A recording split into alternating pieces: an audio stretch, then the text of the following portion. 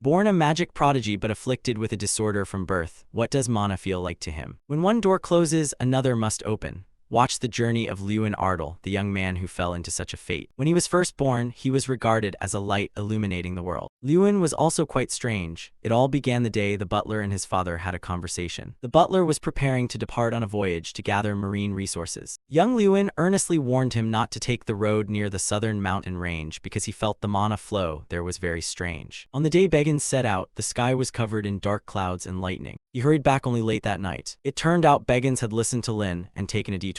But because of that, he himself avoided a disaster. For according to what Begin had learned, that place had been attacked by monsters. No one could return safely by that route. From that moment, Lewin's innate talent began to draw attention.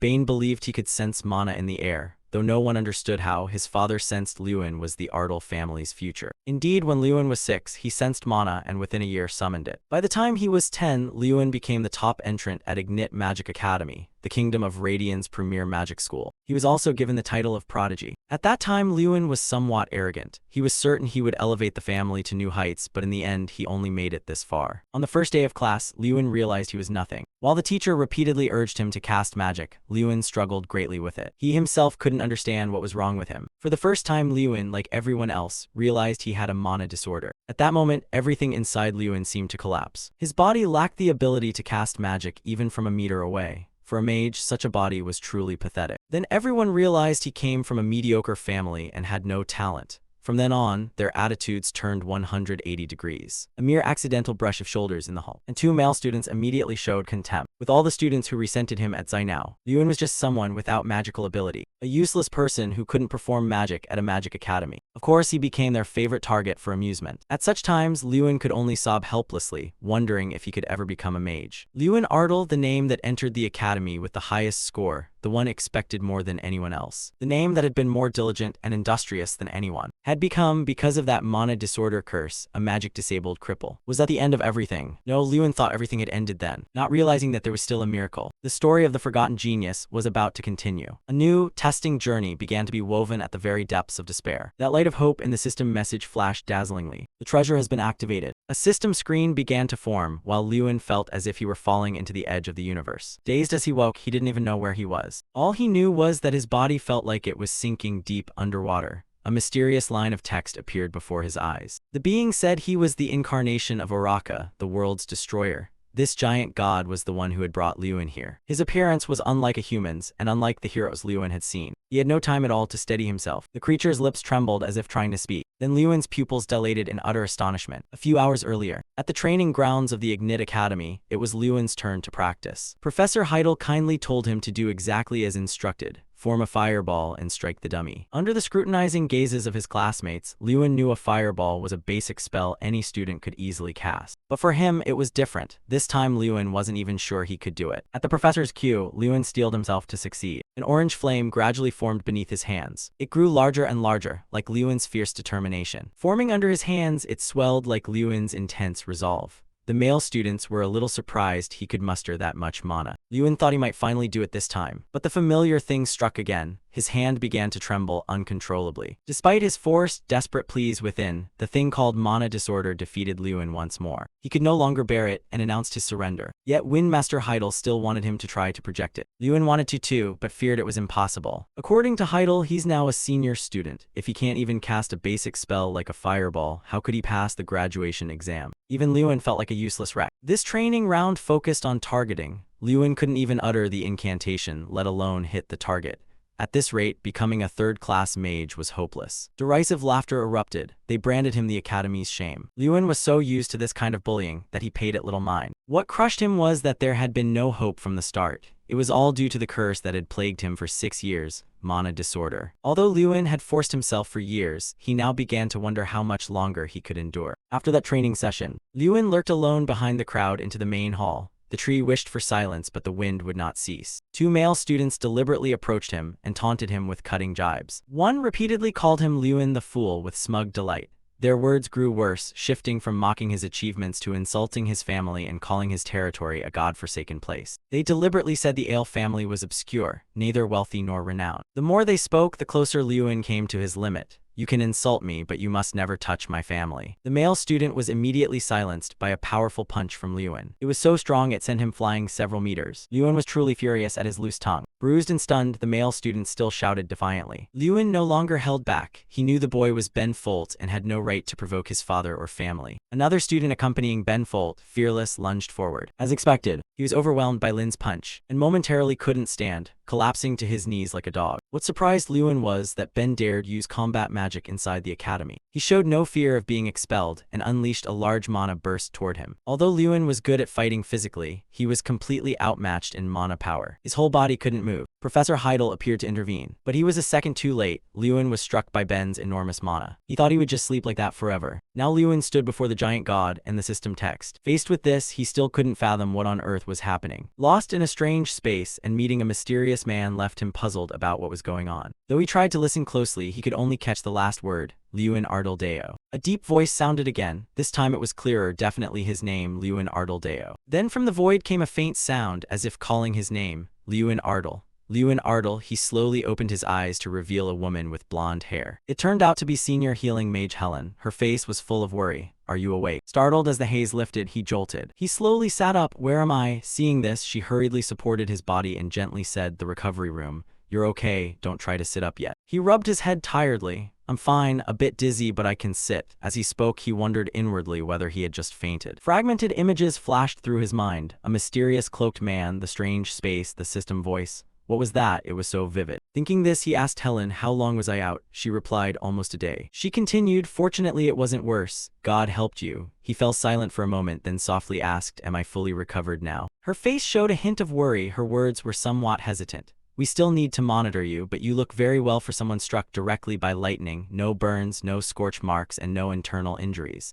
I've never seen a case like yours. And in all my years, I've never witnessed anything like this, so I'm astonished. What is this? Is it even possible? He stared at his palm, sinking into thought. Lightning is terrifying magic that can incinerate the body instantly, and he was struck directly, so how was his body unscathed? Suddenly, Professor Heidel entered, cutting off his train of thought. May we have a moment? Hearing that, Helen leaned down to remind him, the professor has arrived. I'll go check the results now. If there's any problem, let me know immediately. At that, he unconsciously raised his head. He stepped up to stand before his bed, arms crossed, calmly inquired, how do you feel? He answered, I'm fine. The stern expression on the professor's face softened slightly. That's fortunate.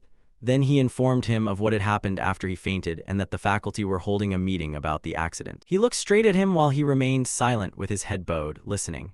First, Ben Folt will be expelled for intentionally using strong offensive magic, spreading false rumors about the Ale family and treating and bullying students unfairly. These matters have all been decided by the teachers. His face darkened as he muttered in regret, but I did hit Ben Folt back. The professor replied, of course the student will also face punishment after review of the events. He will be required to participate in academy volunteer work for 1 month. He nodded slightly. Yes. It seemed the professor still had some reservations. Also, I want to ask this. Are you in possession of a relic? His question made him lift his head. What? One must know that such a weapon is a legendary artifact left by ancient mages with endless mana. He waved his hand to deny it. A relic? Certainly I don't have one. If I did, I wouldn't be bullied. The professor narrowed his eyes, placed a hand on his chin, and his voice grew low. Considering its value and rarity, the Ale clan's chieftain likely used it for the family's benefit. Unable to hide his curiosity, he spoke up, but why are you asking me? The professor focused his gaze on him, eyes deep and sharp as if piercing through layers of thought, saying nothing. After a moment of silence, recalling the earlier scene, he recounted that a red light had certainly enveloped his body just before the purple lightning struck. It looked as if a high-grade relic had protected him, repelling Ben's spell. Hearing this, his face went blank. What is the professor talking about? He thought. What relic is he referring to? Suddenly he seemed to realize something. Wait, don't tell me it's connected to that dream earlier. He immediately denied it to himself. No, I'm imagining things. The professor sighed softly. Even without understanding what happened, he was sure you don't have a relic. All right. He turned his back and left beneath Liyuan's gaze. Rest now. He watched the professor's retreating back. He had told the professor he didn't know what had happened, but the professor said no more. What is the professor thinking? Alone in the room, he sat in deep thought for a long time. What he had experienced felt no different from a dream. And that strange voice, the relic Draka, the world's destroyer and the player. He kept tapping his forehead with his fingers, muttering, I think there was one more line. What was it? Liyuan said suspiciously, status window, and immediately a blue panel appeared in midair, making his eyes widen in astonishment. As if seeing a ghost, he instinctively stepped back and shouted, Ah, what is that? Hearing the noise, Helen ran in. Seeing his stunned face, she asked Lewin, "Are you okay? Do you feel unwell?" He pointed at the blue panel floating in the air, stammering, "No, it's not that. Do you see it, the blue panel in front of me?" She looked puzzled. "What nonsense are you talking about? There's nothing there, Lewin. Are you sure you're all right?" Then an idea suddenly flashed through his mind. Impossible. If she truly can't see it, then this can only be seen by me. On the status window appeared your information. Lewin Ardle, the incarnation of Draka, the world's destroyer, born from the pursuit of infinite power. Mage Draka perished along with his world. For Draka, who was born mana-starved, power was the source of his authority. The relic player of Draka can open a status window and gain limitless power by completing missions. Strength 150, Agility 100, Wisdom 1550. To avoid being mistaken for a madman, he quickly thought of a cover story. "It's nothing, I'm a bit out of it." She forced a helpless smile. Don't dwell on it. She held the test results in her hand and happily announced that everything was completely normal. He could return to the dormitory. He smiled, feeling somewhat relieved. "Yes, thank you." Lewin reviewed all the strange events. Today he survived being struck by lightning. The red-eyed man he met in another space, and the status window could only be seen by him. Then he remembered the first status window he saw in the dream. It said he was the incarnation of Draka. Perhaps the relic of the mage Draka was transferred into me. In the blink of an eye, night had fallen over the training ground. A strange window appeared before his eyes again. He flinched slightly, but curiosity quickly overcame everything and he tapped it. It displayed his first mission. The mission can repeat because you have become a player linked with Draka, the world's destroyer. You must train your body to prepare for power advancement. Perform 100 repetitions of each punching, kicking, and spinning action. Reward +10 strength and unlock a new skill. After reading it, he rolled up his sleeves to begin. His face still showed some doubt and confusion. Punching and kicking relate to strength, but how could that help him become a mage? But this wasn't the time for questions. He had to try. Thinking that, he took a deep breath. He swung his right hand, the punch count rose to 1. Then he swung his left, the punch count rose to 2. He let out a small laugh, a smug grin as if victory were already in hand. Great, it's increasing. At this rate, I'll finish quickly. Riding that momentum, he launched the next punch. He shouted in rhythm with the strikes, but the punch count remained stuck at 2. He scrutinized the mission again, frowning. This time it didn't register. He thought it wouldn't count if the motion was wrong. That thought made him much more serious. Okay, how to punch correctly? Stars rose high, perched in the still sky. While everyone at home had fallen into deep sleep, he was panting as if chased by dogs for a full hour. He wearily propped himself on his knees, and finally, there he smiled in satisfaction. It's finished. The status window appeared. Mission completed, awarding +10 strength and unlocking a skill. Wiping the sweat from his face, he glanced up and asked, "What's the reward?" Suddenly, he felt a fresh current of energy gradually flowing into his body. He marveled, "What is this feeling? It's flowing gently through my veins, something more fundamental than mana." He clenched his hand, his fingers tightening, his arm trembling slightly with excitement. I've truly gotten stronger. If it's something new, he had to test it immediately. He inhaled deeply, raised his hand, and swung it hard forward. Let's see. With just one punch, the air before him was instantly torn apart. Feeling invincible, he smiled in satisfaction. His strength infused into his magic had truly increased. Speed, air resistance, and impact power had all genuinely improved. While continuously marveling at his new power, he suddenly remembered. What about the skill unlock reward? At his soft call, the status window immediately appeared in midair. The inner power circle is replaced by strength. The mana circle has been replaced by the power circle. From now on, all magic and movements are affected by the player's strength. You wonder about replacing the mana circle with a power circle. Then you place your hand on your chest, feeling the heartbeat. So that means my mana will be replaced by strength. Anyone who senses or studies mana has a circle surrounding their heart. The mana circle plays a major role in releasing and enhancing mana, increasing stats depending on the length and amount of mana a mage can control. You close your eyes and slowly feel a vague movement in your chest. I have 4 mana circles, more than kids my age, but because of my defect they're useless. Suddenly you open your eyes wide as if sensing something. Your mana circle has truly disappeared, so the wildly spinning powerful circle replacing it must be the power circle. Thinking this, you can't help but be startled and lean back in surprise. Done, that shock is quickly replaced by confusion. A power circle replacing the mana circle. You can't be a mage without a mana circle. If this new circle can't do what mana circles do, what will happen to you? A trace of sadness appears on your face. Will your life as a mage end like this? But now pessimism is pointless, so you quickly regain your confidence. No, it's far too early to despair. Try it first. You reach your hand forward, focusing all your will into a familiar incantation. Fireball. Immediately, a surge of power bursts from your palm, and in the blink of an eye, a fierce fireball forms. Looking at the flame before you, you exclaim, "So fast, how is this possible?" Staring at the flame, you exclaim, "So fast, how is this possible?" You can't take your eyes off it and feel even more amazed. The moment you see the size of the fireball, you realize. Lewin laughs with delight. This must surely be the power of the artifact. Lewin holds the flame in his hand, thinking inwardly that because magic has a basic activation mechanism, before releasing this power, there is usually a 10-second recharge. He calculates silently, but I can completely bypass that 10-second mechanic and create a fireball with the power in my body. Of course, the protagonist is always the strongest. He clenches his hand into a fist. This is the power of an artifact. Suddenly, something strange appears before Lewin. He's curious. What is that? Turns out to be a system notification. You, Draka the Mad Mage, cannot release energy in the usual way and have created this ability. Focus mana into your body and on the enemy. You are not affected by your own magic. When casting spells, an enhancement effect will be added. Magical attacks will deal additional psychological damage. He reads the information the system provides and ponders. Focus mana into the body to attack. How does that work? He keeps asking himself. Thinking seriously now, Lewin realizes that Draka fellow also suffered the same mana disorder curse as him, and he focuses mana into his fists and feet. The more he reads, the more he understands, and the less he believes it. Why would he devise such a method? Just then, a quest notification appears. The protagonist regains his spirit and exclaims, "A quest?" The quest requires practicing the Mad Mage method, using the power circle and mana to attack targets. For each target hit, the reward points increase by 10. The protagonist seems a bit skeptical. Attack a target. He narrows his eyes. He'd never considered this method. If I could become a mage if I follow this method. Lewin reaches out and grips the fireball. I have to try it. The fireball in his hand blazes with brilliant sparks as if wanting to burn everything. Finished, Lin's satisfied smile blooms on his face. The system immediately announced, "Mission completed, plus 10 strength reward." At last, Lewin collapsed onto the ground. He looked up at the star-filled sky with satisfaction. Finally, I've completed the mission. Remembering how I'd always failed to release magic before, he couldn't believe he'd now succeeded using a punch. Curiously, he wondered how Draka had existed after all. He wanted to investigate, but his body felt leaden. Suddenly, strange voices rang out. "Oh, what's that? He slept out here. Seems like he trained himself to exhaustion, but he actually fell asleep here. Should we wake him?" Voices echoed in Lin's head. "What's going on? Have I gone to heaven? How could I be dead? He was struck by lightning, and yet he's fine. Creepy."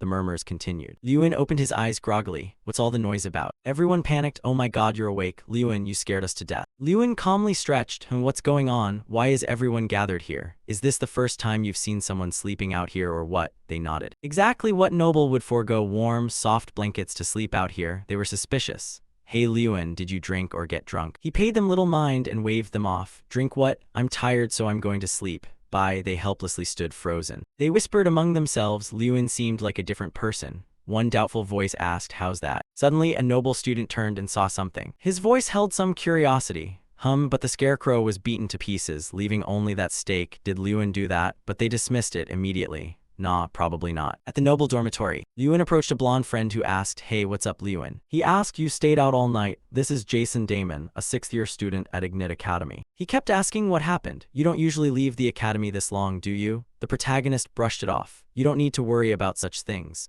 That blonde guy was actually the heir of the Damon clan, a well-known mining family, but at least he treated someone considered trash like me well. Jason kept teasing, "Don't tell me you went to see some girl, just getting back now." His flaw was that he was both an alcoholic and a womanizer who often snuck out of the academy. He talked nonstop. Did that guy finally learn to enjoy life after being struck by lightning? "Come on, tell me what you did last night." Lewin threw something at him and said, "Cut it out, I need to take a shower." In the bath, Lewin relaxed and sprawled out. I'm alive." Suddenly he remembered, right, the mission, let's check. Lewin called out mission. The notification appeared, repeatable training mission. Because you have become linked to Draka, the world's destroyer, you must train to increase your strength. Each time you complete the punching, kicking, or spinning task, you are awarded plus 10 strength. The protagonist sighed. The reward stays the same, but the mission doubles in difficulty. He sank into thought, wondering if missions would keep doubling like that. No doubt this won't be easy. But on the other hand, if I can become a mage using this method. A month later, Lewin was still training. The mission can be repeated at most once per day. The reward remains the same while the requirements increase. If I don't complete the mission that day, all progress resets to 0 the next day. What if I never miss a single day's mission? Lewin panted. The mission requirement won't exceed 3,000 times in one day. If he trains anymore, he'll probably die from doing too many missions. He twisted his heel lightly. Finally, the training mission board updated. All counts like punches, kicks, and spins were completed 3,000 times in total, yet the bonus remained a mere 10 points. That's how the protagonist trained for the whole past month. And he also gained a new passive skill, body art, which increases bodily capability. his body becoming more agile through training. In the dormitory, during meals everyone buzzed. Lewin's acting strange these days. Did he ever even blink before? Now he's just collapsing and sleeping like that. Someone immediately retorted, do you only see that? Lately he practically eats and sleeps at the training yard and only practices kicks.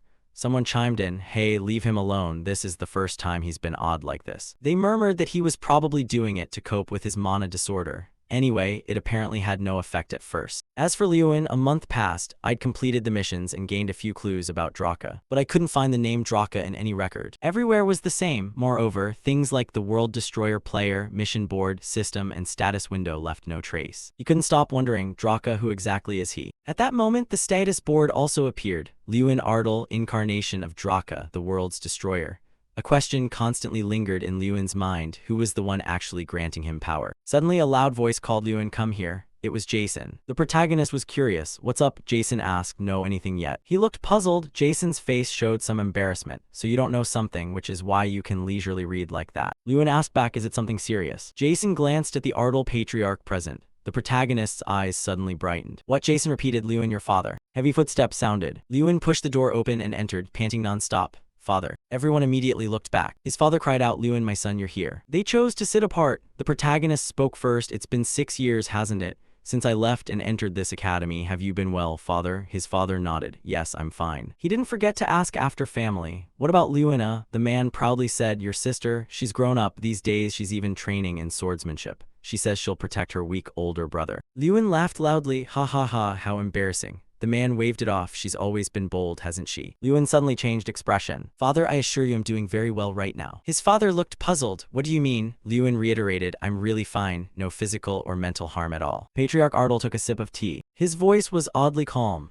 Listen, actually I came to the academy to ask your opinion about leaving the academy. He reassured him, if it's too difficult, you can return to your territory anytime. I know you've faced many hardships you haven't spoken about, right? He understood. I had already guessed why father came. But father, I think I've found a way, haven't I? Lewin pleaded, so please promise me one thing. He was surprised. Promise what? The protagonist firmly declared that he would score well on the upcoming practical exams. In return, if I fail, from now on I will no longer act on my own, but will obey you. He knew that after promising to score high on the practical exams, his father saw his determination clearly and returned to the manor after their talk. And then the exam the protagonist had long awaited finally arrived. The proctor called out, all right, attention. Standing on the podium, the teacher began to explain the rules. Today is the introductory magic exam. Note that any cheating will result in immediate failure. Voices rose as the students began the test. The protagonist tightened his grip on the brush pen. The school exam consisted of 2 parts, theory and practical. The practical test had 4 sections: target identification, magic measurement, real combat, and one-on-one duels. As someone with mana disorder, our protagonist had scored full marks in theory for the past 6 years.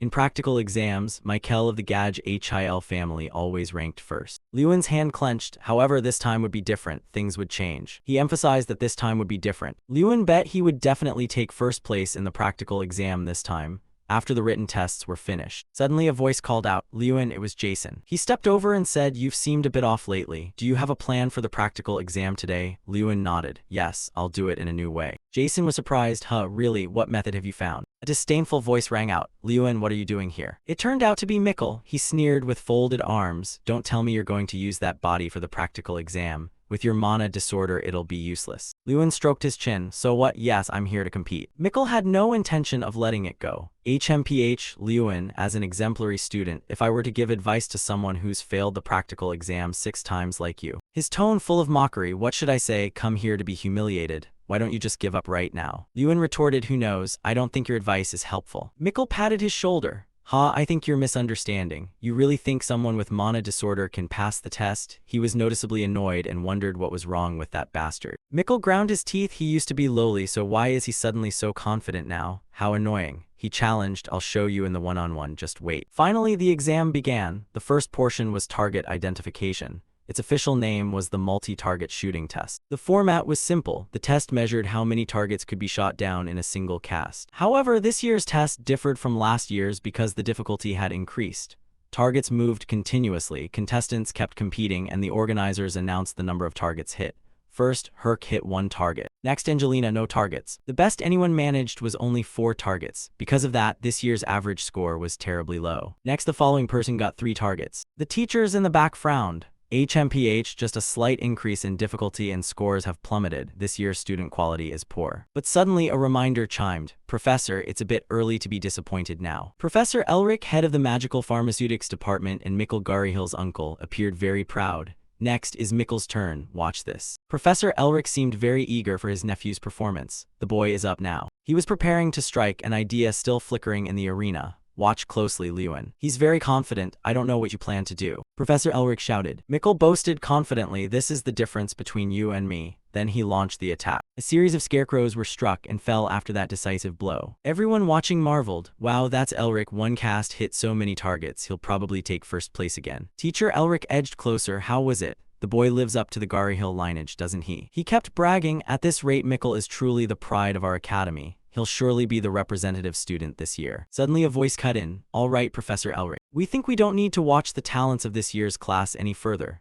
The speaker was Professor Tyrion Ignit, the Academy Headmaster and a Level 7 Grandmaster. Professor Heidel still objected. Why don't we stay a bit longer? It's almost Lewin's turn. Professor T asked Lewin, is that Lewin Ardell? Professor Hello, that kid is still at the academy. He agreed, well, for the boy's sake, let's stay and watch a bit. It's fine to sit and observe. Lewin rubbed his wrist. All right, this is a good chance to test my strength. The instructor spoke. Lewin began. Lewin, holding a fireball ready in his hand, acknowledged, yes sir. A brilliant flame flared around him, shimmering like scorched gold. Everyone watched in astonishment. What is that? What's happening with the casting speed? The students buzzed. Wow, how many targets? Nobody knew. Impossible. Mikkel ground his teeth in fury. He sneered and reminded them, don't you know Lewin has mana disorder? Even if he casts 1,000 times, who knows if he'll hit any targets. That useless trash can't do anything right. But while no one noticed, a power buff system activated. Time refraction activated, warping time refraction for 30 seconds. Speed increased by 200%. Power, movement speed became faster. You moved beyond the time warp. Cooldown is 5 minutes. Lewin recalled the skill he had obtained recently, time refraction, which lets him move unusually fast to anywhere he wants. In other words, he became virtually instantaneous. The energy radiating from the protagonist was so great it overwhelmed everything around him. The brilliant flames encircled and protected him. The professors watched intently. The students' eyes went wide. Finished, Lewin smiled smugly. It's done. Wooden fragments flew everywhere through the air. Lewin hit 27 targets. The supervising teacher turned pale, sweating profusely. Lewin stood panting, staring at the pile of targets. Whispers began. What was that? Did he cast magic in his hand and then strike the targets with his fist? 27 targets. He set a record for targets hit in this test. How could he move that fast? Did he really use magic to hit the targets by hand? So many surprises. Then everything fell silent. Then a single clap broke the silence. The Academy Principal Tyrion Ignit. He was the first to stand and give Lewin a round of applause and praise. Lewin was outstanding. Everyone was still stunned by his surpassing pick-serve performance. Even the headmaster acknowledged him. People began to cheer. Yes, amazing, Lewin, congratulations. But amid the cheers, there were those who refused to recognize others' abilities. Some were angry, some silent, some puzzled. What could they do? Things remain as they are. Of course, there had to be that arrogant one. Judging by his angry face, he clearly couldn't accept it, but could only monologue inwardly. Lewin, that brat, how could this be? He clenched his jaw and brows as if ready to explode, but could do nothing. The cheers of congratulations echoed everywhere. He stood silently but was secretly delighted, praised and recognized by others. It was something he hadn't experienced in 6 years. He hadn't once received praise all those years. His chest felt warm. Lewin lifted his head and smiled faintly. Sunlight fell on his youthful face. His eyes showed pride in himself and the feeling of being acknowledged. Yes, this was the feeling he'd always wanted. In the meeting room, Elric spoke irritably, casting magic in your hand and then striking the target. How can you call that magic? I've never heard of any magic like that. Just look at his scrunched-up face. Of course he won't accept it. Heidel immediately retorted, but you know magic has no limits. This is a field where anything can happen. He set his face sternly. If everything only followed rules, it wouldn't be magic but mathematics. Exact. If you stick to the rules forever, how do you advance? Advances by whom and judged by whom? Elric still wanted to argue with Heidel, but before he finished speaking, Tyrion signaled for him to shut his mouth. He spoke gently. Today I witnessed a student create a miracle. Joy showed plainly on his face. It was a miracle of magic that felt almost unreal to me. However, it seemed the professors disagreed on the matter. All fell silent, tacitly agreeing with the headmaster. Elric, furious, refused to accept the truth. Damn it, that Lewin's causing chaos. Who would have expected this to happen? Jason slapped Lewin on the shoulder and shouted, hey, the Supreme Mage is here. You're about to knock the whole place over with Jason's shoulder pat, then whispered, all right, cut it out. Hearing that, a few people approached them. Oh, it's Lewin. Everyone greeted him. Lewin, hi, how did you do it in yesterday's practical test? He returned greetings but couldn't say anything. Questions from classmates kept piling on. Lewin, you know my name, right? We've been in the same class for 6 years. He hurriedly escaped the crowd, thinking that until yesterday he had been an anonymous nobody at this school. Lewin turned his back on everyone and hurriedly told Jason, I'm heading back now. Even today, he still couldn't believe how quickly everything had changed. Overnight, everything was different and he couldn't adapt yet. Honestly, being alone felt more comfortable.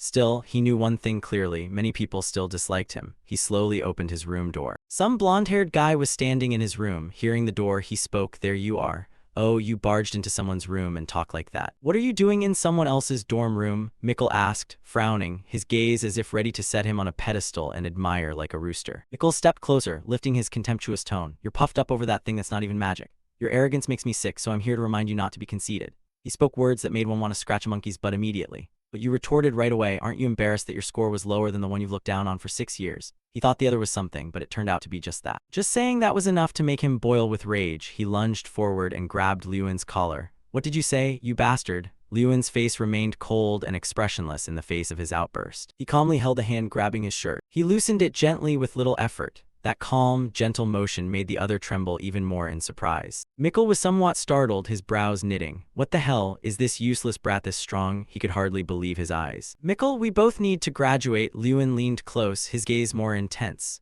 "If you really want to bully me, wait until the one-on-one combat test and we can have a fair match." He spoke with a low growl, making Mikkel break into a sweat. Mikkel shoved his hand away. Mikkel glared angrily. "You think you're qualified to fight me? A failure like you." Lewin immediately shot back, "Just wait and you'll see whether I'm qualified or not." Qualified by whom? Judged by whom? His eyes fixed firmly on Mikkel's dog-like face. Mikkel walked off, not forgetting to cast a sharp glare at him. Get through the next test, then talk. As he left, his mind kept returning to his sworn rival. The arrogant bastard, there's no way he'd pass today's practical test.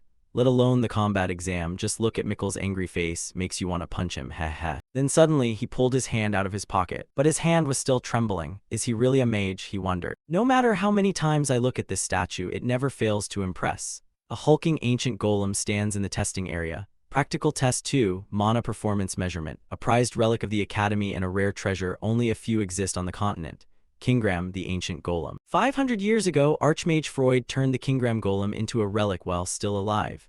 Kingram is sealed within this relic, absorbing mana and acting like a magical punching bag. This mana performance test requires students to cast magic onto Kingram to earn points. Lewin asked Jason, "So we just cast the spell we're most confident in at that statue?" Jason answered him, "Yeah, hey, short and simple. But that golem is notorious for harsh grading. Scoring above 20 is already very good."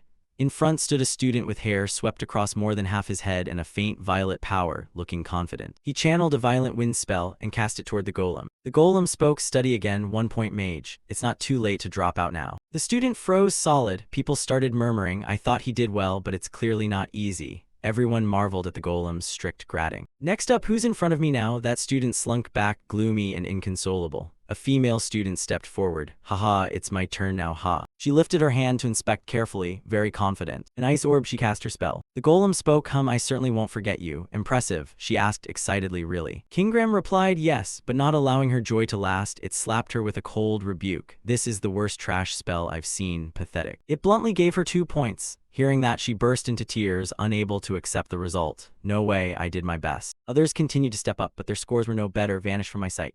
Hearing the scores, people naturally shouted. "What the hell?" It kept criticizing. "What bland magic is this, mixed with water or what? It's 100% mana." The miserable golem swore in anger. The supervising teacher intervened. "Jackson, stop yelling. Students, return to your places." He timely prevented a riot from assaulting the ears of the students. "No, it's not like that."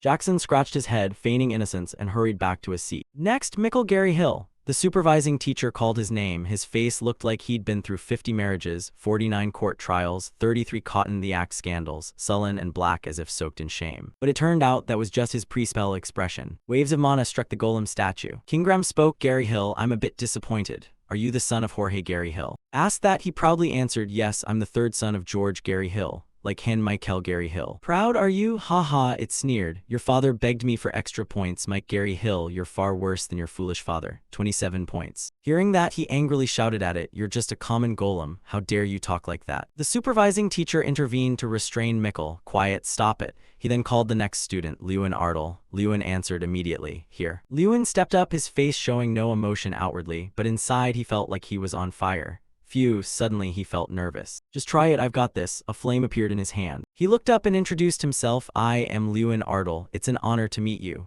His eyes were resolute, his expression unchanged, very strong. Oh, it's the first time I've seen your face, the golem said, somewhat surprised. Well then, perform your test. It wasn't overly concerned while Lewin and his magic were ready. The flame burned bright like his eyes. What that meant, no one knew. One student recognized Lewin's spell. Is that a rampage fire skill? His face showed astonished disbelief. Some other students also immediately identified it as a level 4 spell. Others were stunned and couldn't believe it. What? He can do that. Kingram asked for clarification. What's with your stance? You changed your posture to cast. Come up here. Lewin jumped up off the ground. The mana that had been in his hands was now in his feet. Maybe Lewin intended to pull a Son Goku move. There's that spinning head balance trick. At first everyone thought he was using his hands, but he surprised them again and again. He shifted the mana to his legs and with a 3-meter-long kick smashed straight into the Kingram statue. The supervising teacher was amazed at his display. How could the boy transmit mana from his hands to his feet and make it detonate in an instant? He was baffled. The students were all stunned. Someone asked, didn't you just say that's a level 4 spell? Another answered immediately, no, the energy in that attack must be at least level 5. So Lewin landed after that divine kick with 3-meter legs. Do you mean Lewin is at least a level 5 mage? He panted as if this might be his last breath while a jumble of thoughts raced through his mind. What's wrong? I cast Rampage Fire correctly. Lewin was still a bit worried. But why did Kingram react so strangely? Did I mess up a step? Only then did it speak. Who are you? He was puzzled. What? I already introduced myself. I'm Lewin Ardle. Before Lewin finished, Kingram cut in. Are you Draka? The question made his face go pale instantly. Draka. I've been waiting for you, it said. Even with only those blood-red eyes, one could imagine its expression. Despairing and yearning, Kingram's voice echoed. I've always been waiting for you, Draka. That whisper cut through the silence, sowing bewilderment. The crowd immediately stirred, their scrutinizing gazes raising countless questions. Draka, who is that? Did it mistake Lewin for someone else? Curiosity mixed with doubt spread through the room, furrowing many brows. Lewin's mind, fragments of memory from 2 months of tireless searching through every related document surged back. He had turned every yellow page and delved into every ancient record, but found nothing. Min had ransacked the related materials for 2 months and still found no trace of Draka. Yet unexpectedly, Kingram knew. Lewin's face darkened at once, a gloom settling over him as he truly understood, truly grasped the deep meaning behind the golem's cryptic word. You know Draka? Lewin asked, his voice carrying astonishment and a faint glimmer of hope. In response to that probing question, Kingram uttered a single word, brief but heavy with certainty, yes. Seizing this rare opportunity, Lewin decided to press his advantage. He hurriedly asked a few more questions, hoping to pry out even the smallest scrap of information about the mysterious figure. Could you tell me more about him? A mysterious smile flickered across Kingram's stern face. He murmured, how intriguing. I didn't expect to encounter his incarnation at this academy. His deep voice rose again, his words oddly disjointed and strangely enigmatic. Lewin blinked, trying to grasp the meaning of each phrase. What did he mean by incarnation? Suddenly, a question rang out from Kingram, cutting through Lewin's thoughts. What is your name? Startled, Lewin quickly replied, Lewin Ardle. He answered the abrupt question. Very well, Lewin, I will remember you, Kingram said. Each word seemed carved into Lewin's mind as the golem stood firm. Kingram's massive form loomed like a mountain, tall enough to block the sun from Lewin's perspective, casting a gigantic shadow over him. As Kingram began to turn away, a voice suddenly sounded, immediately halting that intention. Excuse me, before you go, could you tell me how many points? The question echoed. There are too many people here, I'll tell you later. The evaluation ends here. This magic is not something I can score. Kingram's cold, decisive pronouncement struck like a thunderclap, causing the interlocutor to cry out in astonishment. What do you mean? He couldn't believe what he'd heard, indignation playing on his face. By school rules, you are required to issue evaluations to the academy. This step must be followed for 500 years after Archmage Frone Zignit's death. The other tried to cite regulations, his voice tense. Enough. Kingram cut him off with a terrifying roar that echoed all around, carrying an immense threat. You dare mention rules in front of me? For years I've been the one grading these kids who hardly resemble mages at all. His face tensed to the extreme, his blood-red eyes flared with fury, causing the man to falter and stammer, I'm sorry, but I don't care about that useless brat. Kingram growled, contempt clear in every word, though an agreement remained an agreement. I will give you the points.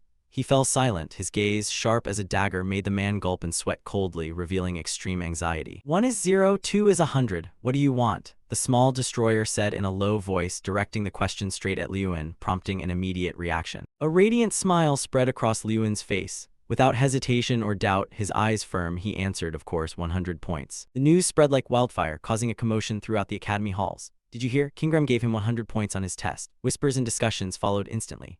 King Graham gave who 100 points? Someone asked, surprise audible in every word. Word as he awarded the legendary low-ranked Lewin Ardal. People around began to chatter, their faces showing utter astonishment at such shocking news. At that moment, a stern voice rose, cutting through the noisy atmosphere. It was Professor Heidel. He walked over to Lewin, eyes assessing. Causing trouble again, huh? Lewin started, immediately turning toward the voice. Professor Heidel, why are you here? Lewin asked, a little surprised. Heidel folded his arms sternly and took measured steps closer to Lewin. News of King Graham giving Lewin 100 points had reached the principal. Upon learning this, the principal decided to reward you because this had never happened before. Professor Heidel's words carried a special solemnity, underscoring the significance of the matter. Here, take this first. Saying that, he handed Lewin a scroll he was holding. Lewin read aloud the words on the scroll, his face full of confusion and doubt. Treasure Vault Room, what is this? Without further explanation, Heidel waved toward himself, turned his back and began walking, signaling for him to follow. After a long walk, crossing silent corridors and mysterious doors, Heidel stopped before a room with a tightly shut door. The door looked ancient and imposing, as if it had weathered centuries. When he opened it, a cold gust spilled out. Professor Heidel motioned for Lewin to enter, and they went further inside. Well, I didn't know a place like this existed, Lewin said as he followed, eyes curious, exploring this unfamiliar place for the first time. Everything here was completely different from what he'd seen in the academy. Of course, Heidel explained, this is the only place in the academy that's forbidden. Hearing that, a vague question formed in Lewin's mind. The one place forbidden in the academy, so why was the teacher bringing me here? Curiosity mixed with a bit of unease began to creep into his thoughts. Finally, they stopped at another door more securely closed than any other. Heidel halted, turned to Lewin with a stern look. This leads to the treasure vault. I'm only allowed to come this far. He looked at Heidel, anxiety and unease rising. So I have to go in alone? Yes, go in. I'll wait right here for you, Heidel reassured him. At last, he stepped forward to open the door before him, still full of unanswered questions. He didn't know what would happen, but the teacher said it was a reward, so he might as well see. With a bit of courage and curiosity, he pushed the door open. He stepped inside. Before Lewin lay an empty yet overwhelmingly vast chamber, its atmosphere grim and eerie.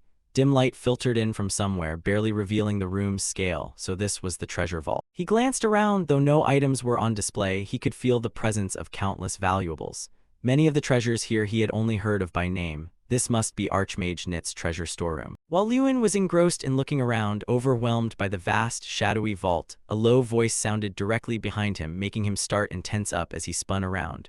You look lost. Who was that behind me? Lewin wondered, his eyes scanning warily for the voice's owner. The man continued in a tone of penetrating depth, as if reading Lewin's innermost thoughts, as if you don't recognize your true worth. Only then did Lewin realize the voice was strangely familiar. It was King Graham seated firmly on a chair placed in the center of the room. King Graham, how was he here? What struck Lewin even more and utterly astonished him was that the figure was no longer an inert statue. Instead, King Graham appeared in human form, vivid and imposing. He was no longer a stone statue. As if easily reading Lewin's mind, King Graham explained in a warm yet mysterious voice, surprised I'm not a stone statue anymore. This is the only place I am allowed to use this body.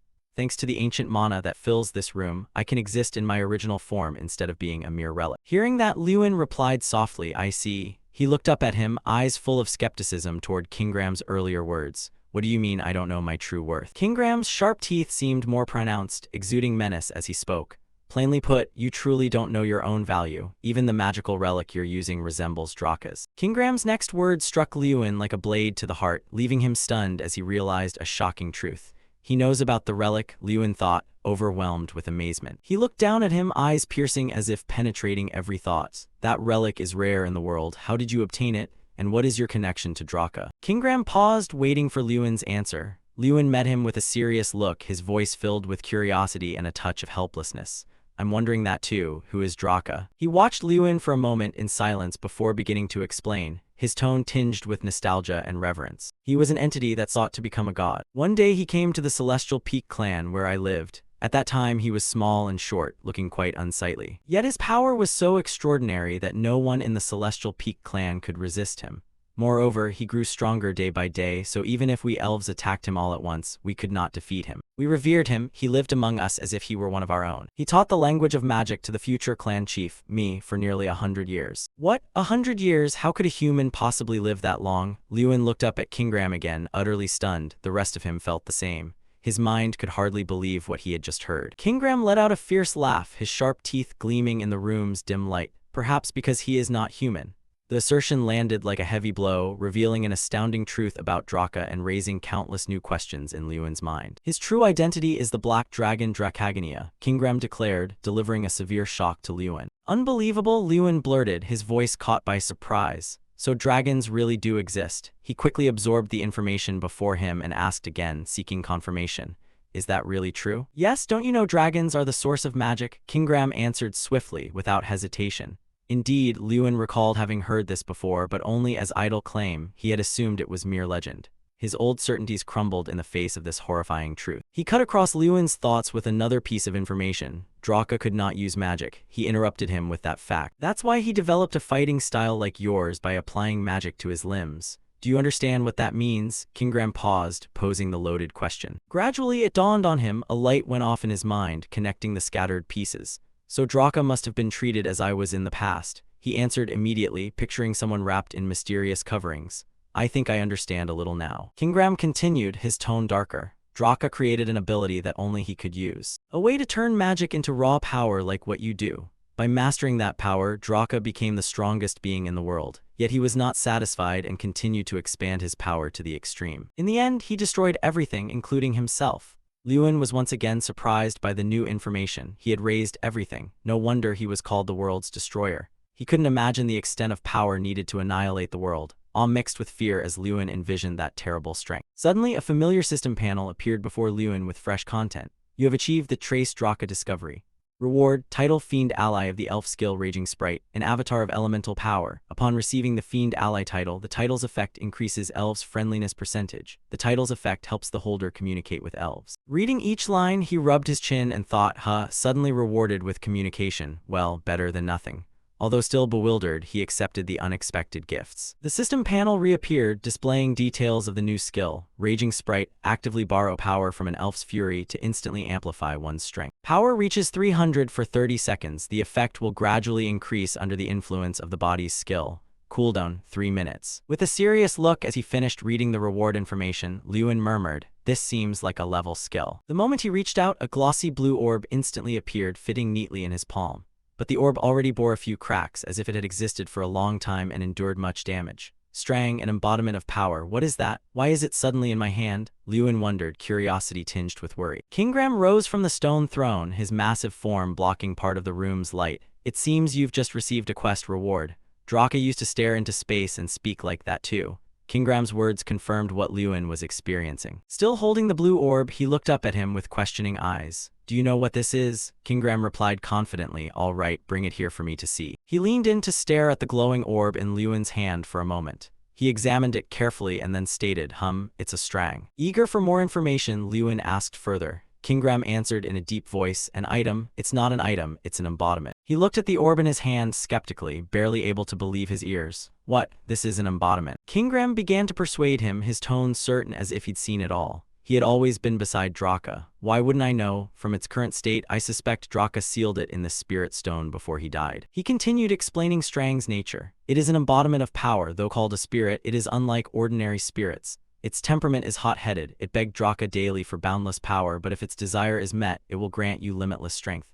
Kingram concluded, revealing a potent but risky force. You mean that embodiment will revive from this stone? Lewin frowned, raising the orb higher. The orb now looked slightly more cracked than before. Tiny fissures were beginning to appear. Don't worry too much, the old man reassured him. As Kingram finished speaking, something unexpected happened. The orb suddenly sprouted more cracks, the fissures widening. When it was about to burst, Lewin held it and watched it slowly fracture. His heart pounded, it's breaking. He silently cried out in surprise. But contrary to what he'd imagined, an object no larger than his palm emerged as the smoke and shards of the orb dissipated into the air. Lewin stared at it, astonishment clear on his face. This is a bear. It rubbed its eyes and cursed hoarsely, its voice shrill but annoyed. You brat, how dare you call me a bear? This bear could talk, a bear that can speak. His curious, surprised questions kept coming, and the bear bared its teeth in anger. Don't you dare look at me as a bear anymore, you brat. It snarled sharply, its irritable voice echoing through the vast treasure chamber. Feeling that Lewin's words had crossed a line, the bear snapped and pointed a paw at his face. Don't call me a bear anymore, you powerless one, though you are a bear. His face showed shock and confusion, a bead of sweat rolling down his cheek. How could a bear talk? It reddened with anger. Hey, are you deaf? It stood with its hands on its hips, steam practically coming from its head, words tumbling out without pause. How dare you compare me to those things? I'm not a bear, he asked, so what am I then? It folded its arms and chuckled confidently. I am an embodiment. I can become whatever I like. I want to show you. It struck a proud, determined pose. Look, I'll show you my power. Hearing that, he on the other side waited expectantly. But nothing impressive appeared. Its face turned pale as if drained of blood. What an embarrassment for Strang. After a pause, it panicked as if it couldn't believe the ridiculous scene before it. What though? Where's my power? What's wrong with your face? What did you do to me? Suddenly spoke up, probably because I was reborn with an empty stomach. Give me food. You saw and assessed. Why is this bear so rude? You broke the bad news to it. There's no food here. I don't even know what you can eat. Like a thunderclap, it screamed in despair. What? There's no food either. Why is my master so weak this time? You were baffled. Master me. Bored and annoyed said it gave up on the world, curled into a ball like cotton candy and fell asleep.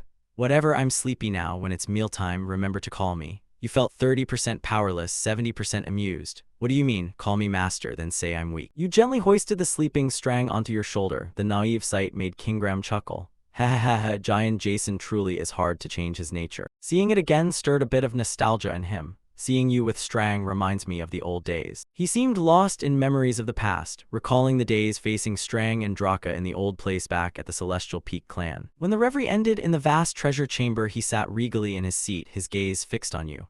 Lewin Ardalul, the little destroyer bearing Draka's will. What do you intend to do? You asked back. About what? He hurriedly replied, the power you hold will make you stronger. It may lead you to greatness, or it may consume you. I ask again, once you grow stronger, what will you do? Hearing that, you fell into deep thought for a long while. The reason you want this power is to protect your loved ones from monsters, to restore the family's name, to prove yourself to those who dare to look down on you. You smiled with satisfaction. That should be enough. You have too much to protect. You can't let this opportunity slip away. After thinking it through, you looked straight ahead with more determination than ever. I will live as I wish for my loved ones, my family, and myself. Seeing the kid before him was promising, he nodded with approval. Not bad. I will look forward to that future of yours. You learned more about Draka from Kingram, and each day still began with quests. The only change was the training ground. Now Lewin was practicing diligently. He wiped the sweat streaming from exhaustion and reminded, Strang, get up, are you skipping a meal? At the mention of food, it immediately woke up. Its eyes sparkled and its mouth drooled. Food. As if a single second delay would lose the food, it quickly leapt onto you. While you prepared to cast the spell, it had already opened its small mouth wide.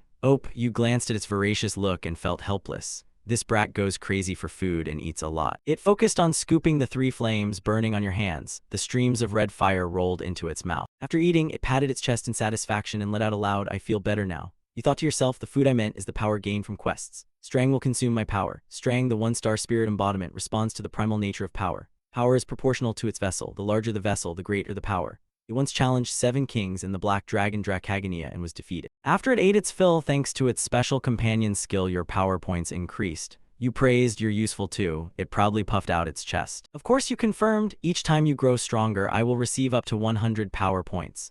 Oh, it explained, if I reach 2 stars it's 200, 3 stars 300. It increases like that. Before being sealed, I had over 31 stars. Hearing that made your head tingle. 31 stars, 100 power points. I haven't even reached 1,000 points and I'm already strong. It seemed the revelation made you jealous, eager to become as powerful as in those days.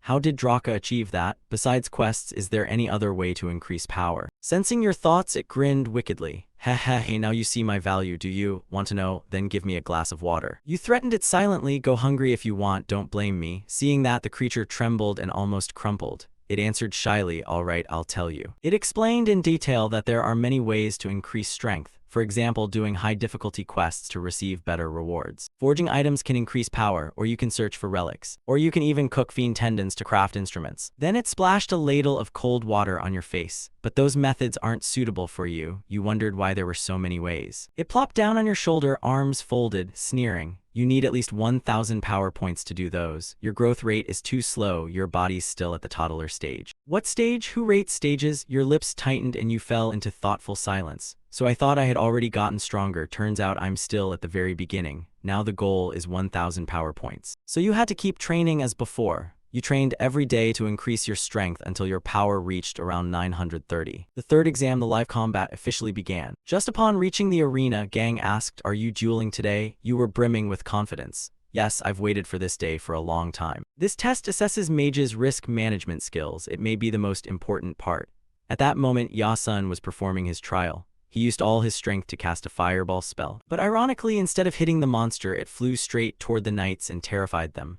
Ugh, what are you doing? Don't aim at them. The monster beside them was also bewildered, not understanding what happened. The proctor watching nearby could only shake his head and sigh. Jason Damon, you're eliminated. He left dejected and lifeless, hunched over amid his classmates' jeers. Sir, the Foreign Knight Squad is here to assist the exam to ensure student safety and to evaluate team coordination. The exam lasts 10 days based on scores. Each person will face different monsters. On the final day, there are 13 students in the top ranks. Because it was the last day, everyone was very curious about which monster would appear. Suddenly, the stands shook violently like an earthquake and everyone's faces filled with terror. A brown-haired boy called out, "What is that sound?" A gigantic creature appeared, tall and hulking, its fierce face revealing razor teeth with a roar. Its arrival made people scream in fright. Is that a sea monster? Sea monsters live in packs across different continents. They're many times larger than humans and just as intelligent.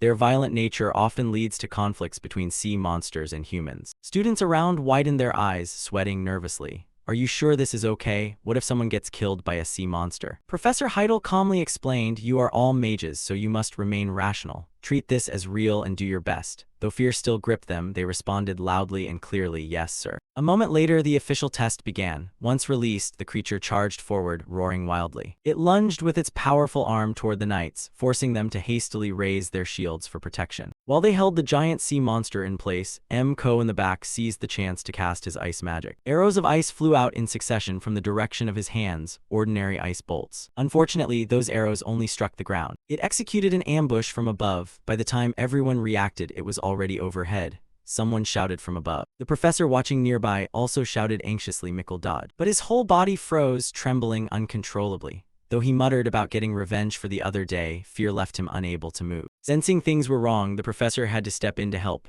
Stop. Before the monster could attack Mickle, thousands of vines sprouted from the ground and entangled it, leaving it stunned. Furious at being sabotaged by these people, it screamed and thrashed wildly. Although blinded, it still fought fiercely, reaching toward him and letting out a roar. Seeing that, he panicked and hurriedly backed away. His face went pale, blood drained from him, and the result of his pathetic performance was Heidel's cold voice, Mickle Gary Hill, you are eliminated. His uncle Elric slammed his hand on the table in anger. He ground his teeth, damn it, failed again. He intended to meddle in Lin's trial, so he turned to speak with Headmaster Tyrion Ignit. Headmaster, do you plan to continue the exam? Hearing that, the headmaster asked in confusion, what do you mean? Elric then revealed his purpose. It's almost Lewin's turn, right? He replied with a face full of sarcasm. Lewin is the only one Kingram gave a perfect score to. If we judge other trials the same way as Jiwin, it would be somewhat unfair, wouldn't it, Professor? He stroked his beard slowly. I understand your point, but we have no other monsters left. He revealed his true nature with a sly smile. No, we do have one. When the four knights brought the sea monster over, they also brought a goblin along. The headmaster pondered for a moment. Using a goblin in the exam was extremely risky, but with Professor Heidel and the line of knights at the front, he was truly curious about Lewin's abilities. Along the corridor winding through the magnificent castle, torchlight flickered everywhere. Heidel leaned wearily against the wall with his arms crossed, his gaze on the young man slowly stepping out from behind the long door. He softly called Lin. Hearing it, the boy looked up in surprise and replied, Professor Heidel. He stepped forward, one hand in his pocket, and gently reminded him, I must tell you this before the exam.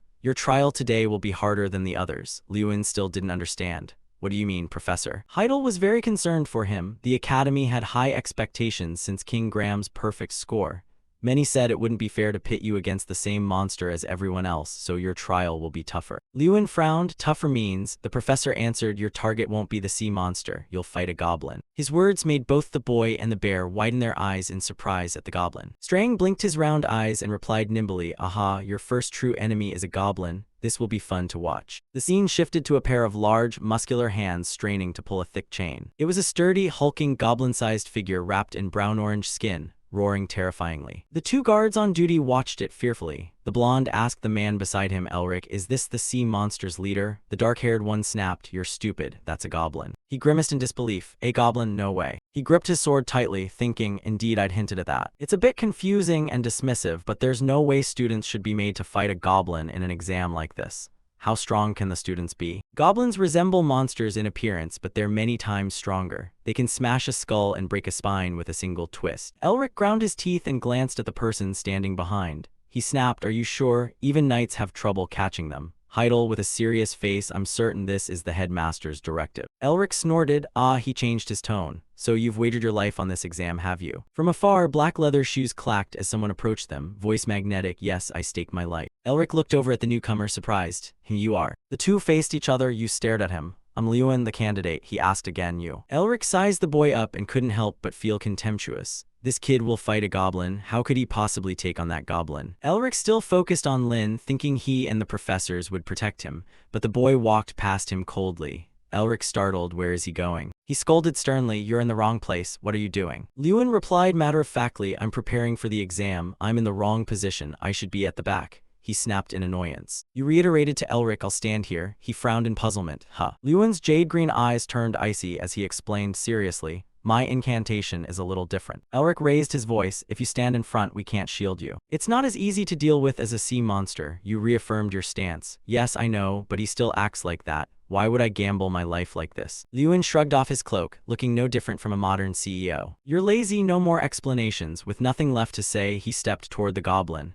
Elric, seeing his recklessness, couldn't help but worry. You've been frowning so long you look ready to marry the frown. I don't see any fear in him. He must be different somehow. Professor Heidel, watching from behind, finally spoke up. Lewin is ready to go. Then he shouted, your trial officially begins. As he spoke, he snapped his fingers. A click sounded. The shackle on the large goblin's hand popped open in an instant and fell to the ground. Its freedom officially began. The goblin erupted, roaring in all directions, charging straight at a few sword-bearing, shield-wielding soldiers and Lewin. You assumed a combat stance. A flare of fire magic burst from your hand, launched forward, sweeping past the astonished soldiers. Aaron shouted to stop him. Hey, what are you doing? He dares face the goblin head-on. Stop, what is he doing? They couldn't intervene in time. The goblin and Lewin clashed as his burst of magic met it. The goblin growled deeply, raising its hand to draw in summoning power. Crash, the sound of shattering echoed from the ground. Lin stepped forward and shouted, hurling a fireball straight at the goblin. A thunderous clash, the fiery collisions of two magical forces flared violently, lighting up the area. Even onlookers couldn't withstand the explosive combat energy.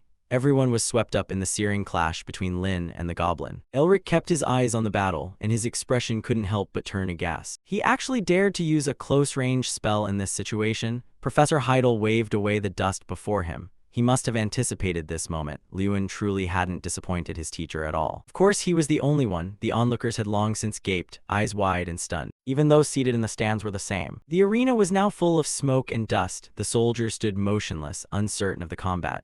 A student daring to fight a goblin in melee, let's hope he survives. Before anyone could recover, the familiar silhouette in a black shirt emerged from the smoke. Even Elric flinched. He's still alive. The sight of his face shocked him even more. Still standing firm, Lewin ready to press the attack. Heidel's face was as before, but now it bore a plainly smug, proud expression. Suddenly a hand slapped Lewin's shoulder, and a voice called out loudly. It was Elric. His face showed no pleasure as he angrily warned the boy, you almost got yourself killed. Lewin calmly looked up and met his gaze, still composed but polite, replying, I'm sorry. But if I had warned you beforehand, would you have let me rush in? Elric, at a loss how to refute, could only ask, what? He shifted his gaze toward the enraged goblin. We don't have time to talk now, finish this exam quickly. The goblin was now clearly angrier than ever. Elric brushed past Lin, waving his hand to warn, step back. I know you're strong, but this one is very dangerous. Not satisfied, he warned again, his voice much louder than before. Stand still and let me handle it. Lewin ignored Elric's words and quickly moved forward, stopping right in front of him. He turned, face stern, this is my exam.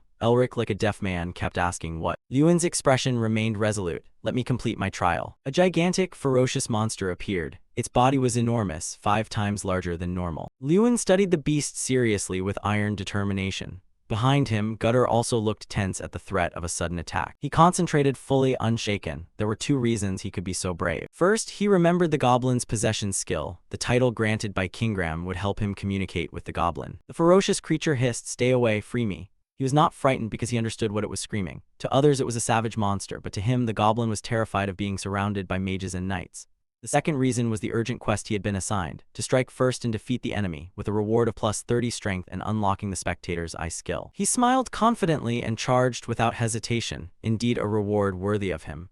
People who repeat dull daily tasks would gain in one mission as many points as 3 days combined. In a flash he lunged, leaving a cloud of dust behind. He summoned a fireball in his hand, blowing it forward like a gust of wind to Gutter's astonishment. In an instant his punch collided head-on with the giant monster's downward strike, creating a huge shockwave and showering sparks everywhere. It took one of his blows and roared in fury. With a bang, the swirling fire knocked it flying far away. Very quickly, the objective of attacking the enemy in front of him was accomplished. He sneered, "It's not over yet." It roared, eyes blazing red and bulging, sharp teeth snapping with murderous intent. "I'll kill you." The monster leapt high into the air and poured all its strength into this surprise strike. It shouted, "I'll smash your head." Its blow made the ground shake violently. Fortunately, his long legs nimbly dodged. He carefully watched every movement of the beast, needing to find its weakness. After landing safely, he used time refracting to advance. The captain marveled at his lightning speed. How is he so fast? While moving he cast fire arts, he had to get closer. In an instant, he closed the distance to the creature. He aimed for its weak spot. Before the monster could react, his punch drove straight into its belly. It cried out in pain. Among the knights, some gaped in amazement. It didn't flinch before the goblin. What on earth is this guy? Some hid behind shields to avoid flying sparks. The students were equally stirred. What's happening? Hey, look. The goblin counterattacked. It swung a powerful punch at him, but he blocked it with his bare hand. Not giving up, it used its other hand, but he still stopped it. He lifted his leg and delivered a kick to its arm. Suddenly, the monster caught his leg, and without mercy hurled him away like a sack of sand. His body spun through the air, like a leaf tossed in a storm. He clung to the wall like Spider-Man. Before he could recover, he suddenly widened his eyes. It hurled a blazing fist at him.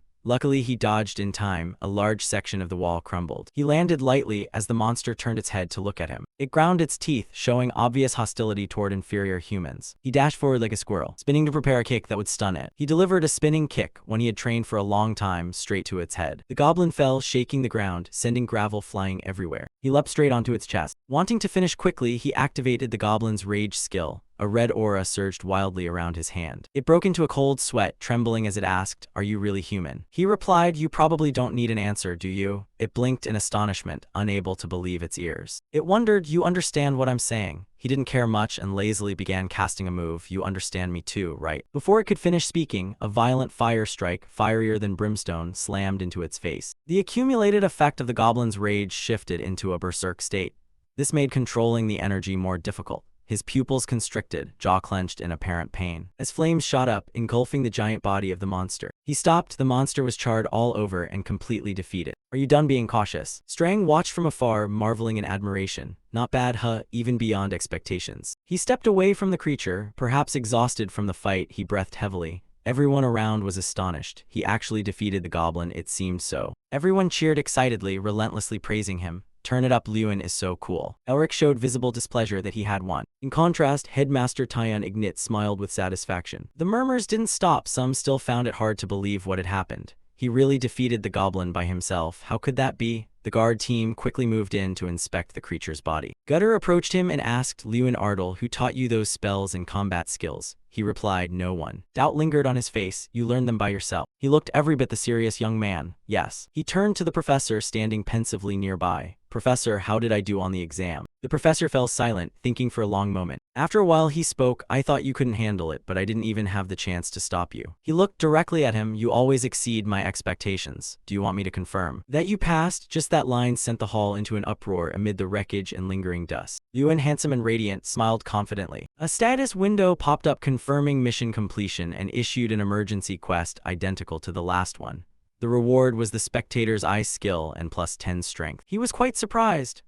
Spectator's Eye. Looking into it, the skill lets you perceive the essence of things, collect and digitize all information, and it unlocks invisibility detection and the ability to see others while they're invisible. Strang perched on Lewin's shoulder, looking excited. "Spectator's Eye, now you're a real player." You turned to him. "Do you know about this skill?" He chuckled slyly. "Of course, it's something only players possess." He stood with hands on his hips and explained enthusiastically, "You can see enemies using invisibility. They'll have a faint outline around them. Handy, right?" Suddenly, the status window appeared again, unlocking the minimap. He asked Minnie. It grinned with delight. The feature lets you observe everything within a 500 m radius around you. Additionally, the skill allows viewing a target's status at will, with the amount of accessible information depending on the target's level. He crossed his arms, barring a smug, toothy grin. There are plenty more surprises. New gear had to be tried immediately. He suggested checking the unconscious goblin's name and activating the Spectator's Eye. He glanced at the huge body. Look at that goblin. He focused intensely, channeling energy to use the skill. The status window gradually appeared. Sure enough, it provided information on the creature, from name and origin to traits and target evaluation. He was so amazed he exclaimed, "Awesome. Do you want to test it on other subjects?" The next target was Professor Heidel, but only his level appeared. Suddenly he realized, there are things I can't read. The information is limited. Trang replied, "Of course, you can't read the info of those above your rank. You can't read so much information about someone higher than you." He raised a finger seriously, as if lecturing, "Once you become stronger, the amount of information you can access will increase.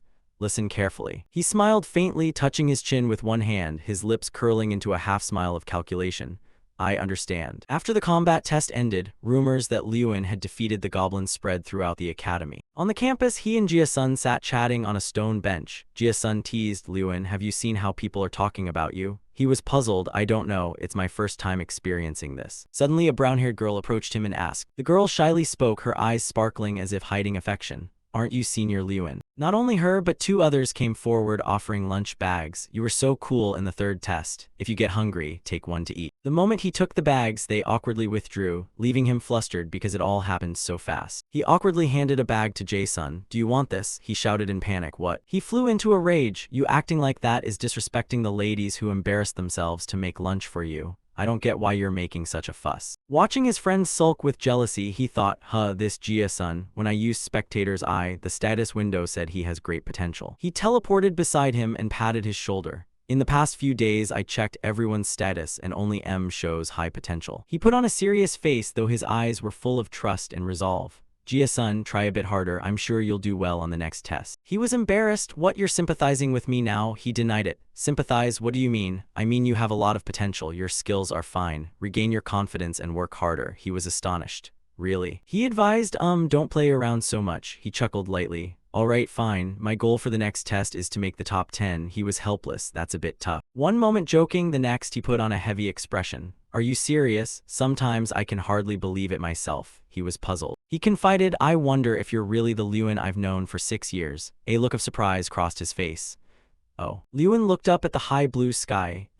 Sometimes even I find it hard to believe, so I understand how he feels." He suddenly remembered. "Oh right, there are some rumors about you lately." "What rumors?" he asked. "People say you'll surpass Mikkel Gary Hill, not only become valedictorian but also the Academy's representative." He paid it no mind, stood up decisively. "I don't care about that. Let's go inside." Fearing being left behind, he hurriedly trailed after. "What do you mean you don't care? This is the year of the Grand Festival. Every May, representatives from renowned academies gather, and a magic festival is held to select the outstanding participant. And every 8 years, all mages attend the Olympiad to choose the strongest. The Grand Festival occurs in years when both events coincide. The Grand Festival is a nationwide competition where the brightest students from academies showcase their abilities.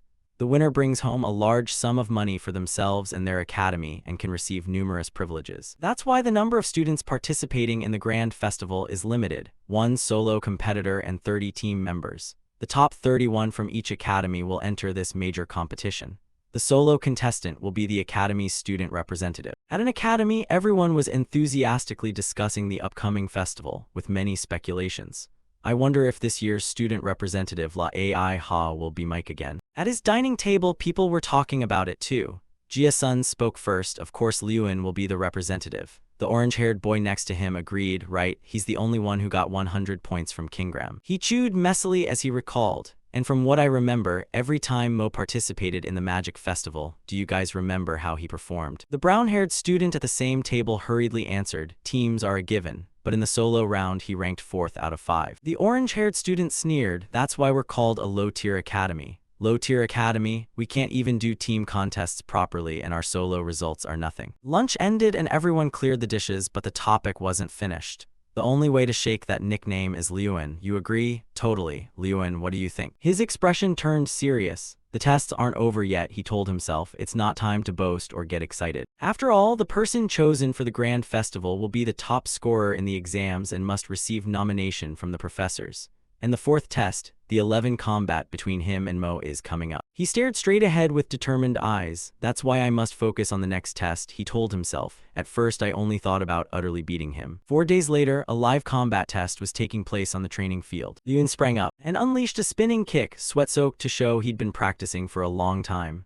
Status windows kept popping up. You have gained 1,000 strength points. You have received the title. End of apprenticeship. Strang stretched his joints. Finally, the day I've waited for, I'll level up right away. He crouched down, focused all his energy inward, and the air around him condensed toward his body. Feeling ready, he shot upward and landed lightly on his shoulder as a fierce flame flared around him. The task difficulty had doubled and rewards tripled. He concentrated intensely, channeling the fire into his hands. He swallowed hard. His small body stood straight, head thrown back, trying to use inner strength to release the power outward. Moments later, a blaze like the sun erupted midair, spreading wide enough to scorch everything it touched. He turned to look at him. The searing heat made him instinctively shield his face. What is this? This fire seemed to register something. His eyes widened, and Dong too shrank back to look toward it. Elsewhere, Elric stood silently by the window with his arms crossed. He recalled the scene of Lewin fighting a goblin, his face creased in disgust. Damn it, I have to give him marks. He pictured the moment he might challenge Mikkel. He wondered if, with Lewin Ardle's current strength, he could defeat Mikkel. Thinking of him losing to that boy, he swept the thought away. That was unlikely to happen. Gritting his teeth, he calculated even more.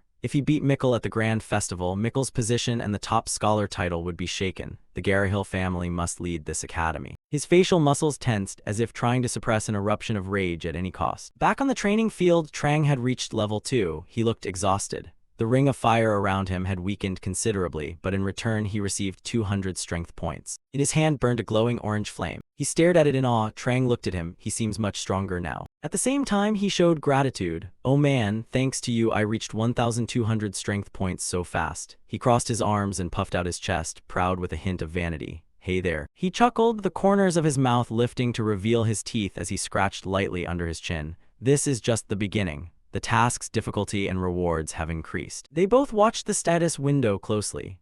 The routine physical training task 2, complete all the following. Punching, kicking, spinning kicks, 5,000 of each per task, run 15 km and train in live combat to receive 30 strength points. Lewin looked it over and thought that since he'd increased his training intensity, it wouldn't be too hard. He turned to ask him, so what's this live combat training? Suddenly his face darkened into a villainous grin. Remember our first meeting? I said I could become anything. He replied, yeah, I remember, you were smug. From now on I can shapeshift, but there are limits. So can you turn into a person? Yes, but only at level 5. Turning into a person is difficult now. He asked curiously, then what can you turn into? His face grew sly. Wanna see? A small whirlwind suddenly appeared, swirling around his body. Gradually the whirlwind grew larger. The whirlwind dissipated and a tattered, mysterious scarecrow appeared, making him burst out laughing. Is this a straw scarecrow? Seeing that he wasn't as surprised as expected, it got angry. What's with that expression? He snorted. Nothing. It's not quite what I imagined. It was vain. Don't underestimate this straw scarecrow. When Draka first started sparring, I was his support. He wondered, sparring means I'm the target, right? It confirmed emphatically, exactly. I'm useful for the task. From now on you must train in live combat with me every day. It spun the vortex around itself, looking mysterious. My power is still weak now, only on par with a level 3 mage. Deep within the scarecrow, it grinned slyly. Once I regain my power, I can play with anything. By then, whether dragon or demon, I'll take them all. Feeling amused, he wanted to try immediately. Then show me now, what do you want me to turn into? He boldly suggested, a mage. As if that hit the right spot, it switched to challenge mode. Oh ho, fine. Trang concentrated, forming a magic orb that transformed into a staff with a blazing red gem. Holding the staff, his arm instantly bulged with coils of muscle. Even if I hit you, it'll only stun, not deal damage. Lewin remained calm. What about you? Hearing that it felt no effect, he raised an eyebrow and said, I see, truly an ideal sparring partner. It didn't waste a moment and cast a fireball. Alright, take this. Saying that, it launched the large spell directly at him, not aiming at Lewin at all. He nimbly dodged, springing straight to the side. He was extremely excited, thinking Mikkel must be training now. He couldn't wait to challenge him. Completely contrary to his thoughts, at this moment he was in Elk's room admiring a leaf. That bastard is so irritating, what now? He was furious. My name, and you dare say that in front of me? If you were any stronger then. I wouldn't hear another word. He cut in, brushing his hand. Stop talking. I hear Lewin got boosted thanks to you. Does that make you uneasy? He didn't hold back his sarcasm. Of course, you're the one who orchestrated that goblin incident. His face looked like he wanted to devour him as he slowly stepped forward. If my house finds out he got perfect marks because of you, I think you won't live long. He couldn't believe his grandson would be so insolent. He was bitter but could do nothing. How dare that brat speak to me like that? He urged impatiently, so stop whining and think of how to fix this. If he becomes the Academy's representative then. A firm answer escaped his mouth. No, that's not acceptable. I have an idea. A small jade-green vial sat snugly in his hand. He picked it up. At a glance, he recognized it. The Enhirn flower, a type of awakening herb. The Enhirn flower grows in the northern illusion zone. It's a rare medicinal herb used by some to craft special spirit elixirs. He instructed him to take it and he'd reach an awakened state. Mana casting time would be greatly reduced. He hesitated, nodding at dulls pain but also makes it hard to distinguish friend from foe. He fixed his gaze on him. Yes, put another way, you won't see anything. At least you'll pay attention in class. Mikkel completely didn't understand what his uncle was saying. But why does he want you to drink this? Yes, he snapped angrily. Are you crazy? Standing before him, he seemed to lose his civic rights. You have no right to speak here. You already lost to that kid, and now you want to bring disgrace on the family. However, he knew Professor Heidel's sharp eyes well, and this was too risky. He knows your true ability. If he discovers it, you're finished. He snorted, slapped his chest. Have you forgotten who I am? Drug testing is my business. Truly foul players, he had planned carefully. Take it, this will help erase the traces. The remaining purple vial was placed in his hand. After taking the Incantations flower, then this. He reassured his frightened grandson, don't be afraid, for the Garahil lineage this is the only way to advance. So, will you take it or not? Unexpectedly asked to do something like this, he hesitated constantly, undergoing deep internal struggle. Finally, the one-on-one exam arrived. At this moment, warm sunlight bathed the arena, the mana-shielded plaza. Everyone excitedly looked down, conversations and laughter ringing out, always like this. Whenever the sparring test occurs, the venue is packed. And this was the final match. Lewin and Mikkel stood facing each other, staring intently. The atmosphere grew tense. With a few rustling sounds, footsteps moved quickly forward. Lewin's expression turned serious. This was finally the final test, a direct confrontation with Mikkel. He braced himself as Trang reminded him, the opponent already knows you'll focus on close combat. If he prepares, it'll be tough. Lewin scoffed, but what if I can get close to him? It nodded briefly. Then just one Lewin punch and he's down. The man standing between them spoke. This test simulates real combat as closely as possible. Terrain elements have been prepared and arranged diversely in the arena. He asked, are you ready? Professor Heidel replied in turn. Lewin glanced at Mikkel, feeling that something was off. He frowned, pondering, but that bastard Mikkel had a strange look on his face, his whole body tensing. Lewin made a preliminary assessment. His condition looked very abnormal. He watched Mikkel grit his teeth and stare at him without making any move to attack. He wasn't arrogant as usual. Something was wrong. He needed to use the connoisseur's eye to check. Then Lewin used the connoisseur's eye skill. A circular blue light appeared before his eyes. An info panel appeared above him. Mikkel Garahil, level 3 mage, high potential, dual spellcasting ability, special status, hidden frenzy. Lewin felt puzzled. Hidden frenzy, he'd never seen that status before. Moreover, the system window said it was hidden. Had he done something to conceal illegal drug use? He remembered Elk. Before the test began, students were checked for banned substances.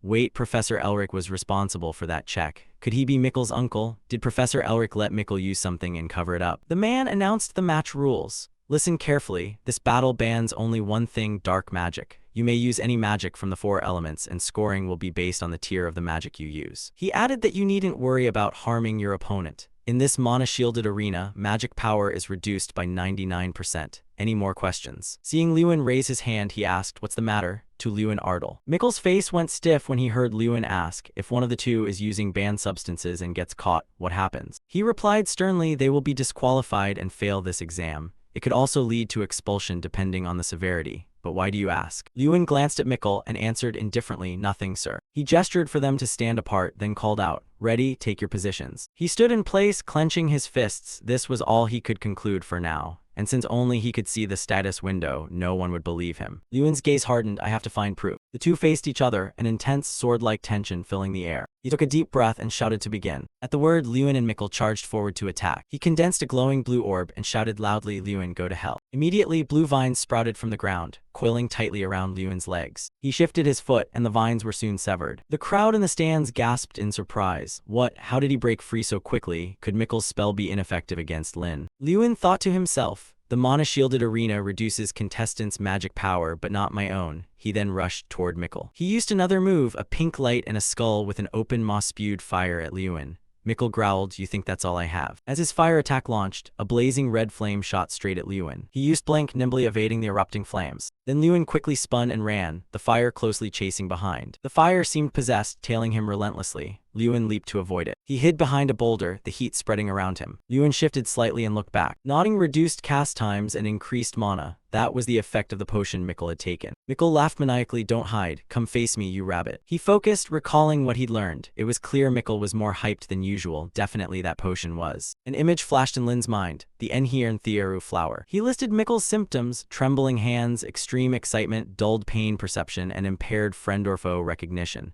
Mikkel still laughed provocatively. Come out, show yourself, face me. Lewin squinted, the only effect not yet shown was pain suppression. He stood and faced Mikkel, speaking pointedly, so that's why you're so confident. Because of that, Mikkel startled and blurted out, what? Lewin calmly watched Mikkel flustered as he uttered a name. Enhirn Thiru Hoa. Mikkel's face went stunned at Lin's words. Whatever, I don't need that stuff to take you down. He raised his hand, voice dripping with mockery. I'm coming up, Mikkel. Lewin dashed forward like an arrow, while activating time refraction. Mikkel summoned ice and snow while cursing inwardly. Damn, how is he so fast? An ice barrier he created materialized in front of Lewin. He didn't flinch and shouted, useless. Lewin's foot swept forward, a flash of golden light gleaming to Mikkel's astonishment. Murmurs rose around the crowd of Tyrian Ignite. What kind of magic is that? Is that the spell? Is that even magic? On the field, Mikkel cast a level 3 spell, the fire projectile crying out loudly. Took the hit, Lewin countered tightly, his fist launching a blow earthquake. The punch landed, and Mikkel's fire projectile was knocked away. It staggered back repeatedly, his large body seeming to writhe in pain. The spectators in the stands gasped. He used earth to block the fire. Mikkel was knocked backwards and collapsed to the ground, shrieking in pain. Suddenly his pupils contracted in terror, his face going rigid. Mikkel looked up at Lewin above him, his voice faltering. Don't come near me. Lewin snapped his fingers with a cold smile. Don't be so cowardly, take this. Mikkel watched Lewin's thumb and middle finger touch, his voice becoming shaky. As Lewin's hand drew closer, the golden light began to flare. With a boom, the scene inside and outside the mana-shielded plaza returned to normal. When Lewin's fingertips separated, the shaft of golden light expanded and shot toward Mikkel. The crowd in the stands all leapt to their feet. On the arena, dust and smoke billowed, obscuring their view. Mikkel's eyelids drooped slightly. The sight before him left him somewhat surprised. Because at that moment, Mikkel's C-letter 1ED5 was frowning with a deranged smile.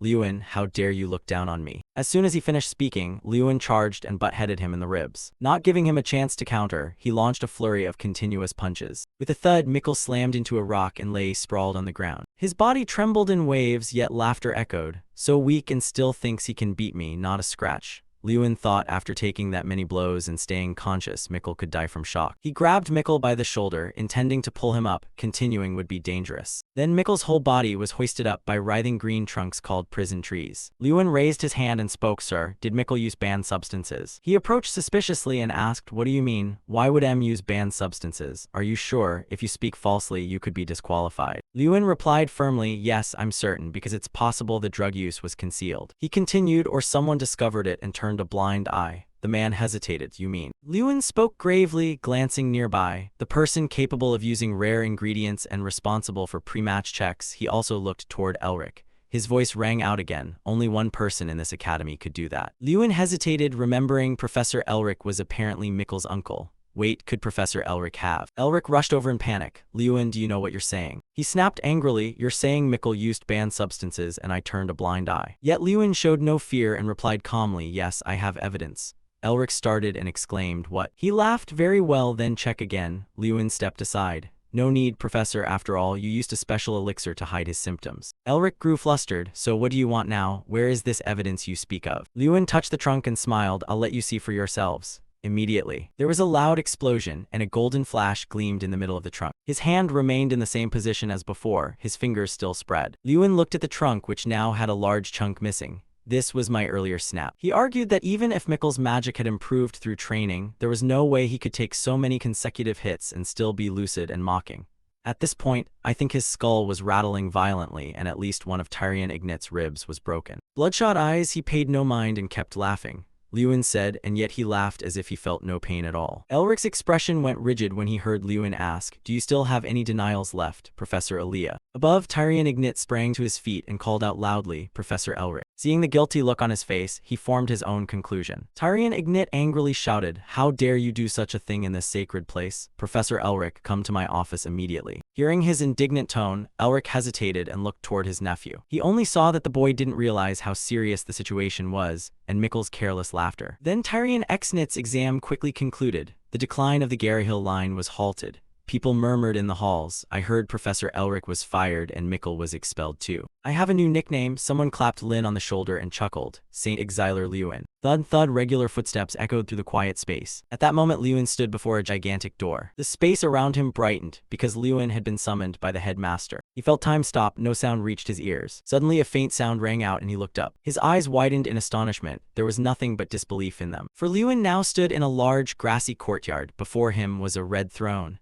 Lewin looked around in confusion. This was the Ardal domain. He murmured to himself, it doesn't seem quite right. Then Lewin looked again at the object in front of him. He looked at the chair and realized the Thuron throne, the seat of the Supreme Mage. How was it here? Tyrion Ignit's voice suddenly sounded behind him. What do you see? Lewin turned and saluted. Ah, good day, sir. He spoke as he walked. This place was created by the Eyes of Manlarok. Have you heard of the Eyes of Manlarok? Lewin followed and replied, yes, I've heard of them. As he understood, Manlarok was the leader who began the invasion of the Frelia continent. He could make a person see what they most desired. After his death, his gaze was forged into a relic. Tyrion Ignit glanced back and continued, the Eyes of Manlarok are a treasure that lets one see what they wish to see. What appeared before you just now mirrors your deepest desires. Lewin bowed his head slightly, a fleeting thought passing through his mind. His greatest desires were to restore House Ael's domain and become the most powerful mage. He suddenly asked, may I ask what you see? Lewin, curious, replied, what do you see, sir? Tyrion Ignit smiled softly, his gaze warm. A world where everyone fulfills their duties. Students are students and mages are mages. Now the two stood before a door. He continued, of course it won't be easy. Lewin murmured, yes. With a creak, the thick, heavy door opened. As Lewin prepared to step inside, he glanced back over his shoulder. He saw himself holding the championship cup, carried high by male students as Lewin soared through the air amid roaring cheers. Lewin won, Lewin won. Then the scene shifted to Lewin wearing a graduation cap as a voice announced, congratulations to valedictorian Lewin Ardal. The corner of Lewin's mouth lifted slightly, forming a barely noticeable curve unless you looked closely. The scene cut to another place. In the quiet space, a soft sound suddenly came. A cup of tea was set on the table with an invitation to drink. Lewin nodded and replied, yes, thank you, sir. Tyrion Ignit watched silently as Lewin lifted the cup and took a sip. After Lewin finished his tea, he asked, I called you in because I have something to ask. Will you answer me? Among the many banned substances. Tyrion Ignit clasped his hands together, his voice turning serious. How did you determine what Mikkel used, Enhir and Thearuhoa? Lewin said nothing, seeming to arrange his answers in his head, then listed the characteristics. Mikkel's behavior wasn't normal, he was aggressive but restless. Moreover, the amplification and mana flow were abnormal, so I suspected he used Enhir and Thearuhoa. Tyrion Ignit pressed on, but you seem certain now, not merely guessing. Why is that? Lewin frowned in explanation. The mana-shielded hull only reduces magical power, not physical strength. And what he used was physical strength, not magic. He mentally noted not to mention the eyes of the spectator. Lewin's tone dropped. I'm sure he was in extreme shock, yet he could still mock and showed no sign of pain. That can only prove he used Enhir and Thearuhoa. He privately praised the boy, only 16 yet perceptive enough to notice the smallest changes in an opponent. Moreover, he remained calm in that situation and displayed flawless spellcasting. Tyrion Ignit placed his hand on the table and spoke firmly. As headmaster of the academy, I deeply regret this incident. My sincere apologies to you, Lewin. I will ensure the Garhill family cannot harm you. He stroked his long white beard and said, one more thing, I have a proposal. Lewin was stunned when Tyrion Ignit said, do you want to participate in the grand festival this July as the academy's representative? Although mentally prepared, he couldn't hide his surprise. Representative of the academy, a coveted position he had vaguely hoped for when he came here. He squeezed his eyes shut, trying to steady himself, seemingly weighing a very serious matter. Tyrion Ignit listened intently for his answer. Thank you, sir, I am honored by this offer. But Lewin's voice grew hesitant. You know, I still lack experience. I have never fought in an actual combat during my years here. He bowed his head slightly and his voice dropped. During that time, I achieved nothing because of my mana disorder. The grand festival gathers the best. I'm not sure I have the strength to compete with them. Tyrion Ignit's voice made Lewin look up. That's not a problem. You will serve as a judge at the grand festival. He raised his index finger and said confidently, I think you deserve the title undefeated candidate.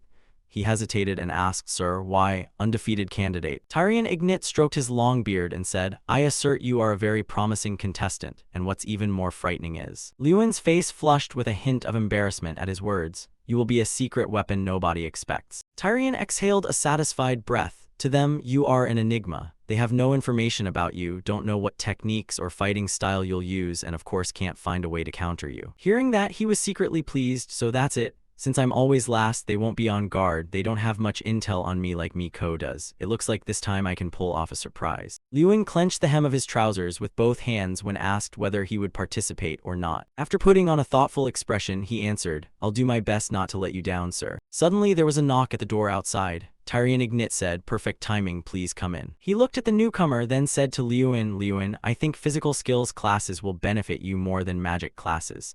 I've invited this professor to help you develop those skills. At the greeting, "How have you been?" the boy was at a loss. Lewin was momentarily stunned. Oh, this is the visitor Gutter Parante. He grinned teasingly. What's with that face? Aren't you happy to see me? Lewin recognized him. He was the captain of the cavalry in the foreign domain, one of the few elite-level knights in the kingdom of Jadi. He recalled that this was also the man he had met during the third exam. Seeing Gutter seated before him, Lewin couldn't help but exclaim. He hadn't expected to take physical skills lessons with him.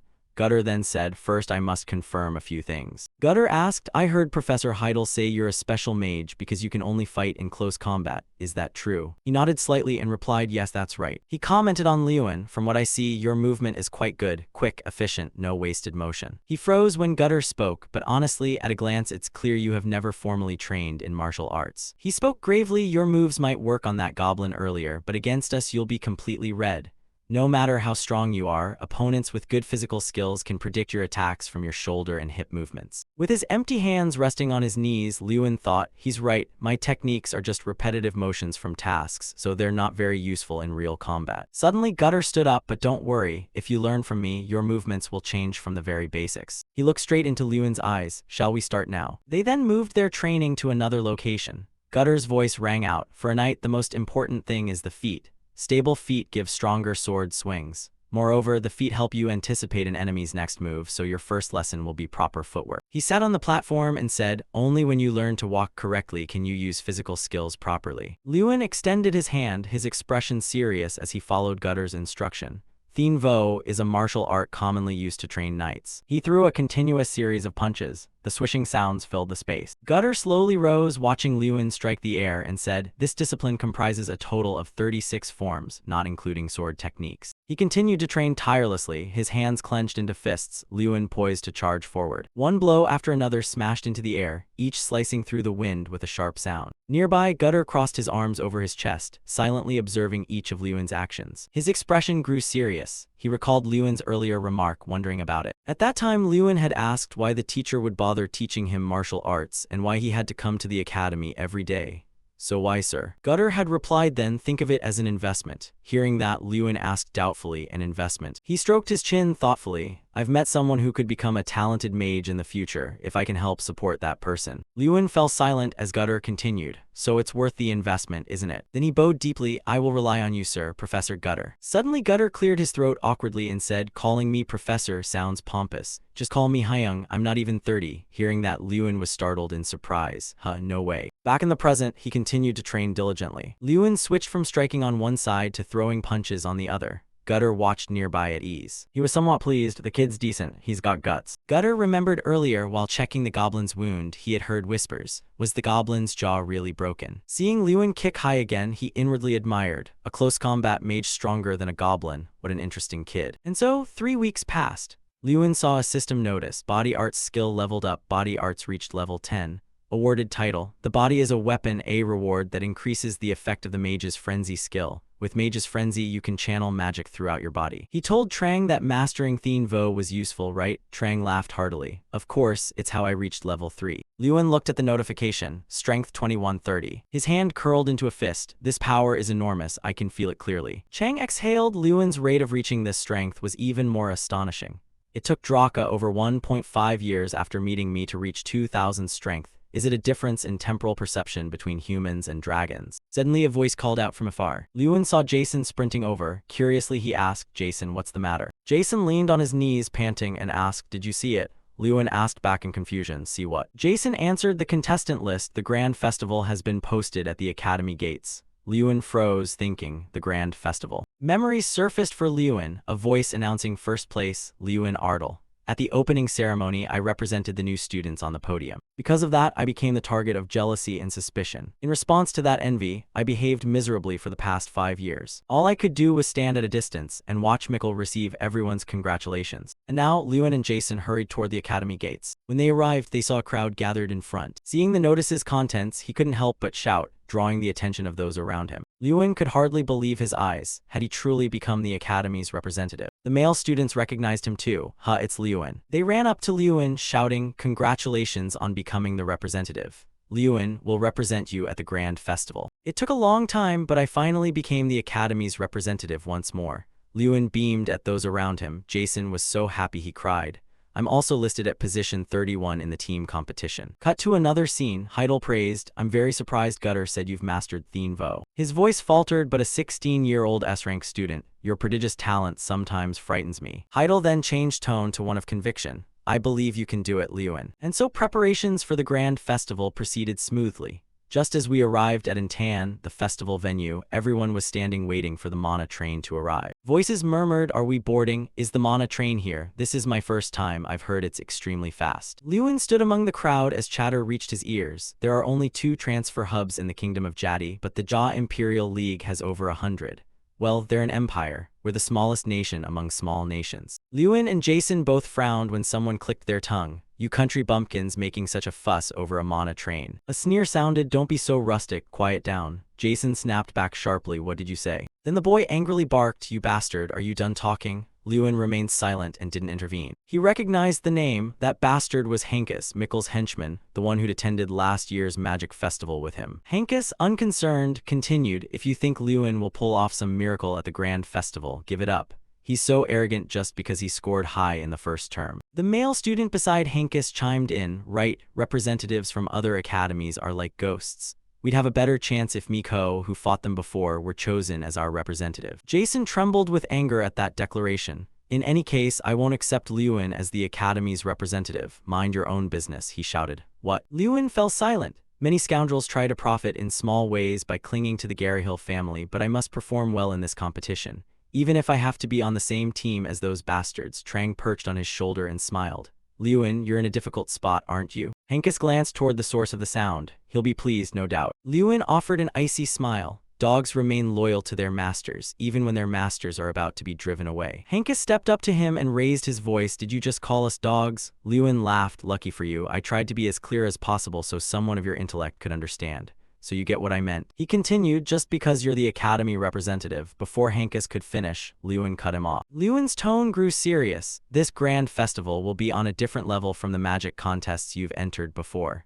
If you achieve good results, you'll gain opportunities the Garyhill family cannot offer you. Hankus laughed derisively. Of course, if we do well, everything will be fine. But is that realistic? The competitors are monsters. In the end, we'll be stuck in the Kingdom of Jadi working under the Garyhills. Stop dreaming. His voice remained calm. We can do it. Lewin turned and walked away. The Grand Festival is an event where unity matters most. It's best to remove elements that undermine team spirit. Hankus called after him, so you mean you'll compete without us? Lewin gave him a cryptic reply. On the way there, think again about who your current representative is. Hankus ground his teeth hearing Lewin. And there's no Garyhill here to reward your loyalty. He screamed in rage, you're ruining your first solo match. I won't follow any of your orders at the Grand Festival. With a steady chug, the train sped through the forest. Inside the carriage, everyone looked out and gasped, it's really fast. Trang, perched on his shoulder, laughed loudly. What's going on here? The world has become a better place. In my day, the fastest transport was. His face showed obvious embarrassment. Suddenly footsteps sounded near the door. Then a voice spoke into Lewin and Jason's ears. Ah, I think I can smell a loser somewhere. 3 male students stood there, the one in the middle sneering, well, who do we have here? The country bumpkins from that dumb academy. Lai looked at the emblem on the boy's chest. That emblem, it's the National Magic Academy of Yoda. From what he knew, the National Magic Academy of Yoda, the only academy in Yoda of the Sand Kingdom, is built on the desert. Renowned for its ancient history, they're especially known for hunting swordsmanship and bodies to the extreme. Lewin looked there in puzzlement. What were people from Yota's National Magic Academy doing here? Sita called out loudly, hey, you dumb academy lot, where's Mikkel Garyhill? He didn't run away because of some hardship, did he? I was planning to have him take care of us this year. He said this while laughing loudly, as if speaking of being served like a slave. Theta waved to his companions, you're also responsible for the last place this year, right? Let's get along. Trang covered his mouth, chuckling. Oh my, aren't you patient? Can Lewin just sit there hearing this? Lewin looked at Theta's mockery and thought to himself that he'd never been here before, but it seemed their academy was being treated very poorly. His gaze shifted to another direction nearby. He saw Heidel staring at his notebook, feigning indifference. Lewin realized the professor had no intention of intervening. The Grand Festival is a competition among students, and now the teacher's role was simply an advisor. He bowed his head slightly, furrowing his brows. The authority and responsibility of the whole team now rested on him, the Academy's representative. Theta walked over to Hankus, draped an arm over the seatback and called, Hey Hankus, where's your Garyhill representative? At least he's an interesting one. But Hankus remained silent. Suddenly a sound made Theta turn his head. Mikkel was probably bedridden, praying his broken ribs would heal right now. He saw Lewin standing tall, full of confidence, staring straight into Theda's eyes. Henkes spoke hesitantly. That's our academy's representative. Seta said in disbelief, the representative is that kid. It's my first time seeing him. Then he turned and walked toward Lewin. The footsteps sounded like drums pounding on everyone's hearts. No one dared breathe loudly. Seta stood before Lewin and introduced himself. I am Yoda's representative, Seta Mankiri. What's your name? Unfazed, he replied calmly. Lewin Ardle. His voice grew low. I think a simple greeting is enough for a first meeting. If you're done causing trouble, leave our carriage. Theta snapped. What? He curled a corner of his mouth. And of course you'll apologize for calling us a dumb academy before you leave. Do it politely, that's what I mean. Lewin repeated, before you go, you should apologize for calling us a dumb academy. Yes, apologize sincerely. A vein throbbed on Theda's forehead, his voice cold as ice. What did you say? He stepped up close to Lewin. You told me to apologize, did you? Then Theda spun around angrily and shouted, Hey Henkes, didn't you tell him who he is? Henkes's whole body trembled. Hearing that, Theda grew even more furious. Something this simple and you couldn't handle it? I'll give me a lesson he'll never forget. Seeing him like that, Lewin realized what was going on. He looked at the fearful expressions on everyone's faces. This was why participants in the grand festival were terrified when they saw the Yoda Academy crowd. Lewin fixed his determined gaze because Theda had been bullying him. He felt an atmosphere of fear sweep through the carriage. They were doing it deliberately to demoralize people before the match. Lewin clenched his fist in anger, so the grand festival had started from this very moment. Suddenly he curled his lip provocatively. Want to test yourself? Theda must think this is a joke. Has this bastard lost his mind? With that, he prepared to throw a punch, still threatening. You think I'm scared? If you get punched, don't complain. Before the blow could land, someone shouted, Theda, stop. Zeta withdrew his strike and his voice faltered, Professor. The man spoke sternly, can't you just sit still? What are you doing before the match, already trying to make enemies? He looked sincerely at Heidel and apologized. My student was rude.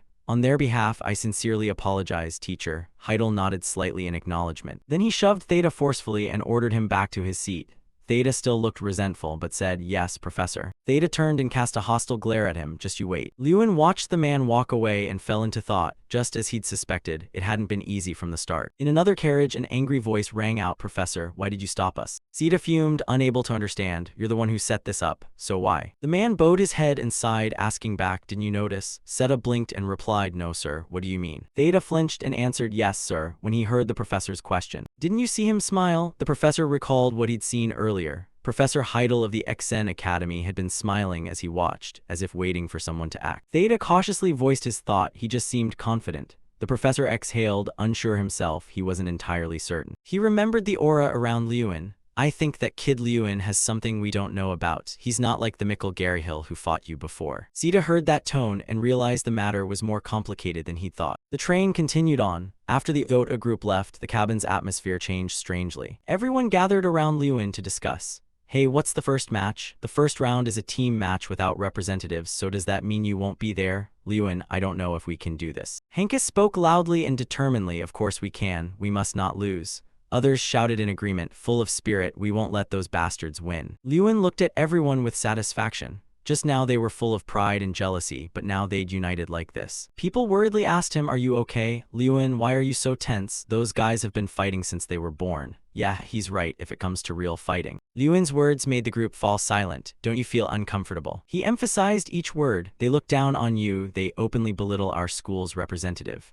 As the representative, what would happen if I just sat still? Inside the carriage, Lewin's voice rang out again. They'll only become more amused and look down on us. Moreover, one person hesitated. That's true, but you cut him off. If you do nothing, we'll really be the stupid academy they say we are. Do you want that? The group hung their heads at Lewin's question. Do you want to be despised forever? Suddenly, he raised his voice. It's precisely because you give in that they have looked down on us throughout Elric these past years. Lewin continued, so what do you want to do now? This isn't the time to let pride break our unity. Someone shoved Henkes forward. Yeah, we're thinking of making Henkes the goalkeeper for the shuttle match. What do you think? He scratched his head awkwardly. Me as goalkeeper. Lewin was somewhat pleased. It seemed M's tail would join in too, so by the time the tournament ended. A chime sounded on the train, followed by someone urging, we're here. Everyone take your luggage down. Antenachi is a state within the Royal Federation of Danak. It's also the only state recognized as the Empire's neutral territory. so when you step foot here, even centuries-old enemies must put aside their grudges. If bloodshed occurs within Incantations' borders, the Empire, as continental overlord, will step in to adjudicate the matter. For that reason, major international competitions are held in Incantations, such as the Grand Festival of Mages and the Great Sword Tournament of the Sword Guild. The boys stared at the crowd ahead and murmured, "So this isn't the Danak Empire?" Someone scoffed, "No, it's not the Empire, it's just the Royal Federation under the Empire's administration."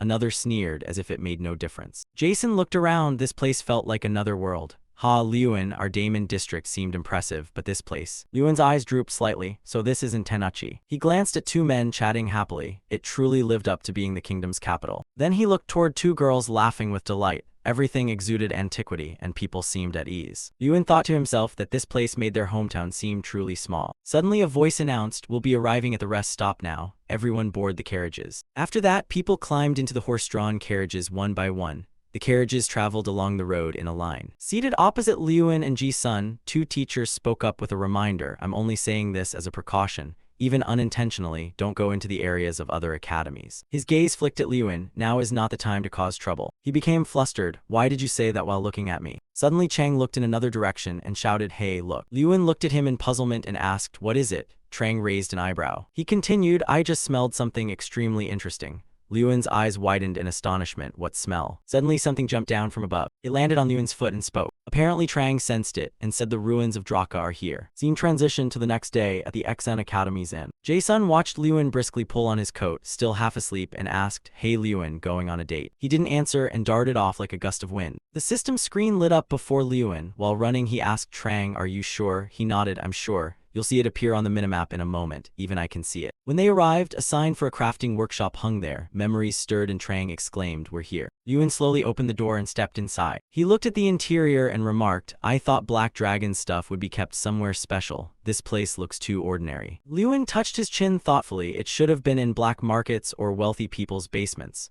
Trang put hands on hips and laughed. Draka's remnants mean nothing to ordinary mages, they're like weeds to them. When he activated the invulnerability marker, his eyes suddenly widened. Then a brilliant stream of light flashed. The light struck the man, leaving him astonished. A ring hovered in that light. System information appeared, the player's innate treasure and also Draka's first failure.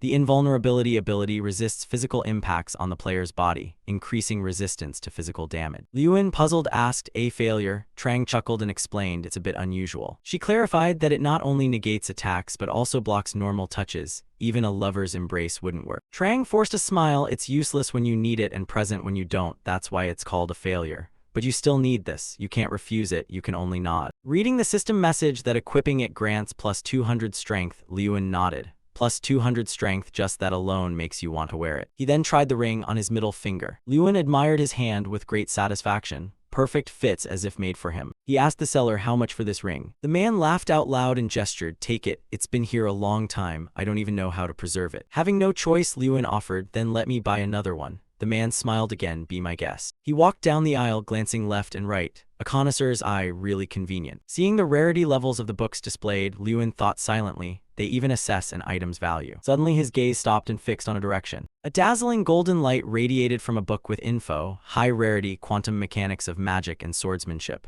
Liyuan flinched. This. As he reached to touch the book, someone suddenly appeared and blocked his hand. He was stunned to see the white-haired girl before him. This was the info floating above the girl, Irene Prouse, S-rank mage with very high potential.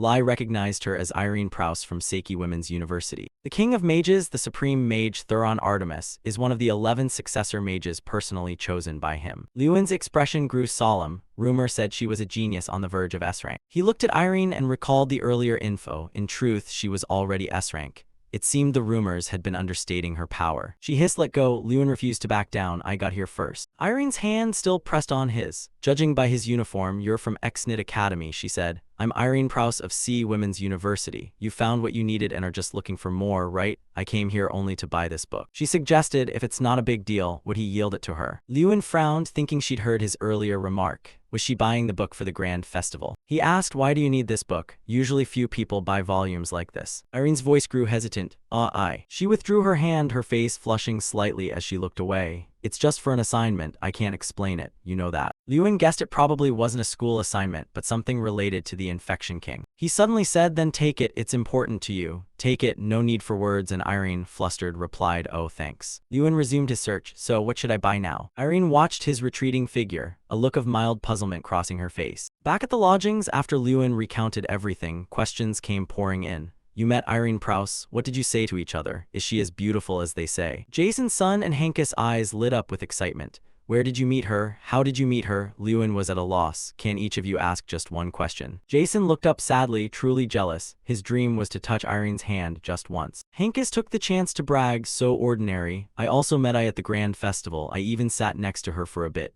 Jason cut in angrily, that doesn't count as talking to her. Lewin endured the two of them screaming like children. What? Look at yourself, you haven't even been close to her, let alone more. As if remembering something, Henkes, waving a flag, spoke up. He's strong, sure, but always second best. I heard he loses to top-ranked Doom Pram every year, actually to death. Jason sprang up yelling, nonsense, how dare you speak of my Irene like that? Henkes sighed, Irene, when did he become yours? I'm serious, he's top-ranked at the Danak Military Academy. In other words, on this continent he's the most recognized among his peers. He added that he also possessed a light sword. Lewin was surprised, a sword. He recalled that book, so that's why Irene needed it. He needed it to defeat Doom Pram. As Lewin knew, being a swordsman wasn't all that great. Compared to other weapons, a magic sword doesn't grant much power, and mastering sword techniques isn't easy. Henkes added, but Doom Pram is different. His light sword is an S-rank treasure, and his skill level is at least comparable to a typical knight. Jason sighed dramatically. Mastering swordsmanship, proficient in magic, and an S-rank treasure, what more could one want?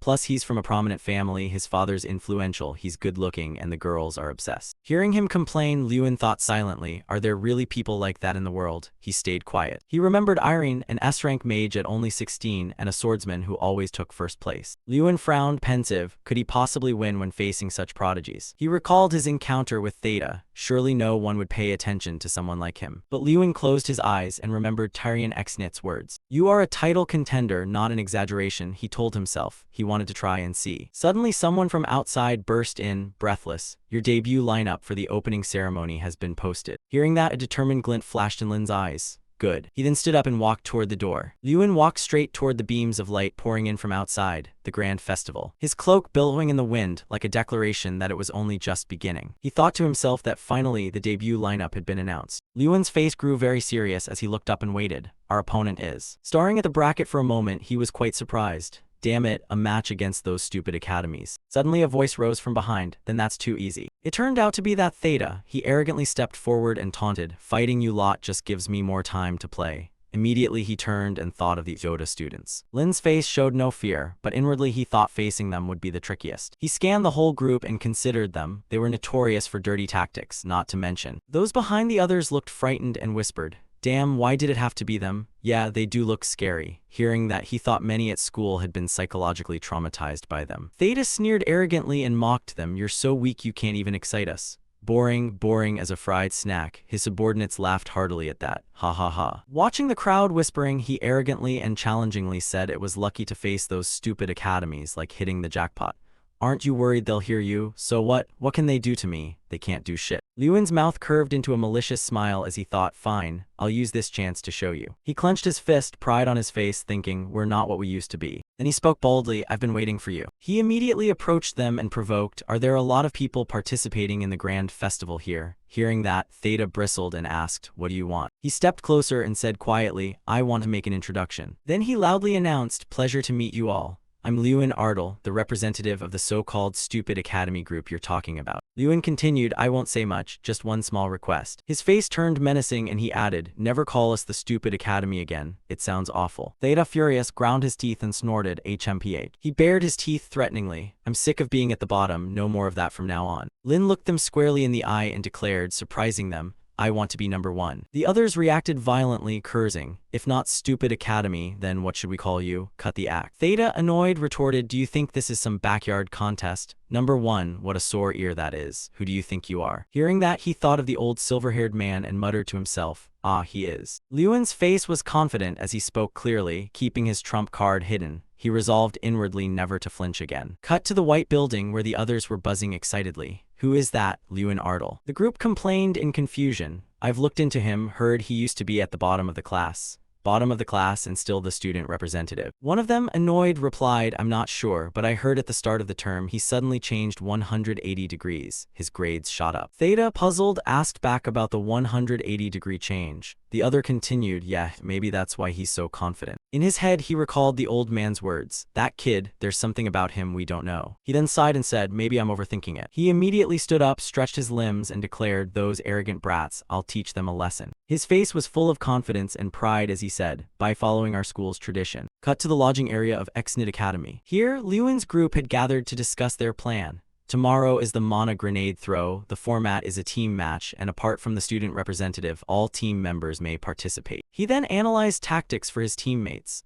The challenge requires participants to throw Mana grenades at a Midran golem. The team that defeats it faster wins. One team member asked him, if you're not here tomorrow, will we be okay? Lewin stood up and announced to everyone, indeed, our individual abilities aren't on par with Yoda's. But with fierce conviction, he encouraged the group, I believe you will win. Hearing that, his teammates, anxious, asked bewildered Win how. Seeing this, Lewin said to everyone, this is a team match. If we coordinate, we will definitely win. Then he laid out the plan, start by dividing into small squads. Henkis exclaimed in surprise, small squads. In his head, Lin devised a detailed plan for the divisions and told everyone, Squad 1 will prime the grenades, Squad 2 will handle transport, Squad 3 will attack the golem, and Squad 4 will hinder the opponents by healing their golem. Upon hearing this, the group buzzed excitedly. That would take a long time to take down the golem. Indeed, Yoda can attack with up to 30 people at once. If we have fewer and they're no slouches, it's risky. He looked at his teammates with genuine eyes and shouted loudly, what's wrong with you? Henkis, bewildered, muttered, huh. Lin spoke very seriously and clearly, do you remember what I said in front of them? I said we will be number 1. He meant it. He then slammed his hand on the table and waved grandly. Whether I'm participating or not, I'll give you my all to help. He stood before them and persuaded, when Yoda makes one move, we make 2 or 3. Yoda members can use the traditional method because of their superior skills. If we do the same, it'll take us too long. Jason, resolute, declared, all right, I trust you. Lewin Kenko beside him agreed, me too. The others, fired up, also declared, us too, we trust you as well. Lewin looked at them and assigned tasks. All right, Henkis Ko will be commander, Zola Min. Mora Ike Freya, you will prime the grenades. He then turned to others with further orders. Once the grenades are primed, Zyman will handle transport. He stared at the plan, considering that he had divided teams based on each person's abilities, something only possible thanks to his innate skill. He immediately used his ultimate ability, the Eye of the Connoisseur. He examined his teammates to assess the opponents. The ability to see through others' powers would let him minimize disadvantages and focus on everyone's strengths. Everyone was filled with confidence and chatted excitedly. This should be okay this time, right? Yeah, hey, we might actually win. Seeing everyone so upbeat, he thought to himself that once in the right squads, people's confidence would grow. They happily talked, I'm not good at throwing, but I can prime in 5 seconds. What do you mean not good? I'm great at throwing. Lewin felt very satisfied and thought quietly, what a relief. Watching everyone laugh and talk, Lewin felt better. People were gaining confidence and their belief was strengthening. Suddenly someone burst in, out of breath, pushing the door open. His face was covered in injuries. He slumped down. Seeing this, everyone in the room panicked, shouting and glaring. His lips trembled as he managed to say, Lewin. Seeing him like that, Lewin rushed over in alarm and asked anxiously, what's wrong with your face? Are you okay? The wounded youth, using all his strength, stammered, Oda did this. After a long moment, Fun Lum finally managed to speak, surprising Lewin. Their representative had called his gang over and they dragged me away. Cut to the room of that other team. When Theta saw him enter, he exclaimed, oh wow. Looking at him, he sneered contemptuously, see, I told you he'd show up. What do you plan to do? Huh, you think you can take us on? His expression turned deadly serious as he fixed a killer stare on him and said, Seta Mankiri, come out here now. In that room, Lewin raised his voice and loudly called the name. Seta Mankiri, get out here now. Theta laughed with scorn and cursed, damn it, is this guy crazy? He then stood, stepped in front of him, ground his teeth and said, who do you think you are, always acting like you're something special? At that moment, Lewin fixed him with a murderous glare, placed his hand on the other's shoulder and said through gritted teeth, who do you think you are? Immediately after, he drove his hand into the man's arm with force. Instantly, he knocked him down, forcing him to his knees on the floor. Theta was horrified watching this and thought to himself, what is this power? He sprang up furious, clenching his fists, and yelled, you bastard. Lewin quickly dodged his punch. Then with a single move, he twisted the man's arm, causing Theta to scream in agony. His face looked dangerously threatening as he warned them, I'm warning you. If you ever lay a hand on my people again, this won't end here. Theta was left gravely injured, collapsing to the ground and wailing in pain. His subordinates, terrified, rushed over to ask, "What's going on? Theta, are you okay?" He was writhing in pain, clutching his shoulder and crying out miserably. Lewin stood over him and said threateningly, "You want to bet on a match with me?" Back at their turf, Lewin told his brothers what happened. They were shocked and shouted, "No way." The whole group, stunned and delighted, exclaimed, "If we beat Yoda's students, Sita Mankiri gets humiliated by you. Don't tell me it's the same humiliation Mikkel got." At that moment, he announced another piece of good news. They would also have to apologize to them publicly. Hearing this, everyone cheered and cried out, "Wow, we have to win this time. What motivation. Haha, our job now is to win." Just then someone ran in to announce it was time to head to the arena. Everyone prepared to leave. Soon after, the whole team arrived at the grand festival, the Festival of Mages and the entire continent. And among the mages present in history, everyone here looked confident, each becoming a pivotal factor in changing the fate of the continent. The audience cheered passionately, "Go small academies, go." Lewin felt confident and satisfied, thinking to himself that he never expected to be part of this place, a place that forges legends in history. Immediately after, the stage manager shouted to announce to everyone that the opening ceremony had ended and requested everyone return to their seats. At once the whole group returned to their seats. Suddenly he ran into someone. It turned out to be Theta. His face was furious. He ground his teeth and said, "Prepare yourself. This time I won't be careless." Immediately after, the man stomped off in anger. Lewin paid him no mind and thought to himself that his real rival wasn't Theta Manieri. Suddenly something caught his attention. It turned out he had noticed the guy over there, Doom Pram. Looking at his face, Lewin thought to himself that this was the winner of the Magic Festival and the top student of the Military Training Academy. He looked at him with determination. If he advanced deeper into the rounds, he'd have to face him. Suddenly a voice spoke up, "You're the troublemaker here, aren't you?" Lewin turned and recognized Irene Prouse. She stepped forward and said to him, "You were causing a ruckus everywhere yesterday." She went on to ask, leaving Lewin surprised and dumbfounded, "You even went to Yoda Academy to make trouble." He was shocked and asked back, "How did you know?" She walked on and replied, "This place is small. I'm sure everyone here already knows." Hearing that, he felt embarrassed and answered, "Oh, really? I wasn't causing trouble, just venting a little." She turned back to him and said, "Anyway, you lent me a book last time, so here's a bit of advice. Don't make yourself too conspicuous." He replied, surprising her, "Like you're hiding your talent too, aren't you?" Swift as the wind, Lewin ran off and waved goodbye. "Well then, I have to go. We're participating in the first event." He was left astonished and surprised. He stood there dazed. Soon after, the competition began. In a few minutes, the mana grenade throw would start. The first two teams were Exnit Academy and Yoda Academy. He rallied the team and asked, "Ready?" Everyone encouraged and boosted each other's morale. "Show them our strength, prove we're not a bunch of useless academy students anymore." Immediately, the whole team strode in with confidence. The first event, the mana grenade throw, officially began. Everyone was puzzled. Even the audience turned to each other and wondered, what's going on? What are they doing? Seeing his team's formation left everyone confused. Until now, team victories relied on individual power. Arranging a formation like knights was strange to everyone. Even the outer mage teams were surprised. They split into two groups, primers and throwers. "Oh well, whatever, Yoda will take the win anyway." He remained completely calm, ignoring the whispers. Those people were just posers, stupid academies, no wonder they're at the bottom. They probably don't know how many things lie beyond human comprehension. Even Irene's group held their breath in anticipation. She herself was no different, exclaiming in surprise, "How is this possible?" Then his team managed to break off one arm of that stone man, to everyone's astonishment.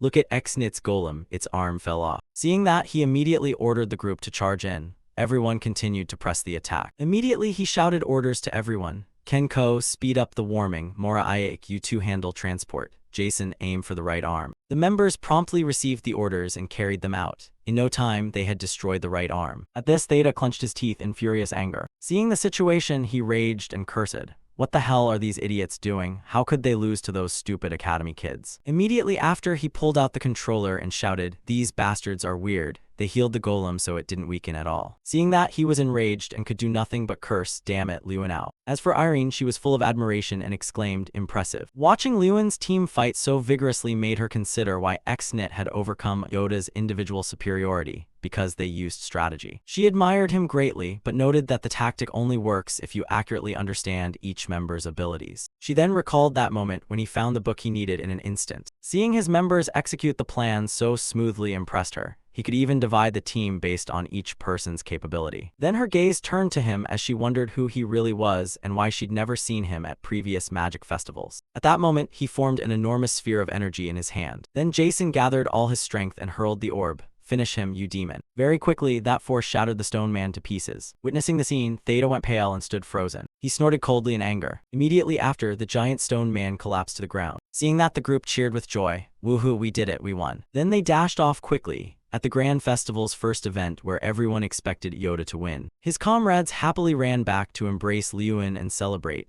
Yet the victory went to the so-called stupid academy. After winning, they were elated and joked among themselves, so the dumb academy isn't last anymore. Yoda's last. What should we call them now? Oyotak? Sounds ridiculous.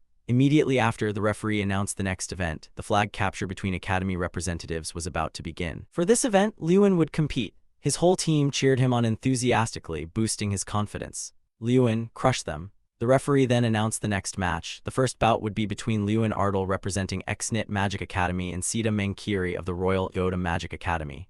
Recall. He stepped close to Theta, who was seething with rage. Trang, seeing his tense expression, mocked him. Why do you look so stressed, Liyuan? But he seemed unconcerned and mumbled, we're currently ranked top 20 out of 32 schools, right? That's perfect. Hearing this, Trang was puzzled and asked, why perfect? His attention met the audience's surprise and analysis.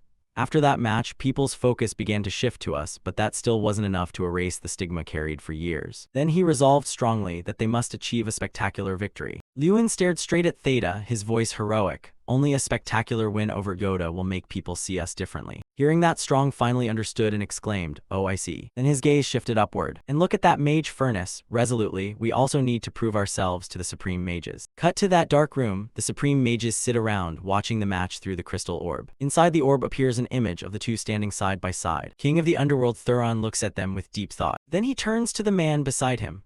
Liyuan Ardal, this boy was once a candidate among the 11 ordinary children. The man next to him, surprised, asked, you still remember? Hearing this, he bowed his head and explained, I have a habit of remembering talented people. That boy is a natural genius, which is why he learned to use mana on his own at such a young age. Immediately his face tightened with disappointment. So I was very disappointed to learn he suffered from mana disorder. Hearing that, XNI responded in surprise and disappointment. Weren't you the one who treated the boy as if he were worthless? Thuron fell silent, lost in thought. Then he voiced his thoughts to everyone there. Yet now the master chose such a student as the academy's representative. I don't think the master did this for some intriguing reason as before. The two boys lifted the curse years ago. Hearing that, the man named Iknith remained silent for a long moment. Then he looked straight at Liyuan and with great confidence said, watch for yourself. The answer will reveal itself. At that moment, Strong turned and asked him, what are you going to do now? Blinding or freezing requires getting close, or are you planning to summon a guardian? He immediately denied it. No, the guardian isn't very smart. Hearing that, Strong was puzzled and asked, then how will you fight this match? At this, Liyuan relaxed his joints and said, his face full of vigor and confidence, we fight head-on. Then the referee prepared to shout the start. The word begin rang out. Instantly he took Duff Eye and swift as lightning, launched straight at the invader. Seeing that, the opponent refused to yield and immediately used his power, shouting, you will pay for what you did to me the other day. Right after, he unleashed a summoning guardian to fight toward him. Seeing that the giant senator was closing in on Liyuan, Liyuan showed no fear and immediately used the time refraction technique. Very quickly, he cleverly dodged the senator's attack with ease, then swiftly dashed forward. Immediately after, he was as fast as a blade behind Theta. Seeing this, Theta flew into a rage and struck out, gritting his teeth and cursing, damn it. But Liyuan remained unafraid and calmly used his bare hand to block the punch. His face wore a smug look as he taunted him, told you so. The other guy, seeing his arm immobilized, cursed in fury, you planning to let it go or what? Then Liyuan calmly replied, making Theta stare in confusion and blurt out, I don't think you should be saying that right now. It turned out the senator he summoned charged at the other man, screaming, HMPH. Seeing that, Theta went pale and screamed, stop, you stupid guardian. The guardian pressed closer and closer to him, frightening Theta. He fumed in anger, unable to move, thinking he couldn't move at all. Liyuan wore a defiantly challenging expression and taunted, try running away then. Suddenly he seemed to realize something. The other man recalled how a single strike had felled him and realized that feeling back then was real, not because he was careless. The spear tip, poised to thrust straight into Theta's face, helplessly dropped. It's over. His eyes were squeezed shut as he awaited death, but nothing happened. This made him open his eyes to check the situation, and to his surprise, Liyuan had darted out and taken the senator's blow. Seeing this, Theta couldn't believe his eyes. He stood frozen, thinking impossible. He watched as Liyuan, barehanded, pounded the senator repeatedly, leaving him in awe as he struck the steel guardian with his fists. The senator was battered to pieces by his blows. Liyuan had defeated the senator, much to everyone's astonishment. Immediately after, he took step after step toward him, causing Theta to panic. Theta looked at him, moved, stammering, you just saved me. Liyuan feigned ignorance, then coldly replied, Why would I save someone who humiliated my friend? Then he closed in with a dangerous look and slowly said, I want to finish you myself. He then reminded him, remember the bet. Lewin flexed his wrist and casually said, just a boring little snap. His snap was so light it only sent him flying. He lay sprawled on the ground, dazed, thinking, the sky looks so blue. The audience was equally stunned and cried out, oh my. Seeing this, his academy cheered in delight, and the arena erupted. Everyone couldn't stop praising him. Whoa, what kind of magic is that? No contest needed. And Lewin caught the attention of another person. He glanced over at him and thought to himself, here we go again. Thuron's face went blank as if stunned. Countless thoughts raced through his mind. As a demigod-ranked being, the only mage at rank 8, dubbed the Supreme Mage, he had never seen magic like this. He couldn't believe his eyes. He stared at him in puzzlement and asked, who exactly are you? Watching him joke around, he was furious, the name Lewin flashing through his mind. Theron was furious. He bared his teeth and glared as if about to devour him. Tyrion Ignit, tell me everything you know about Lewin Ardle, he suddenly said in a mysterious tone. He fell silent, pondering something, a hint of helplessness crossing his face. That student always does his duty, someone everyone thought would give up but ultimately did not. He folded his hands on the chair and began to recount what he knew about him. A person who turns weaknesses into strengths and is more of a true mage than anyone else. This is what I know about Lewin. After listening, his lips tightened. He seemed angry. He suddenly pushed himself up, speaking with a mocking laugh. Ho, are you trying to protect your pupil from my curiosity, Tyrion? What if I simply call Lewin here and ask him directly? He declared arrogantly, a triumphant look on his face. If you intend to force the boy to speak, he said enigmatically, making him even more curious. Then I'll have to stop you. Theron almost couldn't believe it. He glared at Tyrion in irritation. He exhaled and sneered contemptuously at Tyrion's words and actions. You're invoking a mage's right to secrecy, are you? The oath of Miley. They stared at each other, ignoring those nearby. All right then. But a little exchange shouldn't be a problem, He looked back at the orb, the corner of his mouth lifting as if he'd caught his prey. The one who reached the magical limit must be me. Theron stared at the orb without blinking. I must find out what that kind of magic is. Lewin Ardle. Somewhere in the dead of night. We only won one round. He placed his hand on his head, complaining, now he should rest if you keep partying like this. Other schools will come too, so why get so worked up? A group of students drank loudly, laughing and joking. Opposite them, Lewin was utterly helpless. I always thought if I ever came to Altine I had to visit this place. Come on, Lewin, celebrate your victory. After all, it's a festival. Jia-sun stepped behind him. Lewin was 3 parts helpless, 7 parts resigned, sighing in exasperation. They have Altine coconut juice here. There's also Dragon Kiss. 2 fancy drinks were laid out before them. Lewin was surprised when he heard the name Dragon Kiss. Ha ha, you know I always love my homeland, he said as he thrust the bottle toward him. So this is your specialty. Of course, but I didn't order it because of that. From somewhere footsteps approached. Just a sip and you'll taste like you're kissing a dragon. It's top tier. Jason used every flattering word to market the bottle. Come on, Lewin, don't make that face. Try it. 1 glass and you'll be there. No, 1 glass and you'll taste perfection. He chirped, urging Lewin to try the strange drink.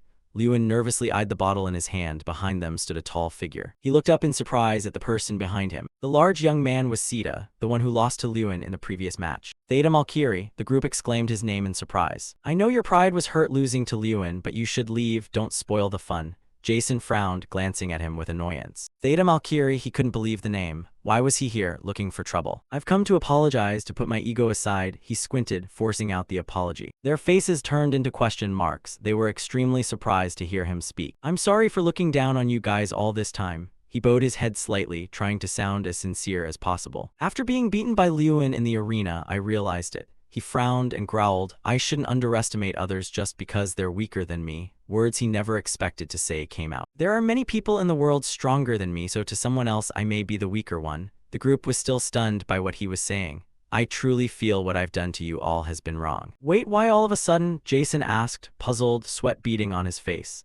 I know that even saying these things won't make you forgive me easily, but I'm saying them so you know. I sincerely apologize. He bowed to show his earnestness. Lewin looked at him, his expression softened a little, but he still said nothing. Awkward silence, the other guys shifted uncomfortably and scratched their heads. Yeah, that's right. Sorry for ruining the mood, I'm going now. After saying what was on his mind, he stood up straight and prepared to leave. A call of Theta made him turn back in surprise. Are you apologizing because of the bet, or are you truly sorry? Lewin asked sternly, half skeptical of the sudden apology. It's real, he looked at Lewin, his honest expression said it all. Upon hearing that, Lewin breathed a sigh of relief and smiled. Thanks for the manly apology. Lewin stepped forward and extended his hand as a gesture of encouragement, which surprised him. Emotions welled up inside him, his eyes seemed to speak. He reached out and shook Lewin's hand, a handshake that was hard to describe. "Tastes great, what's this?" They resumed what they'd been doing earlier. My friends had accepted Theta's apology, and we all gathered together. Then they clapped each other's shoulders, grabbed bottles of Dragon Kids, and drank into the late night, tipsy in the air. Suddenly Lewin opened his eyes, his face showing clear panic. He fell silent. Jason and the others stared at him and then burst into bright smiles. "Lewin, you're awake, huh?" He propped himself up with one hand, rubbing his head with the other. So you lot watching around the bed, finally awake. Remember what happened last night? You really like Dragon Kiss, huh? Hankus's remark sent Jason and another into fits of laughter. "Yesterday you cried and said thanks for believing in me, at least for now. Wow, school life is so hard." Lewin held the bottle and cried while Theta applauded. The others laughed until they cried. Recalling it, the group laughed even louder. Who knew perfect Lewin had this side? Ha ha ha ha. From now on Jason and the others would tease him. Lewin strode down the corridor muttering angrily, "These newly awake devils are already causing trouble. It's insane." His face turned stiff as he remembered Jason coaxing him to try Dragon Kids. What kind of drink makes people so sensitive? From now on he must avoid it. As he was strolling along, he suddenly heard someone call his name. Lewin ran into Theta again. "Did you sleep well last night?" Theta ran up, smiling as he spoke. "Last night you two even apologized for beating each other up, promising to be brothers from now on." They hugged and cried loudly. Blushing, Lewin hurried away while Theta stood in the corridor shouting, "My friend, see you later." Lewin ran off, his face tomato red. His tired body continued walking. Trying to avoid one problem, he ran into another. He bumped into Professor Heidel. "Wherever I go, trouble follows." The professor's words made Lewin uneasy. "You knew about that already, teacher." But he didn't mention that. He announced someone wanted to see you. "Who is it, teacher?" The two stood facing each other. He said the person was dangerous despite a polite appearance, which only heightened Lewin's curiosity. "Who is it?" Lewin's face showed shock when he learned the visitor was the false god called King of Hell Terran. The professor earnestly warned him, "Be careful. Lewin, Terran is a mysterious man." He continued in a serious tone, "People who hide their true nature like him are very dangerous." Lewin stood and listened intently. "That's all I can tell you," he added, his face thoughtful for a moment. "I'll keep that in mind, sir." Lewin seemed to soothe the professor's worries. "All right, after the contest today, I'll let you know the time." After Lewin told them, the students were excited and a bit surprised. "King of Hell Terran, the supreme mage, is watching us." They all shouted, some thrilled, some fearful. He stood with his arms crossed, speaking decisively. "Well, that's even more reason to win. I've already thought about a strategy." The strategy named, "If possible, defend." Hearing that, everyone was confused. "What do you mean?" Lewin confidently pointed at himself like a pyramid scheme guy. "I'll run to the goal." The next match is Shuttle Arrow. It's a game using movable arrows that continuously fly around. Each team has 9 members divided into attackers, defenders, and a goalkeeper. The team that fires more arrows into the opponent's goal wins. The rules are simple, but the match demands high tactical skill. You must know when to use defensive spells, and when to use control spells. You must know how to catch the shuttle arrows and throw them into the opponent's goal. Normally you consider many factors, but with Lewin the rules are just words. Someone on the other team shouted in panic, "Watch out." He dashed like an arrow toward the opponent's goal. The match began, the others yelled, "Ice technique, ice arrows," as hands charged with ice magic attacked Lewin. Someone gathered mana in their hand and released a massive flame arrow of fire toward Lewin. With one hand he shattered the ice block and with the other he punched through the flames. They used every kind of magic, but all was useless. In the stands, Theta cheered for Lewin even louder than those from Ignit Academy. "Go Lewin, go Ignit." People looked at him with disdain. What's wrong with him? He lost yesterday and is still making a fuss. Probably went crazy after Lewin beat him. Must be that. Hearing that, he roared in anger. "Say something. Lose what? Don't you know you fight first and then your brothers?" A student spoke up. "What fight? Aren't you the one who got punched?" Those cutting words reached his ears. "What did you say, you jerk?" His friend replied fearfully, "Nothing." Then no one dared speak in front of Theta anymore and instead whispered behind his back. What's up with these representatives?" The tall, dark, sweaty guy folded his hands in his pockets and thought. "Lewin Ardle, after fighting you, I'm certain of one thing. You will be the next generation mage." The image of him looked impressively grand in his eyes. Irene Prouse from the Women's University, then Dalian Malkin from Ferlia School of Sacred Arts, and finally Doom Pram from Jenk Military Training School. Theta had faced the best at the Grand Festival, yet Lewin was stronger than all of them. Not only strong, Lewin also has leadership skills and patience. His image replayed in his mind. Thinking that, he couldn't believe Lewin still accepted being friends after everything. "Captain, we're up next. Aren't we having a strategy meeting?" "Yeah, let's go." With that, Theta could no longer keep cheering for Lewin. One guy shouted at full force, "Block Lewin Ardle." They were desperately trying to stop Lewin with everything: ice, fire, earth, wood, whatever worked they pulled out.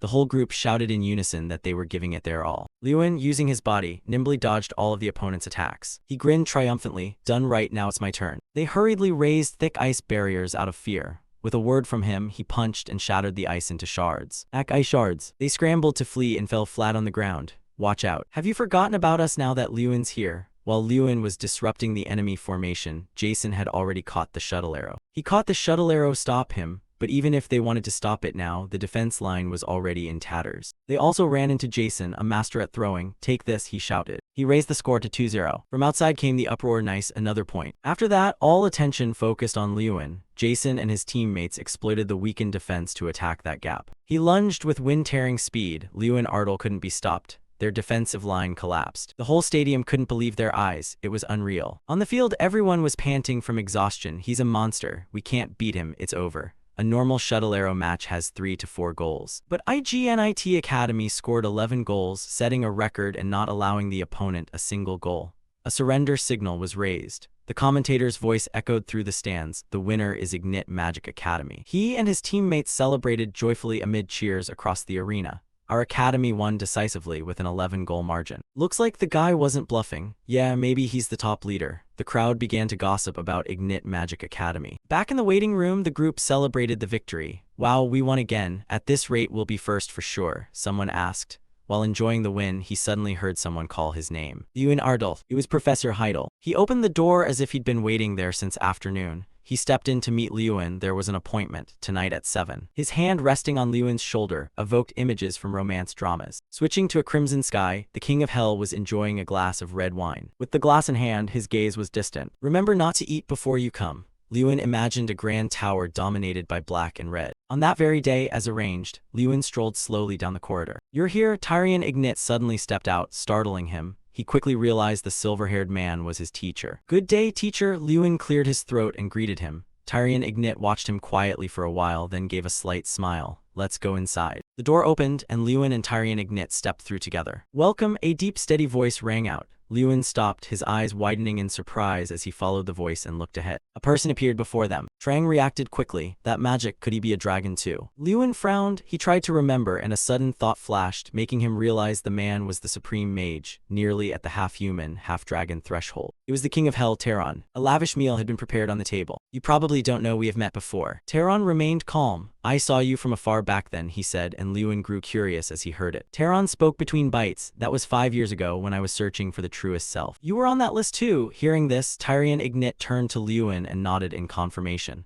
Lewin was surprised, but before he could react, Teron interrupted. It seemed things were very different now. I'll get straight to the point. Lewin looked up at him, bracing himself for what he was about to hear. Can you tell me what has happened recently? He thought to himself that in the man's eyes he was a mistake. The fleeting thought made his face more pensive, a sign that even the supreme mage had erred before. Teron wanted to hear it from his own mouth to prove he wasn't wrong. Lewin looked down into the dimness and guessed his intention. Forgive me, sir, right now I can only say one thing. Lewin's hoarse voice made him pause for a moment. He frowned, wary. Lewin continued, no matter how talented I am, my efforts won't be acknowledged. Effort? Teron propped his hand on his chin, his eyes mocking as if he'd heard an old joke. Are the two of you related somehow? Why do you always talk about effort? Tyrion Ignite seemed to chuckle warmly at Lewin. That's why I like this kid. Lewin smiled slightly at that. So what have you been striving for? Came a reply. Lately I've been focusing on martial arts. You mean you've overcome your mana disorder through martial training and thus gained extraordinary power? His tone rose, cold and teasing, even claiming Lewin could cast spells without chanting.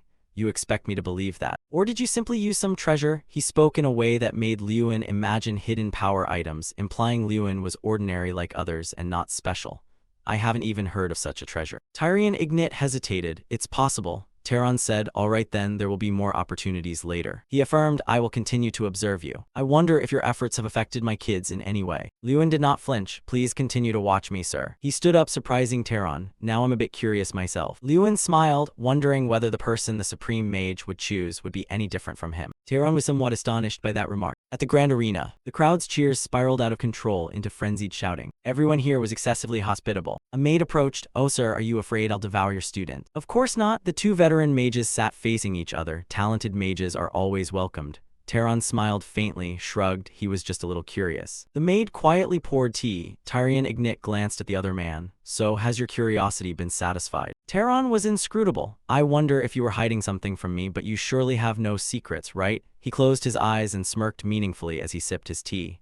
Now I'm curious about something else, he repeated. You heard that too, that brat is subtly threatening me. Taron shrugged. Tyrion could only force a smile. Look at him, just a sniveling kid. That named fellow shows no fear at all, while many mages tremble before me. How interesting, he chuckled softly, a hint of expectation in his tone. In the silent space, Taron wore an impassive expression. Hopping the named brat he had his eye on would do something noteworthy. Outside, the cheering continued. The door swung open, the clatter of other mages' footsteps filled the corridor as Doom Prime strode forward like an alpha beast. He scowled in anger. What good is all that cheering? To me it's just... Bang, the door flew open and someone rushed in, nearly tripping. He whispered into Doom Prime's ear. Doom Prime asked if it's certain. I'm sure, I saw it with my own eyes. The representative for Lewin Ardle had arrived at the tower. Doom Bram's wrath flared up inside him. The King of Hell tests others instead of me, he trembled with anger. He began rifling through memories of matches he'd watched. He'd seen his matches several times. At this grand festival he'd caused quite a stir.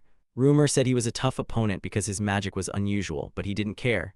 No matter how high he climbed or how he writhed, he wasn't a match for him. Doom Prime fell into thought. In his eyes, the other was simply a freak, nothing more. Reaching a peak, he seemed to lose control to his jealousy and anger. Others noticed his odd behavior and hurriedly watched him. What's wrong with you, Doom? What's the matter? Voices echoed with concern and some caution. I will never forgive you, Lewin Ardle. The only one he should have acknowledged was me. On the other side, a mysterious gate slowly creaked open. Behind the gate stood Lewin, the young man everyone was talking about. He stepped through the doorway and stood there, staring at the hem of the black cloak before him.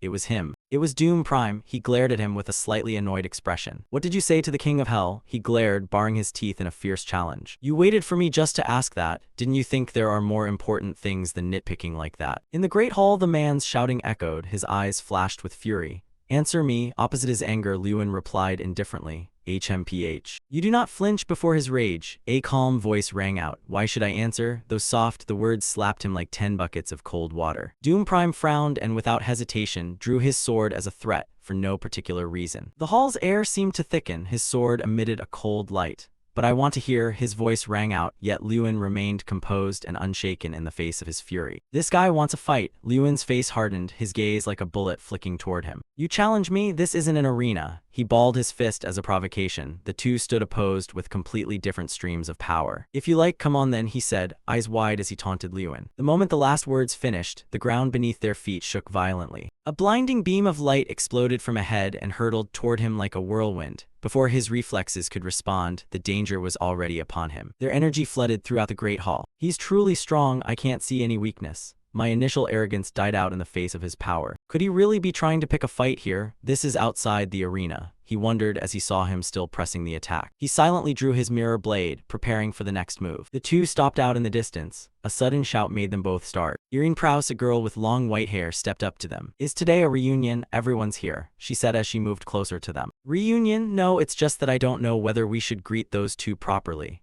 Irene stood beside him, arms crossed in helplessness, saying no need. He fell silent, saying nothing. HMPH. He glowered in anger, turned his back, and walked off, ignoring the two watching him. Always like that? He asked, looking at her in puzzlement. No, only on days like today. Normally he rarely speaks. What does that mean? Lewin still didn't understand her remark. Doom Prime is provoked by matters related to the King of Hell. She recounted an image of him kneeling submissively before the domineering King of Hell. More than anyone, he desperately wants that man's recognition. It's rare for the King of Hell to summon others like he did today. She continued, he probably thinks the king is paying attention to me. He stood there pondering her words. Suddenly she turned to look at Lin and smiled, leaving him dumbstruck and speechless. Were you really going to fight him earlier? The girl asked curiously. Of course not. Doing that would be like forfeiting the right to compete, he replied. He probably wasn't going to hit for real. He waved off her idea, sure it was just meant to intimidate him. So are you afraid? Irene teased playfully, catching him off guard. Doom Prime was like an impregnable fortress. Ordinary attacks would do nothing to him.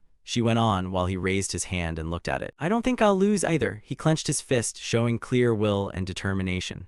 No matter how strong the wall, continuous assault will eventually do it in. I'm strong too, right? He asked, prompting the girl to giggle. You really are odd, she replied. Still be careful, Doom Prime won't go easy. quiet footsteps retreated somewhere. After today, he'll surely keep an eye on you. Elsewhere, his gaze remained resolutely fixed forward. At another place in the Ignite Academy dormitory, the morning sunlight gently streamed through each window pane. Disappointed, really disappointed, Jason lay there sighing listlessly. Oh come on, everyone tried their best. Seeing his fatigue, Lewin stood and patted his shoulder to comfort him. Yeah, getting fourth in the team without Lewin is already good. Good, it's extraordinary, another friend spoke up. It's a shame to break the streak, but at least it proves the Academy's strength. His face showed regret as he shrugged helplessly. So any plans coming up? The individual exam is next. As they chatted, a cheerful guy burst in carrying 2 overflowing bags. Anyone want vanilla Coke? Of course we have to win, he answered the earlier question as he took the can of drink. Thanks. I have to hold first place from now until the very end.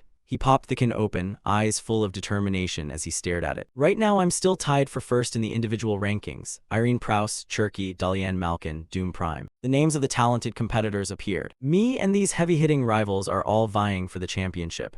If nothing changes, the next match will be crucial. It's a fight for survival. This is a survival battle among 32 representatives on an artificial island. First place gets 32 points, last place gets 1. Players earn points based on performance, so rankings can swing dramatically. I know you'll do fine, but aren't you going to prepare like everyone else? The friend asked curiously. Lewin replied puzzled. Yeah, others are scrambling to find allies. Jason looked at him and said, oh, he answered hesitantly. In the survival match, contestants may form alliances to survive together. Distinguishing friend from foe and forming a strong alliance is considered an effective strategy. Everyone else will have alliances. How could you single-handedly take them all? They continued chatting animatedly. Or try teaming up with Thetan, the friend continued while Lewin stood dazed, planning. The first person he thought of was her, the image of the long, white-haired girl in his mind, but he didn't know if she'd join. Even if she did, they'd still be short a member. Hey Lewin, form a team, someone shouted as Theta burst in excitedly through the door. Lewin looked at him in surprise. Oh right, there's still that guy. Lewin's face lit up as if he'd caught a big fish. He looked at him triumphantly. Don't betray your brothers halfway through, that's what I should say. The two dashed out the door and hurried away. Theta is very sincere, he's someone you can trust. Lewin glanced at Theta with a glint of hope and full confidence. Hurry, we're missing one more. Saying that, he ran on ahead leaving his cart. Theta shouted from behind. Hey, who's left besides me? He asked as he chased after them. Who? Or try again, never mind, we can't reach her anyway. Could it be she turned down everyone, or doesn't want to team up with anyone? Amid the crowd, the two boys stood solemnly staring. Hey, don't tell me it's you. Theta jumped at the sight before him. A bright red scarf with a 5-petaled flower in the center fluttered. You want to team up with Irene Prouse, but she's a title contender. Are you close with her? He still couldn't believe it. After a moment, Lewin answered his abrupt question. Oh wow, how close are you two? Nice, so I'll be on a team with Irene Prouse? He probed excitedly. Cut it out, I haven't even asked yet. Lewin pleaded, turning back in exasperation. I heard everyone who goes to her gets rejected. What if we get turned down too? His face flushed with worry and embarrassment. He sounded like he was confessing. Stop talking nonsense, Lewin said as he shyly replied. He glanced at something beside him. Quit the babble, he mumbled awkwardly. Then he noticed something and glanced over. It was Irene, the girl with the distinctive white hair, standing there smiling at him. I've been waiting for you. Lewin suddenly beamed and spoke to him as if they were lifelong friends. In a small room they stood bent over a large wooden table spread with maps of the tournament. After studying them for a long while, they began discussing strategies to win. Lewin spoke first, so the largest team has 14 members. Irene answered promptly, yes, this team is led by Darian Malkin of Frella School of Holy Sorcery. He's a genius, always among the top 5 title contenders. His magic is mainly light and holy arts. Recognizing him as a tough opponent, everyone's faces looked very wary. Theta's eyes squeezed shut, brows slightly furrowed, one hand propping his chin and the other folded across his chest, making him look even more uneasy and anxious as he muttered nonstop. Numbers aren't the issue, and of course his team is the most formidable. Feeling that what he said wasn't entirely accurate, he spoke up to cut off that line of reasoning, causing the two to turn back in surprise. There's someone even more formidable. Just the name Doom Prime was enough to silence the room. It seemed this was a dangerous opponent everyone should be wary of. Yet for some reason the two had forgotten that. He remained unmoved, keeping that serious expression. The content of the contest will change depending on each person's abilities. In the blink of an eye, the day of the competition arrived. It was a clear, sunny day. Sunbeams hit the ship, making it glitter brilliantly. Whether that was an omen of a good start or fragile hope before a storm was unclear. The supervising teacher checked if everyone had put their armor on. Then, before the contestants who listened attentively, the teacher went over the rules once more. Note: when your armor's durability reaches its limit, you will be eliminated and automatically teleported out of the contest area. Note: when your armor's durability reaches its limit, you will be eliminated and automatically teleported out of the contest area. Everyone boarded the ship in order through the opened gangway. Some wore tense expressions, worry evident in each heavy step. Others looked confident, ready to face whatever challenges awaited on the mysterious island ahead. Just after stepping down, Theta couldn't help but hug his trembling body. "I'm already shaking." Lewin, meanwhile, didn't blink and stared intently forward. He raised a hand to shield his eyes and observed the island, intermittently visible and covered by a layer of barrier. He asked, "We just need to stay there for 72 hours, right?" With a calm posture and cold gaze, he nodded slightly in confirmation. Everyone around paid attention to Doom Prime, beads of sweat forming on their brows. On guard against his overwhelming strength, the atmosphere on the island felt more oppressive than ever. As expected, Doom Prime really entered alone. Although this had been in Lewin's calculations, their eyes still showed caution. Irene tilted her head slightly, voice light but decisive. "That's true, but don't underestimate him." Everyone realized that being alone didn't mean weakness. Sometimes it signaled a beast waiting for the right moment to strike. "No more delays," he suggested. "Let's go. We must take a boat from here to the main island." The others agreed. Let's go." Their boat moved slowly over the green-blue water. Gradually it passed through a barrier. She reached out and touched it. "This is our safe zone," he replied. "Yes, it will shrink over time." Upon arrival, the three sprinted like chased spirits. "Hurry, we need to secure a good spot quickly." On the island, the trees grew thick. Sunlight filtered through leaves, shining down on the dense canopy, creating a faint halo like an aura amid the silent nature. Suddenly, a rumbling from someone's stomach shattered that tranquility. It turned out to be Theta. After the three settled in the tree like monkeys, his stomach protested loudly. He wondered, "Lewin, I'm not complaining, but why didn't we grab food at the entrance earlier?" Lewin's eyes showed bored sorrow, part resignation, part helplessness, as he gave a forced smile. She stood beside him and, seeing this, couldn't help but toss out a few teasing remarks. "Weren't you the one who insisted on ambushing first?" "Huh, Lord Theta Malkiri." He blushed, sweat prickling at his temples. "All right, fine, we're both of one heart after all. How long do you intend to keep drawing a line between us?" Suddenly, a loud noise from behind cut off their conversation. Everyone turned their heads to look. Far off, there was a massive explosion in the forest. A blinding flash forced everyone to instinctively shield their eyes, and the shockwave was strong enough to shake the whole area. He was flustered. "Already a fight." You stood with your arms crossed, looking down like a wild animal that had found prey, your face clearly pleased. "It's our turn, Theta." He didn't understand your meaning and hurriedly asked, "Huh? You reassure me. I've said there's no need to worry about food. Now you'll be eating your fill." "Our prey has arrived," you said calmly. Below, a group of 5 people were sneaking around, probing cautiously like weak prey that could be attacked at any moment. One person in the group couldn't stand it any longer and spoke up. "Why not wait a bit and get food later? I'm exhausted." The leader looked fatigued but didn't give up, urging everyone to cheer up. "Those spots are easier to find food and water." Suddenly, an arrow sliced through the air from nowhere and shot straight forward. It struck one unlucky member directly. He toppled backward, crying out in pain, "Ugh." Meanwhile, the others around remained dazed, not understanding what had happened. Only then did they realize the seriousness of the situation. They braced into defensive stances, shouting, "Ambush, ambush." "Hello there, I've been standing here since afternoon." He stood with a cold smile, conjuring a magic orb in his hand. The kids had waited a long time for him to appear. Iron Spear, he unleashed a surge of power. Shafts of ice flew toward them like a storm. Beside him, Irene also clasped her hands. Her expression didn't change. Above her head, a massive blue power shone brilliantly, many times larger than Theta's iron spear, emitting blinding, spiraling streams of energy. Seeing that sight left you astonished. It was a level 5 ice magic, violent blizzard storm. A colossal energy burst forth with fierce force and overwhelming scale, erupting like a vortex of light. The energy beams shot out as long, razor-sharp streaks, as if tearing the fabric of space, and the booming sound underscored its tremendous destructive power. The force it unleashed left him gaping in awe. Indeed, Irene Prouse cast high-level magic without a flicker of expression. While continuing her spell, he stared in amazement because he sensed a large energy mass behind him. The group didn't bow to the stronger foe, but counterattacked energetically. The commander shouted 3 in total, including Irene Prouse, "Attack and defend at once, the more the better." The relentless attacks painted the area in a pale blue hue. The aftershocks kept radiating, forcing those nearby to raise hands to shield their chests. The scene didn't surprise you much. It still wasn't spectacular enough. You never underestimated opponents. You thought inwardly that they were formidable magic users too, after all, representatives of the academy. Sensing it was time to act, you sprang down from the tree. With keen ears, a brown-haired young man sensed something amiss and became alert. he muttered as if he'd heard a sound. He looked at the bush before him and was certain there was someone else behind it. Wanting to live on as a legend, he immediately launched an attack straight at Lewin. There, the strike pierced through the foliage right beside you, but you remained unfazed and faced it head-on. Quickly, you activated time refraction. You rushed past each person in turn without trouble, and in no time reached the last young man. Your speed left everyone wide-eyed in astonishment. Your body leaned forward decisively, preparing to deliver an earth-shattering kick. A direct kick hit him, and he seemed to lose the ability to fight instantly.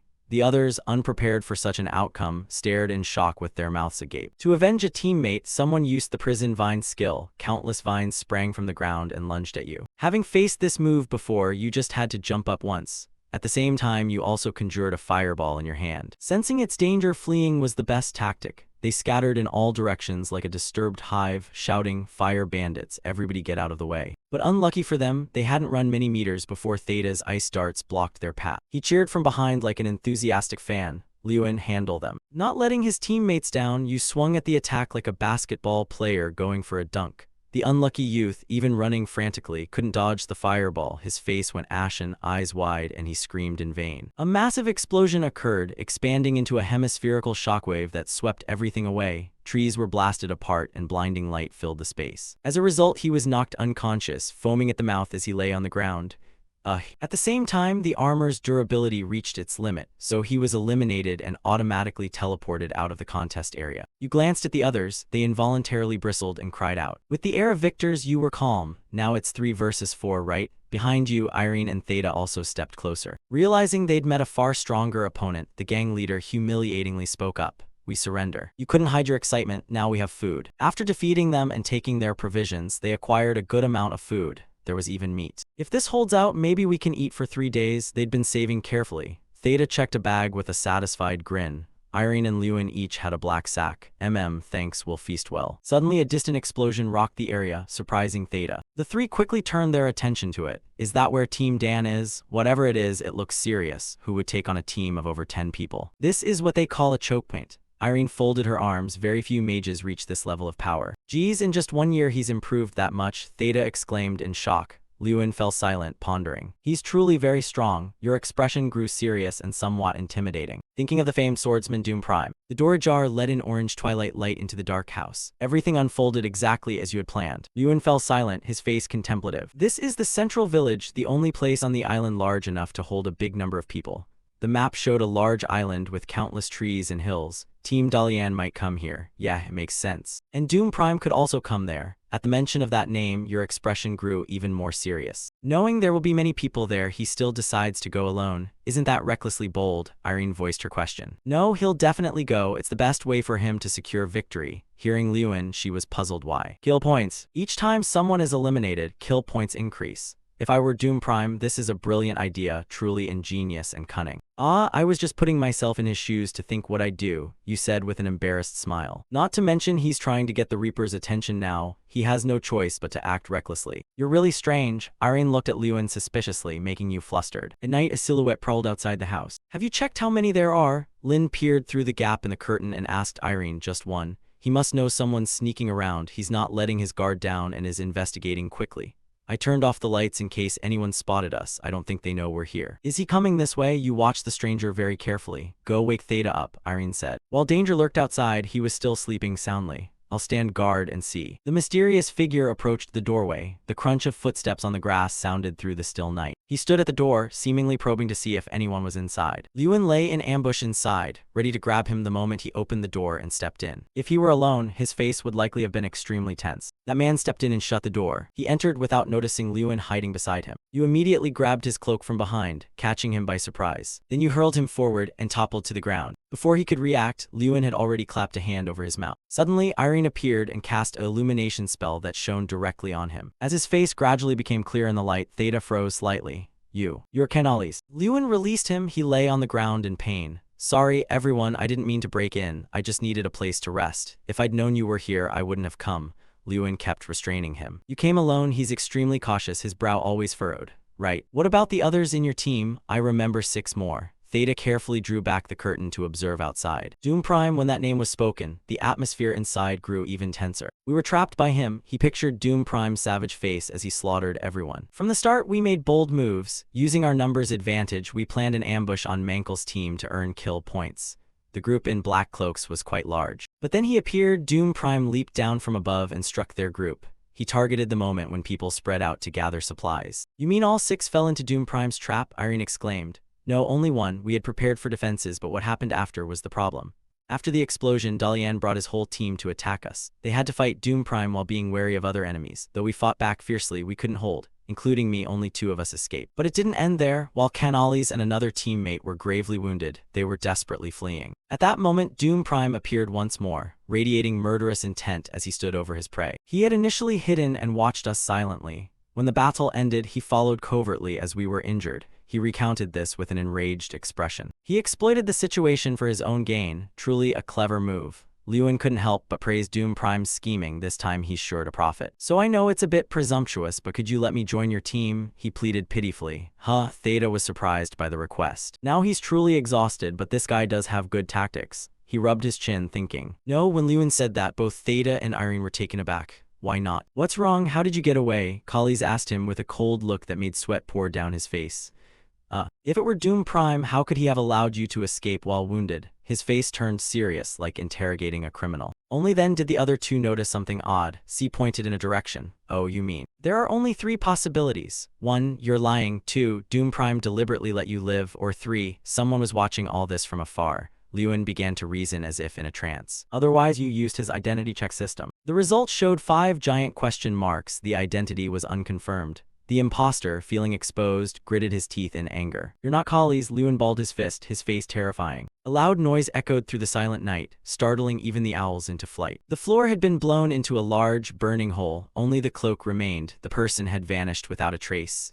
A clone. Witnessing this, Irene and C were stunned. Hurry up. At dawn, the sun rose over the high mountains. Collies may have been attacked by whoever created that clone. It's likely all 7 members of Collies' team were eliminated. Lewin, Irene, and Theta packed up and left early. Perhaps that clone wasn't lying after all. I want to say something about the person who confronted Collies. The other's attention turned to Irene. Her expression grew serious. There's a saying in the Mazero Sea. To fight pirates, one must use pirates. Lewin calmly slung his backpack on. Let's go catch the enemy. You smiled with determination in your eyes. At a rather large house deep in the forest, have you located their position? They're hiding out on the west shore. Ha ha. He covered his face and sneered while Dalian looked at him with annoyance. I faked almost everything, but unfortunately they still found out. Your puppet was discovered. How? Dalian raised an eyebrow in puzzlement. I don't know, even you were surprised. The puppet was destroyed. Someone clamped it. He grinned broadly, his face as wicked as a psychopathic killer. What will you do now, Dalian? He furrowed his brows, thinking deeply. Irene Browse, Theta Malkiri, and Lewin Ardle are troublesome opponents. It seems he knows their profiles well and will likely devise a countermeasure soon. Behind them, an ambush. A blinding light suddenly flared from the rear, startling the 3. The holy spear suddenly charged out, weapon in hand. It wasn't Lewin Ardle. He thought he was the ambusher, but instead he was the one ambushed. A burst of light exploded, shaking the entire forest. It was Dion's holy spell. Everything was going according to plan. The 3 had actually been hiding in the trees, watching while Theta ate, sitting comfortably as if watching a movie. At the sound of the explosion, they all rushed over, but in fact, we weren't there. He grinned triumphantly with an apple in hand as Irene watched the staged performance intently. So what do we do now? Come on, let's get the kill points.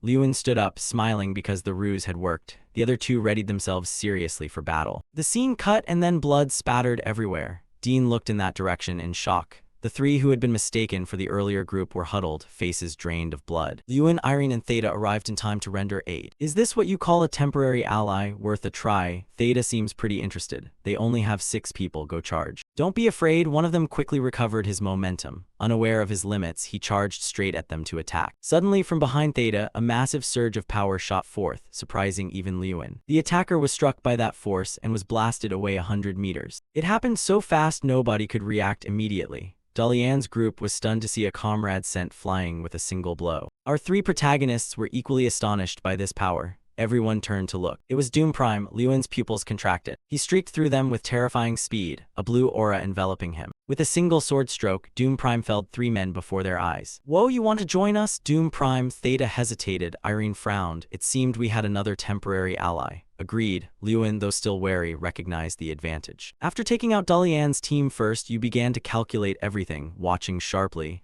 The survivors were all here. Perhaps the fight was nearing its end. Why are only we being attacked? Doom Prime said. Everyone retreat to base. Dalian's men fled. Cherky and Dalian still try to fight back. Don't withdraw, join forces and fight. Lewin slammed his fist into the ground, creating a quake to strike those charging him. Pain's screams echoed across the sky. Oh, the voice drew Lewin's attention. He looked up and saw. Doom leaped over an unconscious man to land in front of him. He stared at him with a stern expression. Lewin Ardle brushed past his shoulder. His low, fearsome voice made Lewin's eyes widen. I will end you with my own hands. He looked at him with murderous resolve, a definite declaration. With that he dashed off, sword flashing as he charged forward, leaving Lewin standing silently. You sighed and watched his figure fade into the distance. Sometime later in the observation room, inside a small solitary house deep in the forest, a young man was training tirelessly. We had stopped at base B near the island's center. Lewin punched madly forward, sweat pouring. After that battle, the largest alliance was reduced to only Dalian, Malkin, and Cherky. The temporary allies vanished along with Doom Prime. Routine tasks: punch 5,500 times, kick 5,500 times, run 15 km laps 1-1, practice 1 real combat session.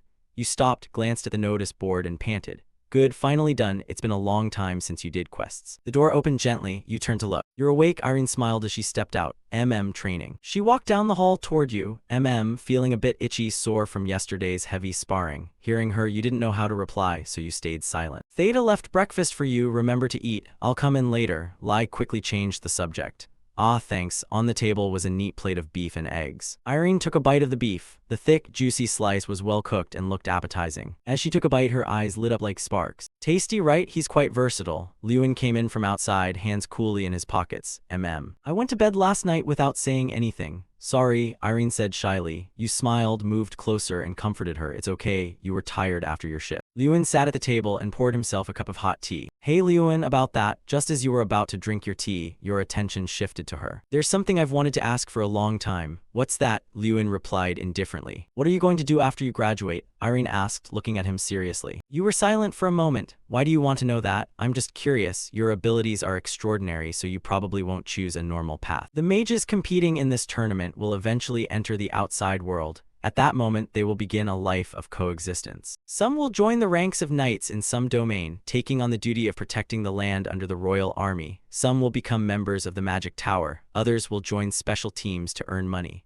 Those are the normal paths. Lewin looked down at his cup of tea. What about me? Actually, I don't know. I never thought about it. He set the cup down, laced his fingers, and spoke seriously. Just last year, I was at the bottom of the team. I didn't have time to think about the future. Your eyes were fixed on the tabletop, while Irene kept her focus on you. Back then, I had to figure out how to become a mage first.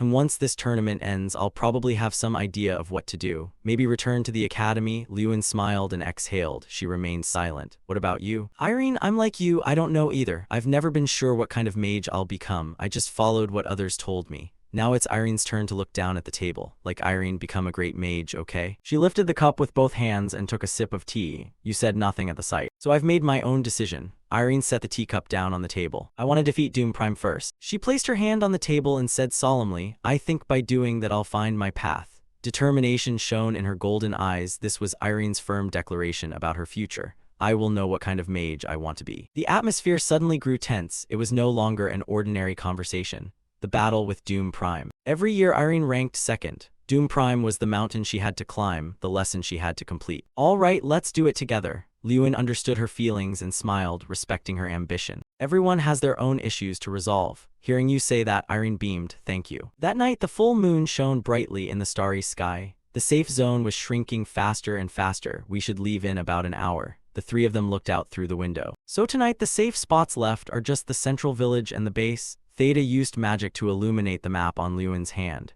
If both Dalian and Cherky are in the central village, taking that spot might be a good idea. But we can't rule out the possibility that Doom Prime is ambushing us. When you said that, the other two were immediately stunned. And if we sit and wait for them to attack first, Theta said tensely, looking out the window. Irene grew worried. If so, we'll have trouble with the safe zone. Any ideas? He laced his fingers behind his head. Why not just attack then? Irene was speechless at this muscle head. Now isn't the time to draw attention. We must be very careful. That's true. Lewin crossed his arms, his eyebrows finally moving after staying silent. Wait, I have an idea.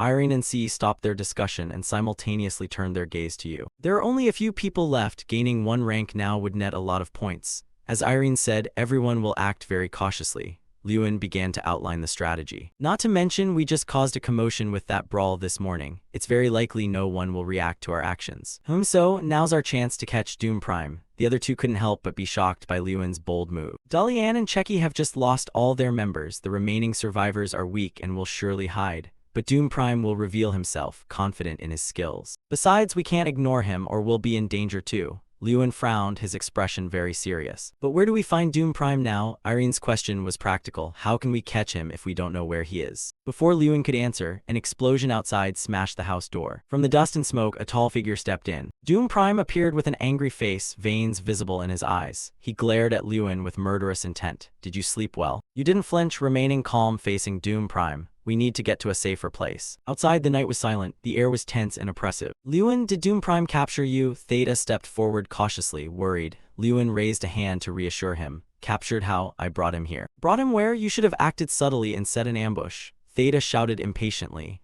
But I never intended an ambush from the start, Lewin said, embarrassed. Doom Prime had remained silent until then. Doom Prime, you turned to look at him. Your opponent isn't me but Irene Prouse. You smiled and looked at Irene, who was clutching her skirt, extremely tense. Theta was surprised by Lewin's decision. Doom Prime exhaled a long breath. Lewin crossed his arms helplessly, closed his eyes, and sighed deeply, his head heavy with worry.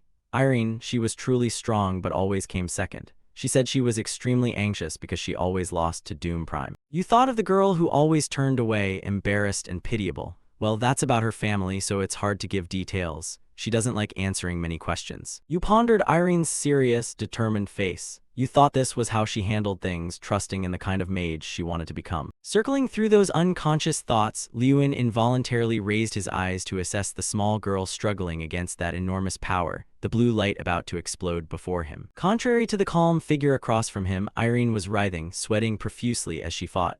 She cast a spell, forming a blue orb of seething power, then summoned all her strength to thrust the magical mass forward, shouting "Storm Ice" as a cold block of ice flashed and shot forth. It raced toward the man holding the sword in defensive stance. Suddenly, the power erupted with earth-shaking force, an explosion louder than a bomb convoy, reverberating through the forest and shaking the ground, plants, and creatures. Irene frowned, startled. The blue light vanished completely, replaced by a blazing red power that swept everything away. It was a shield spell. The red sphere formed, surrounding and protecting the ground where Doom Prime stood. Moments later, the sphere cracked and light seeped out into the black sky. Then it exploded and he emerged in the center looking cool like a protagonist holding a sword.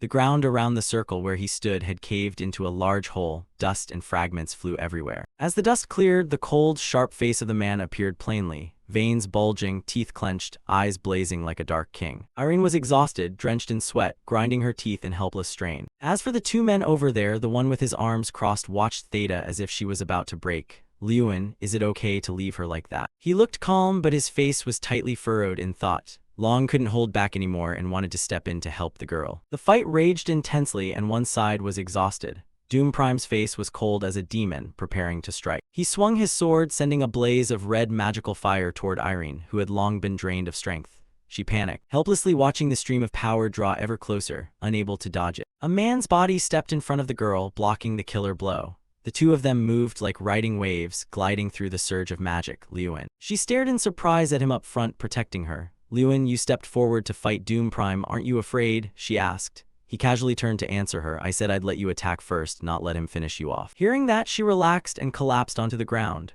He glanced with a half-smile, looking very composed and almost boss-like. I can't lose a useful teammate like you, even if it's just for the sake of victory.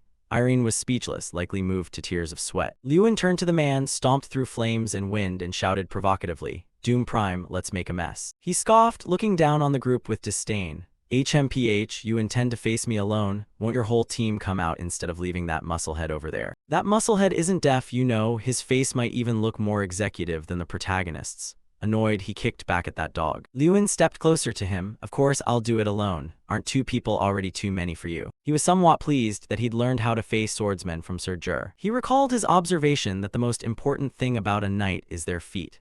Not only do they channel power into the sword, they also let you predict an enemy's moves. So if I watch Doom Prime's feet, he said as he acted. At the same moment the man leapt up. The drawn sword charged straight forward, ready for a fierce clash. At the moment of action, he was within prediction. Indeed, now Lewin strained his eyes in satisfaction. The result was within his grasp. So when Doom Prime swung his sword, he nimbly leapt and twisted, narrowly evading the fierce slash. Lewin gave a half smile, the same crooked smirk satisfying. But appearances were deceiving. He rolled his eyes in shock as a shadow as quick as lightning flashed past him. Hearts are hard to read, one never knows. Before anyone realized it, the man had lunged forward, using magic synchronized with the sword in his hand to move, slicing past Lewin. His mind hadn't caught up yet when a drop of blood went drip drip, falling onto the pitch-black night. "I'm not a knight, I'm a mage," Doom Prime snarled, forcefully reminding him as Lewin struggled to stay standing. He clutched the wound on his arm, his head sweating profusely from it, but still forced himself to look up toward the voice that had issued the taunt. He raised his sword again lightly, because they had yet to witness a true magic swordsman in person. Immediately, the sound of magic echoed out. Doom Prime stepped forward slowly, swinging his sword with each step, while Lewin repeatedly retreated step by step. The man angrily pressed the attack on Lewin. He clicked his tongue, looking distressed and unable to accept that he'd never faced someone like this before. He racked his brain back to previous encounters with mages. His method was to use time refraction to close in, then create an opening to exploit the opponent's weakness. Reflecting on the man he was facing, he concluded so. But Doom Prime had overcome that by using a sword. Lewin stopped. There was no more room to retreat. He had halted, but he gaped down at the slash tearing through the fabric of his pant leg above his thigh. Not only was it bleeding, the surrounding area was bruised and the blood had darkened. He didn't wait for a question and quickly continued. "This is called a radiation effect." He advanced as he spoke. "This wound will continue to absorb your movement, and you'll become completely trapped like iron." Doom Prime's expression shifted for a moment, his voice turning terrifying. "All right, it's over." He stabbed the tip of his sword into the ground. It emitted a surging light, no longer blazing red. The power transformed into a brilliant, pitch-purple glow. That power enveloped Doom Prime. Boom, a pair of midnight purple wings flashed open, feathers fluttering around him, blending into the night. The two onlookers at the edge, seeing the change, felt something was wrong and worried for him. Lewin. He widened his eyes. The situation was hanging by a thread, a fifth-tier magic moment. Doom Prime summoned and shouted. The demonic wings magic flared violently, casting a beautiful jade-green light. But looking at the dark black wings and each feather, they clearly were anything but beautiful or bright. Whoosh, whoosh, the wind surged from him, sweeping away everything around. Terrifyingly, it could even blow a person's body away. It was the two standing outside. They nearly got blown off and clung to a nearby rock to avoid being swept away, both screaming in fear. Oh my. Doom Prime stood amid the battlefield. Earth, rock, even the road had been shattered into pieces by the power from his palms. Where was Lewin? He hid behind a boulder to escape that demonic power. Unbelievable, the man truly lived up to the annual champion title. He was incredibly strong. He struggled, gritting his teeth as he tore a strip of fabric from his sleeve. Then he wrapped the strip of cloth around the wound on his thigh to prevent it from festering. Startled by a glimmer, he looked to the other hand of his. The ring on his middle finger was emitting a light. As for Doom Prime, he stood there with dust and rubble all around. Nothing remained intact, and the plans had been destroyed. He sighed as if very saddened. Lewin, I had expectations for you, but it seems I must be disappointed. He poked his head out from behind the boulder like a little mouse and looked at him. Yes, I admit it. After saying that, he stepped fully forward to face the towering, imposing man.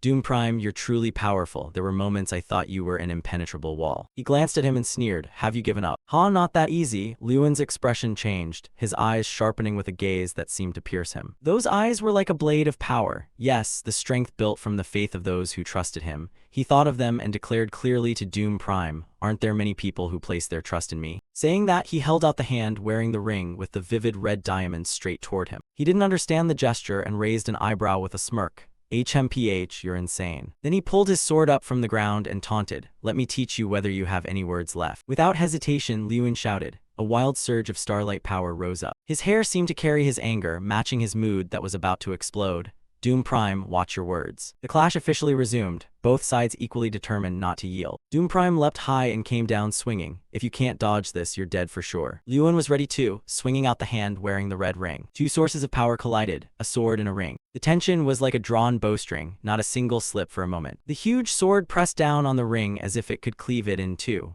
Sometimes an invulnerability threshold activates to block physical damage. Then the ring flared and the sword split in two. Countless shards of the blade flew into Doom Prime's body, sending blood spraying everywhere. Lewin leaned and darted past, leaving him stunned. Doom Prime looked at his wounds, his voice trembling. How? You took the chance to kick his knee, causing Doom Prime to collapse. Losing his balance completely, he fell with a thud to the ground. Then a boot stepped onto Doom Prime's chest. Liyuan slowly spoke, Doom Prime, listen. He looked down from above and said, you're not worthy of me. The only thing you have is arrogance, thinking yourself superior. Wake up. Liyuan's arm rose, his fist clenched tight. Doom Prime's pupils contracted in fear. His whole body went numb. Liyuan's punches fell like heavenly blows, his cloak billowing with each movement. The three of them watched the light flash from Doom Prime's body. Theta clutched her chest and panted, shaken to the core. If you lose, I'm next to get hit. Liyuan chuckled, just luck, almost lost there. Suddenly his gaze fell to Irene, who stood nearby looking sad. Her eyelids drooped slightly, she didn't seem very comfortable. Liyuan stepped closer and said, sorry for interfering in your fight earlier. Irene put away her sorrow and smiled, why apologize? I'm the one who should say that. She bowed her head, her voice full of self-reproach. I put the whole team in danger because of my selfishness. I'm truly sorry, everyone. You hesitated, but because of me, you couldn't complete your objective in this contest. Irene turned and walked away as if unconcerned. Don't worry, that goal's gone now. Liyuan still couldn't understand, huffed once. Irene smiled softly. My goal is no longer to defeat Doom Prime. Then she pointed at him. My goal now is that you, Liyuan. Liyuan frowned and smiled in reply. This goal won't be easy to play with. Irene grinned mischievously. I know that already. Prepare yourself. One day I'll definitely surpass you. The situation grew tenser. 5 people remained in total, including us, Dalian, Malkin, and Checky, all fighting fiercely. Those two and Irene also fought hard, but they were no match for our team. A sudden loud boom and a flash of light erupted from within the forest. Dust and smoke swirled amid a greenish light. Dalian and Malkin Vasherki lay motionless on the ground, bathed in the green light. Dalian's entire body lay there without moving. Seeing the two gradually vanish, Theta cried out. Liyuan said, so there are only the 3 of us left. Irene beamed, that's right, while Theta couldn't hide her joy. I never thought I'd make it this far. You suddenly propose you want to fight the final match? Irene's voice rang out.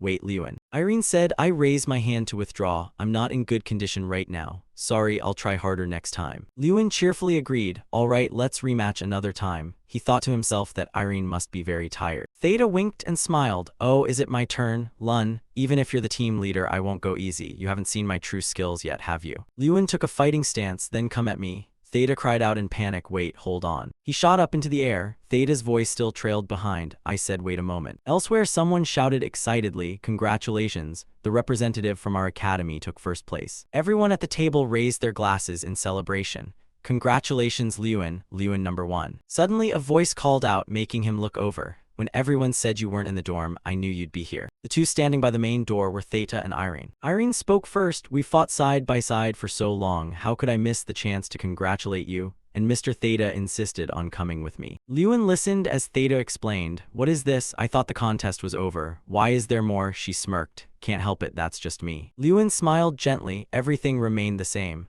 After the survival match, he had become the sole leader. Although Doom Prime had many kills, his low survival points dropped his rank. Dalian and Irene, despite being championship contenders, would still be behind him if he maintained this position. Liyuan imagined holding the champion's trophy as everyone cheered. Victory would no longer be a distant dream. Jason's eyes were hearts. He cried out with joy, I never thought I'd sit at the same table as Irene Prouse. I can die happy now. Irene kept waving her hand in response. Oh, stop it. Everyone happily raised their glasses and cheered, come on, let's toast the goddess Irene. Faced with everyone's enthusiasm, she could only cover her mouth and laugh. Seeing this, Liyuan couldn't help but smile along. In the bar, the sound of everyone's laughter and banter was lively and joyful. Elsewhere, 2 people whispered to each other that Liyuan can't possibly win this festival, right? Hey, keep it down. Dumb heard it just now, oh sorry. Although spoken quietly, those words still reached Doom Prime's ears. He was upset and couldn't believe he'd lost. Doom Prime stared at the fragments of the sword in his locker. He had been careless. He never imagined the opponent's target was the sword, not him. He recalled what had happened. He had realized for a moment, but then swung his sword, thinking victory was assured. Now Doom Prime was filled with regret for losing the match he had been watching. Suddenly he asked, he didn't come to find me today. The other person mumbled, huh? Ah, no, not yet seen. Then the other suggested, don't worry so much. You're tired too. Shall we find somewhere to rest first? Doom Prime's even voice replied, sorry, I want to be alone now. Hearing that, the other quickly stood up. Huh? Oh, sorry, I'll go out then. If you need anything, just call. At that moment, only Doom Prime remained inside. He stood silently before his locker. Doom Prime stood like that for a long while, seeming to be lost in thought. Below the building, joyful voices rang out. Liyuan Ardal had defeated Doom Prime. A new generation of talented mages had been born. Tyrion Ignit stood by the railing looking down. The cheers had not yet died away. Pride shone in his eyes. I only expected the boy to do well. I never imagined he'd go this far. I never thought he could defeat Doom Prime. Taron stepped forward from behind. Since Lewin won, the master's expression looks good.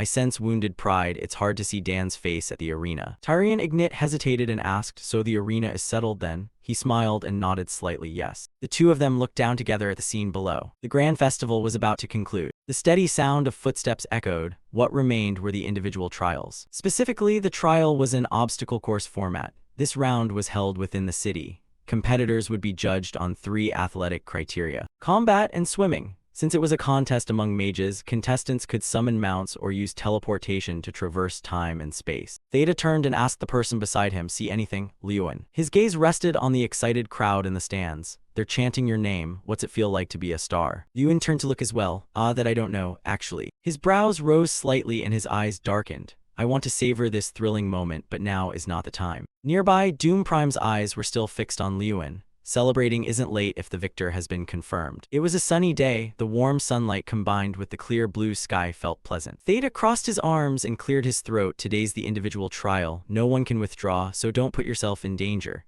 Lewin laughed aloud. Yeah, I know, I'll do my best. A man fired his gun into the air and shouted a loud signal to prepare. The 3, Irene, Dalian, Malkin, and Cherky, all took up ready stances for battle. With a bang, the sound from the gun echoed loudly. Dust billowed afterward. The pounding of running footsteps rang out intensely. Each moved in different ways, but all had destinations. Suddenly the group halted, for a band of goblins stood before them with weapons raised. Irene spoke. I thought you'd be a little slower. Dalian Malkin was yanked and hurled through the air. Dalian Malkin proposed a temporary alliance of the 3 of us. What do you think? Irene politely declined. Sir Malkin, I'm not fond of team-ups. Nearby, the clattering of horse hooves grew rapid and intense. Doom Prime rode atop a horse, his expression extremely serious. A beam of golden light shot straight from his sword toward the goblins. Irene said they seem to prefer attacking individuals, while Dalian Malkin nods. Although I've watched Doom Prime for 6 years, I still find him hard to approach. Fine, we'll go our separate ways and bother no one. The image of Doom Prime appeared in the green eyes of a goblin. Before it could counterattack, it took a strike from above by one of his blows. Doom Prime glanced back, wondering why hadn't he appeared yet? Then he cut another goblin's body in 2. Could he have left us behind? No, that's impossible. Doom Prime looked back again. If so, he must still be behind. He frowned and asked Irene, why hasn't he appeared yet? She hesitated and replied, I don't know either. Now that I think about it, it's strange. Irene remembered the goblins they'd just slain. We've been leading so far, so why haven't Lewin and the others shown up? Dalian Malkin's voice grew worried. That's right, they still had time to catch up with us and the others, but not a single one has. He hadn't finished his sentence when a gust of wind shot past them. Lewin stood there and then called out a greeting. Caught up. Doom Prime's brows knitted and his expression darkened. Earlier in the stands, people were buzzing. What's up? Why hasn't Lewin Ardle moved? Did he give up? What's going on? Just watch in silence. He's the one who defeated Doom Prime. Lewin ruffled his hair. I'd been waiting for this day since I decided to enter the grand festival. After half a year of physical training, I'm confident about this round. You have your own worries too, but I'm a close combat mage. Turning my back to pursuing foes would be a huge disadvantage. After a moment's thought, Lin's gaze hardened. He sprinted off. I'll take them out one by one from behind and then move forward. At that moment, those moving ahead heard rustling from behind and turned to look. They saw Lewin rush up and fling 3 people away. He counted 29, 28, 27, 25, 24. After that, he forgot which number he reached. At the same time, a voice called out, "Oh, what's that?" Theta glanced back, puzzled. Seeing Lewin, he asked in surprise, "Lewin, since when did you cut off Theta's call?" Lewin put on an innocent smile. "You understand me, right?" Then when he opened his eyes, his voice turned icy. "Sorry about that." Lewin delivered a kicking strike that sent Theta flying into the air. His figure grew dim. Theta, furious, cried out Lewin's name. After hearing the account, Irene timidly asked, "So you took them all out?" Lewin replied nonchalantly, "A few of them, the rest surrendered." A sharp glint appeared in his eyes. "Now no one can stop us." Doom Prime gritted his teeth and called out Lewin Ardle's name. He stared at Lewin. This time things would be different. Strong gusts blew toward the group, making the atmosphere stifling. Doom Prime's voice was grave. "I'm ready to face you now, but there really are still a few chasing from behind." His hand clenched and blue light flashed around Doom Prime. He leapt up and mounted his steed. Doom Prime grunted, "See you at the finish line." With that, he spurred his horse and dashed off. Dalian Malkin called after him, "Doom, do you really have to go through there?" They watched Doom Prime speed toward the castle. Everyone knew that area was a trap. Lewin remained silent, looking into the distance, his face deeply contemplative. The trap zone. This castle had been rigged with many traps to protect the treasures inside. Since the treasures had already been excavated, the traps served as obstacles for the contest, a place full of deadly hazards for anyone daring to rush in.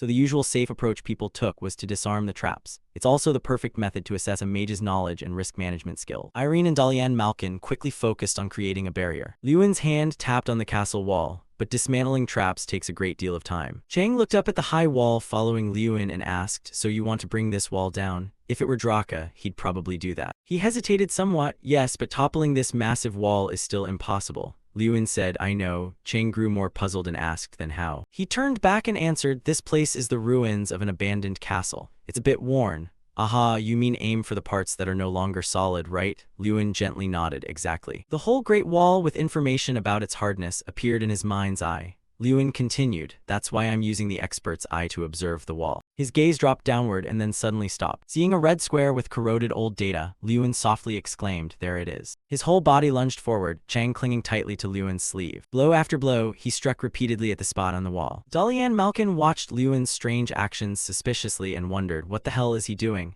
Trying to break the wall? Is he joking? Irene inwardly thought, truly worthy of Liyuan. He shot her an annoyed look and asked, "Irene, I know you're close to Lin, but don't you think this is a bit much? Who punches a wall with their bare hands?" Suddenly Irene pointed forward and cried out, "Look." They saw cracks on the wall slowly beginning to spread. Both looked at Liyuan standing before a large hole at the castle's base. Dalian Malkin scratched his head and forced a smile at him. "Hey, can I come through this way with you?" Liyuan turned his head and gave a curt reply, "No." Seeing Liyuan about to act, Dalian Malkin hurriedly shouted, "Wait, Liyuan." A large rock fell from above, sealing the hole. He angrily yelled, "That bastard is mean." Liyuan ran off in haste. Chang couldn't help but praise, "Impressive." He broke through an entire wall using only 2,400 strength points. Not bad, must have used his brain. He ran while gasping. So now it's just me and Doom Prime in the lead. As Liyuan rounded a bend, he spotted Doom Prime. Chang was somewhat annoyed. That guy is already ahead too. Seeing an arrow lodged through his shoulder, Chang spoke up, though he was surely in a hurry because his shoulder was injured. Liyuan chased closely behind, thinking, "You want to beat me, do you, Doom Prime?" Doom Prime drew the sword in his hand and let out a low growl. A sword stroke came down and Lin quickly leaned aside to dodge. Suddenly a hand grabbed Doom Prime by the collar. He held him tightly and falling from above, said to Doom Prime, "Let's get through the final round together." Then the two fell freely through the air. With a splash, both hit the water, sending white spray flying everywhere. Liyuan surfaced from the water, gasping as he drew in a big breath of air. He swam while thinking, "Good, if that guy uses magic to scale the cliff, I'll be at a disadvantage. I have to swim out of here fast." Suddenly, the water's temperature grew colder. Liyuan turned to look and saw the water behind him freezing and steadily spreading closer. Seeing the opponent concentrating on casting magic, he shouted, "Doom Prime." The angrier Liyuan got, the louder he yelled, "Hey, you bastard, do you see someone swimming or are you just freezing the water?" At that moment, the water around him had frozen, locking Liyuan in place. Doom Prime sat on his horse standing on the ice and looked down at Liyuan, replying, "Is this worth bothering with right now?" Then he sneered, "I'll go ahead, Liyuan Ardle." Watching Doom Prime's figure grow more distant, Liyuan couldn't help cursing, "Damn it." He struggled, heat waves of yellow energy spreading beneath him. He had to break free quickly. The ice surface began to melt from the heat, cracks slowly radiating outward. With popping sounds, the ice finally gave way. Doom Prime, riding his horse, heard a familiar sound behind him. Seeing Liyuan close on his heels, he was startled in surprise. How could this be? How did he catch up so quickly? He ran, steeling himself. From now on there would be no more obstacles in his path. The only thing to do was run.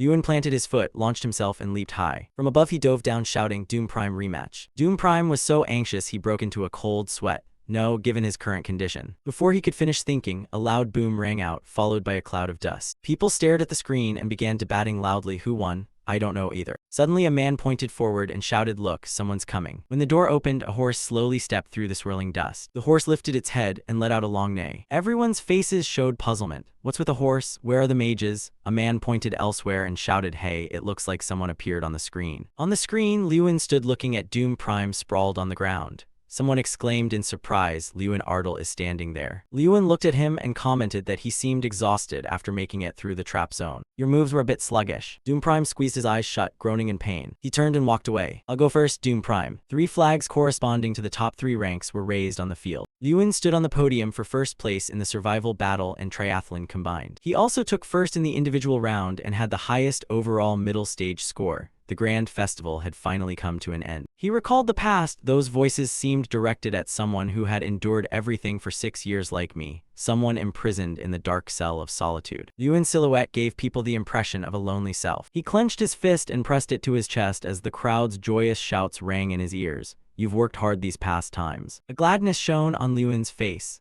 Those cheers felt like a reward for all my efforts over the years. He raised both hands high in response to them. Thank you everyone, I don't want to lose these words of praise. Outside the door, carriages moved in a line and voices could be heard. Wow, so many carriages. Jason propped his chin on his hand and looked out the window. But they're all selected nobles, right? Lewin nodded. Yes, I heard not every noble family was invited. He hesitated, so those people responded to Jason with a single sound, right, coming from Lewin. Lewin sat alone at the banquet table. They had all come to see him. He sighed wearily. I'm bored, I want to go back to the academy so badly. Suddenly a sound made Lewin start. That's a bit odd, isn't it? Seeing the newcomer grinning from ear to ear, he suspiciously called her name Irene. Irene pulled out a chair and sat down, then asked, what do you mean by odd? I don't see anyone here coming over to talk to you. Lewin replied calmly, maybe they think I'm arrogant. I can even attend a banquet dressed half-heartedly like this. Irene looked him over from head to toe and nodded. Yes, could be. Then she added, but from what I know, there's another reason. Irene glanced at the half-interested looks directed their way. Clearly, most of the nobles here wanted to befriend him, so no matter how arrogant he appeared, there should at least be someone approaching him. Her eyes lit up as if she discovered something. It seemed someone had been spreading rumors about him. Irene's words surprised Lewin somewhat. That person must be someone of authority, enough to make any noble hesitate to approach him. He blankly asked who she meant. As the two talked, someone stepped up to the head table. The man cleared his throat and said to everyone, tonight's banquet officially begins.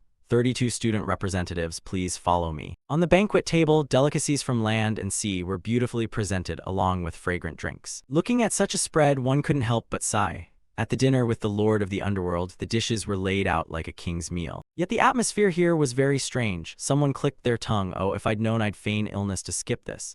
Hey, that line should have been mine to say. Today's banquet is ostensibly a dinner, but actually a comprehensive review of the contest. For students who performed poorly, it's like the meal of a condemned man. Lewin moved toward the two empty chairs nearby. He found it puzzling. I thought only the Lord of the Underworld would attend. Why are there 2 seats at the head table? The man pointed to the nearby entrance, signaling that they had arrived. Everyone rose at once and looked in that direction. They saw Taron entering slowly. Everyone bowed respectfully as he passed. A chorus of voices rang out, welcome, His Majesty the Lord of the Underworld. Though Lewin bowed, he swore inwardly. Welcome His Majesty the Lord of the Underworld, this stinking ape gives me the chills. Upon hearing Taron say, please enter, he seemed surprised. What? The Lord of the Underworld invited someone else. A strange voice suddenly rang out. I hope I'm not interrupting your dinner, old man. This person had eyebrows thin as blades and brown irises. The newcomer exuded an aura of nobility. Lewin looked on, bewildered, wondering, who is this? He recalled the earlier excitement and chants. Wonderful. New Mage Lin. People called my name, calling me the new mage instead of a failure. Now everyone in the hall knelt and shouted in reverence, long live the Crown Prince. Hearing that title, Lewin was startled in surprise. The Crown Prince. After the greetings, everyone quickly took their seats. Fear flashed across each face. They sat with heads bowed and backs bent, wishing for a hole to crawl into. Even a single careless touch would unsettle them. The atmosphere fell silent, as if you could hear a pin drop. Taron spoke first. Well, none of the 11 orders could beat Lewin Ardle even once. Is the skill gap really that wide? Doom Prime hung his head, his whole body trembling at the remark. How disappointing. I'm ashamed to call you my disciples. He didn't dare raise his head, only able to vow, I promise I will never perform so poorly again. Taron's voice grew cold. Second place is a rank for the inept. This grand festival has proven the old saying true, even a small stream can have a dragon. Lin's mood wasn't any better, he felt uncomfortable. It seemed this banquet was staged to shame the 11 orders, while I was merely the instrument for the Lord of the Underworld's message. He turned his gaze to the man beside Taron, and Taron wasn't the only one making him uneasy. This guy had been watching him with a bullet-like stare since the start of the banquet. That man was Shomerton Raynak. He was openly staring at Lewin. He recalled what he knew. Despite being at a disadvantage as the third prince, using his brilliant strategic mind, he had successfully driven his brothers out of the court and become the sole crown prince. A cold sweat broke out over Lewin. A man trained both in letters and arms like him was nearly perfect in every way. He suddenly remembered Irene's words. Someone seemed to have spread rumors about him. That person must be powerful enough to make any noble hesitate to approach him. Taron suddenly asked Lewin Ardle, how do you feel after winning the grand festival? The question plunged him into silence. Lewin then answered, I feel uncomfortable. Taron, puzzled, asked again, uncomfortable. His voice hardened. Yes, I'm satisfied with the competition's result, but I'm uncomfortable that my achievement is being used to belittle and diminish the honor and effort of the students here. Irene, sitting beside him, quickly grabbed his arm and called Lewin. Everyone present reacted with fear at that response. Lewin fell silent. Even in this situation, there was no trace of fear in his eyes. Taron's tone was indifferent. You don't want your result used to belittle others. But isn't inferiority one of the factors that drives people to improve? You understand that, don't you? Lewin bluntly stated his view to me. It seems you are inciting others to be hostile toward me. Pointing out weaknesses and encouraging them to try harder are one thing. Stirring up hostility by dwelling on their shortcomings is another. Then he looked into Tehran's eyes. Aren't those two completely different matters? Lewin's voice turned ice cold. My IGNIT Academy is not somewhere to be belittled as a mere little stream. The corner of Tehran's mouth lifted. He let out a loud, amused exclamation. The two locked eyes, and the atmosphere fell silent once more. Suddenly, a small laugh escaped Shomerton's lips. Then he clutched his belly and laughed loudly. Everyone turned to look at Shomerton. A look of discomfort briefly crossed Lewin's face. Shomerton wiped tears from his eyes. Oh my, he's laughing so hard he's in tears. Hilarious enough to cry from laughing. Where did this guy come from? Irene clutched her chest and let out a relieved breath. Thank goodness. She angrily said to him, Lewin, you're not planning another stunt, are you? Lewin forced a smile and replied, ah, no. But inwardly he added, maybe. Tehran interlaced his fingers and spoke. But it will be somewhat different, a bit fresher compared to Tyrion. I'm looking forward to what's coming. Shomerton suddenly looked toward Lewin and called out abruptly, wait. He stood and offered, Lewin Ardle, would you like to have tea with me? Then Shomerton smiled coldly, I don't want to hear your answer. No. After that the two moved to another place. Now Lewin and Shomerton sat facing each other. He slowly spoke, addressing him, Ardle Lewin. Shomerton put on a commanding air, from now on work for me, this time I will not accept refusal.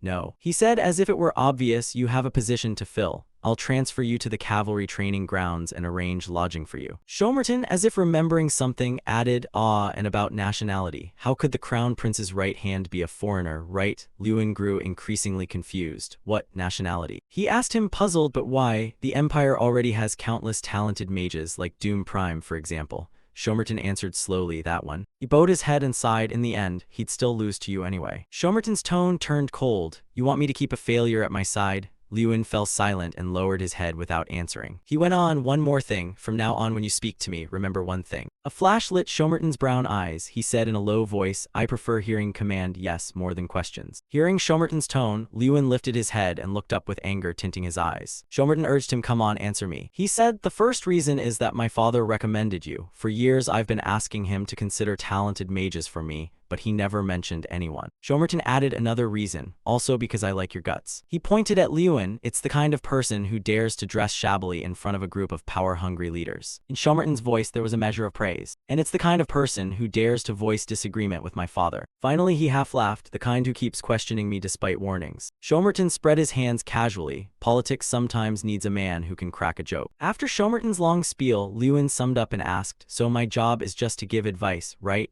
He sounded displeased and added another question. You want me to protect you from those older brothers who trample anyone who gets in the way of making themselves crown prince. He fell silent and bowed his head without answering, his face showing great embarrassment. Shomerton asked again, you don't like it? Lewin nodded, yes, that's right. He ground his teeth, I knew you'd say that, so I warned you, I don't want to hear refusal. No way. Lewin sank back into thought once more. Lewin thought of Shomerton sitting before him. This opportunity might come only once in a lifetime, becoming the right hand of the empire's most powerful crown prince. His thoughts became chaotic. After all, most mages choose to align with power. Even the Tower of Magic, devoted to arcane research, was no different. If he missed this chance today, he might regret it for a long time. After a brief hesitation, Lewin answered, I still want to do many things. He told himself he didn't want to be anyone's mage. Shomerton's voice turned cold. I thought I was too rational, but the truth is you're overly sentimental. He asked again, this is a once-in-a-lifetime opportunity. Won't you regret it? Lewin replied decisively, I won't. Then he stood up. Shomerton didn't try to stop him, only smiling, fine, let's pretend this conversation never happened today. As Lewin left, he suddenly called out, Lewin Ardle, they say you're the brightest gem of this grand festival. Shomerton made no effort to hide his intent. My hobby is collecting gems, and so far there's never been a gem I couldn't obtain. Want to know why? He issued a warning, for gems I cannot obtain, I destroy them all. Before stepping out of the room, Lewin turned his head to look back one more time. Then he decisively opened the door and walked out. Lewin now stood alone in the corridor. He told himself the last remark was clearly a threat. His decision was the right one, wasn't it? Suddenly someone nearby called out, hey Lewin. Jason asked curiously, where are you going? Off flirting with girls, are you? Lewin retorted, no, of course not, he told himself. After all, in the end, he only wanted to be a mage with his own colors. From the room, Shomerton's voice carried, I'm curious about the name Dad recommended. He seems very special. Tehran added, it seems things won't be resolved easily. He nodded yes. I threatened him a bit, but it seems he was unaffected. He asked further, so you intend to give up? Shomerton laughed out loud. Not at all. He raised his glass. The ring on Shomerton's hand flashed. You understand, especially when it comes to collecting hobbies. He gave a sly smile. In the end, Lewin Ardell will belong to me because I've decided it. Meanwhile, elsewhere, Lewin had to force a smile as he withstood the questioning of the two. One beautiful sunset afternoon, Lewin kept punching and kicking in training. Yes, a radiance surrounded him, emanating the bearing of Liu Ryan. Ah, no, white moonlight was more accurate. The system appeared and said, punches 5,500, kicks 5,500, spinning kicks 5,500, long run 15 km 11, one-on-one combat training 11. After reading the system board, Lewin gasped. All right, that's all for today. Lewin collapsed onto the ground and sighed. Where did Trang come from to stand beside him? Wow, I can feel your body getting better, she said. Hearing that, he turned to look at the tiny bear about the size of a hand. I don't want to hear that from a man. It immediately protested. What are you saying? I'm a girl. Lewin sprang up, incredulous. What? How can you be a girl? It replied at once. Why? Because I was born that way. He still couldn't believe it and asked loudly, a demig with a gender. Trang angrily shoved him and snapped. Who said you couldn't? You just didn't ask. But we bathed together. He recalled the times they had bathed together. Trang snorted coldly. There's nothing to see, a remark that seemed to admit everything. Lewin's face darkened as he paced out each word to her. So you saw everything? Asked like that, she trembled like a frightened animal and spun away to hide her embarrassment, knowing she couldn't conceal it. But unlike Trang's embarrassment, he only gave a small, light smile. He slowly stood up, no longer threatening it. That's enough, can I go now? It turned back, staring at him with a blank face. It ran after him, shouting, come on, let's go together. But he strode ahead a good distance. She chased after him while still calling. Then don't joke around. She stammered, trying to insist she was telling the truth. No, I'm not joking, really. Yet he still didn't believe her and laughed to tease her. You think I'd believe that? Hearing that, she fell silent, unable to say anything more. Scene cut to a train station. Blue sky, white clouds, golden sunlight, perfect weather. But a dramatic voice shattered the peaceful atmosphere. Jason was hugging Lewin with tears streaming down like waterfalls.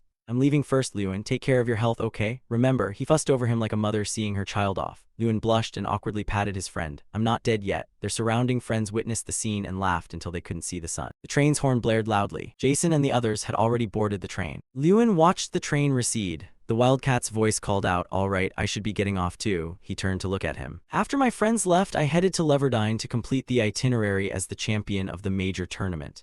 You and that Wildcat sat together on another train, but both remained silent. No one spoke a word. You recalled the first time you met him. He asked only to be called Wildcat. The witch named Wildcat was the guide sent from the Tower of Witchcraft. The system popped up again to identify that witch. Name, age. Special notes. He sat quietly reading the paper in his hands. The system couldn't fetch any information, only 3 huge question marks. You were a bit shocked. The player's eye couldn't even determine his name, indicating he was highly skilled. Lewin thought to himself that meant they were on par with or even above the professors at the magic school. The only thing he could say about them was they looked to be in their late 20s. He turned to look at the Wildcat carefully. His eyebrows seemed poised to kiss the spellbook.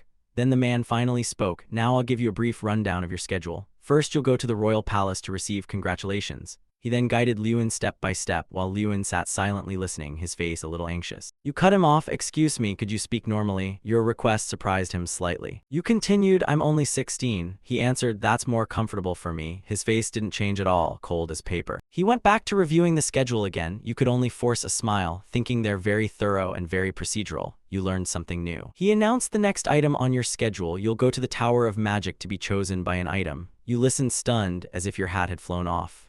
Chosen. He announced the next item on your schedule. You'll go to the Tower of Magic to be chosen by an item. You listened stunned, as if your hat had flown off. Chosen. Hearing that, your face showed a hint of worry. You also tacitly understood the Wildcat's meaning. Like King Grammar, items could have consciousness. The Wildcat put the paper into his satchel after announcing the final schedule. Finally, you would be assigned a mission. He explained that normally as a student you wouldn't receive an official mission. But the champion of a major tournament is an exception. It's an event to announce the arrival of a new generation mage to the world. You opened the list and read as he continued. So it's like a beginning, he replied. Exactly. He went on, then choose a mission from the provided list. You pondered the list before you. The missions included search, subjugation, assassination, and excavation of knowledge. Just as you read that, Trang popped out from somewhere and whispered in your ear, making you a little startled. You and Trang stared at the list in your hands, both of your expressions identical. Father and son couldn't compare. Then you made your final decision. I choose this one. Your voice rang out decisively amid the roaring trains outside. Cut to Morin Palace. The two of them stood in the hall. This was Morin Palace, the prince's secondary palace. Come in, everyone is waiting for you, he urged. Then he bowed respectfully. I will take my leave. Startled, you turned back and shouted, wait, hold on, aren't you coming in with me? While you were still embarrassed and wondering why the wildcat wouldn't enter with you, the door in front of you opened. Shomerton stood imposingly in the wide-open doorway, while you were still searching for the wildcat's figure. He put his hands on his hips, a hint of amusement in his tone. Welcome to my empire, Lewin Ardle. Lewin looked up at him and remained silent. Entering, you knelt before him. First, I accept 10,000 gold from the crown prince. The amount exceeded the Ardle envoy's annual budget.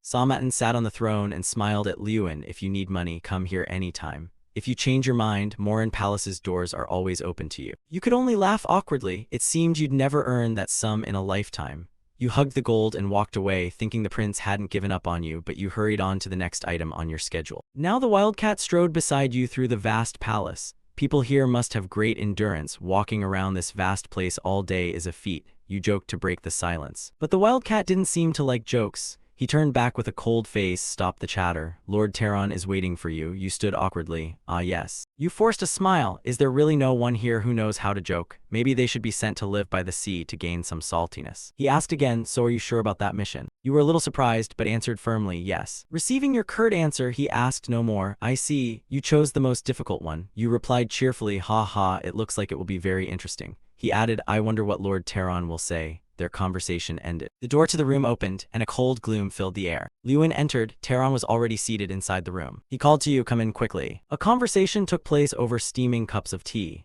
Terran began by asking, do you want to choose that great mission? You answered at once, yes. Hearing that, he lifted his cup and slowly said, the safest mission is subjugation. You could be escorted by the royal guard to eliminate a few bandits near Siciliano, and you could be received like a hero, he explained, while you sat silently listening. Then he wondered aloud, but why would you go there? It's just a barren wasteland. You remained silent, though your gaze changed. An answer had already formed in your mind. No, it's more like Mount Thene. Rewinding to when you were choosing missions and Trang appeared, she pointed at one entry on the list. What is that? You asked her. Your first mission, choose that one, but you still didn't fully understand what it was. She explained, it's the homeland of Kingram. You were stunned, she continued. And it's where Draka stayed for about 100 years. An image of a huge dragon appeared on an endless green meadow, inhaling the open air. Thene's sun lies at the far north of the kingdom of Ridden. A towering peak rose up behind a thick mist. It was said to be the home of ancient giants, but there are no giants there anymore. The large, robust giants now exist only in the past. Except for the Kingram artifact at the academy, they all perished in the Great War. All the giants lay prostrate at the feet of the enemy leader. Where the giants vanished is now a ruined wasteland. A giant's skull was carried by the cold wind to the heart. There is a reason why a search mission there is considered extremely difficult, because of the barrier, an invisible shield surrounding the mountain. A barrier that cannot be broken by any magic. To this day, countless scholars and mages have failed to find a way to dispel it. Everyone throws up their hands in defeat. That search mission is to discover the identity of that barrier. Determination shone in your eyes as you recalled what Trang had told you. Terran remained quite curious. I'm curious why you want to undertake a search mission in that wasteland. He continued, don't you find the origin story like a child's tale, suggestive that the gods of the giants grew wrathful and turned that place into a sacred site? You simply turned to look at him, silent. You pondered, thinking others would have no reason to care about that place. However, that world-ruined place was where Drakagania dwelt for 100 years. That reason alone was enough for you. No further explanation was needed. You explained briefly, it is the toughest mission. He tilted his head at your explanation. Just for that reason? Well, if it's just for glory, you'd better choose another. Terran advised you, for he couldn't believe a 16-year-old would pick such a task. He still tried to dissuade you. There's no need to suffer so much for an achievement. It's only difficult because it's a mystery no one has solved. Lewin smiled defiantly. If a 16-year-old mage solved such a mystery, wouldn't that be a remarkable achievement? He kept prodding, saying you'd only end up as another failed mission in the tournament's history. You shot back that failure can also be a way to make a notable achievement. Your remark made him slightly uneasy. His brows knitted and his smile lost some ease. Terran changed the subject. Do you know why I introduced you to the prince? The question left you a bit puzzled. Seeing your reaction, he explained, to keep you in Ravardine. I wanted to observe you further. Everything was calculated from the start. You fell silent, tension evident on your youthful face. Terran added, because of your unique power, I wondered whether it related to your choice of this mission. The atmosphere grew tense. In any case, I'll be watching you, he said, which made you somewhat anxious. Back in your room, you flopped onto the bed but couldn't stop thinking about the commitment you had made.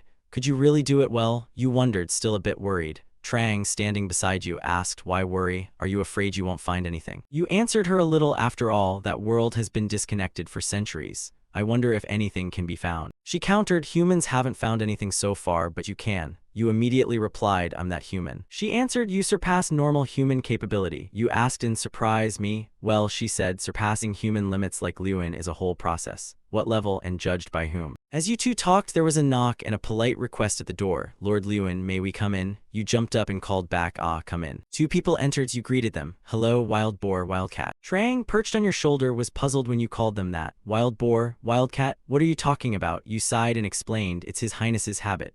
The Mount Mages like to call them that. She heard but still looked bewildered, unable to understand what kind of farm this was. The wild boar cheerfully approached you. So Lewin, I'm off now. To the crafting chamber to receive the reward. The three walked down the corridor as they explained the crafting chamber to Lewin. The Mage Tower's crafting chamber is divided into 4 sections, C, B, A, and X. Items in C are the most common, while X holds the rarest. Wild boar walked ahead, Lewin and the wildcat followed. As they went, the wildcat explained and listed the sections for you. The wildcat added that Lewin would be allowed to explore Chamber A. You asked. You didn't mention going to Section X. He turned when he heard you ask, his face suddenly serious. That area isn't open to anyone unless something special happens. Even for His Highness, it's a problem. You scanned him with your eyes, wondering in your head, something special. Following the guide, you began exploring from Section C. The three entered the C room. You picked up a sword larger than the wild boar. You asked the two, is this a dark sword? Wild boar replied, yes. We only collect well-preserved items after battles with monsters and demons. You looked at the sword, impressed. It seemed like the radiant blade Doom Prime used. Its polish reflected your chopping board face. Truly Matop's crafting vault, even the noble's donation section is like this, you marveled. Suddenly you noticed a book on the floor, The Peculiar Transformations of Tin Brown. I heard it was discontinued, so why is the book still here? Wild boar stopped and, seeing your curiosity, cheerfully asked, do you know it? It's a book over 100 years old. You laughed, haha. There was a time when all I could do was read books. Behind, the 7 Malm cruisers explored nameless lands searching for ancient creatures as you read the titles of the books on the shelves. Can people freely read these books in the tower? You opened one and asked. The wildcat explained, occasionally the tower's head allows members the opportunity to read, but ownership is not permitted. Section B is a treasury of knowledge, from forgotten spellbooks to rare ancient texts and even legendary manuscripts. Leaving B's allure behind, you moved on to Section A, but no artifact in A responded to you, which made you a little anxious. You turned to ask the two if anyone else had been unchosen by the artifacts before. Wild boar scratched his head and forced a smile. There have been, but very few. He explained that for a mage to reach Section A and even have 1 or 2 artifacts respond as recognition of notable skill was rare. Your mood immediately sank. Being overlooked by every section was disappointing. You were very sad and could only give an awkward laugh. Trang, seeing this, folded her arms and smiled like a CEO. She lifted your spirits. There's nothing to be disappointed about. It's all trash. You were utterly shocked. What did you say? She explained to you, of course these are rare to humans, but they're really rare at the top tier. She pointed toward the door across the way, radiating a murderous aura as if from the depths of hell. You asked in Section X. The X door alone looks terrifying, and there's a dragon head above it, its mouth gaping as if ready to devour anyone who approaches. Trang stared at that room. I think there's something made by a dragon in there. You can even smell unrefined dragon ore inside. You sighed at her words. You didn't care much. No matter how valuable what's inside is, you couldn't take it out. Lacking faith in your own ability, you bent down to search, focusing on finding an artifact. But before you could find anything, a blue light appeared and caught your attention. Trang smirked because she already knew what was about to happen. The blue light also startled the two of them. Wild boar even stammered.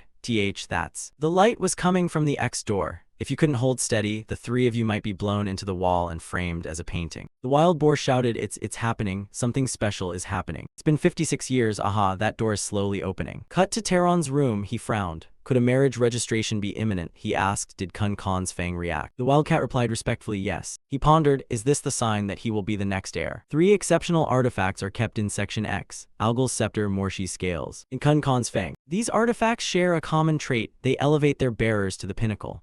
Algol's scepter was used by the first human wizard. The artifact of Algol amplifies destructive power endlessly and symbolizes the Wizard King. 56 years ago, Taron was chosen by Algol's scepter. Anyone chosen by it is raised to the top of the Mage Tower. Morshi's scales grant an impervious armor that repels all magical attacks. This armor selects an owner only once a century. those chosen become legendary knights. However, Kun Khan's Fang, the first leader of the Molar and a mysterious artifact, has not chosen an owner in 100 years. Taron fell silent. Kun Khan's Fang chose Ardal. Does that mean he is truly destined for the throne, he wondered. He asked the wildcat again to ensure the report was accurate. Lewin Ardal actually lifted Kun Khan's Fang. The wildcat confirmed to Taron, yes, he lifted it very easily. Taron sank into thought again. Kun Khan's Fang is an artifact that even commanders could hardly bring into the tower. He recalled 6 men bearing a single fang, every face strained by its weight. It's not something anyone can simply pick up. It possesses a power reminiscent of an ogre. Thinking that, he seemed to realize something. A power evoking the ogre. The special mission chosen was a search in Tyne Mountain, the fang of Kun Khan, the first leader of the ogres. He reorganized all the information he had, then suddenly spoke.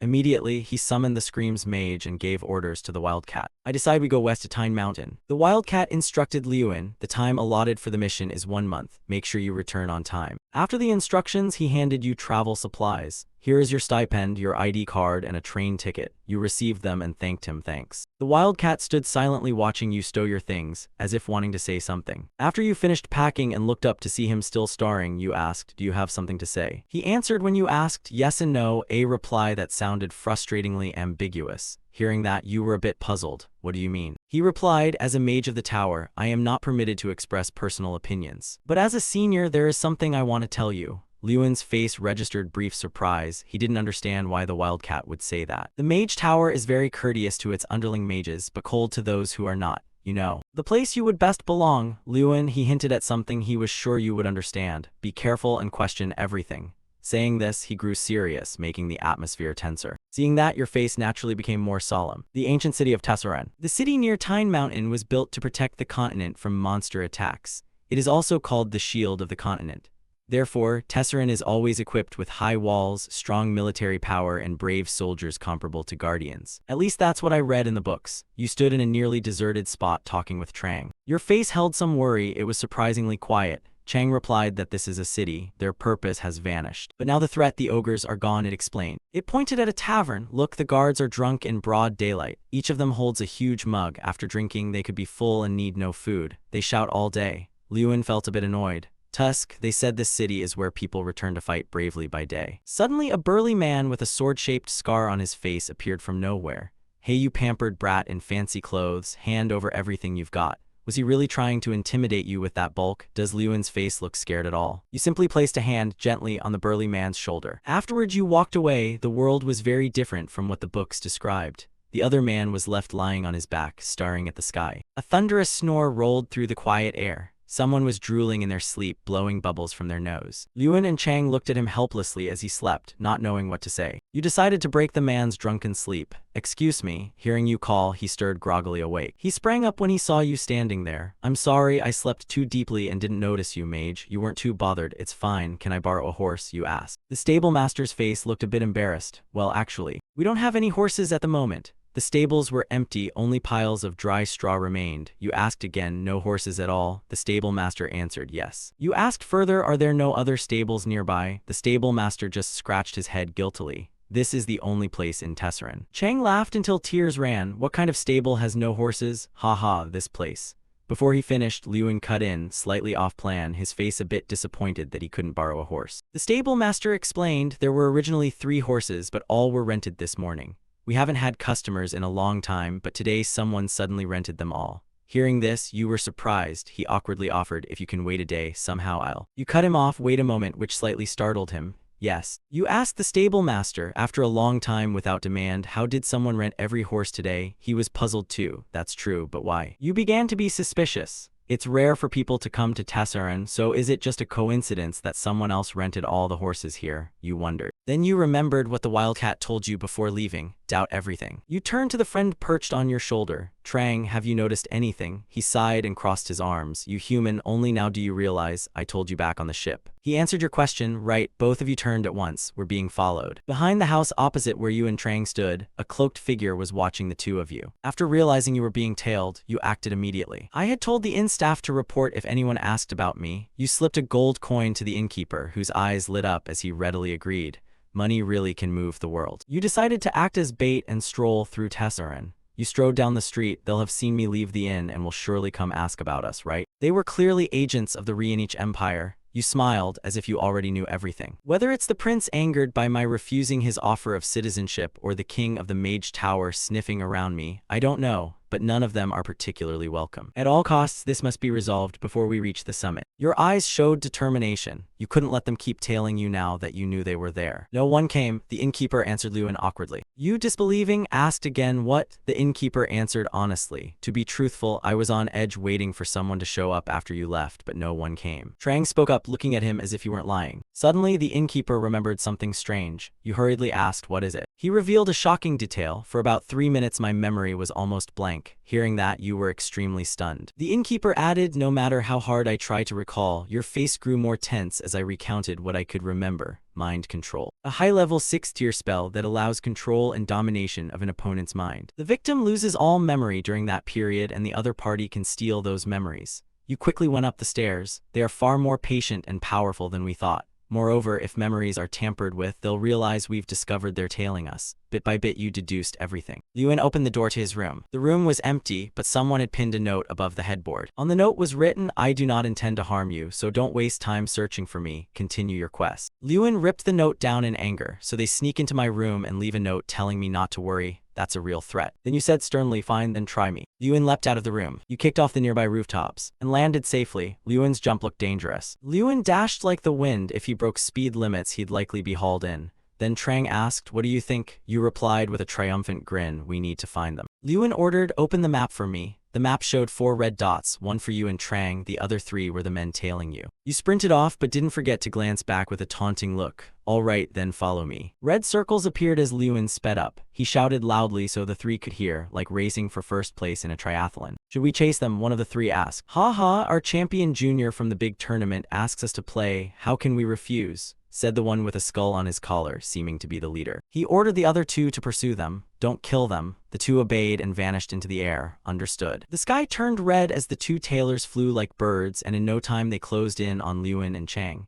You ran still smiling without a hint of fear. After all, you were the one who invited them to play. What was there to fear? In a desolate spot like an empty temple, a purple light appeared and 3 suspiciously cloaked figures descended. The 3 began to stride forward, scanning the surroundings as they walked. The one in the middle said, the trace of the mage from Scream's, Lin Ardle, has vanished. The leader turned his head and said, he hasn't disappeared, he's waiting for us. What? They spoke without paying the slightest attention to the pile of wooden crates nearby. Lewin suddenly burst out from there, catching the 3 cloaked figures off guard. They yelled in panic. Lewin Ardle. Before he could finish the second sentence, one of them was punched by Lewin until his face was distorted. He quickly turned back toward the second man, leaving him so shocked his mouth dropped open. Lewin lunged with a fist, but that man swiftly conjured a protective wall in front of him. As if that could stop him, the magical wall shattered under Lewin's punch, and the man swallowed a blow that sent blood spurting from his mouth. Before long, 2 of the 3 were down, sprawled out on the ground. Lewin fixed his gaze on the last one. He suddenly laughed out loud. Ha ha ha, I was curious what kind of person he was. Turns out he's a real monster, huh? Lewin glared at him with murderous intent and said in a low voice, who are you? The black-cloaked man with the mustache smiled calmly at Lewin's vigilance and said, did you know? The head of the Mage Tower sent us here. We were instructed to protect our younger generation.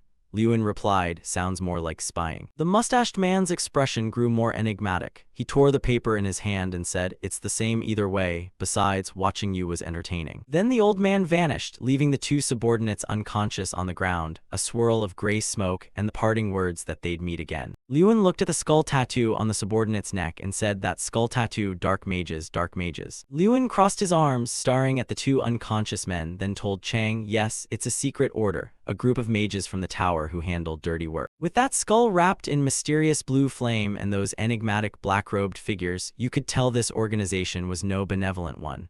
Lewin called them the Dark Mage Cult. All that's known about them is their name and that tattoo. It's unclear exactly what they do, the individual members' levels, or even the academy's true identity. Chang listened eagerly and asked Lewin, so what's your impression after meeting them? Lewin looked at Trang as if he'd thought of something and smiled. It's plausible. They don't seem on par with the representatives from the recent grand tournament. Trang, a bit confused, said, but we still haven't verified that one's strength. Liyuan nonchalantly replied, all right. He covered his mouth with his hand, recalling how those cruel mages attacked innocents, and said, they used 6th-tier magic. Clearly they're not ordinary opponents, and they can also track us from afar. Trang studied your pensive expression and asked, what do you intend to do? Liyuan remained thoughtful. He looked up as if he devised a plan and said, first I'll make them reveal themselves. After a while, the sound of horses' hooves grew rapid. The next day, we set off immediately toward Tian Mountain. Liyuan galloped quickly toward the mountain range ahead. The journey to Tian Mountain was exhausting. We had to cross barren deserts, but I could feel we were certainly reaching our destination. Liyuan placed a hand over his chest. Liyuan dismounted, with his hand still on his chest. His face was anxious and his chest trembled. Light shone on the sweaty youth's face. He gave a faint smile and said directly, so this is Tian Mountain. Yes, you're not mistaken. The mountain wrapped in that gloomy black veil is Tian Mountain.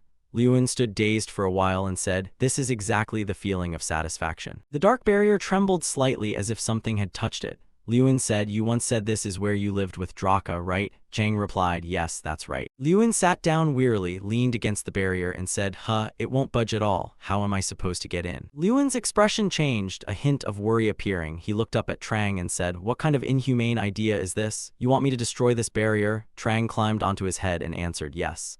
Liyuan sighed.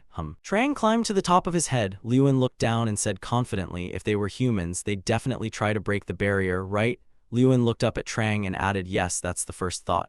Chang continued, but they can't break it using normal human methods. Chang went on, what if there's an ogre here? Chang's words surprised Liyuan a little. He hadn't expected that. Liyuan sat cross-legged, propped his chin with his hand and thought seriously. Wouldn't it be better to summon an ogre from inside and ask them to open the door like a friend? While Liyuan was still pondering, Trang shot down to the ground. He crossed his arms, looked at Liyuan and said, yes, now my thoughts are very clear. Liyuan was even more shocked on hearing that. His pupils contracted as he looked down at Chang and said, but you said all the ogres here were dead, didn't you?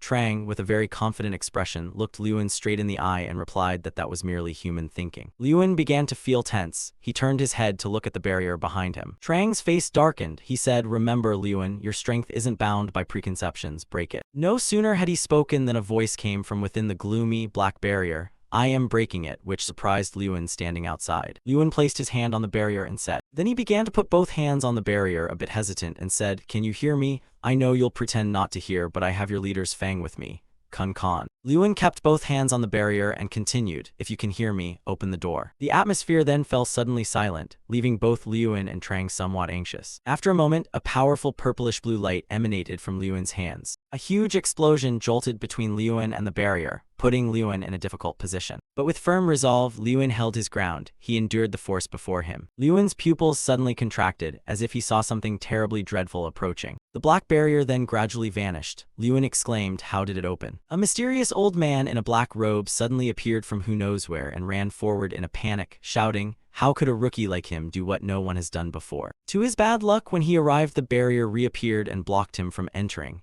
Helpless, he could only stand outside, repeatedly pounding the barrier and screaming, what's happening? It's closed again. What is going on? Before he could make sense of what was happening, a punch everyone recognized came flying at him. Liyuan lunged forward and punched him squarely in the face, knocking him backward. Liyuan's face flamed with rage as he shouted, seize the chance, you won't run like you did the other day. Not giving him a chance to counter, Liyuan unleashed another move. An earthquake strike, he slammed his hand into the ground, causing a shock that cracked the earth beneath their feet. The old man was already reeling from the consecutive blows and cried out in pain. Not finished, Liyuan shouted and summoned vines. Long tendrils shot forward to seize the designated prey, the mage. The old man was soon tightly bound by Liyuan's vines, sprawling on the ground before him. Unable to speak or move, he could only let out helpless sounds. Aga. Liyuan said, did you think this time you could get close to me? Liyuan calmly looked at the man now restrained before him and said, what level are you? End this game quickly. Oh my, already being stared at by the elder. He's probably the big one who will charge out with a wooden club. The giant suddenly swung his club and lunged straight toward where Liyuan stood, leaving him stunned and bewildered. A horrifying sight appeared. In an instant, the green giant's wooden club was dripping bright red fluid, leaving no doubt what that liquid was. Liyuan was utterly shocked by the gruesome scene. His eyes widened and his body went rigid. The giant turned to look at Liyuan with a grim, elephantine stare that gave him chills. His dark, deep-set eyes fixed on Liyuan. He said, answer me, human, who are you? On the outside, Liyuan tried to appear calm, but inside he was extremely anxious. Trang, perched on his shoulder, leaned in and whispered, Liyuan, remember this, they're made with the mindset of monsters. Fortunately, I managed to get inside the Tian Mountain fence. The moment I stepped in, it felt like another world. Lewin murmured as he followed the green giant deeper inside. There he was surrounded by countless other terrifying green giants. They looked at him with curiosity. One of them said, "A human? What is a human doing here?" But he smelled not much like a human. He smelled just like us. Sniff, sniff. Lewin walked on with a face tense as a drawn bowstring. Trang beside him said, "Master, be careful. They don't have human morals." Lewin, nervous, replied, "I know." Lewin recalled his first encounter with that green giant and thought aloud.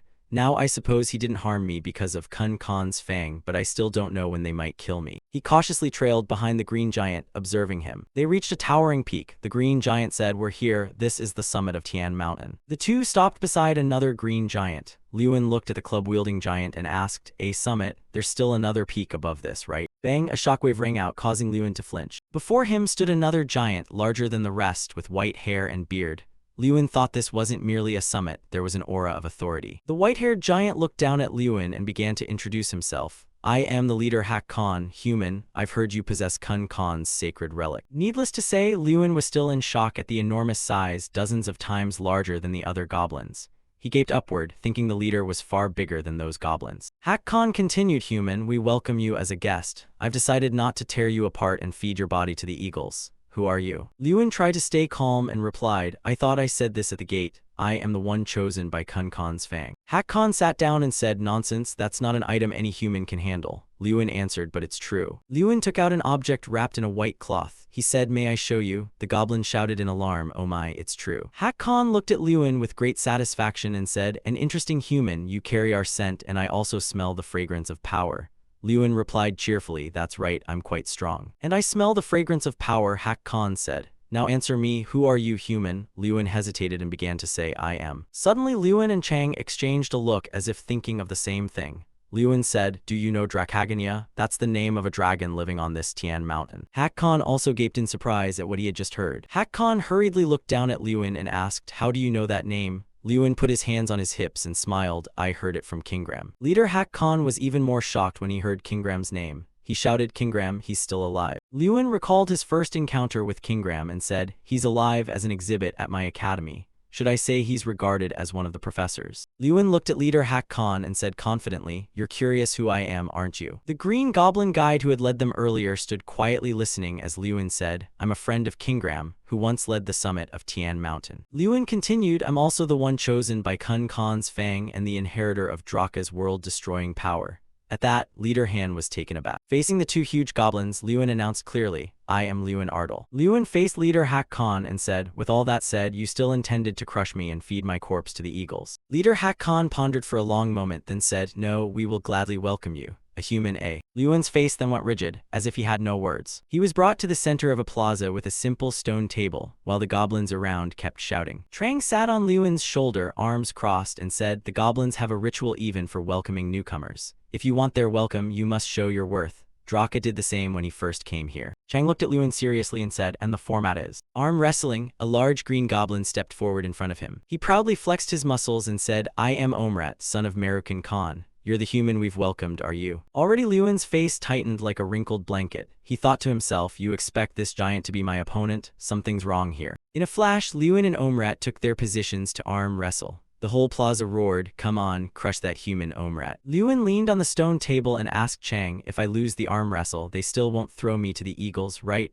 Trang replied helplessly, "I'm not sure." Facing the giant Omrat, the tension was palpable. Lewin looked very small compared to him. They gripped each other's hands tightly. Lewin thought the giant was meant to intimidate him, but that didn't mean he should rush in blindly. Lewin's face was extremely tense. He thought a match between a goblin and a human sounded ridiculous, but he also possessed special power granted by the relic. The white fang hovered amid the magic. Lewin said that since obtaining Kun Khan's fang, his power had increased by 1,000. Lewin frowned, showing seriousness, and thought that his power now reached 3,520. This was possible. Omrat looked extremely confident. He said, "I don't think you're an ordinary human, but your arm feels different. I'm Omrat, son of Omru Khan. Even if my opponent is a human, I won't go easy on you." Lewin refused to back down. He grinned and shouted, "All right, try to beat me once and then be gone forever." The referee stepped into the center to prepare. Both competitors' faces were deadly serious. "Begin," the goblin referee yelled. Almost immediately, Lewin clenched his arm so hard that the sleeve's fabric tore in a strip. Omrat was somewhat surprised at his opponent's strength. The match continued with no clear winner yet. Omrat shouted loudly, "Oh." Looking at Lewin, one could see his condition worsening.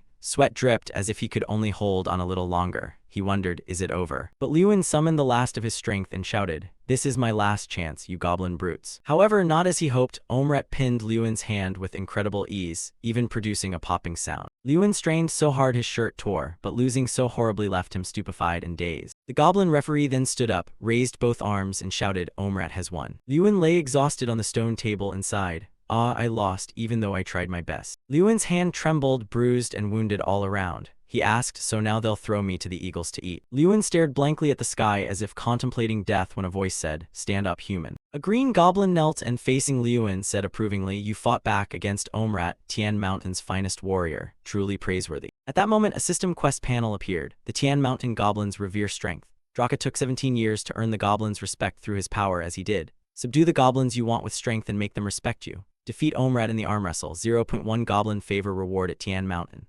Lewin looked up in disbelief, stammering, "Thank you." Trang cheerfully looked at Lewin and said, "Well done, Lewin, you've won the goblin's support." Lewin pushed himself up on his hands, glanced at Trang and awkwardly said, "Chang, you didn't tell me this would happen, did you?" Trang chuckled happily. Lewin snorted and glanced at Trang, saying, "You said Draka took 17 years to beat Omrat, right? I'll do it in a month." Looking up, the atmosphere was very merry, goblins sitting together at tables eating and chatting.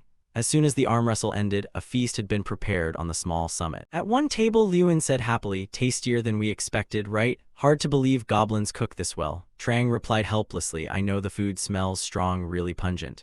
Lewin said, "No, it's not like that." Lewin sat down and looked around, asking, "But why do the goblins here keep themselves isolated in this monastery?" Lewin's expression darkened. He felt there was more to it. Watching the goblins laughing and joking, Lewin thought he would overcome something more important than this task. Omrat approached from behind and said to Lewin, "A strong human." Lewin turned and replied, "Yes, Omrat." Omrat looked down at Lewin and asked, "So what do you plan to do with the first chief's tooth?" Lewin blinked and said, Do what with it? What can I do with it?" Omrat smiled brightly and said, "If you want, I can help you make a weapon suited for humans." Surprised to get such a bargain, Lewin was a bit taken aback. He thought, what? In a dark forge. Lewin held the enormous tooth in his hand and asked, "What is this?" As he carried the tooth, Trang said, "This is the main source of power, a great symbol of strength. Whoever in the Agres clan inherits it will be the strongest." Lewin asked, "No, I mean, what is it used for?" "Things like armor or a magic staff." Trang said the Angel staff and Morshi scales have clear uses. One is a wizard's staff and the other is a spell plate for a knight. The image of Lewin in armor holding a staff and laughing loudly appeared. Trang said, "Or this could be used as a mace, except this enchantment." The two walked down the dark corridor chatting animatedly. Chang said, "Keep it and learn about it later. It will only help increase your power." Lewin replied, "All right." Cut to Omrat smiling brightly, "If you want, I can make it for you, a weapon suited to humans." Surprised to get such a bargain, Lewin was a little taken aback. He thought he had it but didn't know how to use it. This was an unexpected opportunity. Omrat pointed his thumb at himself and said confidently, "Kun Khan's tooth is so heavy and hard that no one seems able to work it.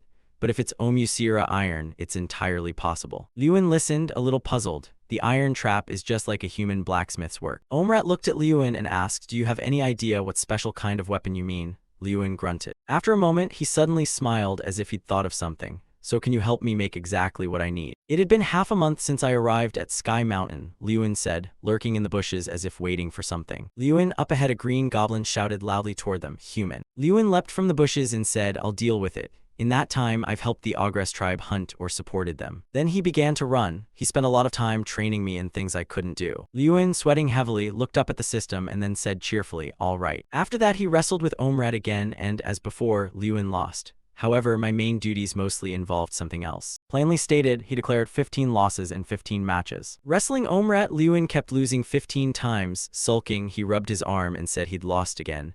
"This really happened to me." Omrat could only laugh behind him. Haha. Lewin rubbed his arm for a while, then Chang came over to cheer. "Come on, master, you're getting better." Omrat smiled and said, "Stand like that, human. You've gradually started using your strength more effectively." Lewin still refused to give up. He looked at Omrat confidently and said, "Thanks. I feel I'm making progress. I've learned to use my strength wisely through advice, and each day I can endure a little longer." Lewin put both hands in his pockets, turned his head and said, "Before I leave here, I must defeat Omrat."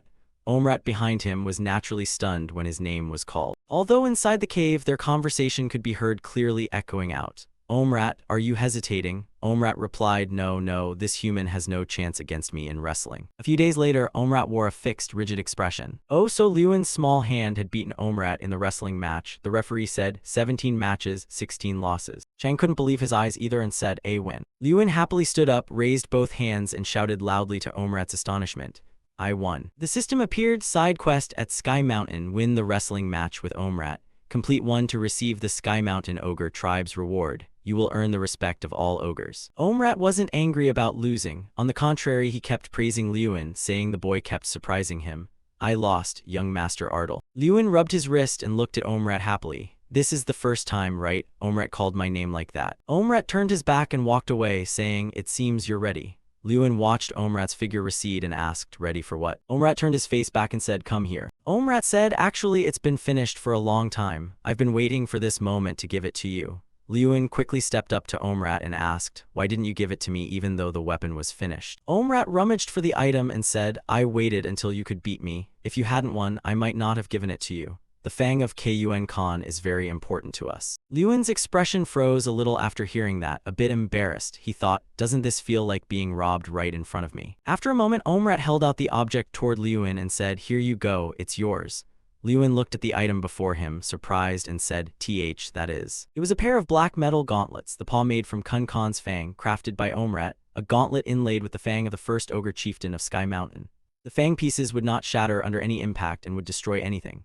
Instantly grants plus 2000 strength, unlocks a unique skill, leadership with growing potential. Lewin slid the gauntlets on, clenched his hand, and resolutely thought that a paw gauntlet fitted with Kun Khan's fang inside would surely suit him best as a melee mage. Seeing he hadn't spoken, Chang asked, how is it? Omrat also asked, what do you think of my finished product? I made it using the most perfect mold for you. Lewin looked tense, but he was actually lost in thought. Amazing, not just plus 2000 strength, it might be even stronger. Lewin said, Omrat, can you gather all the Sky Mountain warriors? Very quickly, all the green goblins assembled. They were gossiping that a powerful human wants to challenge all of us to wrestling. Yes, he says he'll defeat every one of us. The goblins immediately buzzed with talk. Although he had beaten Omrat, he still wounded our pride. Facing such a challenger, an event like this, the more they spoke, the more excited and thrilled they became. Welcome. Lewin stood in the square facing a huge goblin. From the ogre perspective, this seemed an arrogant challenge. But the atmosphere was very jovial. The ogres worship strength and love contests. They seemed to appreciate my competitive spirit. Not only the large goblins, but also smaller ones came to watch and cheer. A child shouted, come on, father. Chang folded his arms and smiled. Ah, remember before, Draka did something like this once too. Lewin leaned on the stone table and looked down at Chang. Although he's faced 17 opponents in a row over 30 years, your case is different. Humans don't live as long as dragons, so we must hurry. Chang lost his smug look and replaced it with helplessness. Lewin placed a hand on the stone table, eyed his opponent seriously, and thought that just yesterday he had said this was impossible. But looking at his own gleaming black gauntlets, Lewin felt confident that with Kun Khan's fang gauntlet on his hand, he couldn't lose. The goblin referee standing aside began to shout, preparing. To start, the two tried to pin the other's arm, but Lewin's side initially looked a bit disadvantaged. Oh, but with trained strength combined with the gauntlet's might, Lewin was able to easily pin his opponent. On the plains, the goblins gathered to send Lewin off. One goblin said, will you return, young master? Lewin replied, yes, now we must go to Leverdin. The goblin said regretfully, you gave us an unforgettable experience. Thank you, young master. Lewin looked at them cheerfully but said nothing. Lewin reached out his hand. Omrat saw it and said, do you want another wrestling match, even though you've defeated all of us already? Lewin said it's not a wrestling match, which momentarily stunned Omrat. He extended his hand to grasp Omrat's and said, this is called a handshake. Omrat, a little puzzled, repeated handshake. A fleeting look of regret crossed Lewin's face as he performed a human greeting. Omrat seemed enlightened. He listened silently as Lewin explained how people greet and bid farewell to a friend. Then he set off on the road amid the goblins' farewells. Lewin waved and called out loudly, see you later is a form of goodbye. Late afternoon at the News Academy. In his office, Taron sat at his desk listening to reports. It's not very important news, he said. He listened while propping his hand and thinking.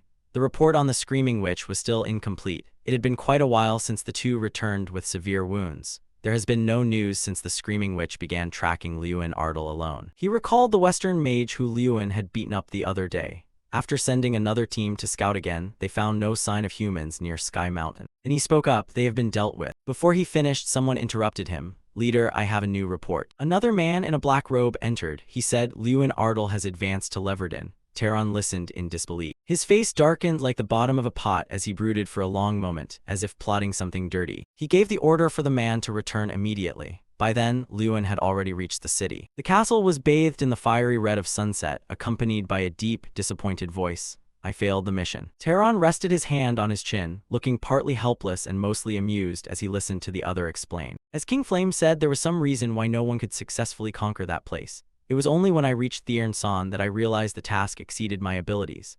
Lewin sat on the boat with his face downcast, explaining despondently that the barriers there were too strong, so there was no way to get inside.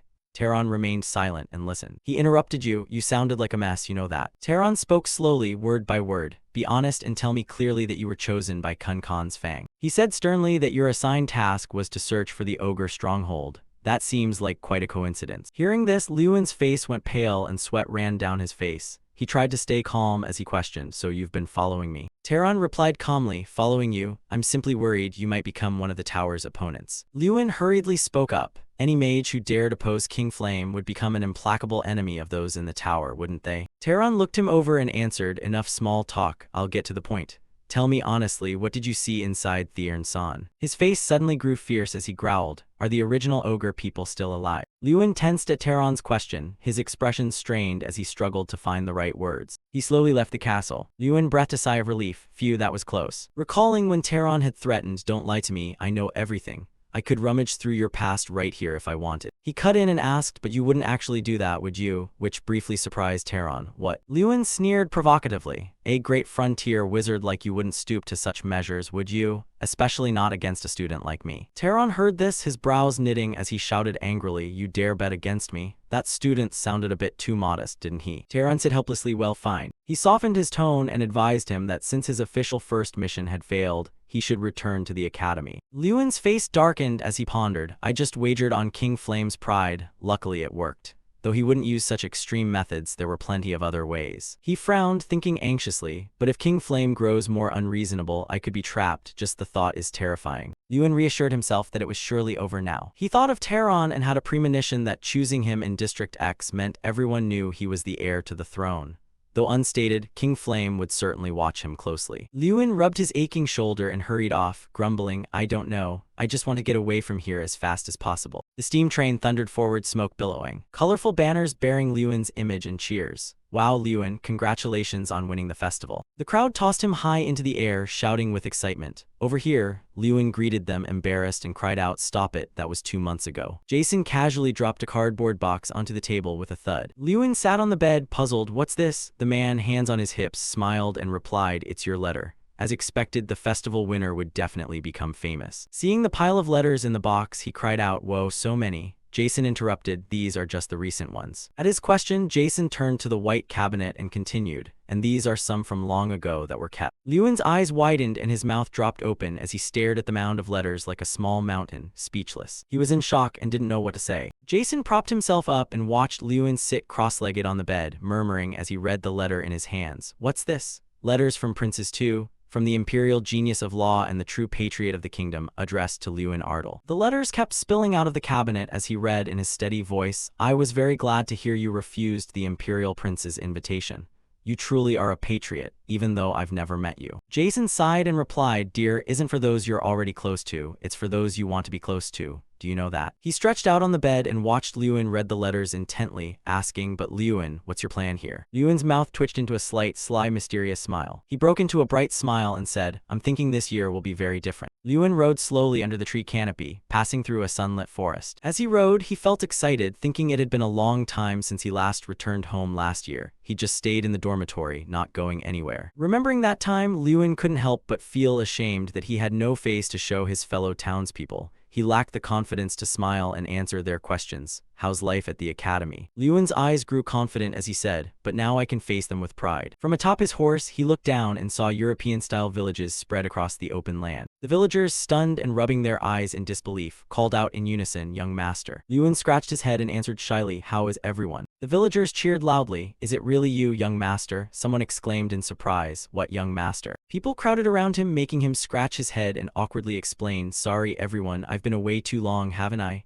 A villager laughed loudly, ha ha ha. How's the schooling? Is it like the rumors? Another interrupted. but our young master is the best, right? Luina came running from somewhere and threw her arms around him, shouting, "Big brother." The little girl, hands on her hips, pouted loudly, "HMPH, not a single letter came home that whole time and now you appear." Their father stood behind, smiling kindly though somewhat helpless. Lewin called out, "Father." Lewin put his hand on his head teasingly. "Luina, you've grown so much, I almost didn't recognize you." Making the girl angry, she shouted, "What?" He gave a very bright smile, adding inwardly, "And you're still as adorable as ever." Lewin gently instructed his father, "Father, call all the family members. It's been a long time since I've had a chance to talk with anyone." The bright moon shone in the night sky, which was partly covered by clouds. In the parlor, everyone gathered around to listen to Lewin. "I told the family and close ones about what happened over the past 6 years. Of course, I left out the details about the players." Luina wiped away her tears. "Big brother, you've really been through so much," the housemaid exclaimed, "but you overcame all those hardships. We're so proud of you, young master." Beggins spoke up, "So that means you won a big contest and even had a private conversation with the imperial prince." He replied gently, "Yes." He thought to himself that although it had been 2 months, it was still fresh news to people in his rural hometown. His father held a letter in his hand, pride in his voice. "Is that why the royal family is sending letters?" He laughed loudly and showed off that countless letters from noble families had also been sent here, making him smile helplessly.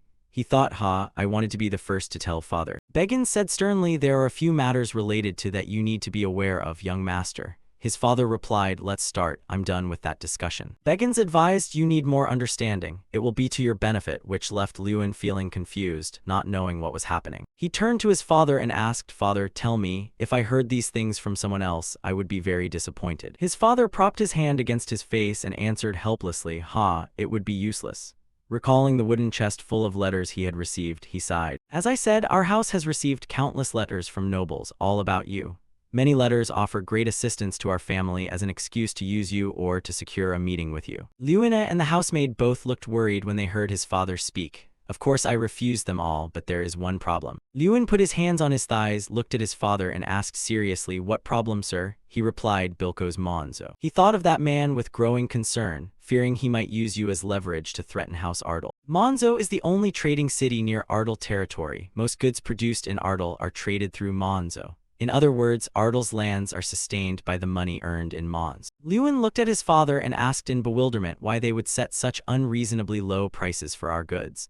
He turned away gloomily and answered, "Yes, because they want to take Ardal territory hostage and force you to become Monzo's guardian maid." Lewin's father put his hand to his weary face and added that at this rate Ardal's finances would collapse. He bowed his head and lamented, but for now there was no clear solution. Lewin recalled the cheerful faces of the farmers eagerly saying, "Oh, come on, I'll be the first to host the young master." Some even boasted that our young master's goat milk this year was exceptionally good. His father and Beggins were surprised when he said, "I suddenly thought that a villain needs to be struck down." He looked at his clenched hand and said casually, "If they're eager to meet me, they'll have to come and perform for me." After loading the luggage onto the horse, Beggins didn't forget to remind him, "Here is some food and water for the road. Young master, travel safely." Lewin replied, "Thank you, Mr. Beggins." He looked at him apologetically and said, "I'm very sorry to place the burden of this matter on you just as you've returned home." Lewin patted his horse reassuringly. "It's all right, you're just doing your job as steward, and I'm only trying to fulfill my duties as a young lord." Beggins watched anxiously as Lewin slowly climbed into the saddle, uncertain how to speak. He called after him as Lewin prepared to spur the horse away, "Young master, don't be angry with him." Lewin asked in surprise, "What?" Beggins, eyes worried, tried to explain, "The Lord has done everything he can. He even paid out of his own pocket to make up for the harm Monzo caused. Most people in Ardal's lands don't know about this." Lewin bowed his head and listened as he was told that the peace they now enjoy is thanks to the Lord's sacrifices. Lewin said in a low voice, "It's shameful. I think I've been too arrogant." Hearing this, his father looked stunned and asked what he meant. Thinking of his father, he couldn't help but admit he had been very disappointed and wondered whether his father had been silently enduring everything. Thinking about last night's conversation, he felt ashamed to confess that he had thought he alone could solve all the things his father could not. Lewin's eyes were sad and helpless as he said, "Even though I knew, since I was a child, my father has loved and cared for this land more than anyone." Beggins, hearing him, had nothing more to say to console him. From his horse, Lewin produced a wooden box and said, "Instead, could you deliver this to my father?" He respectfully extended both hands to receive it, asking, "What is it, young master?" His mouth fell open as he looked at the box in his hands when Lewin calmly said it contained 10 gold taels. The gold bars were neatly arranged in the box. He gently explained they were the prize from that great tournament and hoped they would be used for necessities in the territory. Beggins asked what for, cradling the box carefully. Lewin replied that in his personal opinion it would be most effective. He said that by using it to buy more land, he believed House Ardle could become self-sufficient in supplies and not rely on Monzo in the future. Beggins frowned in thought and replied, it could come true, but our territory is currently in trouble. Right now no one wants to sell land to us. He was startled when Lewin said, what if we take it? Lewin said confidently, and then we'll clean it up. He explained they would reclaim the long-troubled Wolf Hill within the territory and the marsh plains occupied by the Mud People. It's not a bad idea. Sitting on his horse, Lewin carefully outlined his plan. With this money, if they hired mercenaries to reform the lands and train outsiders for hire, they could even earn more revenue. Beggins realized that if they could hire mercenaries at a reasonable price, it would be worth trying. Lewin turned to Beggins and said he would leave the details with a steward and his father, and then he would set out. Lewin spurred his horse into a full gallop, leaving Beggins behind and shouting, let's go. The trading city of Monzo is the largest territory in the southern part of the kingdom. All nearby supplies are concentrated there. Lord Bilko's Monzo has many bad rumors about him, such as buying office with money through loan sharks or being a former leader of the Walpa gang. As he rode, Lewin thought to himself that, in other words, they needed a heart of steel. He stopped before the gates of an imposing white castle guarded strictly by sentries. From his horse, Lewin bowed politely and told a guard, I am the second son of House Ardle. Is Lord Lewin Ardle inside? Hearing that, the tall, thin guard sighed, while a fat guard scoffed and picked his nose. Lewin's face darkened when he heard the guard's mocking voices. Ardle again. One guard wondered aloud why they kept making such a fuss when it never succeeds. The tall guard replied, yeah, exactly. The fat guard joined in sarcastically, saying they're just children learning to beg. The tall guard laughed, clutching his belly and mocking the mounted Lewin. Ha ha ha, can you speak properly this time, young master? The fat guard scratched his head and chuckled along, heh heh. Lewin squeezed his eyes shut, thinking to himself, has he always been treated like this? How many times has my father come here? A guard sneered at him to dismount. Come in and inquire of the Lord. If it's Ardle, they'll throw him out. The thin guard, seeing his companion's bored yawns, deliberately called out, but this time it's different, right? Hurry up. Lewin silently calculated that he was not here as a cadet but as the second son of House Ardle. If he accepted rudeness as normal, it would make Ardle's reputation look foolish. The fat guard, surprised to see Lewin take a stance, shouted, what do you intend to do now? The thin guard squinted when you reminded him, you boys should go home and practice more. To the guard's surprise, he hurled the thin guard hard, sending him flying backward. Bilko's Monzo and another guard returned from somewhere, smiling warmly as he called out, oh my, look who's here. Lewin glanced at the old man with a sardonic smile. The hero who won this year's great tournament, the Mage of a new era. Aren't you Lewin Ardle? He frowned and asked, are you Lord Bilko's Monzo? The old man bowed deeply, feigning respect.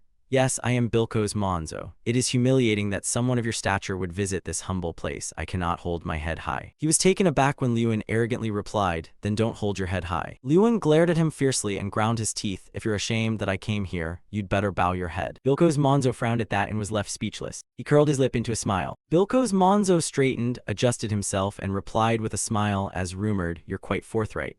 Then, despite the shame, I shall lift my head. Lewin said casually, fine, but you need to train your guards better. The old man sycophantically asked, have my boys committed some offense? Bilko's Monzo glared at Lewin's disdainful glance. They treated my family like goblins, so I issue a mild warning. He looked back at the guards Lewin had thoroughly beaten, piled up and speechless. Bilko's Monzo was provoked to fury, grinding his teeth and rolling his eyes. Lewin, seeing his expression, taunted, is that acceptable, my lord? He turned and smirked in reply, ha ha ha, feel free to treat them like your inferiors. But inwardly he seethed, how dare that brat lay a hand on my men? Lewin rubbed his hands and smiled, ah, then we will. To Bilko's Monzo's astonishment, he delivered a kick that sent the remaining guard flying backward with great force. The struck guard fell and rolled on the ground. He clapped and laughed casually, that's enough. This one needs etiquette training too, leaving the old man speechless. Lewin added with a smile, you might have been planning to make me wait here longer. The old man was maddened by the taunts, grinding his teeth and glaring fiercely when he heard the cutting sarcasm. Show me in, my lord. As he stepped inside, he saw something hanging on the wall that looked like a wolf's head with its mouth open and sharp teeth. The man gave a not at all insincere smile and told Lewin, I have a hobby of collecting such artworks. Heh. He looked seriously and thought, it doesn't look pleasant at all. The old man continued, I understand, everyone has different tastes. He fell silent to ponder for a moment, inwardly judging, collecting these things and calling them beautiful. This fellow's tastes are corrupt. The items he displayed were all bizarre, frightening shapes that ordinary people would never buy. The more he thought, the more he grew worried about the old man. Clearly those pieces were meant to create fear and unease. Was he trying to intimidate him? The man then poured tea for Lewin and introduced the brew, a rather rare southern tea called param. try a little. He folded his arms and declined the offer. No thanks. Oh, you don't like tea? I'll change it to a soft drink for you. With his blunt manner, he shot back, are you pretending not to know? Do you really not understand why I refuse to drink your tea? He said, pouring the cup on the table as he stared at the man with a taut expression. They locked eyes, though neither spoke. They seemed to grasp each other's intent. The atmosphere grew tense. Yuan's tea spilled, mingling with that ominous silence. The corner of the man's mouth curved into a mysterious smile. He calmly lifted the hot cup. You think I poisoned your tea? But I don't intend to be your enemy. There's of course no poison. I only want to be your good friend. He emphasized the words good friend. Whether there was poison in the cup or not was unclear, but with that friends first attitude he seemed dubious.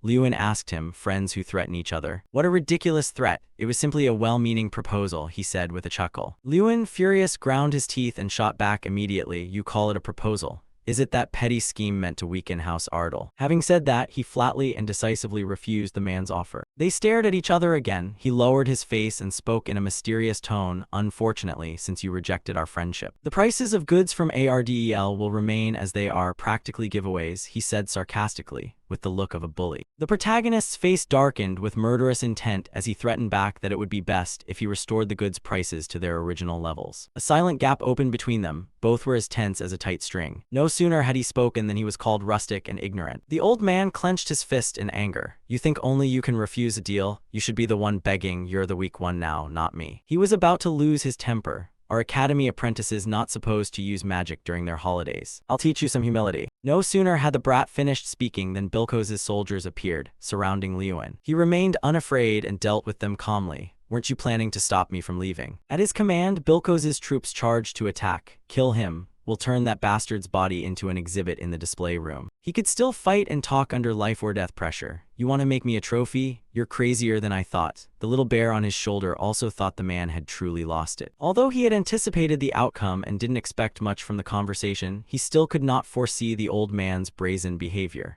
He regarded him as a fat pig stuck in his own southern well. Men like him first lunged at Yuan, thinking he would immediately enter combat with one soldier. When the two were within close range of Yuan, he suddenly stopped. He raised a finger, freezing the soldier for 5 seconds. Snap. As he finished speaking, a burst of force from his snap sent the soldier flying. What followed was a spectacular fight. Golden light radiated from his power as he swept away the swarm of soldiers like bees to honey. With a confident look, he turned to the man and said, "Let me tell you something."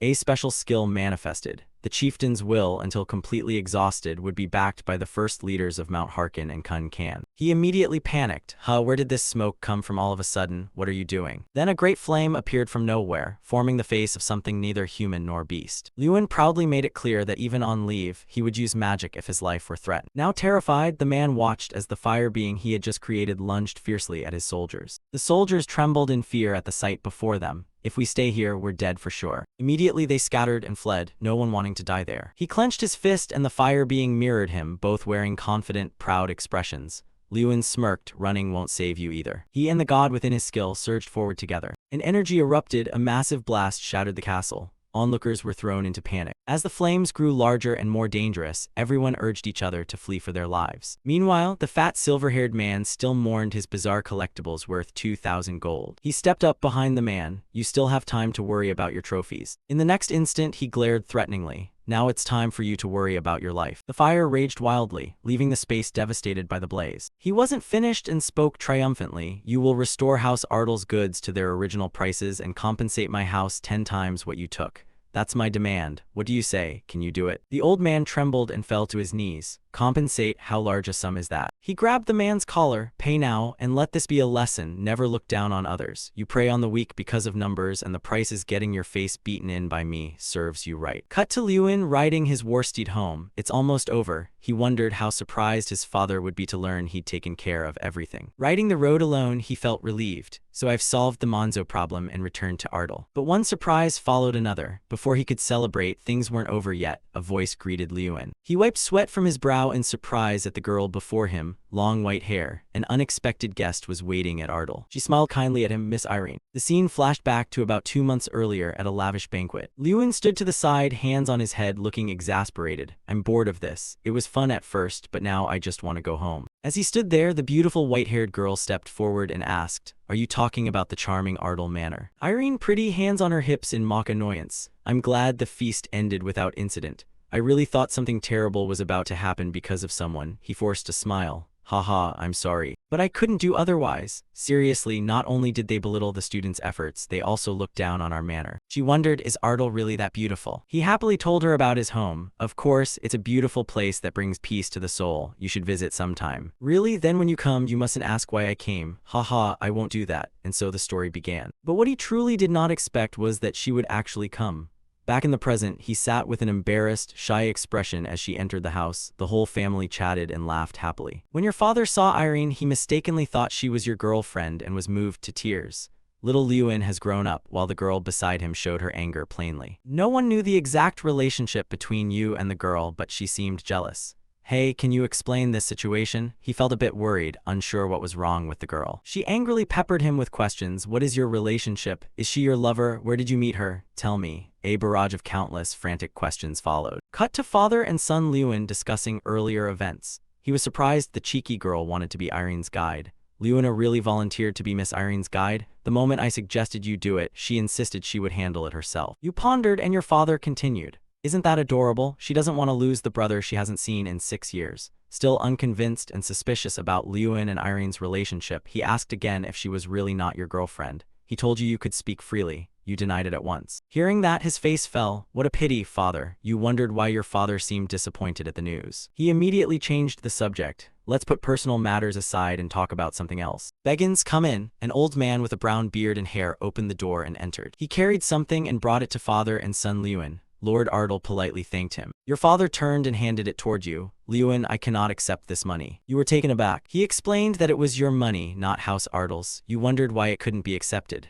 Aren't you a member of Ardal? He replied gently, yes, no one denies you are the heart of Ardal, but you still have many duties outside Ardal, don't you? You fell silent and gazed thoughtfully at your father. You lowered your head in sorrow and thought, I know clearly you say this out of concern for me. I also know you are a man of integrity and principle. I respect you for that.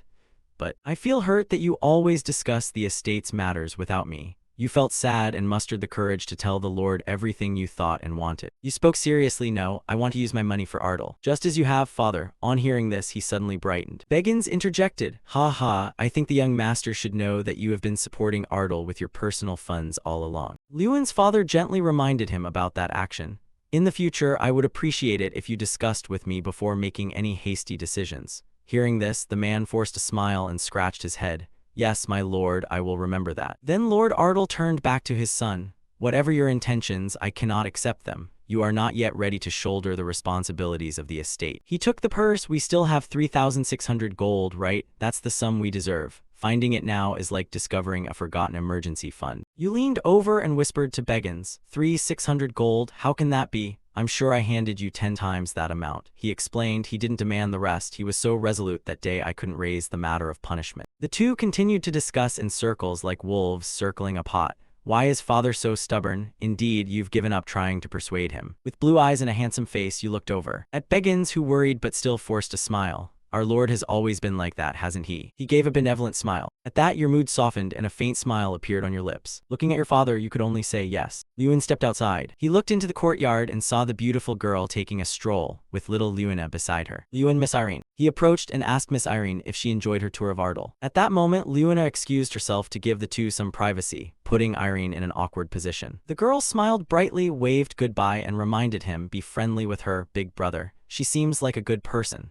Lewin flew into a rage. Lewina, what are you saying? It was surprising how the girl's attitude had shifted 180 degrees. No longer sulky and stubborn as when she first met Irene, her words now left Irene puzzled. Why is she saying such strange things? Blushing and embarrassed, he shyly invited her for a walk. Would you like to walk for a bit? While they walked, Irene spoke about Lewina. Lewina is truly adorable. I wish I had a sister like her. He was happy to see them get along so well. She asked him with concern, by the way, Lewin, is something bothering you? You seem lost in thought. Do I look that way? He didn't hesitate to answer. As heir to the family, I want to do something for the manor, but I can't think of any ideas. After saying that, he mulled it over deeply. With the prize from the grand meeting and the money from Monzo combined, he had over 40,000 gold. His father said he could use it as he wished. But while he was lost in chaotic thoughts, she spoke up. He couldn't stop thinking about the estate. Even though she had come all the way to Ardal, at the mention of it, his face went pale and green like a frog. Only then did he realize she had made the effort to come while he had been ignoring her. Maybe she was offended, and he immediately changed his tone. Haha, Lady Irene, how did you get to Ardle? Our manor is quite far and must be inconvenient to reach. She smugly opened one eye and replied, not too far, I arrived 2 days ago. He hurriedly apologized to her, and a small regretful question escaped his lips. She began pointing toward the route she had taken. Crossing those mountains makes it rather close. At that, his mind immediately shifted into action. However, in that answer lay the solution he had been seeking for a long time. The southern mountains. Although they occupy most of the Io estate, their rugged terrain makes farming impossible and the land lies abandoned due to monster infestations. However, with Lake E nearby, the area's geographic value is very high. He had an idea. What if they used that to create a trade route through the southern mountains? Lewin pondered seriously. By relying on places like Monzo, we could build an independent manor, become a powerful estate with the only southern road leading to the Reenac Empire.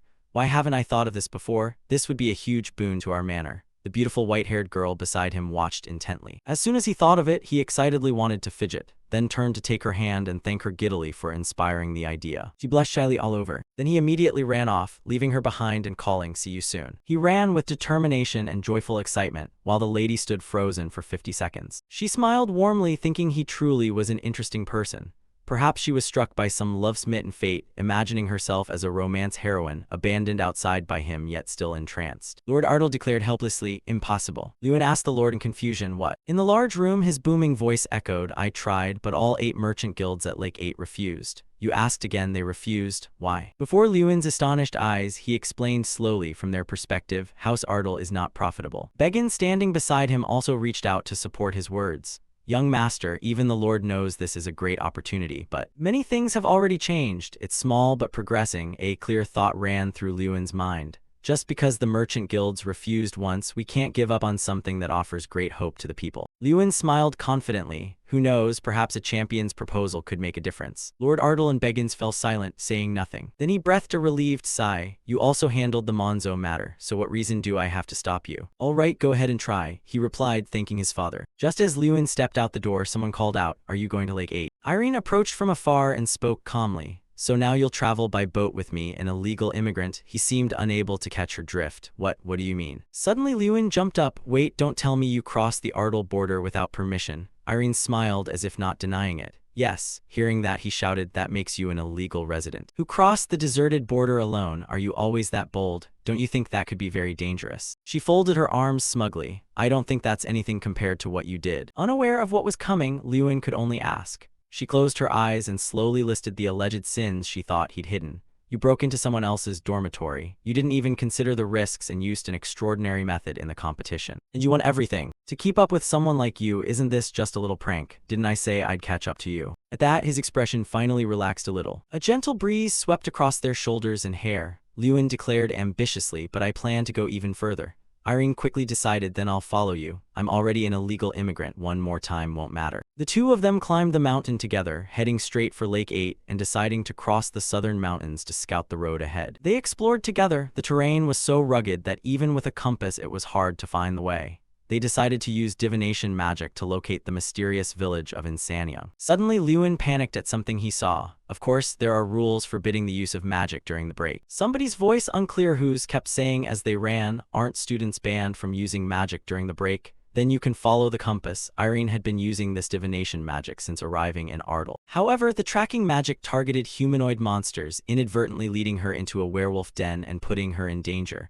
A pack of werewolves snarled before them. You cast magic and leapt high into the air, then struck down at a werewolf. A surge of golden energy caused a massive explosion that shook the ground. The werewolf staggered amid the magical flames, but by exploiting the pack's dependence on their leader, we quickly took down the alpha and escaped. We also received an unclear quest. Lewin was slightly speechless. A quest. Using traces of the tracking magic, we continued toward our destination. Fortunately, we encountered no more monsters, and finally both of them smiled. Irene said softly, it seems we found it this time. Lake 8. Lake 8, a massive guild where the Great Lake 8 meets and connects to the sea.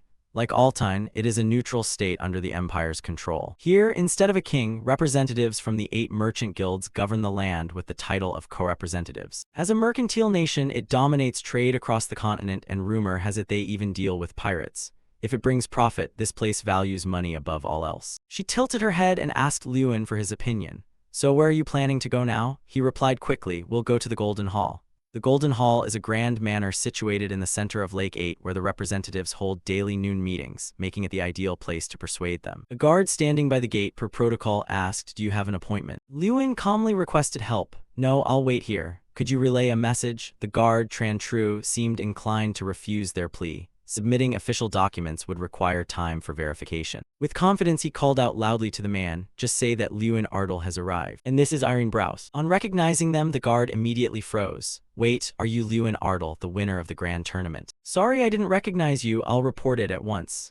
Lewin folded his arms and laughed loudly. "See?" Irene, not particularly surprised, just as Lewin expected. "Fortunately, we were admitted immediately." Upon entering, the first thing that struck them was a statue of an angel with a trumpet and a cloak made of gold, dazzling overall. Irene exclaimed at once that the place truly lived up to its name, the Golden Hall. Lewin agreed. Indeed, it couldn't be compared to House A, right? Approaching a large white door, the guard bowed respectfully to them and invited them in. He reassured himself, "Don't be nervous, I'm here to make a fair deal, not to beg for favors." Then he flung the great door open and announced, "A pleasure, I'm Lewin Ardle." Those inside turned their heads to look. Before the pair sat a round table full of people, with only 2 seats left empty. The group continued watching as they took their seats. Someone spoke up. "I thought it was just a rumor, but it turns out to be true. I saw you in Alton, you are the champion." The man with a bushy beard raised an eyebrow and asked, "What brings a reputable new generation mage like you to this remote place?" Lewin silently calculated. "The champion title holds weight here." He thought to himself for a moment, "The champion title from the grand tournament carries value here.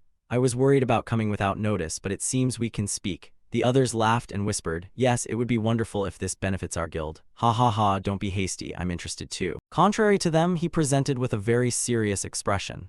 "I've come to negotiate trade between ARDEL and Lake 8. Those opposite fell into thought. And in another corner, people were at a loss for words. The man at Lewin's shoulder leaned in and whispered in his ear, "Lewin, it seems you've cooled the situation down." Murmurs of discussion began to rise. One man turned to his neighbor and asked, "Ardle, I think I've heard of it. Do you know where it is?" The other, with some knowledge, replied, "It's south of the small nation of Radiant." The woman behind, propping her chin, joined the conversation. "Ah yes, that countryside once tried to sell keystone fish and sweet potatoes. I think the Lord visited there." "What happened then?" The man gestured and recounted. "We refused, 8 votes against, none in favor, a unanimous decision." The woman grew curious. "Why?" The other explained, "Because it's not profitable, they only wanted to sell unilaterally." Lewin fell into a quiet reverie. The man presiding opposite smirked and declared, "In that case, I think there's little left to discuss." Now you began to feel tense. They are merchants. After all, the moment they hear anything against their interests, their attitudes change immediately. "I'm both a new generation mage and a son of Ardle, but they only see me as the son of Ardle, a poor country bumpkin trying to snatch their money." Their cold, blunt stance was frighteningly clear. Lewin and Trang showed their discomfort, and you guessed whether it would be the same this time. However, Lewin pushed off and stood up, regretting to see everyone react this way when we hadn't even begun presenting our proposal. "Here, 30,000 gold in total." The crowd was immediately stunned. You smiled as if victory were certain. "So, are you gentlemen more interested in a deal now?" A vast city-state where 8 Great Lakes converge and open to the sea. Instead of a king, 8 representatives jointly govern the nation under the title of co-representatives. "I have come to establish a trade route between Lake 8 and Ardle. I crossed the northern range to get here. I faced many hardships along the way. But if we can succeed in this negotiation, it will all be worth it." Lewin's eyes suddenly lit up. "So what do you think? Are you interested in making a deal now?" "I'll buy weapons worth 30,000 gold from Lake 8 for Ardle. In return, allow the exchange of Ardle's products." The man beside, puzzled, questioned, 30,000 gold, are you preparing for war? If not, why would you need that much in weapons? You fell silent. As expected, they were astonished. 30,000 gold is the 3-year budget of a rural domain like Ao. It's equivalent to a year's budget for a mid-sized city. Spending such a large sum on weapons is truly shocking. But I learned one thing from the Monzo incident. Power naturally attracts wealth, and that power creates peace. If I must buy weapons somewhere to gain strength, I'll build my foundation here. I know that each of the 8 representatives specializes in different goods. Who is responsible for weapons? They unexpectedly introduced a quiet child who had been sitting there all along. He is the #1 representative here. Weapons, ironworks, flora and fauna, even ships. They manage the widest range of goods. Surprised by the answer, Lewin's face showed clear astonishment. The child looked even younger than Lewin. But that kid's gaze was not that of a child. It carried an extraordinary presence. What kind of life had the child lived? Cecilia calmly asked, "By the way, what do you intend to do with so many weapons? I know this curiosity is improper, but as a supplier, I'm a bit concerned."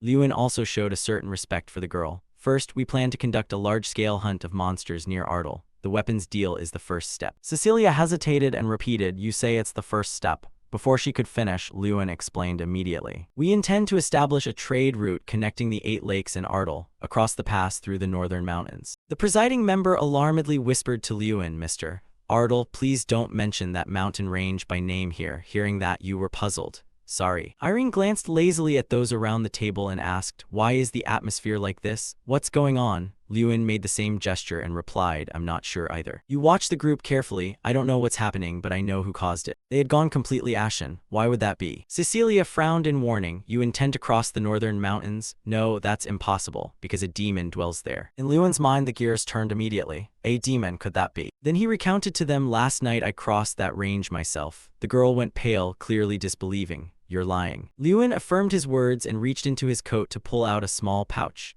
This is not a lie. I encountered something in that mountain range. Is this the demon you mentioned? It's a silver wolf pelt. Cecilia sprang up in alarm. You completed the task and earned the respect of the Valtres family. Lewin confirmed inwardly that it was indeed true. Tears welled at the corners of the girl's eyes, transparent drops. Finally it was dead. 3 days later, Lewin and Cecilia walked side by side. She politely started the conversation, apologizing for keeping him waiting. He, of course, bore no grudge. It's completely fine. It's perfectly understandable. With rosy cheeks, Cecilia confided, I never thought I'd face this mountain again. Of course, my heart still feels heavy, but it's different now than before. The disaster that took my father is no longer here. It's all thanks to you, Mage Lewin. Lewin politely replied, it's nothing. I just happened upon it on my way here. The two of them looked up into the canopy. Cecilia laid out a very specific route.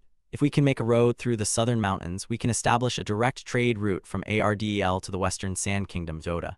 We won't need to waste time and money detouring through the central region as we do now. And regarding building the road here, our Valtres family will provide support. You stared in astonishment and raised your voice. Sorry, this is completely the opposite of what I expected. I thought we'd start by building relations through selling weapons and that the trade route would come later. I even assumed I'd bear the cost of opening the trade route. However, if the Valtres family assists, this is an enormous benefit. You hesitated in disbelief. Do you mean you'll accept my proposal? She calmly affirmed, of course. Any goods produced in Ardel will be bought here at prices above the Lake 8 market. Lewin thought to himself that buying above market price was an extremely generous term. Cecilia across from him gently explained, merchants will do anything for money, but we also have hearts. I, Cecilia Valtres, promised to show gratitude and trust befitting a benefactor. Lewin closed his eyes and finally yielded to the offer. He reached out and took the girl's hand. I look forward to working with you. Thanks to this, the agreement with Lake 8 is completed. Lewin and Irene walked through the woods. He shared with her, moved. I'm so glad things went smoothly.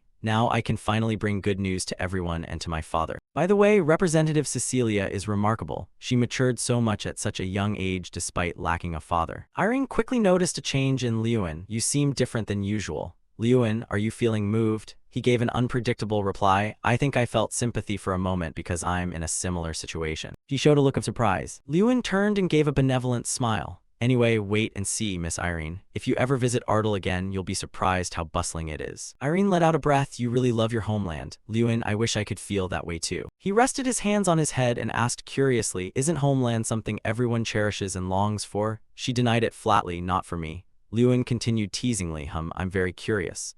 Will you invite me to your homeland one day, Miss Irene? Irene answered casually, who knows? Irene seemed reluctant to talk about it, but I'm sure I'll visit Fraus one day. Golden sunlight gently wrapped the village in warmth. Mixed into that was Lord Ardel's extreme excitement. What? Above market price? Begin's astonishment. He even promised to take responsibility for opening the trade route. And concerns unrelated to Lewin's story. Did the two of them book a private room at the inn? Lewin quickly clapped a hand over the girl's mouth. Ignoring his sister's eager excitement, he answered his father, yes, sir. Cecilia Valtres promised all of that. Beggins exclaimed loudly. In any case, the cold, infamous Representative Valtres said she would repay the favor. Remarkable.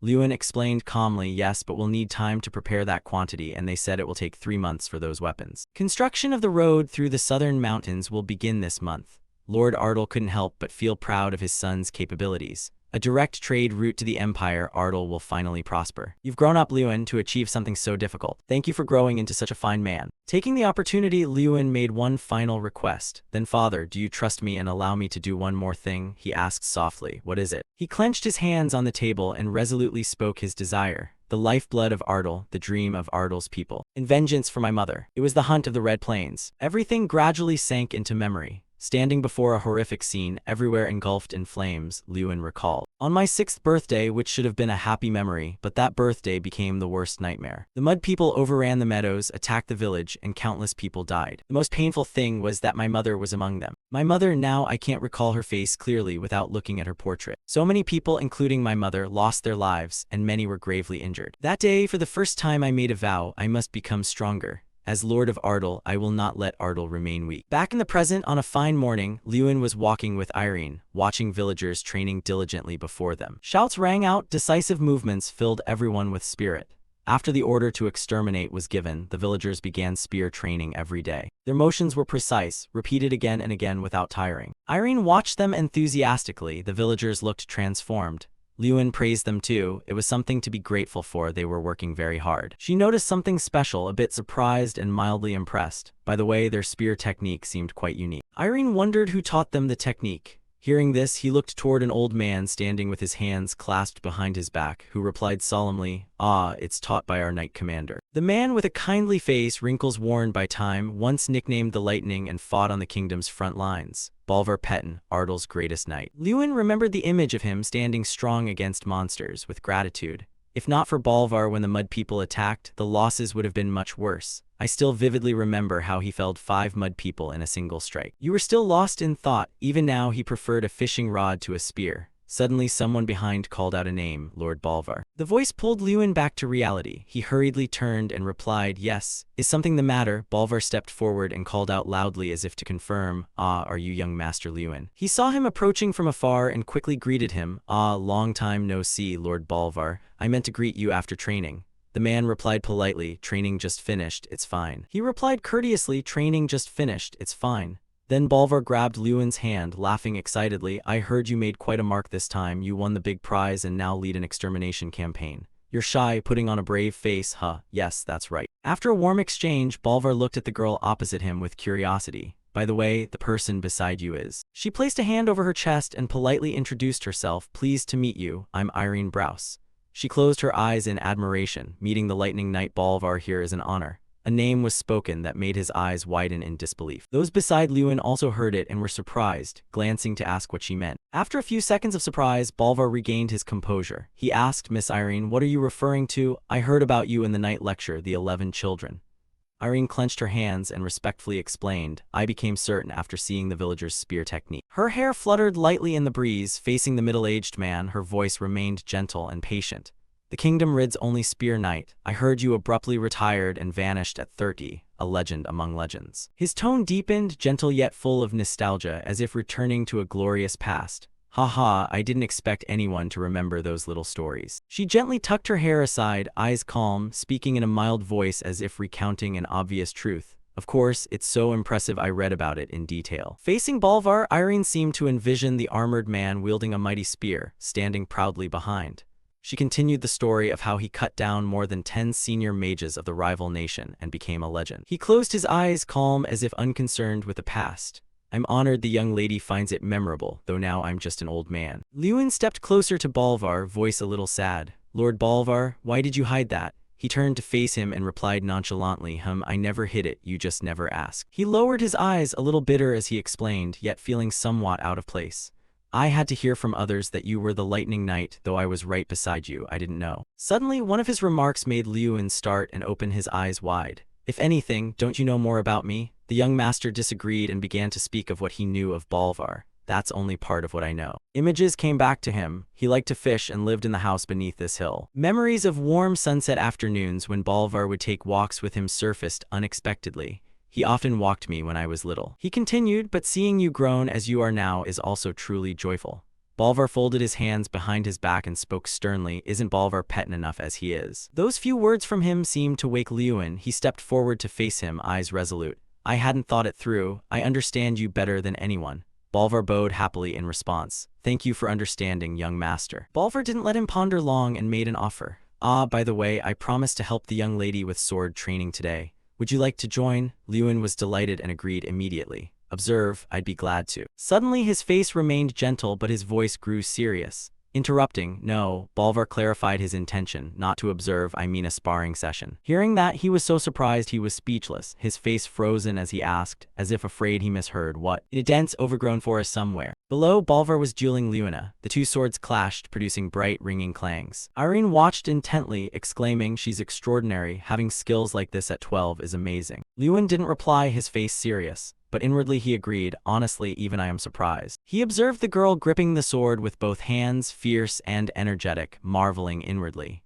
Her blade was perfectly balanced and her footwork consistent, proof of a very solid foundation. Then he glanced at his opponent. He had held back much of his fighting strength to reduce damage to Luna. Lewin felt some admiration. And Lord Bolvar was only using his left hand against someone like Lewin, wielding not his usual spear but merely a wooden sword. Bolvar's closing words rang out, that's enough training for today, young lady. He slung his sword over his shoulder, looked at the girl with hands on her hips, and proudly praised her to Lewin. See, her skill has progressed to this level. At this rate, even you won't match her swordsmanship. Lewin smiled proudly, it seemed true. My sister is truly excellent, he silently praised. You've worked very hard, Lewina. Not letting him savor the feeling long, Bolvar suggested, now it's your turn, isn't it? Lewin had to take the wooden sword, a bit nostalgic. Yes, around 9 years old, I trained with Lord Bolvar using wooden swords because even a mage needs to understand swordsmanship to face knights. He made his decision, I've trained in martial arts up to now. Now it's my turn to demonstrate. His face grew serious, eyes sharp as he spoke. Please instruct me, Lord Bolvar. The match ended with Lewin sprawled on the ground, his face battered, eyes dazed as if unable to believe it. Amid the laughter of the two girls nearby, Bolvar encouraged him. Your movements have improved since 7 years ago.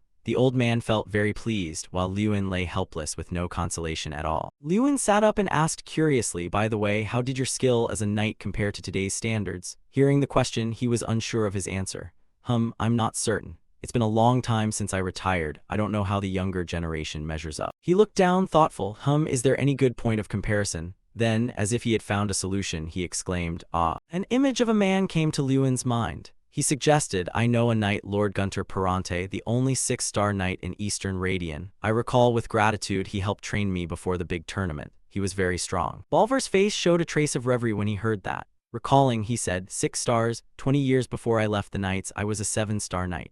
Hearing that introduction, Lewin was amazed, eyes wide. What, he thought inwardly, he was a 7-star knight 20 years ago, that's almost the strongest in the kingdom. Lewin looked at the system panel that appeared before him and wondered to himself why someone like that had come to Ardal. An order was issued to fight the knights with wooden swords. A surprise mission, fight Lord Bolvar. He looked at the countdown clock, the remaining time was 3 days. Sweat beaded on his face, he felt a bit anxious. Can I do it? With my current swordsmanship, I'm far from ready. Suddenly Irene spoke, pulling Lewin out of his thoughts about being trained by a 7-star knight. Young Master Lewin, you're really having a rare experience, aren't you? He blinked in surprise and asked back, what? She excitedly explained her words. Lord Bolvar is the only person in the Radiant Kingdom to reach the legendary knight level. This is an experience money can't buy. Lewin smiled as if enlightened. Indeed, this is a wonderful opportunity. I can't believe I hesitated just because I feared failure. Bolvar still kept one hand hidden behind his back. He caught the moment and marveled, oh, young master, I love the expression on your face right now. Meanwhile, Lewin recovered his spirit, stood up and lifted his sword. Yes, now I am determined. The time to complete the task was 3 days remaining once more. He seriously gripped the sword and held it forward, his face hardening with some confidence. I have to rely on you again, Lord Bolvar. Lewin burned with resolve. With that amount of time, I'll succeed, it's fine. Lewin was startled by a notification from the system. During the sparring with Lord Bolvar, a new task appeared. The task specified that he must perform blocking, dodging, and counterattacking skills using a finishing strike when facing Lord Bolvar. Lewin told himself that to complete this task he trained with Lord Bolvar every night.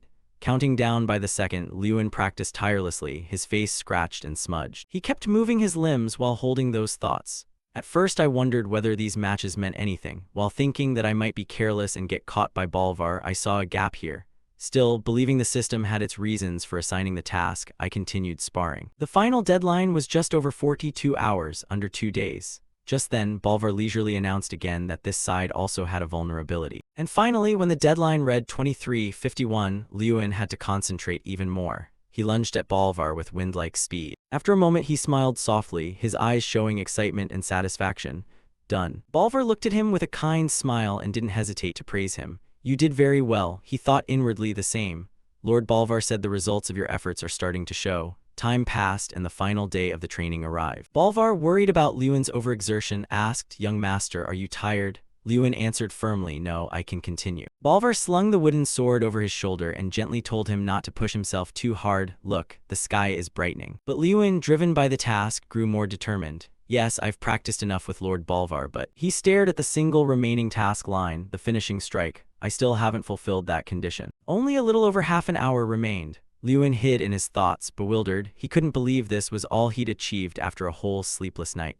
Was landing a finishing strike on a 7-star knight an impossible task from the start? His hand clenched tighter as each second passed and little time remained. "What's going on? Were you up all night, brother?" Lewina had woken by then. The girl pleaded with her brother. "Stop, you've practiced enough." Beggins sighed long and drawn out. "Honestly, I followed the young lady to be on guard, but why is the master pushing himself so hard?" Lewina tried to add with rising worry, "Even you have limits. Brother, stop and rest." Lewin didn't look at them. He looked at Bolvar and emphasized, "Just 30 more minutes." He deliberately repeated it as if to say that no one should hope to stop him. Just 30 minutes. But Lewin was also full of anxious thoughts inside. "I know very well it's hard to achieve a miraculous result in just 30 minutes. Yet he still slammed the wooden sword he held down hard onto the ground and shouted, "Lord Bolvar," and planted the sword firmly in the earth. Lewin rolled up his sleeves very quickly. "I'll treat this as the final trial and try a different method," he said, thinking, "So from now on I'll change my approach." His strange action threw Lewina and Irene into bewilderment. Both Beggins and his father couldn't hide their surprise. Both frowned. Beggins muttered something under his breath. Bolvar was a bit surprised too. He replied gently, "Young master." Seeing his face and body already in an attack stance, he asked again, "Are you serious?" "Yes, I'm serious." Lewin narrowed his eyes, nothing in his mind but steadiness. "Through these days of wooden sword training, I've learned to anticipate a knight's movements. Now that goal is met. I need to win using my specialty." With his keen insight, Bolvar noticed, "I found it strange that you've been practicing swordplay all night these past few days. So you want something from me?" Lewin didn't hide it. He smiled faintly at the guess. "You figured it out." Bolvar grew even more eager for this final match. "Very well, then I'll add one more rule for you, young master." He generously gave him a big opportunity. "In the remaining 30 minutes, you may use magic against me." Lewin froze and muttered the word magic. Bolvar then replied with a smile and raised sword, "But I'll be a bit more serious. I want to see your true power." Lewin was ready. He lifted his heel and pointed his toe toward Bolvar. "I'm coming." A moment later, both of them flew forward. Lewin gritted his teeth and widened his eyes, thinking, "No wooden sword needed. I must close into sword range." In return, his body felt lighter and his balance improved as he moved. At this close range, the sword's blind spots made it useless. Bolvar suddenly paused his attack and laughed with delight. "So that's it." At the same time, Lewin hesitated and felt a little flustered, but he bit his lip in a brief panic. The Lord revealed no openings beyond the reach of the wooden sword. "It's the method I used against Doom Prime at the Grand Tournament.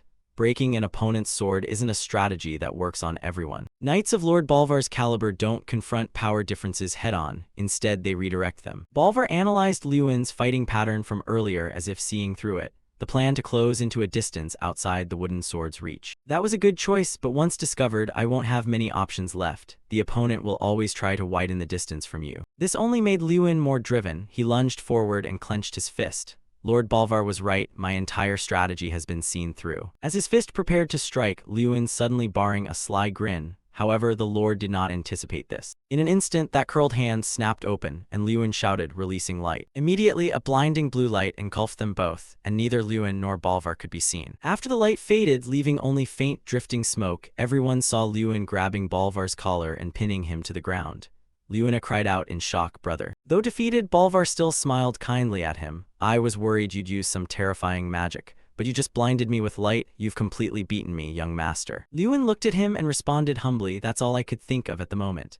I'm truly sorry for catching you off guard, Lord Bolvar." The short words carried many thoughts. Frankly, if Bolvar had been in his normal condition, I would likely have failed. He hasn't rested all day because of me. And finally, at last I succeeded. The system announced the reward Lewin received, the Steel Destruction skill. He stood delightedly reading the prize, when Lewin felt a sharp smack on his shoulder. "Brother, what are you doing?" Lewina frowned and snapped at him in a cold tone. "Even if it's just practice, how could you topple Lord Bolvar like that?" Lewin grinned sheepishly, not knowing how to explain, and just mumbled, "Sorry."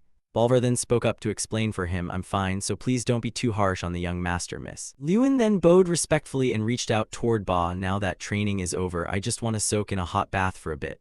Oh my, I've taken up too much of your time." He helped him to his feet, his heart full of positive emotion. I've learned a great deal during this time. The two of them slowly returned together. This was a very enjoyable experience for an old man like me. Young master, your vacation is probably about to end. Lewin replied to him, yes, I'll depart soon since it takes 10 days by horse to reach the academy. This long but short vacation is coming to an end. He felt a twinge of sadness as he shouldered his bag and prepared to leave. The day to stray far from home had arrived. Standing on the bridge, he and his father watched the young workers laboring enthusiastically below. All right, a little more effort. Finish this, then have a few Lewin beers. Definitely, today I'll drink my fill. He politely explained to his father, these are workers sent by the Valtres family. Since we're building a base at ARDEL, we need a lot of manpower. He spread his arms with excitement. Through this route, we'll transport weapons from Lake 8 and carry out elimination missions. Also, many workers will use ARDEL's restaurants and inns, bringing great benefits to the whole region. This is the beginning of change. As he mentioned this, his voice dropped, and there's one more thing I want to tell you, father. He handed him a box, 12,000 gold coins, please use it for Ardel. Lewin's father seemed about to refuse. He frowned and exclaimed, son, but anticipating his father's thoughts, Lewin quickly cut in, I've kept 400 gold for myself, so don't worry. You surely won't refuse this time, will you? He looked at Lewin with loving, proud eyes. I'm ashamed, I'm the one indebted to you. To bid farewell to his dutiful son, he didn't hesitate to give him a hug. Thank you, my son. All right then, go on your way. Lewin sank back into his thoughts. I must say this was a very productive vacation. I said goodbye to everyone and walked part of the way with Irene. When the road forked and he was about to say goodbye, Lewin heard Irene say something and hurriedly asked, what did you just say? You must have misheard, Irene deliberately emphasized. No, you heard correctly. She smiled with her eyes narrowed at Lewin. After you graduate on monster hunting assignments, I'll help out. I told you I will follow you until I defeat you, Master Lewin. Watching Irene's retreating figure, Lewin thought briefly, oh, so she hasn't forgotten, what a strange person. And so we parted ways, see you again someday. About a week after leaving ARDEL, I crossed the central border and entered the eastern region. Unlike the southern area, this place was busier. No sooner had Lewin set foot here than a street brawl caught his curiosity. Someone was shouting, say that again. A thug in black was raining insults on a young man in a white shirt. What did you just say, you weak brat? The shrill shouting grew louder. Say it again, you bastard. Seeing this bullying, Lewin began to feel uneasy. What's going on here? The man in black kept his high, arrogant tone. Say it again, what did you just say, you brat? The young man, his face marked with minor wounds, pleaded, please let my sister go. But a second later he glared at his opponent and shouted, I'm a knight too. If you don't release my sister right now, I won't let this go. The man in black burst into loud laughter, his voice full of mockery. You hear that? What are you going to do if you don't stand down? Then he stood up and continued lecturing the poor youths. All this happened because your family couldn't pay, we have to make a living too. His fist tightened as his mouth spat provocative and insulting words. So now I'll collect the debt your father owes even if I have to sell your sister. Haha. The young man frowned, his eyes filled with indignation. What? Hearing him touch his family, he didn't hesitate and rushed forward wildly. You think I'll let that happen? For the first time in the conversation, he dared to sneer at him. How ridiculous. But before he could strike, he took a punch from the man, accompanied by his savage cursing. Do I look like I'm joking? He kicked the young man while unleashing a torrent of insults. And you think a weakling like you can become a knight? Is this Hansen the standard for a squire in Foldren? As if that weren't enough, he grabbed the youth by the hair and forced him upright, ordering him like a slave. Say that again, what did you just say? The brave young man emphasized each word. Try selling my sister. He fixed the other with a burning gaze, his voice cold and emotionless. I'll kill you. Lewin watched, his brows knitting in indignation. Am I really witnessing this? Is this happening in broad daylight? The youth looked like a squire from a nearby territory, but even for a squire, he was frighteningly weak. However, it wasn't the gaze I normally see. It was the look of someone with something they absolutely must protect. As Lewin stepped toward the scuffle, someone suddenly slapped him on the shoulder. A terrified man warned him, young man, don't meddle, leave. If you pick a fight with Ongi Lumber, it'll be a disaster. Yes, they're extremely brutal. Lewin didn't bother to thank him, instead he wanted to provoke these thugs. I understand. But then what are you doing here? They asked. What do you mean? Lewin continued, you didn't try to stop it, nor did you help that young man. His eyes widened and he bared his teeth in disgust. You should be ashamed, you are no better than them. Saying that, he moved on toward the young man. That look was good, a gaze that could become much stronger. Suddenly I was curious about the true worth of that youth. The well-meaning man who had warned Lewin was now furious at being lectured. What? Fine, do whatever you want, after all my concern for you. The thug who was tormenting the youth froze when he saw Lewin approach. He shot Lewin a sharp glance. Then in a gruff, lecturing tone asked, who are you here to get beat? He seemed unaware of whom he was facing and was loudmouthed, daring Lewin to leave before he did. before he could finish the sentence. Lewin used magic to send him tumbling backward. His eyes widened in panic and fear as he stared at Lewin's cold face. Why do I feel like this? The onlookers also gaped in shock, mouths agape. His henchmen stood dumbfounded and asked, what the hell is that? As for him, he could only stand there while Lewin trampled his body with magic. What just happened? After some taunting, Lewin finally unleashed a straight blast of magical force to his face. He howled in agony. Oh, don't come near, stay away from me, retreat, retreat. The young man who had been sitting stunned still hesitated. Who are you, really? Lewin's back was full of pride. He answered Lewin Ardle. Then he turned to the young man with a relaxed, gentle smile. He added that was a scoundrel. That night, Lewin went to the young man's home. The boy, who introduced himself as Han, invited me in, and his story was all too familiar. 2 sisters bearing their drunkard father's debts, and 1 young man forced to take up a sword to stop his sister from being sold to a brothel. Lewin had a few questions and asked quickly, but where is this Ongi lumber gang? The name sounds almost cute, but their actions are horrifying. It may sound that way, but they're extremely brutal. Han told the story with goosebumps. They stake people to the Ongi tree and kill them. Their leader has killed 4 people, so no one dares to confront them. Lewin still had questions and hurriedly asked, does the Foldren territory just let people like that run rampant? Han explained that their area of operation isn't in Foldren. They operate in our village and a few other small villages, all too small to have a garrison to help. Lewin slightly lowered his face to hide his thoughtful look. They're worse than I thought. I want to deal with them myself, but I don't have time to handle them one by one. Han bowed his head and spoke gratefully to Lewin. Thank you for your help, and I have heard of your name. He asked gently, they say you're the champion of that tournament, right? Lewin answered immediately, surprising Han a little. Yes, that's right. Did you hear it from Sir Gunter Perante? He straightened and looked at Lewin. How did you know that? Lewin smiled and explained, I heard that thug say you were a squire from the Foldren territory, and if it's Sir Gunter, I guessed he'd mention me. Han leapt up, words full of excitement. Yes, our captain spoke a lot about you. He said there's a very strong mage at the academy, though not stronger than our captain. Oh, really? Lewin thought wryly to himself, but I already beat him in the arm wrestling contest. Han kept beating his chest enthusiastically. I want to become strong quickly and be an excellent knight like our captain. Lewin was silent for a moment, pressing his lips together in thought. Having a captain as a goal to strive for is good. But Han was too weak to reach that, let alone become a knight. It's not even certain he'll graduate from the academy. Suddenly he lowered his voice a little ashamed and admitted, actually I'm at the bottom of the academy, so I'm mocked every day. They say, how can you stay at the academy with skills like that? His confession was sad but showed a glimmer of faith. Everyone criticizes me, but our captain is different. He says I have a talent others don't. At that, he brightened and became positive again, saying that if he kept working hard, one day he'd shine. Lewin suddenly realized it was exactly the same, like how Professor Black too and the headmaster had believed in him to the end. Sir Gunter Perante also believed in Han because he had gone through something similar. Lewin didn't hesitate to encourage Han. Yes, effort never betrays you. He popped a piece of food into his mouth and continued to encourage his new friend. Even if you're slower than others, if you persist, a miracle will come one day, like it did for me. Seeing Lewin's wincing face, Han was embarrassed.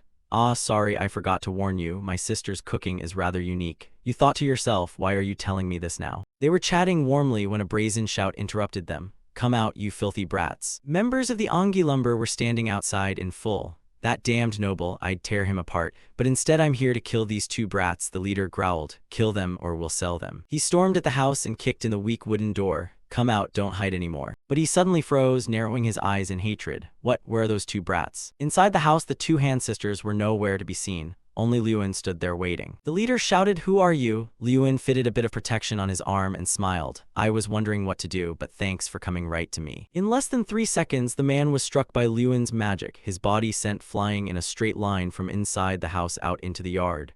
The henchmen, panic-stricken, asked each other what was that. They all fell into chaos, blinking dryly, then whispers spread. Isn't that the noble from earlier? Why are you here? At that moment, the 2 Han sisters stood close together in fear. Lewin instructed Han, this place is dangerous, protect your sister. He asked anxiously, Lewin, what will you do? Lewin lifted a faint crooked smile. His hand then clenched, his voice full of resolve. I have to earn this meal. Don't be afraid, everyone, no matter how skilled he is, we still outnumber him by more than 20. Yes, charge together. The black-clad men with weapons rushed forward. All right, come at once. A surge of blue power emanated from Lewin's hand. From the duel with Baron Bolvar, I learned a new skill, Steel Destruction. When using this skill, the moment the sword meets a fist, the sword's spirit will vanish without a trace. he thought as he fought. What is this, my blade? Someone cried out in panic. Normally, I only dole out mild punishment, but clearly they are villains, undeniably antagonists. So there will be no mercy as Liyuan's vast power descends upon them. Demons, please spare us, we have committed a grave crime. The men fell to the ground begging for mercy. By now, they probably realized further attack was pointless. As Liyuan pondered, a scream rang out from afar. As predicted, not everyone perceived it. Someone had been taken hostage. You bastard, if you move even a little, I'll slit this woman's throat. What are you doing? Get up now, stand up and point that damned noble out, the black-clad man ordered. You worry, you bastard, are you the leader of these men? Yes, I'm the leader of the Ongi Lumber Gang, he introduced himself. He added, if you understand, get on your knees right now. You bastard, you worry, search for Han, what's happened? Injured sister Han spoke up, you were hurt trying to protect your sister, weren't you? Then there is no choice, I must deal with this. He moved toward the man. He roared, don't come near, do you think I won't kill her? Don't move, if you so much as lift a finger, I'll cut her open right here. Liyuan snapped angrily, damn it, didn't they teach handling situations like this at the academy? I don't have enough time to use magic, damn it, what should I do now? A sword stroke came down. The man holding the blade cried in shock, you bastard. Han, furious, took up a sword and stepped forward. If you don't want to end up like your leader, get out of here now. You bastards, run. The group fled in panic. Han, are you okay? Han's sister ran over. Han looked unbelieving. I killed someone, how could I? It's okay, Han, that was necessary. And congratulations, Liyuan comforted him. Han turned puzzled, congratulations. He explained, that's the Perito sword, right? Proficiency of Kai. I saw a stream of blue chi emanate from you earlier. Didn't you just reach 4-star rank? The appearance of that invisible blue aura means what? Han was astonished. I reached 4-star rank. Yes, reaching 4-star rank, it's considered top tier among knights. Of course, you still can't fully control your Kai yet, but what's certain is you've shown clear progress. Yes, you did it, just as I predicted. I was right. Your intuition was correct. He was moved. Thank you, Liyuan. It's all thanks to you. Without you, I wouldn't have had the courage. Really, stop with the flattering words, Liyuan replied. At least now no one will bother Han's sister anymore. Thus, Han's incident was resolved smoothly. As soon as dawn came, I went straight to the academy, and now I'm back. Before leaving Ardal, I hoped the vacation wouldn't end.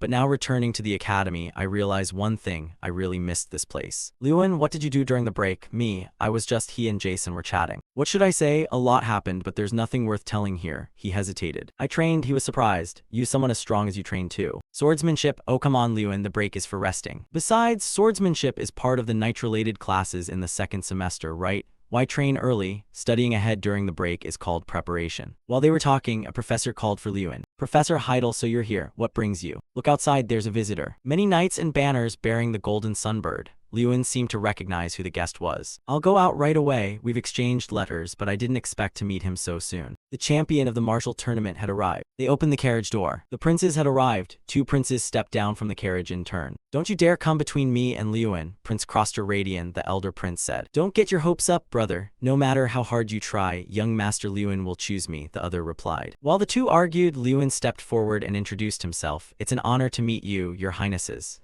I'm Liyuan Ardal. Ah, young master, sorry for the sudden arrival. I've prepared a gift and hope to speak with you privately. No, my gift is far more valuable. Forget my brother and talk to me first. Their intentions were obvious. If you win the martial tournament and back one side, it would be a major step toward becoming king. I have a proposal, he spoke. A proposal. All right, we'll do as you wish, young Master Liyuan.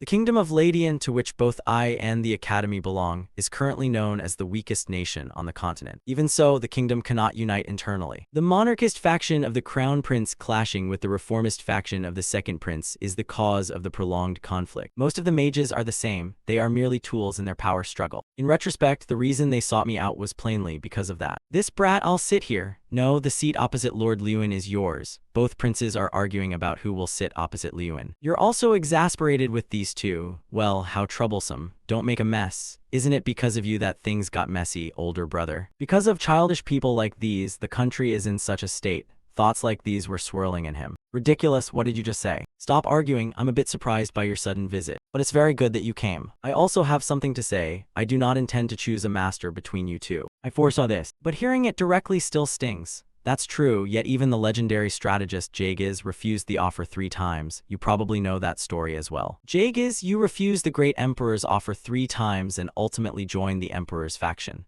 Are you really comparing yourself to the first emperor? The first emperor was a 9th rank knight. Even if you keep making that offer, the outcome will be the same.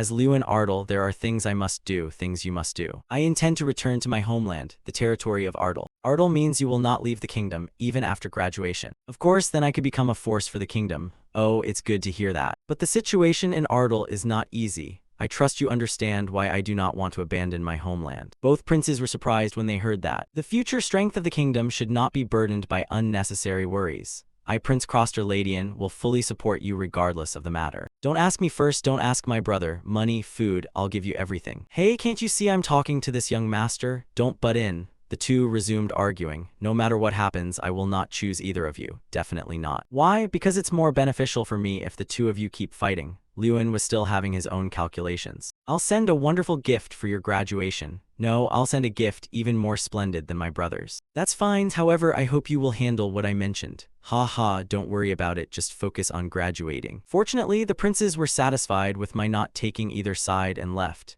In addition, I had made my loyalty clear by confirming I would not leave the kingdom. However, I made a few requests. First, I asked for approval of the plans that ARDEL is currently pursuing, and I requested military support to coincide with the timing of the campaign. Everything is progressing smoothly. Is this the power of authority? Is this the power of authority? And the train of thought was interrupted. Everyone listen carefully. Duke Lewin Ardal is the future and treasure of the kingdom. Therefore, I appoint Duke Lewin as the royal protector. Show him the respect he deserves. This was not part of the plan, but things turned out that way. As the closest guardian of the royal family in the kingdom, no one would dare disrespect him. Though not official yet, since the princes have acknowledged it, it is effectively official. I felt relieved that everything was resolved smoothly. Now let's get going. The two princes bade farewell and left. Truly impressive, being appointed protector of the kingdom is remarkable. Exclamations rang out. Make way, you're blocking our way to class, Jason shouted as he walked, telling people to move aside.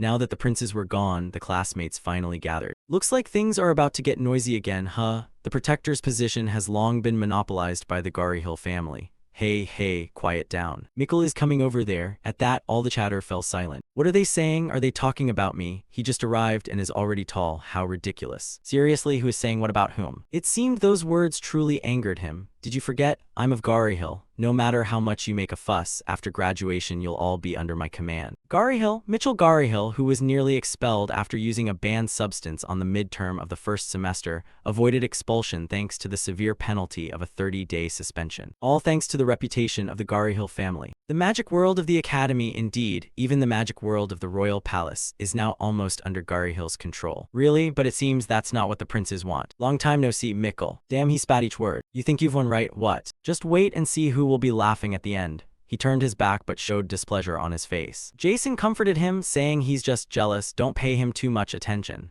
When you win the big tournament, Mikkel's expression will be notable. This situation with the princes probably affected him more. Right, jealousy, those things aren't worth considering. Mikkel's tarnished reputation in this matter directly concerns his family's honor. He might be planning something. This class is a special lecture by alumni, right? Yes, let's attend. After all, my opponent is ruthless Garihill. Alumni are coming to the academy to give lectures. I wonder who will come. Hopefully someone kind, Jason silently wished. And somehow that uneasy feeling is never wrong. It seemed the person behind the door did not disappoint his expectations. The whole class turned surprised eyes toward the two of them. He was astonished. What's going on? The person who had been on the podium spoke up. What's the matter? Why is the atmosphere so strange? Could that person be Lewin Ardal? Pleased to meet you, Lewin Ardal. That person was Jekyll Garihill. The second semester of the graduating class focuses more on practice than theory, as mentioned earlier. There will be classes related to knights. And alumni will come to the academy to share stories about current mages. A kind of lecture. It's a well-intentioned session, but somehow that uneasy feeling was never wrong. Lewin and Jason sat on alert in their seats. Both silently looked ahead, especially since the invited alum giving the lecture was Jekyll Garihill's brother. He held a book and chalk to introduce the lesson.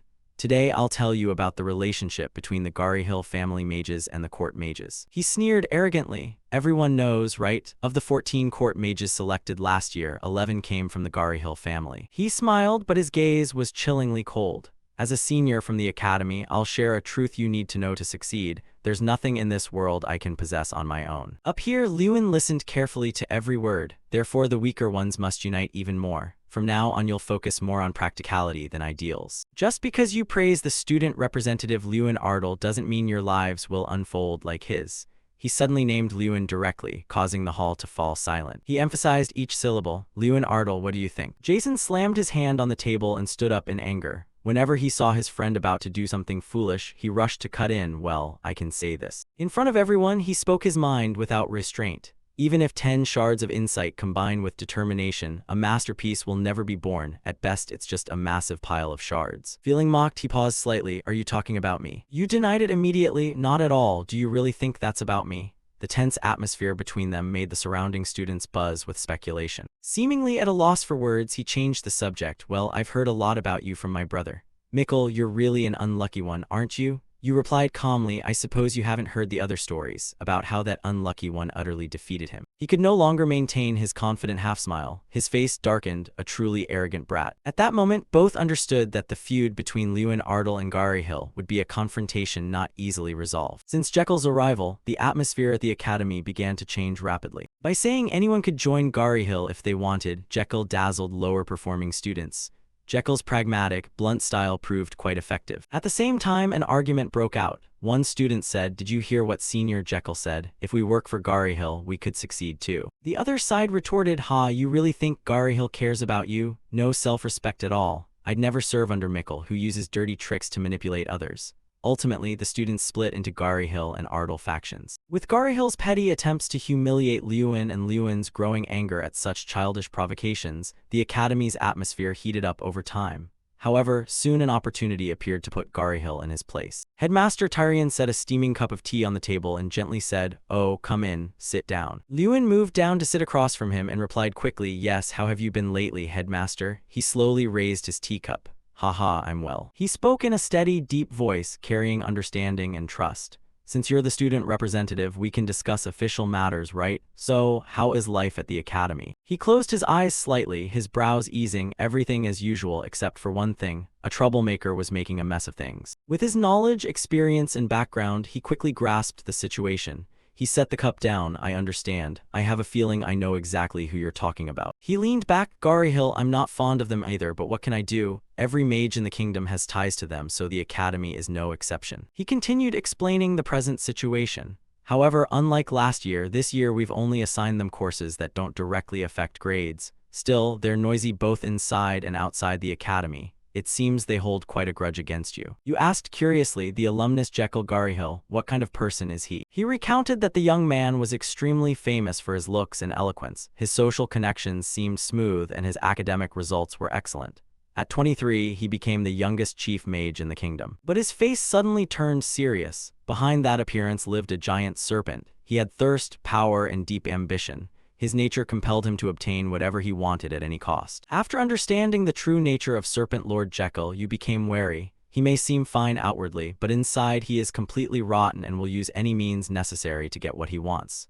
That's Garihill. You clenched your fist. By now there were plenty of reasons to act. The question was which reason to use. Unexpectedly, he spoke up. I want to discuss the upcoming special lessons with you. Your face showed confusion. Special lessons? He replied, yes, the upcoming classes. Suddenly, a wild idea popped into your head. I have a good idea, but would he agree? That's what you had asked many people, but the responses were mostly negative. Thinking that, you walked toward the classroom. At that moment, remembering Headmaster Tyrion's words gave you extra courage. What if you ask him directly? Then you open the door. Hearing the door open, the students all turned their heads to look. Even Jekyll on the podium paused, his voice tinged with surprise. Lewin Ardle. Dear Senior, you said directly to him, I have a request for you. Senior. Mikkel beside him heard everything and laughed. Whoosh. He stood up, pointed at Lewin with a grin stretching ear to ear, and demanded, all right, it's only a matter of time before you say something like that. You put on a serious face. Don't get me wrong, it's not the kind of request you're thinking of. Then you continued, revealing your real intention. I heard you received a proposal from the headmaster about the joint nights class next week and that you declined it. At that, Lewin's lips curved slightly. So I'm here to make a direct request. Please allow the alumni and us to have a joint class. In that instant, his whole body seemed to freeze. The face that usually wore arrogance suddenly became stunned. A joint class is a lesson where alumni, acting as special instructors, participate in class alongside students. In other words, it's also an official opportunity for Jekyll and me to face off on the same stage. Just that one sentence energized the atmosphere. A joint class, so we'll finally get to see Jekyll Garihill's skills, right? The students around couldn't hide their excitement. Everyone's gaze turned to him. He and Lewin would stand on the same stage in direct opposition. Wow. After a moment of silent thought, he spoke. Why? He said slowly, our alumni are seasoned experts who have worked in the field for years. There's no need for such a class, and frankly, it's just a waste of time. Do you really think so little of us? It sounded convincing, but it was all within your expectation, so you unleashed your killer line. That sounds a bit illogical. Isn't the purpose of alumni visits to the academy to teach us? He was surprised. What? You put on a sad expression, yet you dismissed the joint class, the best chance to pass knowledge to juniors. Just because of that kind of class, you keep insisting Gari Hill is a collective. His face at that moment became very ugly. Your tone was clearly provocative, wearing a mocking smile. So why the sudden change? Or is there another reason? For example, are you afraid? He wore the villain's ecstatic smile. Even though he had won the major tournament, you were still just a student with limited experience. He quickly regained a calm expression as if nothing had happened. Facing a real blade, you can do nothing but cling to your useless stubborn ego. Why would we need such an inconvenient class? Before he finished, the students shouted in, we want to see your skills too. He paused slightly, embarrassment flickering across his eyes. Then a student called out and others followed in turn. Yes, skills honed in real battle, we really want to see them. At the same time, Mikkel slapped the table excitedly. Come on, brother, what are you waiting for? This is the perfect chance to crush that guy in front of everyone. Accept it, Lewin Ardle, you'll regret proposing this for a long time. My brother is a powerful mage. His reaction was exactly what you hoped for. You grinned with satisfaction. Yes, Mikkel, you're right. That's how it should be, so our esteemed senior won't be able to refuse. Jekyll sighed in exasperation. All right, if it's a joint class, the Squire Knights from Foldren will participate, right? However, he defended himself. I declined this proposal because I didn't want to steal the spotlight from you, the student representative in class, but if you now want to forego that. Lewin did not hesitate. He walked straight up to him step by step. No, please go ahead, I'm asking you. You held out your hand. As a junior at the academy, I also want to see your skills. He had no choice but to shake your hand. Well then, if that's the case, I have no other option. Let's do our best. Suddenly, he felt a sharp pain travel through him. A pain so intense he gritted his teeth. He ground his teeth. This brat, you leaned close to his ear and whispered like a stone. Then I'll leave it to you, senior. Your eyes lit up, full of excitement and challenge. Be ready to be amazed. 3 days later, the Squire Knights from Foldren arrived at the academy.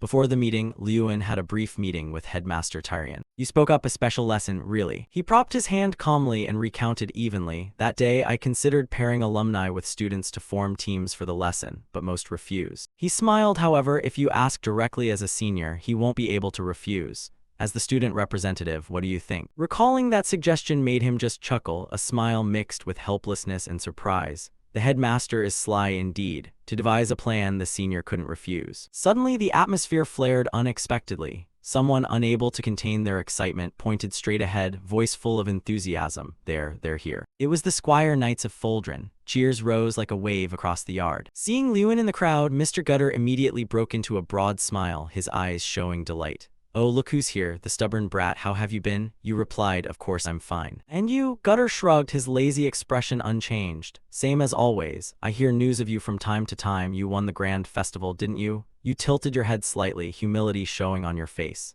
Yes, thanks to your guidance, Gutter. Hearing that, he burst into hearty laughter. As he turned to leave, he waved goodbye. Haha, I'm off to see the headmaster now, so please show the kids around. You immediately took the task, understood. You placed your hand on your chest and introduced yourself formally. Pleasure to meet you. I am Lewin Ardle, the Academy's representative. Could you tell me who is the Squire representative? The lead Squire glanced away awkwardly. Ah, our representative is currently busy. Following that look, you couldn't help but stare in astonishment. Before them was a typical scene of bullying. The one boy laughed with enjoyment. Haha, come on, Maltiv, you're scaring the kid. The other replied, no one will care about this brat even if he dies, so what of it? You froze for a moment, your gaze falling on the slightly battered but familiar face. Hans, the bullied boy, lifted his head. Lewin. You stepped forward, what are you doing here? At that, a brown-haired guy in the crowd laughed. Ah, are you the famous Lewin A? I've heard a lot about you. Then the guy introduced himself, head held high, eyes a bit arrogant. I'm Maltiv Jegan, representative of Foldren. He continued smugly, Vengras Jegan, commander of the Golden Knights, the only 7-star knight. Have you heard of him? He's my father. Your face was like, who asked about your father? Why bring him up in an introduction? Is he boasting that his father is remarkable too? Done, you brushed his words aside. Yes, but I'd be happier if you'd answer my question first. His face soured at being ignored. Question, what question? Your gaze sharpened. Repeat it once more. I asked what you're doing. He answered nonchalantly as if it were nothing. Oh, this brat's been disobedient lately, so I'm training him myself. What's wrong with me personally training a commoner? He frowned, teeth grinding in obvious irritation. And you're rude, caring about a commoner while greeting us. Do you know him? Your hand clenched. He's my friend. What's the problem? His laughter echoed across the yard as if he'd heard the day's funniest thing. Oh, how earnest friends, huh? Looks like commoners get along better with each other. Maltiv sneered. The Ardal clan isn't much different from commoners. The Academy's representative coming from such low birth talking to you makes me feel disgusted. You didn't understand why his attitude had shifted so drastically. What was he trying to do? Suddenly he saw someone in the distance and his eyes lit up. Huh, brother, you glanced back reflexively, wondering your brother. The moment you saw that person, you finally understood why this guy had been hostile toward you. Jekyll approached, smiling casually. Greetings, Maltiv, you're here too. Why would a squire like you show up here? It seems birds of a feather flock together. Even if Lewin wasn't acquainted with hands, they were always bound to clash. Sir Gutter shouted, all right, everyone gather round. As you know, today we will hold a joint training session. He stood with his hands on his hips, confident, beside teacher Heidel with his usual stern expression. He instructed, before we begin training, let's divide into groups. He continued to explain that each group would include 2 academy students and 1 squire, making a total of 54 groups. No sooner had he finished than Maltiv scratched his head in annoyance. I didn't want to come here at all. Why must I train with these kids? Jekyll hurriedly chimed in. We graduated long ago. I still don't understand why we're here. The two truly shared the same mindset. He proposed with glee, so what do you think? Let's just get through it. Obviously we'll win anyway. The other nodded in agreement. Yeah, makes sense. If we add MCOS member, we'll form a team. He burst into delighted laughter. Ha ha ha, sounds good. The weak ones will be easy to take down together. Nearby, the atmosphere buzzed as students quickly formed groups. Yet amid the bustle, Han kept his head bowed, standing quietly like a forgotten shadow. Suddenly, Lewin stepped up. Han joined my group. He couldn't believe his ears and asked quickly, Huh, Lewin, are you sure? Are you really okay with teaming up with me? Having been through much, you fully understood the feeling of being cast aside. Your voice was soft but resolute. Why not? You're my friend. At that moment, he looked at Lewin with deep gratitude, murmuring his name, Lewin. Jason slowly approached. Wow, that's a bit surprising. If friends are being chosen, I should get a say too. He came closer, face bright. Because you're Lewin's friend, you're my friend too, right? He explained. Thanks, Jason. I saw Han looked uncomfortable, so I thought I'd step in first. He reached out and patted Han's shoulder gently. Your name is Han, right? From now on, feel free to speak up, okay? At first, Han was a bit surprised, but then quickly warmed to it. Huh, oh yeah, okay. Then he declared clearly, everyone listen up. Our goal here isn't just to score high. He stood with his hands on his hips, tilting his head in question. Huh, what else? His gaze flicked toward the venomous clique, Mikko, Jekin, and Maltiv, gathering over there. He frowned slightly, alert. We also need to deal with those troublemakers. Once the teams were set, it was time for a short break. Lewin and Hans walked together down the hall. He asked gently, hey Han, are you okay? After getting beaten like that, I can take you to the infirmary if you want. Han waved him off. It's fine, I'm okay, no need to go anywhere. He kept his head down, one arm holding the other. Lewin, it's nice to meet you, but it might not be good for you to act like you know me. You paused. What did you say? A cloak of low self-esteem wrapped him, his eyes fixed on the floor. Many people dislike me, so when there's no one around. You looked him straight in the eye, your gaze steady, dispelling that childish thought. No, like I said, I'm your friend, so you don't need to be on guard anyway. That guy from before, the one who harassed you at the training center, it's him, right? He answered, yeah. Both of you then turned your eyes toward Maltiv ahead. When you checked his info in the status window, you understood why he was afraid. A 4-star squire with high potential like Maltiv was surely powerful. At the same time, you glanced to the side. Remembering the moment, a blue aura surrounded Hans's body when he killed the gang leader with a single slash. Although he now appeared weak and insecure, his info gave you pause. Though his current rank was 3 stars, he'd met 4-star requirements, and with such high potential, there was plenty of room to grow. Thinking that, you suddenly said, I'm planning to deal with that Maltiv soon. How about you? He widened his eyes in shock. Huh. You continued encouraging him as if trying to give him strength. Are you just going to keep letting them beat you? That same resolute look you had when you defended your sister, where did it go? He hesitated. Can I really win? You didn't hesitate and answered flatly, you can. He seemed never to have considered it before and kept asking, can I? Maltiv above, hearing this, glared down in irritation. I can't stand that nonsense anymore. For someone with an ego as towering as his, losing to someone he always looked down on was unacceptable. Hans beat me, a useless commoner who just takes up space. Hans, get over here. Despite his fear, he still dared to stand up. No, I don't want to. It seemed this was the first time he'd resisted, so the guy grew furious. What? This bastard's gone mad. Standing next to him doesn't make you special. It's just idiots clinging to each other. He drew his sword, intending to teach him a lesson. Have you gone insane after being beaten all this time? Come here, today I'll kill you myself. Han instantly drew his sword in alarm, but Lewin quickly stopped him. Don't fight him, hands. He looked bewildered. Huh, but you explained you're not like him, right? You shouldn't act the way that bastard does. Then you stepped forward. Today isn't the day you face him. Wait for the right moment to wipe him out, so I'll handle it today. No sooner had you finished than the two of them lunged at each other like moths to flame. Maltiv's face flushed red with anger as he shouted, "Who the hell are you? Get lost now. Get out, you bastard." Suddenly someone kicked him straight in the face, and with a single kick sent him flying 5 meters, his sword soaring into the air. Lewin stared in shock. Master Gutter. He frowned angrily. Lewin widened his eyes at Gutter's appearance. His action was completely unexpected. Maltiv was struck so hard that his whole body was flung back into the stone wall behind him. Gutter sternly demanded, "Maltiv Jegan, what is the meaning of this?" The man stammered in panic. "That is." He immediately made an excuse. "They started it. I didn't do anything wrong. You still stood upright." His severe eyes seemed to cut through the man's pretense. "So you drew your sword to strike someone?" His voice dropped cold as ice. "Maltiv Jegan, effective immediately, you are relieved of your position as head knight of the training academy. The vice captain will assume command temporarily, and punishment will be applied once you return to the academy." Refusing to accept it, the man threatened, "If you do this to me, my father won't let this go." But a single remark from him was enough to shut the man up.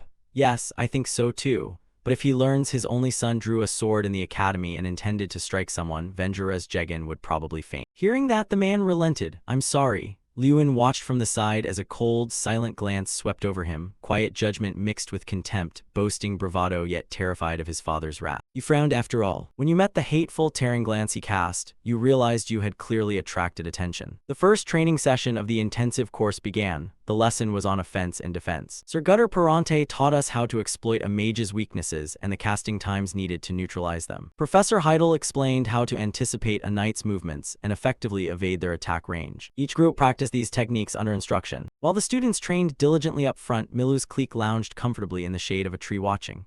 Maltiv scratched his head, his scowl showing his annoyance. He was furious about that Lewin and now had to train in a place full of people like him. Jekyll replied calmly, "Forget it, we already know this stuff, right?" He sighed, "Just do it." Though he acted nonchalant, his mind was in turmoil. He said that, but how was he supposed to actually train? He formed theories, then quickly dismissed them. With so many students watching, did they expect him to reveal his full strength? No way. In a corner, Lewin's group was also training hard. Hands on his knees, panted. "Lewin, take a break." You remained upright, not a drop of sweat. Jason beside you exclaimed, "Does this guy never get tired? I'm already intimidated before even fighting him." Feeling the previous exercise wasn't enough, you casually rested the wooden sword on your shoulder and said, "I don't know, but it seemed like just a warm-up."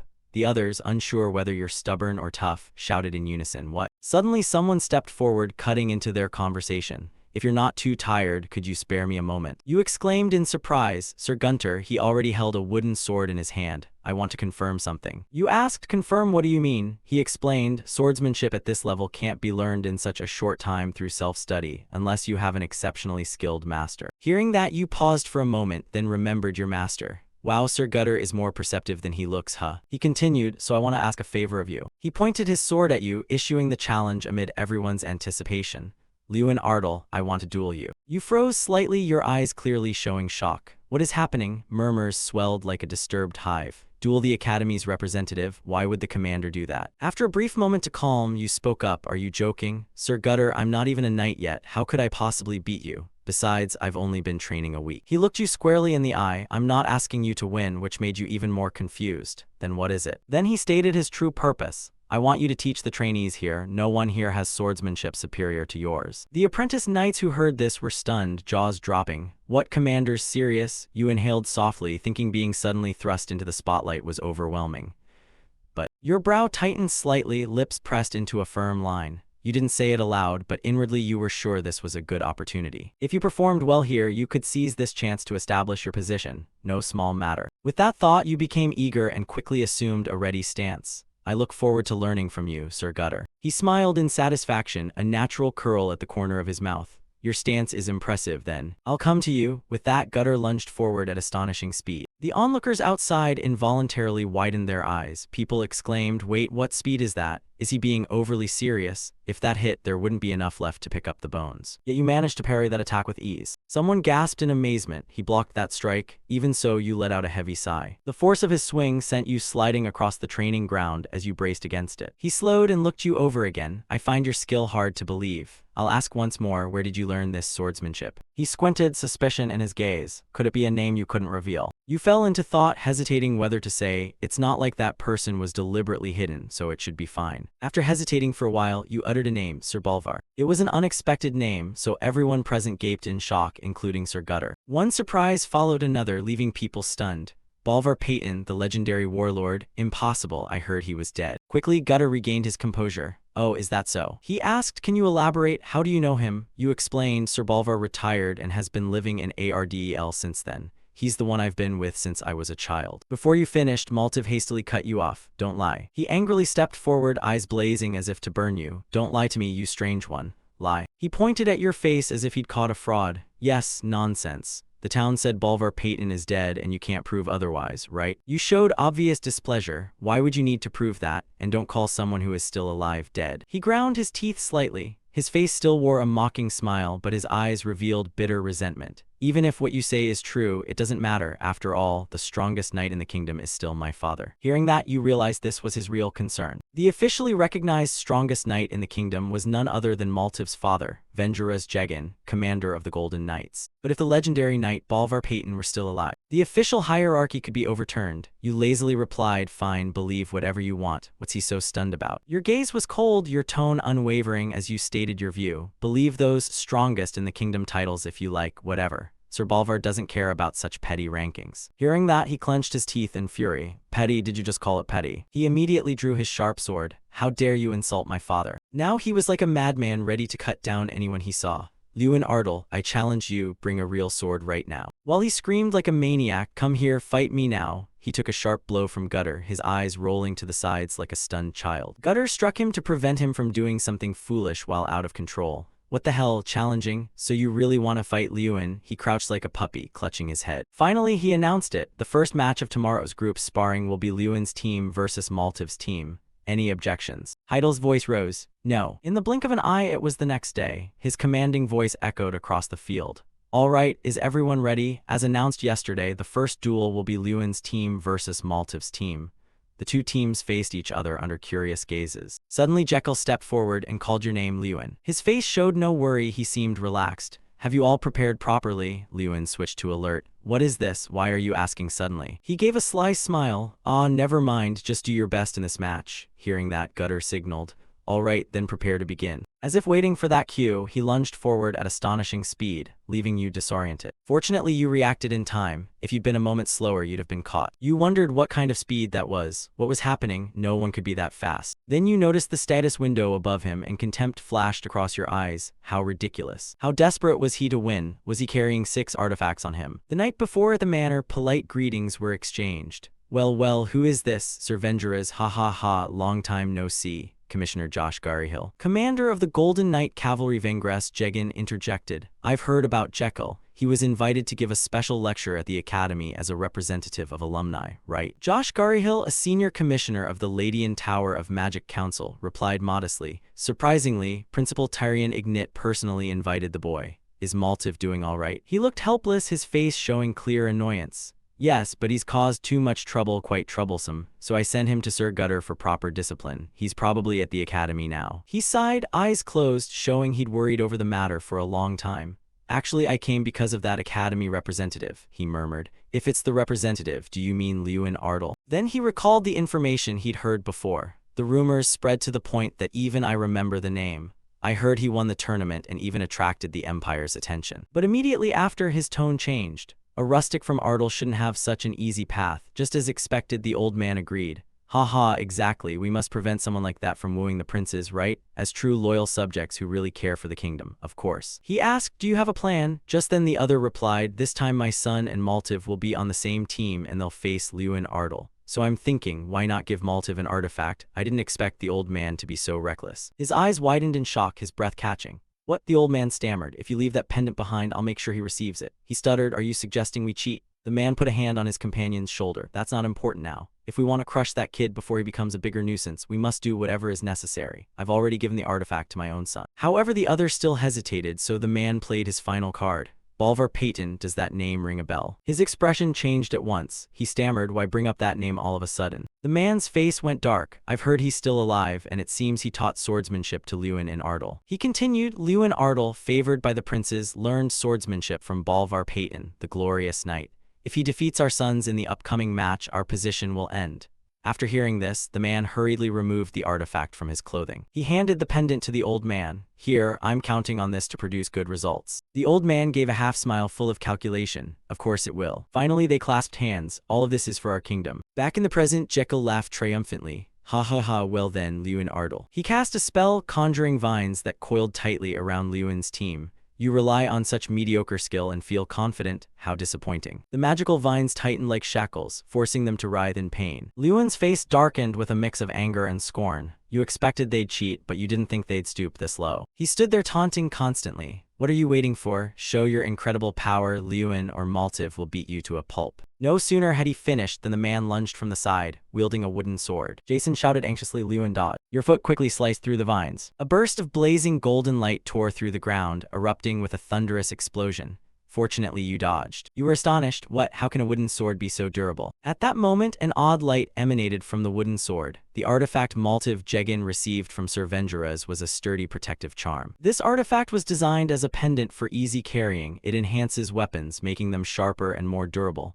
He sneered contemptuously, a mocking curl at his lips, saying regretfully, "Ah, I missed. I could have killed you." Then he swung his sword again, charging forward. "This time I'll definitely kill you, Lewin Ardal." You watched intently, as solid as steel, thinking that. You clenched your fist and activated the binding breaking technique. With a single swing, the wooden sword flying at wind-splitting speed instantly shattered. The man panicked. "How the hell did you do that?" Not giving his opponent time to recover, you dashed forward like lightning. A thunderous punch landed, the impact strong enough to send him flying backward. Watching him slump in pain on the ground, eyes trembling as if unable to believe what he was seeing, his voice hoarse as he called out in shock, "Maltiv." His face contorted from the ache coursing through his body. How could this happen? Even though everyone was carrying artifacts, he hadn't been pushed back at all. Lewin slowly pulled his gloves on tighter. "I intended to go easy on you if possible, but clearly that won't work. Since things have come to this, I'll fight seriously." With that, the leader of Wool on his hand was immediately released. Everyone present fell silent, mouths and eyes wide at the surreal sight.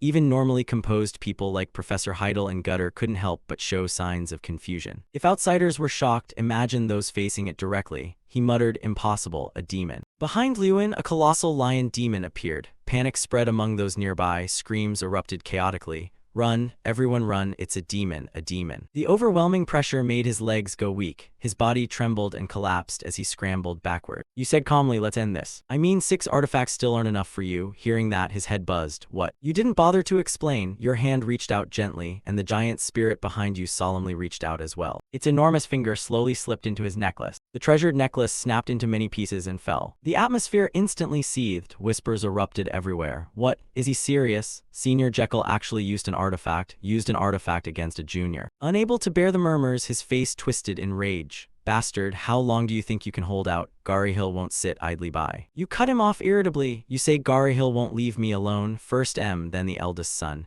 Next is Zekel Garyhill. Who's that supposed to be? Could it be Sir Josh Garyhill?" At the mention of his father's name, he immediately leapt forward like a moth to flame. "What did you just say? You dog, how dare you mention that name?" Lewin raised his hand. A sharp spark flared and shot straight, striking him squarely between the eyes. "You snapped, you're too loud. Just lie down and rest a bit." Suddenly the bear spirit appeared on your shoulder. "Are you sure about this?" it asked. About what?" you replied. "Was it really okay for the demon to be revealed like this in front of everyone? Only then did you realize thousands of curious eyes were fixed on you." It added, "Look at the headmaster's face. He's completely shocked." You replied calmly, "I couldn't hide it forever," and it agreed. "Indeed." Then your expression shifted as you drifted into thought. After all, Jekyll Garyhill had collapsed, and it seemed Mickle had fainted, frothing at the mouth from shock at seeing the demon. That meant the winner had been decided. Thinking that, you glanced at Gutter. Catching your look, he cleared his throat and declared distinctly, "And therefore you win," when a loud shout suddenly cut him off. Wait. Everyone was surprised by the sound. People turned their heads toward its source. They saw hands approaching carrying 2 wooden swords. The match was not over. He stopped in front of Mamp and tossed one sword toward him. Your sword just broke, right? Then use this to pick up your sword. Maltiv, the atmosphere immediately sank. All eyes turned to you, as if no one expected you to choose this action. And of course, he immediately went mad. Veins stood out clearly at his temples. Are you really insane? You filthy peasant, how dare you? His voice snarled. But he suddenly froze when his gaze dropped. He noticed the sword neatly held in your hand.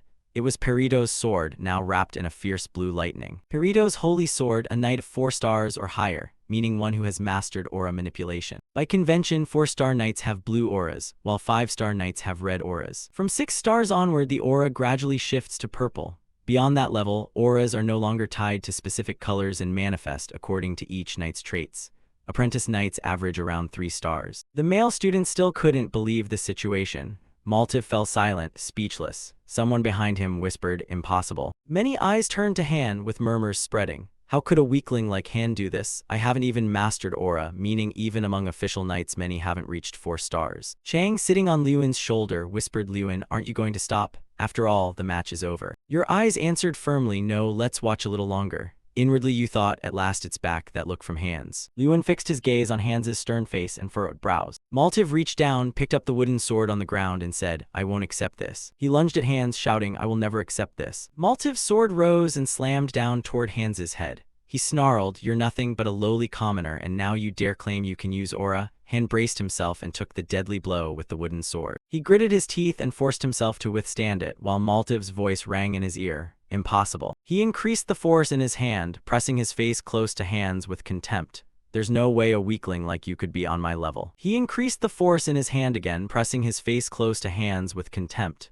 There's no way a weakling like you could be on my level. Han swept his sword in counterattack. Han laughed coldly, still clinging to that commoner logic. Maltiv, surprised that he was fighting back, blinked and asked, what? Han shouted, veins bulging in his neck. You're just a lucky kid born into a good family, selfish and vain. Veins stood out across Maltiv's face. He wore a bizarre smile. Are you crazy? Maltiv stomped hard, the ground ringing with the impact. He said in a low voice, all right then, hands. Maltiv channeled power into the weapon in his hand. A blue light enveloped the sword. He spoke like granting a mercy, if you want to die, I'll help you achieve it. He then took a running jump, bringing the sword down. Han shouted, die, you bastard. Seeing the situation turn perilous, Liyuan ran like the wind, yelling, Han, careful. Gutter also sprinted toward the arena, muttering curses as he ran. Maltiv bastard. Heidel hurried after him as well. With a boom, a great sound echoed from the center of the arena as the blue light spread outward like an ink drop in water. Liyuan's pupils contracted in astonishment. He froze, staring at the scene before him. Before the crowd, Han held his stance, sword poised in counterattack. Mamp's sword was flung out of his hand and he himself was thrown far away. Maltiv, unwilling, shouted in fury, you bastard. Han was unaffected by the insult. His entire demeanor radiated seriousness. Seeing Mantip lying motionless on the ground, the boys ran over and sat beside him, calling, Mantip, calm down. Damn, is he unconscious? Then there was a murmur, what just happened? So fast, Han beat Maltiv, and Han is still standing there like a statue. Before Liyuan had even reached him, he hurriedly asked Han, are you okay? Han turned and looked at him, then called to Liyuan. Liyuan froze, stunned, staring at him before letting out an "Oh." You pointed at Han's hand and said, Han, look at your wooden sword. He looked down at his hand and asked in puzzlement, my sword. At that moment, a brilliant golden light radiated from the sword. Han murmured, an aura, it's red. Cut to another location, a voice echoed through the castle as expected. You're amazing, Liyuan. Tyrion, Ignit, and Liyuan walked and talked. He exclaimed, I had a hunch about Liyuan, but I didn't expect you to defeat an advanced senior graduate. You clenched your fist and asked, so you only had a hunch. Liyuan turned and said confidently, Professor, the headmaster was the one who summoned Jekyll Garyhill from the start. Didn't you foresee this outcome all along? Tyrion Ignit laughed. Oh my, so I've been found out. He glanced toward the portraits on the wall and said, I wanted to use this opportunity to teach Garyhill a lesson in humility, but instead it seems I've only deepened his hatred.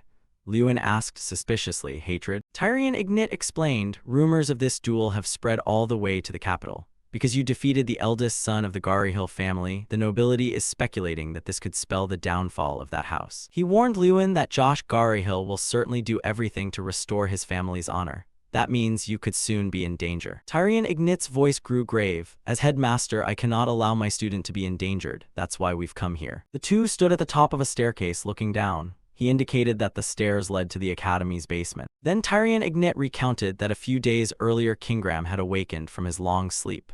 The first thing he said upon waking was, Liyuan's grip tightened as he listened to Tyrion relay Kingram's words. I smell the presence of my kind. Diurn Ignit adopted a mysterious air. Now we just need to go down. Kingram is waiting with a treat. Seeing no reaction from Lewin, he asked, why don't you ask about it? You asked suspiciously in reply, ask about what? Lewin half-jokingly, I suddenly appeared with a demon on my back. There's no magic like that in this world, aren't you even a little curious? Tyrion Ignit looked at you with trust. Whether you appeared with a demon on your back or carrying a goblin's head, the Lewin Ardle I know is someone I can trust. That's all I need. Lewin replied sincerely, thank you, sir. Tyrion Ignit gestured, now go down. Kingram has been awaiting you for some time. You are now standing before a large door. Lewin slowly opened the heavy door, which echoed loudly as it moved. After stepping inside, he walked deeper into the room. Moments later, a low voice rumbled, long time no see, little destroyer. Lewin smiled softly in response. Yes, it's been a while. Before him sat Kingram enthroned on a large chair. Lewin bowed and greeted Kingram. Kingram's voice rumbled, little destroyer, I still can't believe it.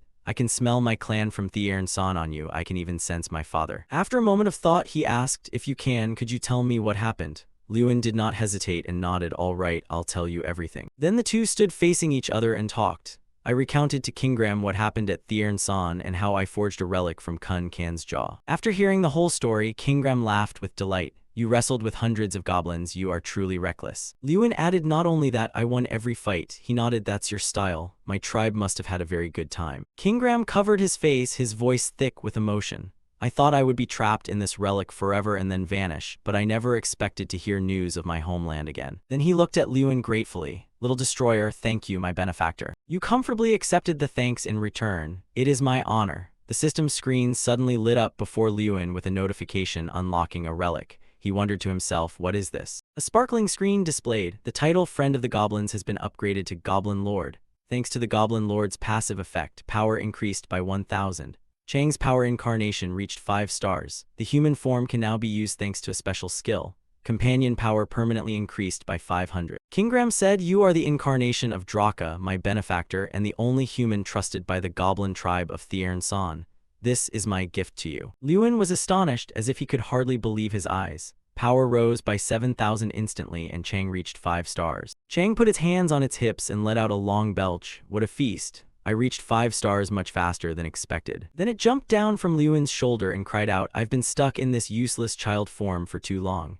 Chang's body enlarged and began to glow. It frowned, clenching its fist, and asked, do you know how boring that was? A blinding golden light appeared. Lewin had to raise his hand to shield his face. He hesitantly asked, girl, what the hell is this? A long brown hair fluttered and a soft laugh sounded. Well, a girl appeared, but her voice was very familiar as she asked, isn't it wonderful, Lewin? She tossed her hair and said smugly, this is what I've longed for, the human form of Chang. A while later, Lewin returned to the top of the stairs. From the meeting with Kingram, I received 2 more gifts. The authority of a leader allows me to command the goblins as one, the lord who summons goblins. Next was the second gift, a special privilege to summon Kingram, who is bound to the academy for life, to my side one single time. Lewin recalled that before parting, he had told me to summon him only if I truly faced mortal danger. Laughter tinkled in Lewin's ear. He felt slightly annoyed. He thought, just ignore that. Chang leaped up in delight. Yes, becoming human is the best. Meanwhile, Tyrion Ignit asked suspiciously, Lewin, who is that young girl? You pondered. The moment Chang transformed, others could see her. Then Lewin himself had to ask to confirm. Ah, you're really a girl? Chang stiffened, annoyed, and replied, how many times have I told you? He muttered in a slightly lowered voice, I thought you were lying. Tyrion Ignit's voice rang out again. Only one person went down into the depths, yet 2 came out. Can someone explain this? Lewin closed his eyes and sighed. Ah, it's you. In the quiet space, he cleared his throat and spoke. So then. Tyrion Ignit stroked his long beard and probed, with my limited knowledge, I can only guess she's a spirit, right? Chang put hands on her hips and replied, close. To be precise, I'm an incarnation. Lewin was slightly confused, wondering if this explanation would really work. Chang looked around and continued, she and he share a symbiotic relationship, so we cannot be separated. You embarrassedly said, hey, are you just going to babble like that to the headmaster? Chang snorted coldly, I've lived many times longer than he has. Lewin was a bit at a loss, that could be true. But Tyrion Ignit's voice cut him off. Because you came here through Kingram, Lewin's noble incarnation, I'll arrange for you to stay at the academy. Chang, visibly intrigued, asked, oh, you have plans. He nodded slightly as confirmation, of course. Cut to another place, an astonished voice echoed from inside the academy, wait, what is this? Everyone stared at Chang, then hesitantly asked. So you mean Lewin, a male student shouted in surprise, you have a cousin like this, and she just enrolled today. Chang put her hands on her hips and laughed loudly, introducing herself, I'm Chang Ardle. Lewin, embarrassed, added, yeah, she's in our year. Jason, clutching his chest as his heart pounded, asked, a grade above us, you said she's younger than us. Lewin explained, she skipped a grade, she's a prodigy. He raised his voice and exclaimed, a prodigy. Jason politely extended his hand. Pleased to meet you, miss. Jason dropped to one knee and introduced himself.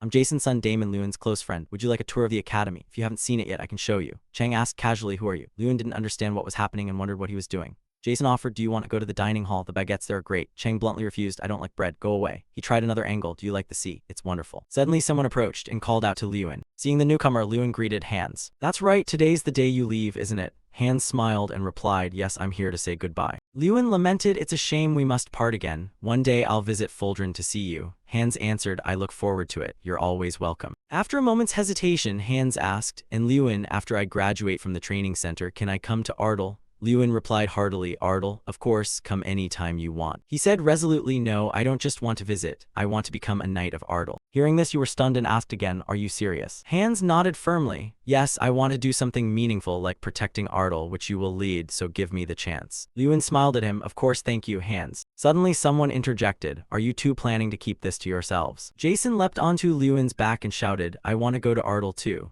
I'll help wash dishes and clean, but I'll stay with Miss Chang. You doused him with a cold response, I never said you were allowed. He flailed in shock, clutching his neck. Lu shouted angrily, hey, that's too much and I know you're joking.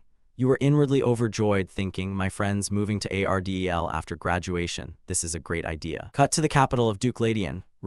The man shouted in fury, it's over, everything has collapsed. Do you know how much I invested in this? Sir Venger, his squire, actually beat Maltiv. He grew angrier as he spoke. The same thing happened to the Gari-Hill house. Even Gari-Hill's eldest son was defeated by Lewin Ardal. The era of Gari-Hill is over. For generations, the Gari-Hill house has maintained its reputation as an arcane family. And Venger's Jegan was hailed as the kingdom's strongest knight because they had noble backing. That continued. But what if that backing disappeared? He strained his neck and shouted, you may still be the strongest now, but when our children become the pillars of the nation, your descendants will have no chance. Another person added, the solution is obvious. We should change sides. Voices grew louder and more resolute. We must immediately switch allegiance to Ardal. Then someone hesitated, but your leader at Ardal doesn't take bribes. Another snorted mockingly. Oh please, who doesn't like money? Look at Gari-Hill. Suddenly someone stepped toward the crowd and spoke. Are you talking about me? Everyone gasped in surprise. Commissioner Josh Gari-Hill, he growled. You all are having a pleasant chat, so which side are you planning to join? The man forced a laugh and scrambled for an excuse.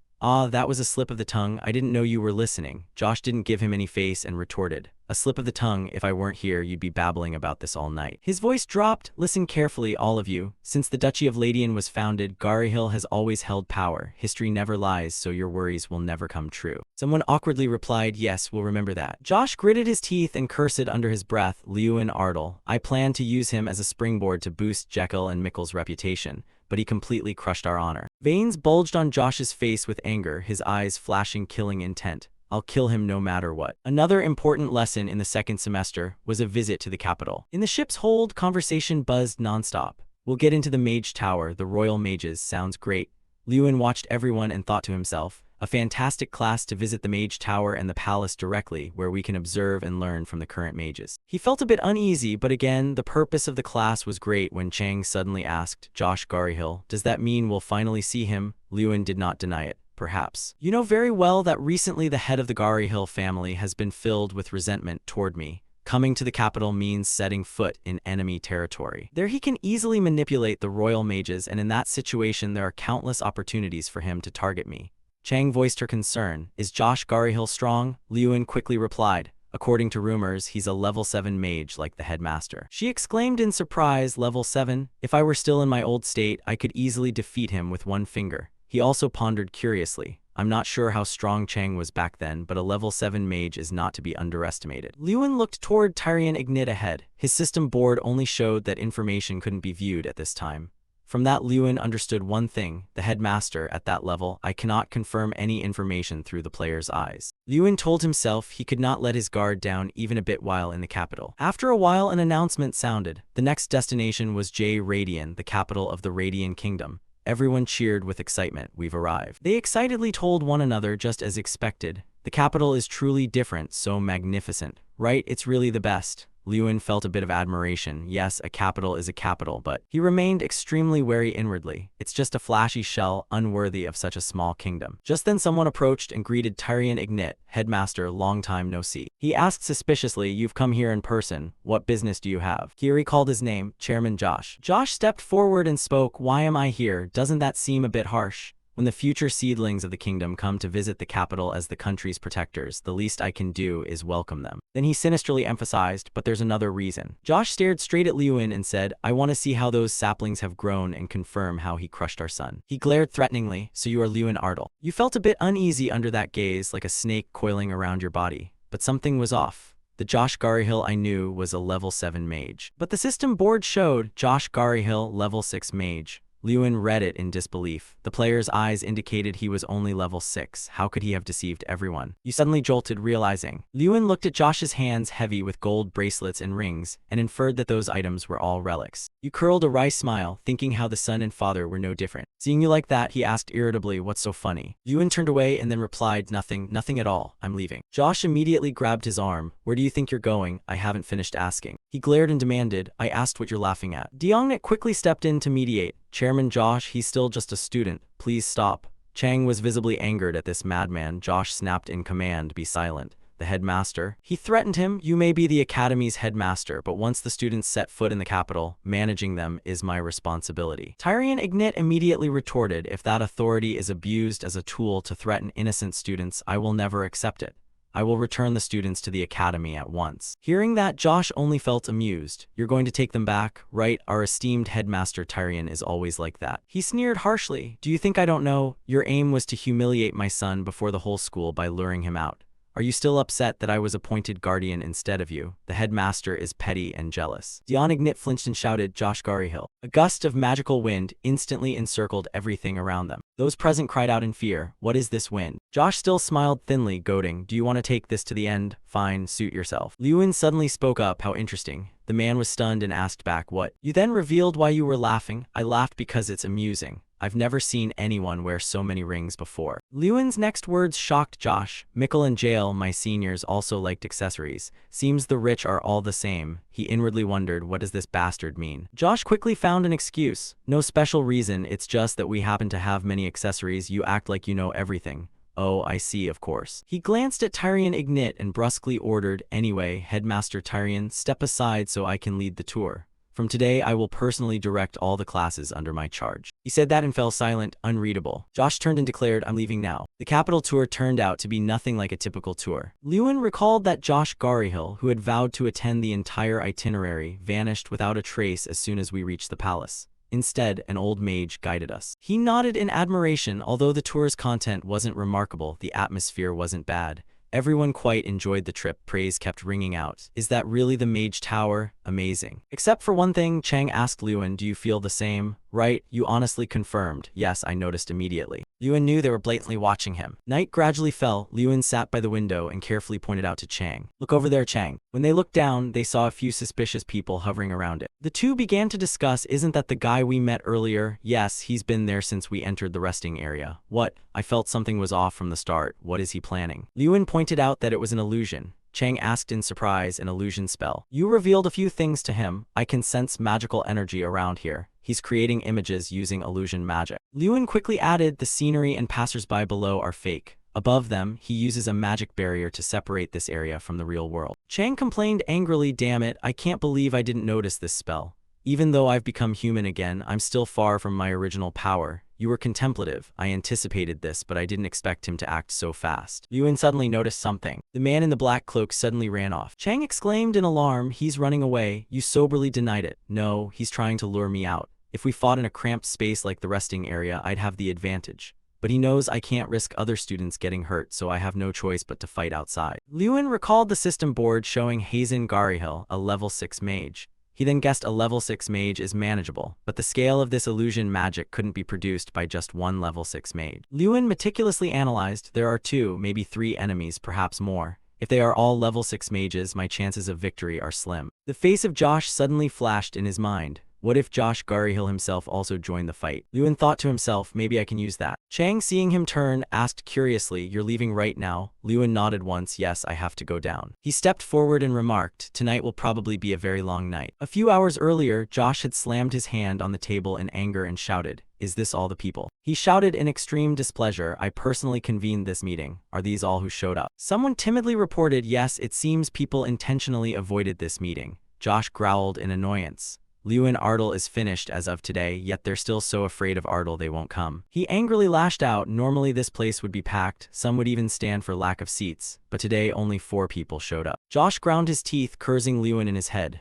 Damn it, that bastard ruined everything. Finally he sighed, fine, sooner or later they'll regret it. Has the matter I assigned you been handled? The other quickly replied, yes, the capital's night guard is now entirely ours, so whatever happens won't be a problem. Josh then turned to ask Vengras, what about the task I gave the captain? He replied calmly, last night we received confirmation that the assassins have arrived in Ardle. Vengras continued with the plan. After midnight, they will sneak into the manor and take Lewin Ardle's head. Josh exclaimed with glee, at least father and son wouldn't be alone in death. Since they'd die the same night, he added. Not only father and son, Lewin Ardle also had a young daughter. Vengras emphasized further that Bolvar Payton must disappear as well. He believed there should be only one sun in the sky. At that moment, Bolvar was strolling and thinking to himself. Everything felt eerily quiet. He pondered, the young master's recent victory over Garihill's eldest son had drawn many nobles' attention to Ardle. But the Garihill I know isn't someone who gives up easily. Bolvar recalled Lord Ardale's words, report anything suspicious immediately. He nodded in agreement. It seemed the Lord shared my concerns, be cautious. Bolvar suddenly saw a man carrying a wooden crate. He asked him with interest, finished for the day. The worker replied cheerfully, Lord Bolvar, yes, I just finished cleaning and was about to go home. Bolvar pressed on, may I ask, did anyone suspicious visit today? He thought for a moment, suspicious people? The worker quickly remembered, there were 5 merchants, but I never saw them selling anything, nor did I see them leave. Bolvar finally concluded that assassins often disguised themselves as merchants.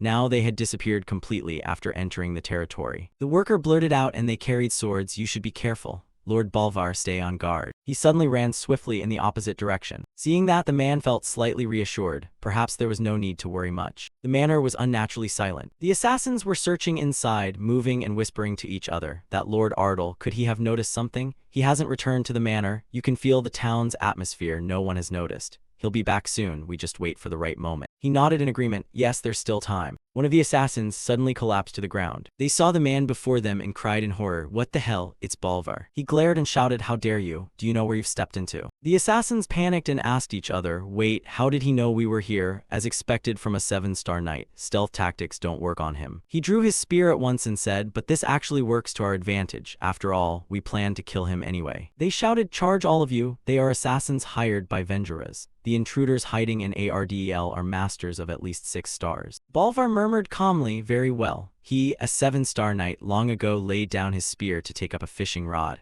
So the people of the territory think his skills are no longer what they were. But that is a grave mistake. Bolvar raised his spear and shouted, all of you rush in at once. The spear's tip sliced gracefully through the assassins. In no time they were cut down by him, scattering through the air. The heavy body of an assassin flew straight into the wall. One terrified man wondered, 7 stars? He's 7 stars. He doesn't look like it. We've defeated dozens of 7-star knights of the Empire before. At that moment he heard B speak slowly. Do you know why I stopped training spear techniques? The assassin cried in horror, it can't be. He cursed inwardly, you bastard, don't tell me. The assassin didn't dare say it. He used to be 8 stars. Bolvar told him that no matter how much he honed his spear techniques, he'd reach the limits that mere technique could teach him. One reckless man leaped up, trying to strike him from behind. Die, you monster. A cold spear tip suddenly pierced his body. The assassin was left hanging in midair by Bolvar. The remaining man staggered back in fear until he hit the wall. This one is insane. He screamed in horror, Vengeras, that bastard, this is ridiculous. He dared lie about the target's strength. Even if they paid us 5 times the fee, we'd never take this job. The assassin stammered vile curses.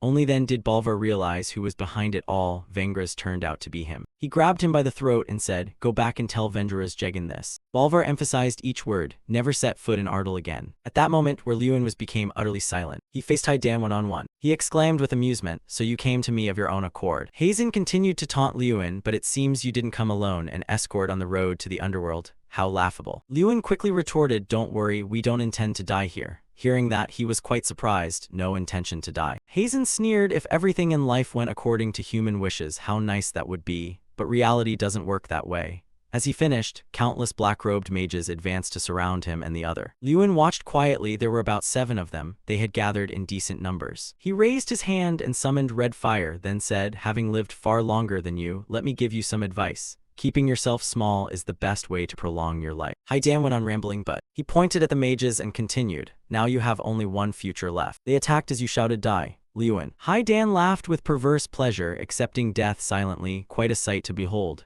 This is the fate you brought on yourself, so don't begrudge it too much. But seeing the scene before him, he could no longer keep laughing. What the? Haidan cried out in horror. How are you still standing after that attack? You should have died. Liyuan just curled the corner of his mouth in a faint smile. Yes, consider that there are such people in this world. He confidently asserted that there are those who can never die. Liyuan knew well that within those incarnations, entities could not be destroyed or dissolved. The only way to completely subdue Chang is to kill me, the one who binds him. The system board suddenly displayed, unique skill, the will of the leader, until your last breath. Kun Kan, the first leader chosen by the Sky God, will always stand behind you. He raised his fist and declared loudly, but as I said, I don't intend to die here. A powerful storm-like punch was launched. Liyuan thought confidently to himself, good. At this level I can win without exerting too much effort. He suddenly widened his eyes in astonishment. Hai grabbed his legs tightly, then said in a clear voice, I didn't expect you to be so strong, you damned brat. But no matter how strong you are, he muttered, let's see if you can survive this. Liyuan jumped in surprise, wondering what? Dark water sealing magic. There are those who practice forbidden dark arts magic despised by every true mage, the necromancers. Among them, the water seal is a technique created by the sorcerer Thai Nguyen Thai. Once it clamps on, it never lets go until it drains the life away. It is one of the most infamous dark spells to exist. Liyuan was in such pain he broke out in a cold sweat. Dark magic, he couldn't believe these bastards would go this far. Hazen provoked, what a pity, Liyuan, now that you've seen this magic with your own eyes, you must die. He continued to taunt him. After all, I had planned to kill you long ago. Hazen spoke smugly. Now your comrades and anyone who dares interfere are completely powerless. Things have become much simpler. Liyuan shouted in anger, damn you, you scumbags. He sneered at him, but don't grieve too much. Your trip down to the river of gold won't be so lonely. Hearing that, Liyuan froze and asked, what did you say? Haidan's next words horrified him. By now your father and sister are probably already dead. Liyuan stammered, what? He kindly added, of course you didn't know. If you had, you wouldn't still be standing here. Then Haidan glared and questioned him, so why did you dare resist the commissioner? Did you really think you could win? He continued to scold, just for that little reputation and that brat. Before he finished, Haidan was grabbed by Liyuan's hand on the face. He panicked and shouted, what? How can you use the water seal? Haidan's eyes bulged in agony. Moments later, Liyuan crushed his head effortlessly. The remaining mages were filled with terror at the sight. Liyuan coldly muttered, now it doesn't matter anymore. The system quickly appeared, unique skill, summon Kingram. Summon Kingram to the caster's position once. He ground out each word, you bastards have crossed a line you should never have crossed. A huge monster suddenly appeared, its roar booming. Don't hold so much hatred, you're bringing it on yourselves, he said. Liyuan told himself, and in that fleeting moment, a single thought echoed in his mind, kill. He began to sink deeper into hatred, like the world destroyer Draka once did. He would annihilate them all. Kingram asked in a low voice, hey, little destroyer, why did you summon me?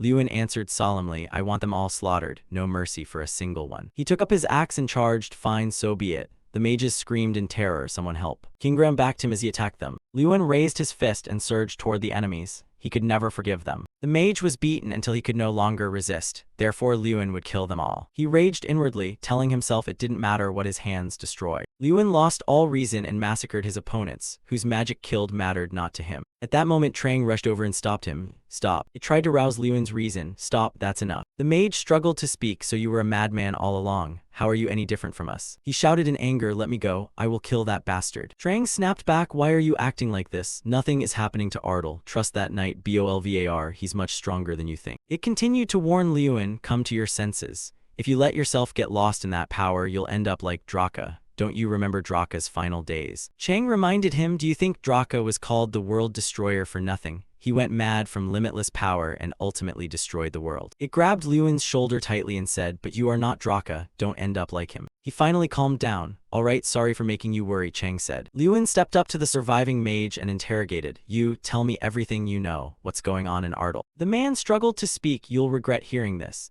The excited mage recounted, have you ever heard of my Ong Dan? It's an elite assassin group composed only of Bilko's warriors of 6 stars and above. 5 of their assassins have come to Ardal. He laughed crazily. By now your father and sister are probably dead. Suddenly, a sharp spear pierced his chest. Josh clicked his tongue softly. I just came to the antechamber to see this mess. He angrily cursed the pathetic fools, who would have thought Garyhill's elites couldn't handle a worthless brat like this. Lewin cried out in astonishment, Josh Garyhill, you dare touch my family. A terrifying force suddenly slammed into him. Josh threatened in a low voice, you should have just bowed your head and learned quietly at the academy. Why provoke us? Lewin and Trang were pinned down and quickly realized what this was, dark magic. He angrily demanded, you're a dark mage too? If this gets out, at least you'll go to prison. Josh just sneered, then you dying here wouldn't matter. You're just a useless kid after all. Though unwilling, Lewin couldn't do anything. Damn it, he couldn't move at all. King Graham's summon time had ended. He had vanished. He heard the man say, now finish this, then summon countless spears from the magic circle. Josh launched a strike at Lewin and shouted, time to die, Lewin. Seeing this, he could only think in fear, no, I can't let things end hopelessly like this. A huge explosion occurred as expected, but it did nothing at all. He froze, staring at the person blocking him, the headmaster. Josh also exclaimed in shock, Tyrion X, why is the headmaster here? Tyrion Ignit angrily cut him off, Josh Garyhill. The terrifying power of the man filled him with dread. Impossible, the illusion field. This simulated world was created by Josh Garyhill's 6-star mages, ensuring no one outside could detect what happened inside. However, that only applies to ordinary people.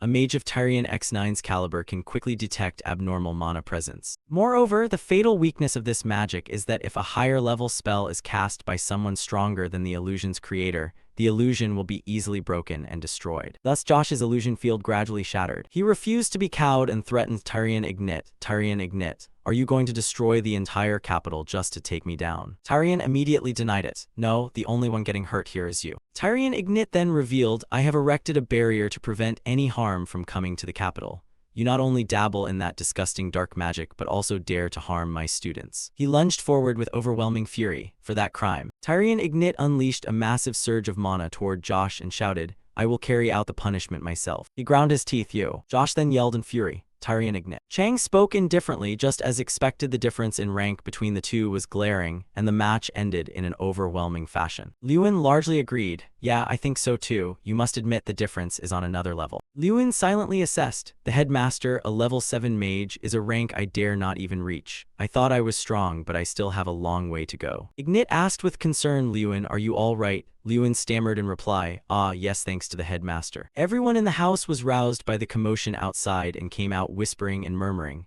What's all this noise in the dead of night? What's happening? Someone suddenly exclaimed, huh, that person was. He recognized the headmaster, so why was Counselor Josh acting like that? At that moment, someone shouted, Lewin, we're here. He froze and looked up. Those people were. Lewin finally made out the prince. Forter hurriedly spoke, we came after hearing Garyhill had taken control of King City security. Croster added that the only person Garyhill targeted was you, Lewin, who happened to be visiting the capital. He asked, panting and concerned, are you all right? Lewin modestly replied, yes, I'm fine. They both kept expressing how worried they'd been the whole way here. I was so afraid, me too, my heart was racing. You were slightly at a loss for words with them, you remain the same. They quickly turned to greet Tyrion Ignit. Oh, Headmaster, Tyrion Ignit is here too. So the one lying there was indeed Lewin, no one denied it. Yes, it was Josh. He tried to target me with dark magic, but the headmaster stopped him. Croster, furious, shouted, that devil, how dare he attempt to harm my beloved Lewin? This is a challenge to the royal family and an act of treason. I'll go to my father at once and have Garyhill arrested for treason. Forter added, we seldom agree, brother, but yes, this is treason. And since we've confirmed he learned forbidden dark magic, we must arrest all of the Garyhill clan on these lands. Lewin suddenly spoke up, I have one request. The two princes immediately asked, what is it? We'll grant you whatever you ask. He hurriedly said, in Ardal, I need to check on my father and my sister. Lewin anxiously awaited news. To get word from Ardal as quickly as possible from the capital, we had to request information from the nearest trading city, Monzo. Waiting for that news felt like the longest half-day of my life. A man carrying a letter approached him and said, we finally received word from nearby Monzo. He quickly reported, fortunately they're all safe. He continued reading, his lordship had been wary of potential assassins, and Lord Balvar completely subdued 5 killers. In addition, they discovered who ordered the assassination. Croster anxiously asked, isn't it obvious that Josh Garyhill ordered it? The messenger did not deny it. Yes, but there are also accomplices. He named one. The most deeply involved was Lord Bengras, captain of the Golden Knights. Croster slapped his forehead in frustration. Lord Bengras, damn it, they're all rotten. Forder immediately ordered. From this moment, Bengra's Jegan is dismissed as captain and George is stripped of his position as counselor of the Mage Tower and his guardianship rights. The messenger interjected, Your Highness, since those two held very important positions, you must appoint replacements.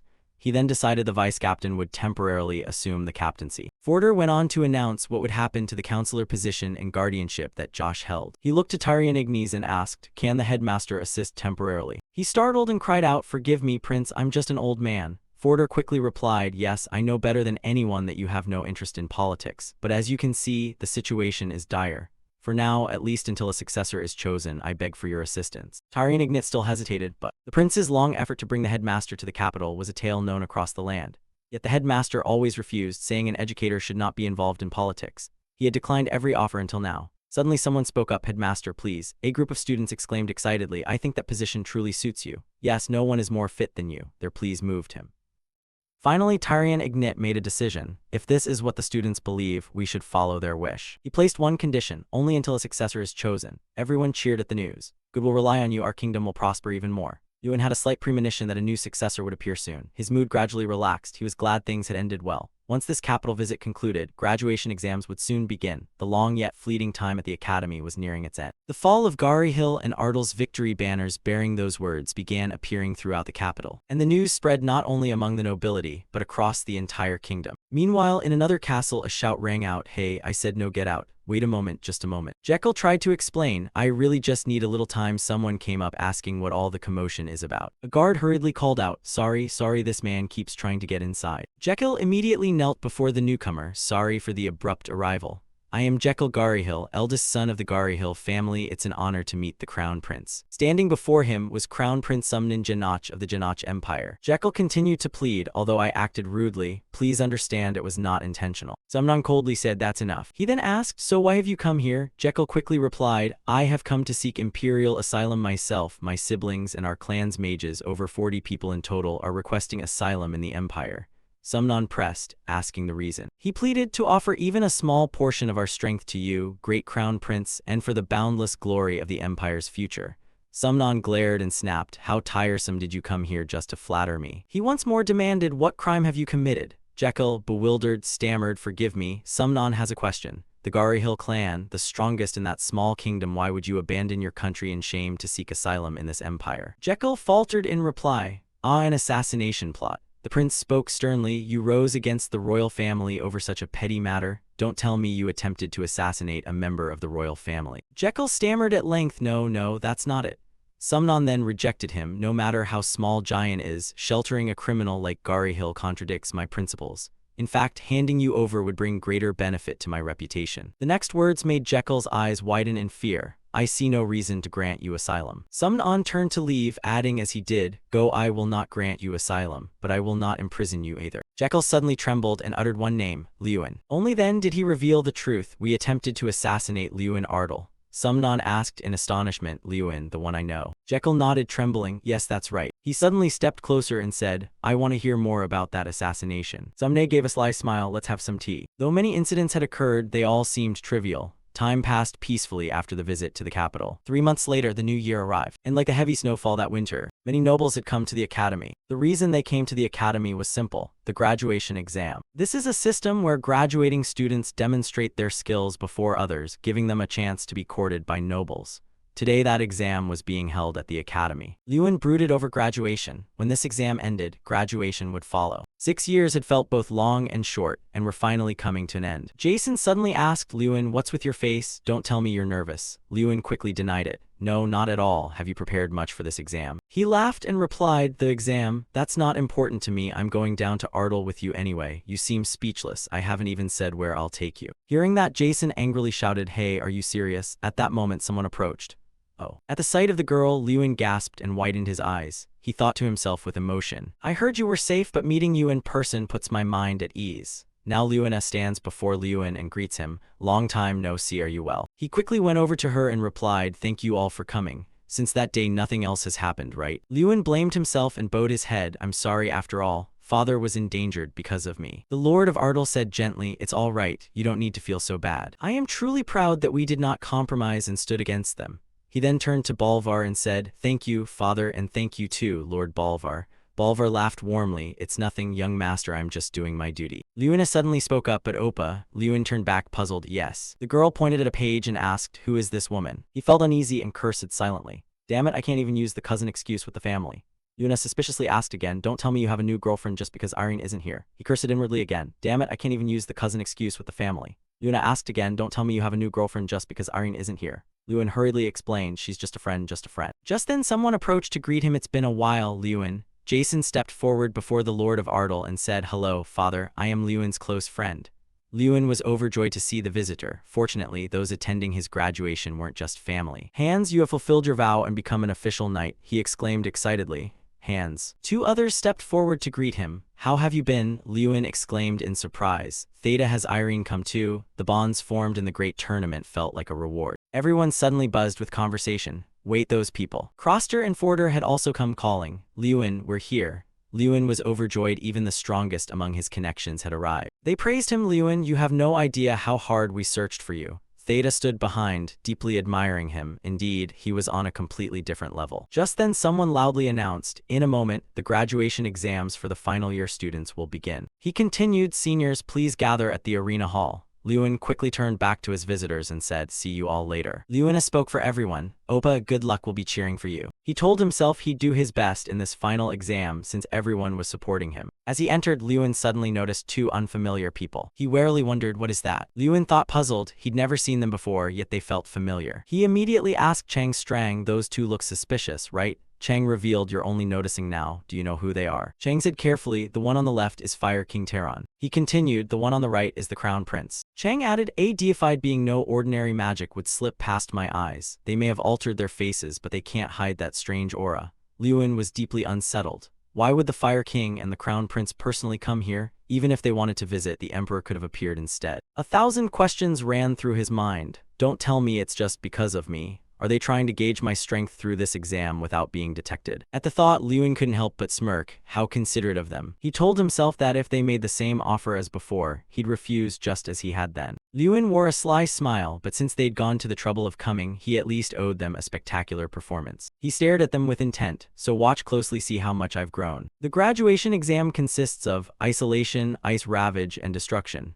It's a timed test where you must quickly overcome all three challenges. The first challenge, isolation, requires escaping from a room locked with a single lock. There are many ways to escape. Jason stood before the lock, thinking deeply. You can disable the lock with unlocking magic or use a mana crystal key to open the door. There are really numerous methods. It doesn't matter which you use, what matters is getting out of the room. After a while, cheers erupted. 7 mages from Group 6 had escaped the room almost simultaneously. Then someone lamented, what a pity another person was stopped by a monster. From the next challenge, the difficulty skyrockets, from defeating packs of frost beasts in the bone-chilling glacier, to using their most powerful spells to shatter a solid stone wall in the final task. Someone who had stalled here angrily shouted, why is this thing so stubborn? If you can get through everything, you'll pass the graduation exam at last. Jason shouted excitedly, I'm in first place. Announcements followed. Jason Damon, 3 minutes 55 seconds. He was the first to complete Group 6's challenge. They continued reading results. 3 of the 10 students in Group 6 ultimately passed. The students yet to compete murmured nervously, what am I going to do? I don't feel confident. Lewin stood aside calmly, thinking, Jason, you act casual, but you've actually prepared a lot, haven't you? Then he became serious. Only 3 out of 10 passed, most finishing in under a minute while the rest met the 15-minute limit.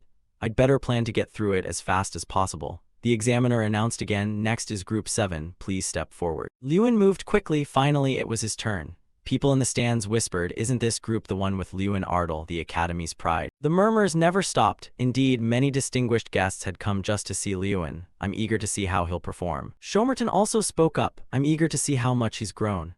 Godfather, what do you think? Terran Commented Chinese letter Ly, saying he remains unchanged. He suddenly asked, so what do you intend to do? He heard that and wondered about what. Terran involuntarily looked toward Lewin. The reason you came here today, you called him your final burden, right? Sam did not deny it. Yes, that's right, my last regret. He thought that if in the future he joined your side, he would surely be a valuable asset.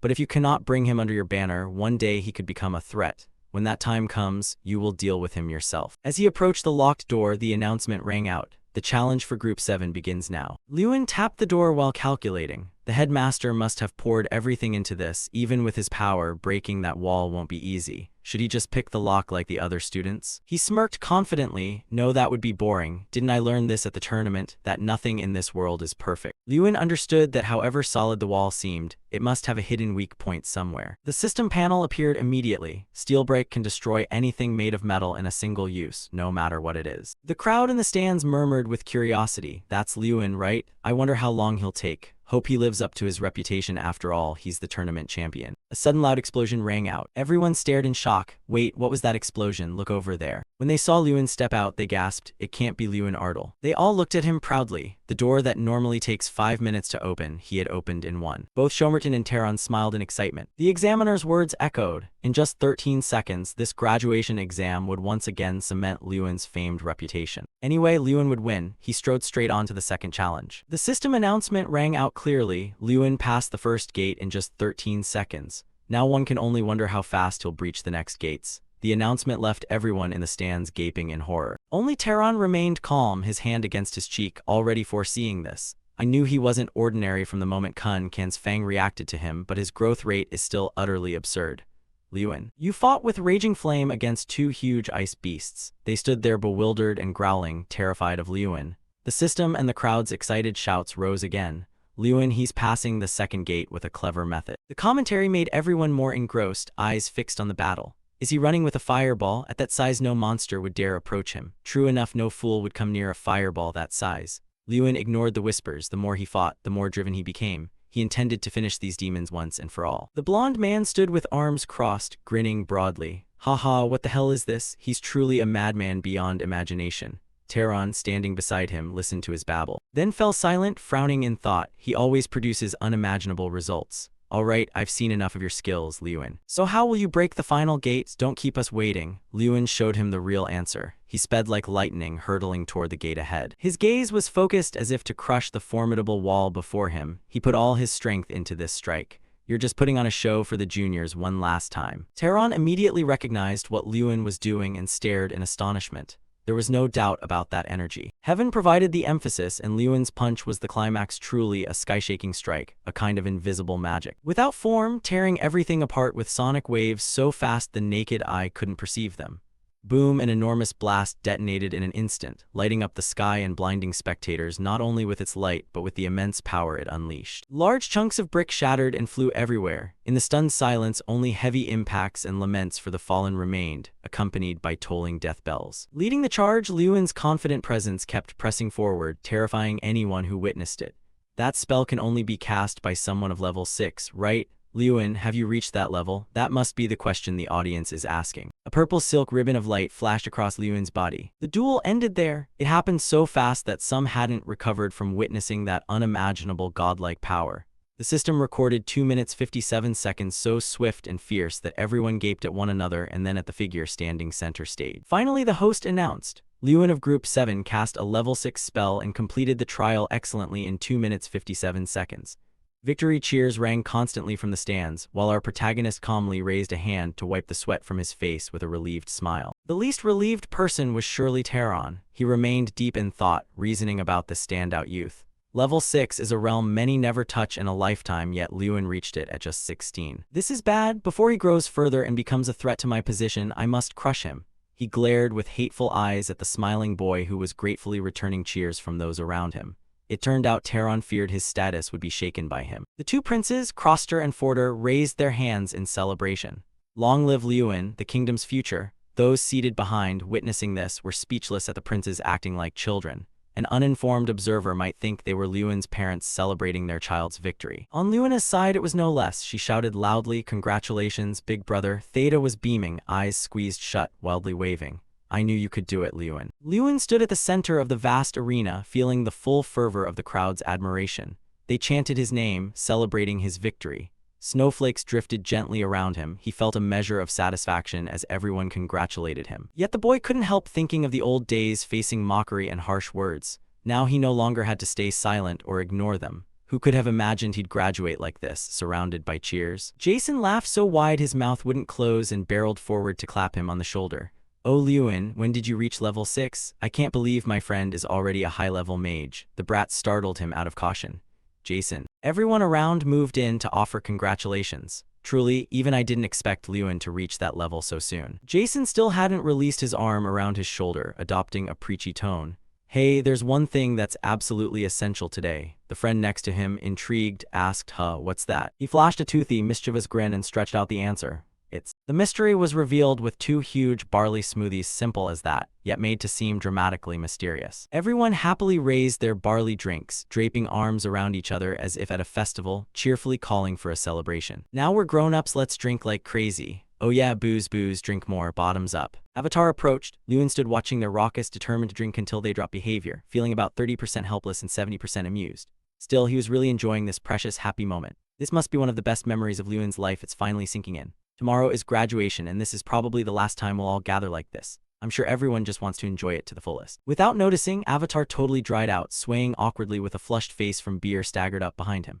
Without a word, she clapped him on the shoulder like a good sister and pointed theatrically to the sky. One more drink. Lewin froze and glanced at her, surprised by this unfamiliar sight. By the way, today he discovered even avatars can get drunk. 2 men walked toward them. The old man with long white hair and beard stepped forward first. Lewin, are you enjoying the party? Hearing his name, Lewin turned to look. The headmaster and Professor Heidel was here too. He glanced at Avatar, who had collapsed and was sitting on the floor, then stood up straight and politely addressed the 2 men before him. Thank you for organizing this event. I'm really enjoying myself. The headmaster laughed, haha, graduation is near, you should enjoy it to the fullest, right? Lewin nodded to express his feelings. Tomorrow we'll be busy with the ceremony, so let me say this now. Thank you for everything, headmaster, and you too, professor. Both men smiled warmly, a word of thanks. We're touched, soon you won't be around even if we wanted to see you. The headmaster teased enthusiastically. Then we'll have to invite Lewin to be a guest lecturer for next year's graduating class. Of course, just say the word, sir. You've already promised. Professor Heidel here is my witness. Don't pretend you don't remember this after you graduate. People continued to chat and mingle happily. By the time the party ended, it was dusk. Lewin walked silently across the courtyard tiles in front of the manor, sighing wearily. Phew. He rubbed his pounding head. He'd probably drunk too much beer. His head was starting to throb. Complaining about his beer-fueled headache, he failed to notice the figure standing directly ahead. The man, standing straight in worn boots, suddenly stepped forward to greet him. Excuse me, you're Lewin, right? The voice from the side startled him, and he turned. The 2 men stood there. The one in front approached. Dressed entirely in black, he bowed, hand to his chest, and introduced himself respectfully. I am Reika, a merchant running a small Tyrian trading company in the east. If possible, I'd like to speak with you privately for a moment. Lewin remained calm. He was wary of these 2 strangers, but did not refuse. Yes, go ahead, Prince Shomerton. No sooner had the words finished than the man startled. What? It turned out his introduction had been a fabricated false identity. He probably didn't expect to be exposed the moment he braggadociously lied. His expression went stiff and he froze for a moment. The silver-haired man slicked back his hair, looking extremely dapper. Behind him stood Taron. He glared and stepped forward, his voice sharp as he demanded, "How did you know it was me?" Having said that, he halted and, rather rudely and baselessly, threatened the young man before him. You'd better answer properly. Contrary to his theatrical manner, Lewin only curled his lips into a faint smile and replied calmly, You can hide your face but not your presence. Your eyes reminded me of the prince I once knew, so I took a chance. He finished and stared straight at the scowling, displeased face of the man, greeting him cheerfully without a trace of malice. Then you must be the Fire King, long time no see. It's a pleasure to meet you again. Taron was surprised by Lewin's unexpectedly apt explanation. You recognized me from my eyes? I'm genuinely impressed. It was easy to see he respected Lewin's perceptiveness based on this first exchange. Shomerton cut into the smooth conversation, extending a hand with an unmistakable, unhidden arrogance. Now here's my final offer, there won't be a second. Come with me to the Empire. He widened his eyes and scowled, threatening Lewin with curt words that carried a clear implication. Refusal will not be accepted. Oh really? But Lewin has never known what fear is. He let out a derisive snort from deep inside and calmly replied with 3 words, I refuse. The 3 of them stood shivering in the cold winter snow. Shomerton grew increasingly irritated by Lewin's stone-like attitude but continued to press. You truly won't listen, will you? I warned you before. Any gem I cannot obtain, I will destroy. What insolence, he thought. But Lewin merely paused. If you can do that, then so be it. But I didn't think you would actually do it. That answer from him was unexpected for Shomerton and caused him to reconsider somewhat. He asked again, what makes you so certain? Because the prince I once knew would never stoop to disguise himself and order the killing of an ordinary student. Lewin's words stunned and enraged him in an instant. Shomerton sneered with a twisted smile, his tone mocking. Haha, are you calling me a mere student? Lewin replied modestly and flatly, yes, after all, our graduation is tomorrow. He heard that and pursed his lips into a mysteriously narrow smile. I don't know if that's courage or intuition. After a moment of hesitation, Shomerton turned with arrogant bearing and full of pride, issued one last reminder. Today I will withdraw, but look forward to our next meeting. Because next time we will meet as enemies. Faced with his words, Lewin fell silent and did not reply. Having said that, the two imposing men walked off in single file and silently left in the opposite direction. Not long after they left, Lewin turned and saw someone stumbling toward him. It was Jason. He hadn't stopped partying. His face was flushed from drinking and his chatter never ceased. Lewin, what are you doing? Not drinking anymore. You have to be at the party. It's meaningless without you. Seeing Jason persistently coaxing him, Lewin cheerfully went along. All right, I'll come. But what he could never have guessed at that moment was that he had no idea that because of this drinking party, a disaster far beyond anything he could imagine was about to befall him. The next morning, as the sun rose to illuminate all living things, white snow still clung to the branches and the red rooftops. Somewhere in the grand castle, empty bottles and cups lay scattered across tables, and someone groaned wearily after the battle with alcohol had just ended. It was Lewin, waking from the drunken frenzy of last night's revelry. His headache, already bad, had worsened tenfold. He clutched his throbbing head, moaning, "My head." Waking with a foggy mind, Lewin forgot to look around. A gentle voice approached and quietly asked, "You're awake?" He startled and looked up. Miss Irene. She ignored his curious glance, wondering why she was there, and asked instead, "Do you feel any better now?" Lewin glanced around at the young ones passed out drunk on the floor with drinks still near them and awkwardly answered, "Irene, yes, I should have paced myself, but I overdid it. You can see those lying on the cold floor. Compared to them, I'm actually better off." He felt relieved. She covered her mouth and laughed until her eyes squinted. "Hee, you don't remember anything?" Lewin stared back at her in bewilderment. Less than a second later, he went pale with goosebumps and shouted, eyes wide, that was the dragon's kiss." Irene sat upright on the table, shook the clear blue bottle in her hand, and explained casually, "Jason secretly mixed that into the beer you were about to drink." Lewin. Then he suddenly stood up and shouted that the whole group would go to Ardel. As she recounted it, he remembered the humiliating scene. Yesterday, Lewin, Theta, and Jason had their arms around each other clowning for everyone at the tavern. Just remembering it makes me flush red at that bastard Jason. Irene didn't let Lewin brood in embarrassment for long and asked, "So should I come down there too?" He seemed newly awakened, his mind not keeping up, and stupidly asked, Go where?" She smoothed her hair, unable to hide the smile on her face. "To Ardel. I've been there before, and it's a wonderful place." She really wanted to defeat him at least once. Irene declared seriously, "As I said before, I must grow strong quickly so I can beat you." Lewin, half awake from the challenge, was stunned, eyes wide and speechless. A few seconds later, he smiled, gently enthusiastic about the challenge. "It would be an honor for me." "Miss Irene is always welcome," someone added, perhaps genuinely praising her spirit and determination. Lewin's gaze softened and his cheeks flushed. He looked at her fondly. Outwardly they spoke like that, but anyone with sense could see what it really meant. Irene said no more, returning his words with a bright, fairy-like smile as she basked in the morning light. Clearly, Miss Irene's reason for wanting to go to Ardel wasn't just about that. A few hours later, in a large room lit all around, voices rustled with hushed discussions while the speaker on the podium drowned out the surrounding noise. "The graduating students of Ignite Magic Academy, surely you have endured no small amount of hardship. I hope all those experiences were meaningful, and I look forward to seeing you become great mages in the future," said the headmaster from the podium, since today was the graduation day for the entire final class, including Lewin. Moments later, it came to an end. "That concludes my speech. Now the student representative will give the graduation remarks." A pair of straight legs and polished shoes slowly walked up. It was none other than him, the outstanding student known throughout the school. The headmaster ceremonially introduced him to everyone, the representative of all students and the valedictorian. Lewin approached the podium with a composed demeanor. The headmaster stepped back to give him the floor, patting his shoulder encouragingly as he passed. "Don't be nervous, Lewin, just speak comfortably." But he didn't appear worried. Lewin replied politely, "Yes, don't worry, headmaster. They say you can't judge a book by its cover." Lewin's case was the same. Don't be fooled by his calm exterior. Inside, his heart was pounding so hard it might burst. "I'm saying it like this, but I'm actually very nervous. Just thinking about being the center of attention before all these people made him so anxious he forgot everything he had prepared." Before Lewin now sat thousands of students, all watching intently to hear him speak. Lewin took his place and breathed in deeply to steady himself. But it was fine. Even if he forgot his scripted lines, he still remembered clearly what he wanted to say. With everyone's expectations upon him, including Irene and Han listening closely, he began his speech. "As you know, I won the competition. An achievement I attained in just 1 year, but the road there was far from smooth. I suffered from a condition called mana release disorder for 5 years. Lewin recalled his years in a low voice. For a mage like me, being unable to release mana was a heavy blow. But worse than that was how people looked at me. Many wondered why I remained at the academy, why I refused to give up even at the very end. He seemed not to resent or be angry about what they had said in the past, only smiling gently.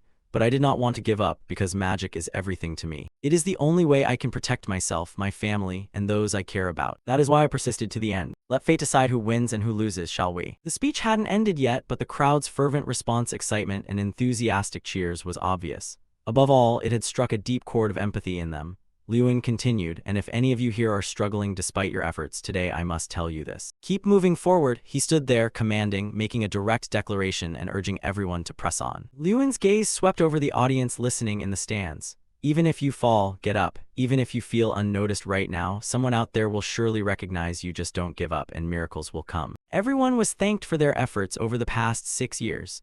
With that, the rousing speech officially concluded, closing today's graduation ceremony. Applause, mixed with a range of emotions, rolled through the hall like thunder. Cut to the end of the event. Pristine snow already blanketed the trees and roads, and the clatter of horse hooves echoed over the cold, snowy ground. Carriages departed the academy in long procession, one after another. From inside, a luxurious black rosewood carriage came lively chatter. That speech was great, wasn't it? Everyone seemed to love it. You're always amazing.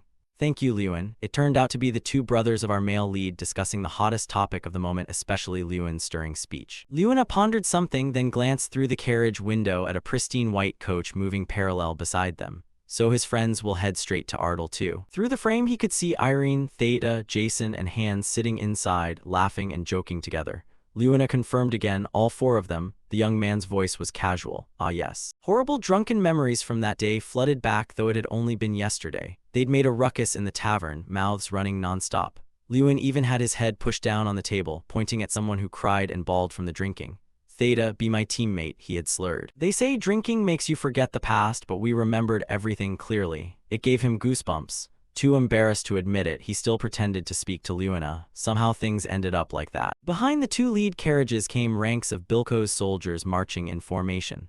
Right after graduation, we decided to head straight to Ardell. Technically, I'm their employer, and on top of that 3,000 troops will join us. The twin princes had promised to send reinforcements for the Southern Pacification Campaign, but I never imagined they'd dispatch so many troops. Lost in thought, Lewin was jolted by a voice. Lewin, after the campaign ends, do you plan to stay in the territory permanently? Lewin smiled and readily stated his future intentions. No, after all, our father is still there. He thought he might travel a bit afterward, but hadn't decided. For now, he should focus on the campaign. Under the clear blue sky, snow still fell as the two chatted cheerfully. A short break, then we'll prepare straight away for the campaign, right? The other replied. Oh, I plan to start with a terrain survey. Our male lead and avatar stood before a map, plotting the next moves for the campaign. She asked, have you drawn up any strategies yet? I'm weighing a few ideas, he answered. While the two discussed, they heard the rustle of soldiers rushing on the other side. Lewin and Avatar looked up to see what the commotion was. Two men passed by chattering, we need to prepare thoroughly, right? Lewin stepped toward them and asked, excuse me, where are you all headed? One turned and recognized him.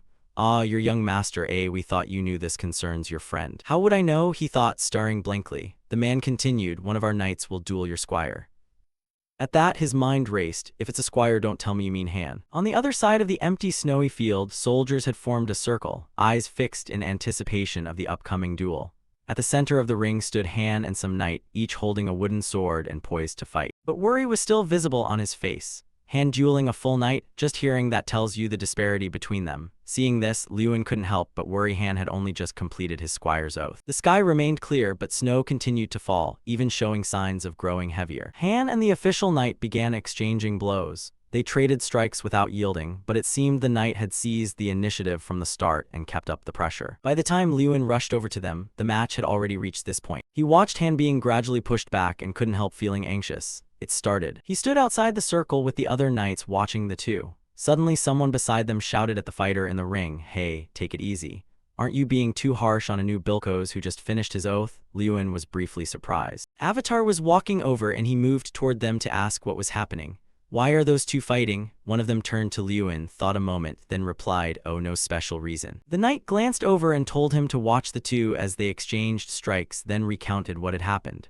During cleanup after lunch, we were bored and a spirited junior stepped up, so I suggested a trial of skill. At the same time, Bolvar padded over without making a sound. The people behind him quietly greeted Liyuan. "Young master, you're here too?" Liyuan was surprised. Where had he come from? He then responded politely, "Lord Bolvar, you're here as well." Bolvar folded his arms behind his back, smiling with some enjoyment, and replied, "Of course, how could I miss such an entertaining sight?" Liyuan just glanced at the main topic under discussion and smirked inwardly. Entertaining, huh? He looked at the knights standing there. If they recognized Lord Bolvar, their reactions would be equally amusing. With that in mind, Liyuan continued watching the increasingly heated duel. Suddenly he turned to the man and asked, "What do you think of this match, Lord Bolvar?" The man did not hesitate and gave his observation. "Both are not bad." His attention landed on the young man with pale purple hair, face showing determined courage, not the timidity expected at his age. Bolvar, not knowing who he was, asked the man beside him, "And is that young knight a friend of the young master?" Liyuan, hearing the question, smiled and proudly introduced his close friend. "Yes, his name is Han." Bolvar's tone grew deeper and more serious as he slowly analyzed from his perspective. Clearly the boy was being pushed back a bit, but merely holding his ground this long against a golden knight is commendable. His comment made Liyuan curious. A golden knight. Seeing Liyuan's curiosity, he explained what he'd overheard during lunch. "Yes, I happened to hear while eating. I heard he's considered one of the kingdom's elites." I wasn't certain either. At that moment, a breakthrough occurred in the center of the ring. A shadow lunged forward, attacking so fast the opponent couldn't react, swift and devastating. No need to say who that shadow was, we could guess. It was the knight with the mentioned strength. He had swung only once, yet Han's wooden sword in front of him snapped and flew backward over his shoulder, causing him to cry out in surprise.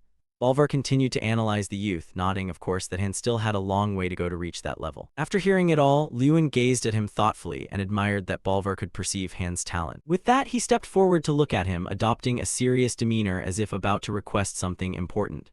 Lord Bolvar, the man, surprised by the sudden address, grew curious. "Yes, young master." Liyuan stood before him and pleaded, "If possible, could you teach Han one or two techniques?" Lord Bolvar didn't answer immediately, only offering a friendly smile as he usually did. If Lord Bolvar would teach even a single technique, if the legendary knight Thuong-Thon Bolvar were to pass on even a breath of his skill, it would be a tremendous benefit for me, for Han, and even for all of Ardal. Yes, just a bit of instruction from this legendary knight would make it easy to imagine how dramatically Han would improve. But the important thing now is to obtain his consent to teach. He's a very decisive man. Bolvar closed his eyes and exhaled a long breath. "Young master, that's not for me to decide. You must ask the boy first." This surprised him a little. He replied with a thin, dangerous smile. For some reason, his demeanor had changed, much colder than before. Bolvar explained, "Just as when I taught you swordsmanship, I am strict with knights." He spread a bright, oddly eerie smile, narrowing his eyes with layered implications. Back to the main scene, the knights stood in the biting snow, so stunned that their mouths hung open. They must be witnessing something shocking. One of them couldn't help blurting out, "What the hell is that?" They murmured among themselves, "That's brutal training. Did he make him do that? I heard he's the commander of Ardal's knights." The man in question strolled leisurely, smiling calmly, seeming to relish it. Behind him, poor Han staggered along carrying a huge stone heavier than himself, panting and exhausted. Bolvar watched the young man lugging the heavy load through the freezing snow, teeth chattering, while another had collapsed, kneeling and gasping as he asked if Han was struggling. Han immediately turned and denied it to him. "No, sir, I'm fine." Bolvar had been waiting for that answer to scold him. "Then don't be slow about it. I told you to be prepared." The knights standing by were exasperated and speechless at the situation. Watching the two perform like a staged act was maddening. Liyuan looked at his close friend with pity, then shrugged it off. He let out a sigh seemingly to encourage him and silently felt sorry for the hard lot of a laborer. He said he'd be strict, but I didn't expect this much. I'm starting to feel sorry for Han. I felt guilty too. Just minutes earlier, when Liyuan had invited Han, he acted like an eager puppy, barely able to contain his excitement, almost wagging an imaginary tail, agreeing without hesitation. "Really? Bolvar will train you," he warned him. "I hear it's extremely tough. Maybe you should. I'm confident I'll succeed for sure." And he was resolute. Liyuan was left speechless. He'd given him the choice. Mindlessly exasperated with his friend, he was startled by someone calling from behind. It was the knights from before. They approached Bolvar cautiously. "Oh, it seems they've noticed something," the lead man said softly, then asked, "Sir, may I respectfully ask your name?" Bolvar fell silent, eyes tightly shut, seemingly lost in thought and offering no answer. They guessed he must be deep in thought. Why hadn't he noticed them earlier, and why notice now? Seeing this, the cavalrymen exchanged worried looks at his immobility. Why doesn't he answer? Someone wondered. There's a rumor he once single-handedly killed 5 assassins. Maybe we should ask about that, another said. Hey, that's probably just a rumor. How could he have killed 5 assassins alone? At that moment, as life is unpredictable, what you least expect happens. Little Fool Han darted over and shouted loudly, "Lord Bolvar." He panted as if someone had stolen his breath, standing amid the chatter to report back. "All 10 spear points have been moved already." Gasping and finally able to lift his head after gasping for air, the awaited reply didn't come from the man. Instead, the knights over there fired questions at him. What did you just say? Han stood baffled, bewildered, and responding reflexively. Both sides stared at each other. Some faces were full of question marks, suspicious, while others had eyes wide in disbelief, needing to confirm, did I hear that right? Who did you say that was? Lewin and Bolvar standing between them were probably the calmest. After a while, the group and the knights set out again. The carriage and a line of people marched through the blizzard-white road. A white carriage led the way, and the two Ardal siblings dozed in the second black carriage. Lewin and Luna sat side by side. She turned her head to look into the distance and asked the person next to her with great curiosity, brother, is Lord Bolvar really admired by the knights that much? He glanced toward where his sister was looking and answered, it seemed so. Inside the carriage the two chatted happily, a stark contrast to the outside. The knights' labored panting came steadily, huff huff. As a result, anyone could imagine, Han and the knights favored by Bolvar were undergoing training together. Each of them, sweating heavily, trudged behind the carriage, shoulder-deep under loads heavier than sacks. One of them complained loudly, don't overdo it. This is a training method personally recommended by Lord Bolvar. Another shot back, don't ask so much, just do it. Others scolded, the more you complain, the more effort you waste. The man being mentioned was relaxing inside the carriage, eyes shut in enjoyment. Lewin, helpless at the scene, sighed softly and called to him, Lord Bolvar. He kept his expression unchanged when he heard it and lowered his voice to follow, young master, speak. About that training, is it really useful? From what I see, it looks a bit crude. Lewin quietly offered his opinion. It was true, partly because he saw them struggling and nearly collapsing. Seeing people drenched in sweat in this freezing weather looked pitiful. Bolvar understood his concern. Instead of criticizing, he gently explained, it's not exactly a good method. If your posture is wrong, you'll suffer chronic injuries later. Lewin looked puzzled and not understanding, asked again, then why did you make them do it? Bolvar curled his lips in a sly smile, half joking, half serious, and answered calmly, well, there's not much to do on the road to Ardal. I just wanted to temper the new students after such a long time. Lewin and Luna were silent for about 10 seconds, feeling sorry for their plight outside, then looked at Bolvar, speechless. No wonder people call him the Tiger of Ardal. A short while later, their group moved to this place, a barren land, even colder than the regions they'd passed in recent days. And the place they first set foot was here. The protagonist stood before countless small-bodied, muck-smeared monsters. The person beside him remarked on how many there were. Lewin, clad in dark clothes and wrapped in a winter cloak, though accustomed to the area, couldn't help feeling the sharper cold. Yes, we've finally arrived. Lewin and Avatar stood on this ground, below them swarms of monsters. They were surrounded by towering, overlapping mountains. Wind cut through every gap in their clothing, the cold extreme the red grasslands. This land lies south of the southern mountains and was once part of Ardal's territory. But since the Mudfolk occupied the area, the rulers here are no longer human but the Mud People.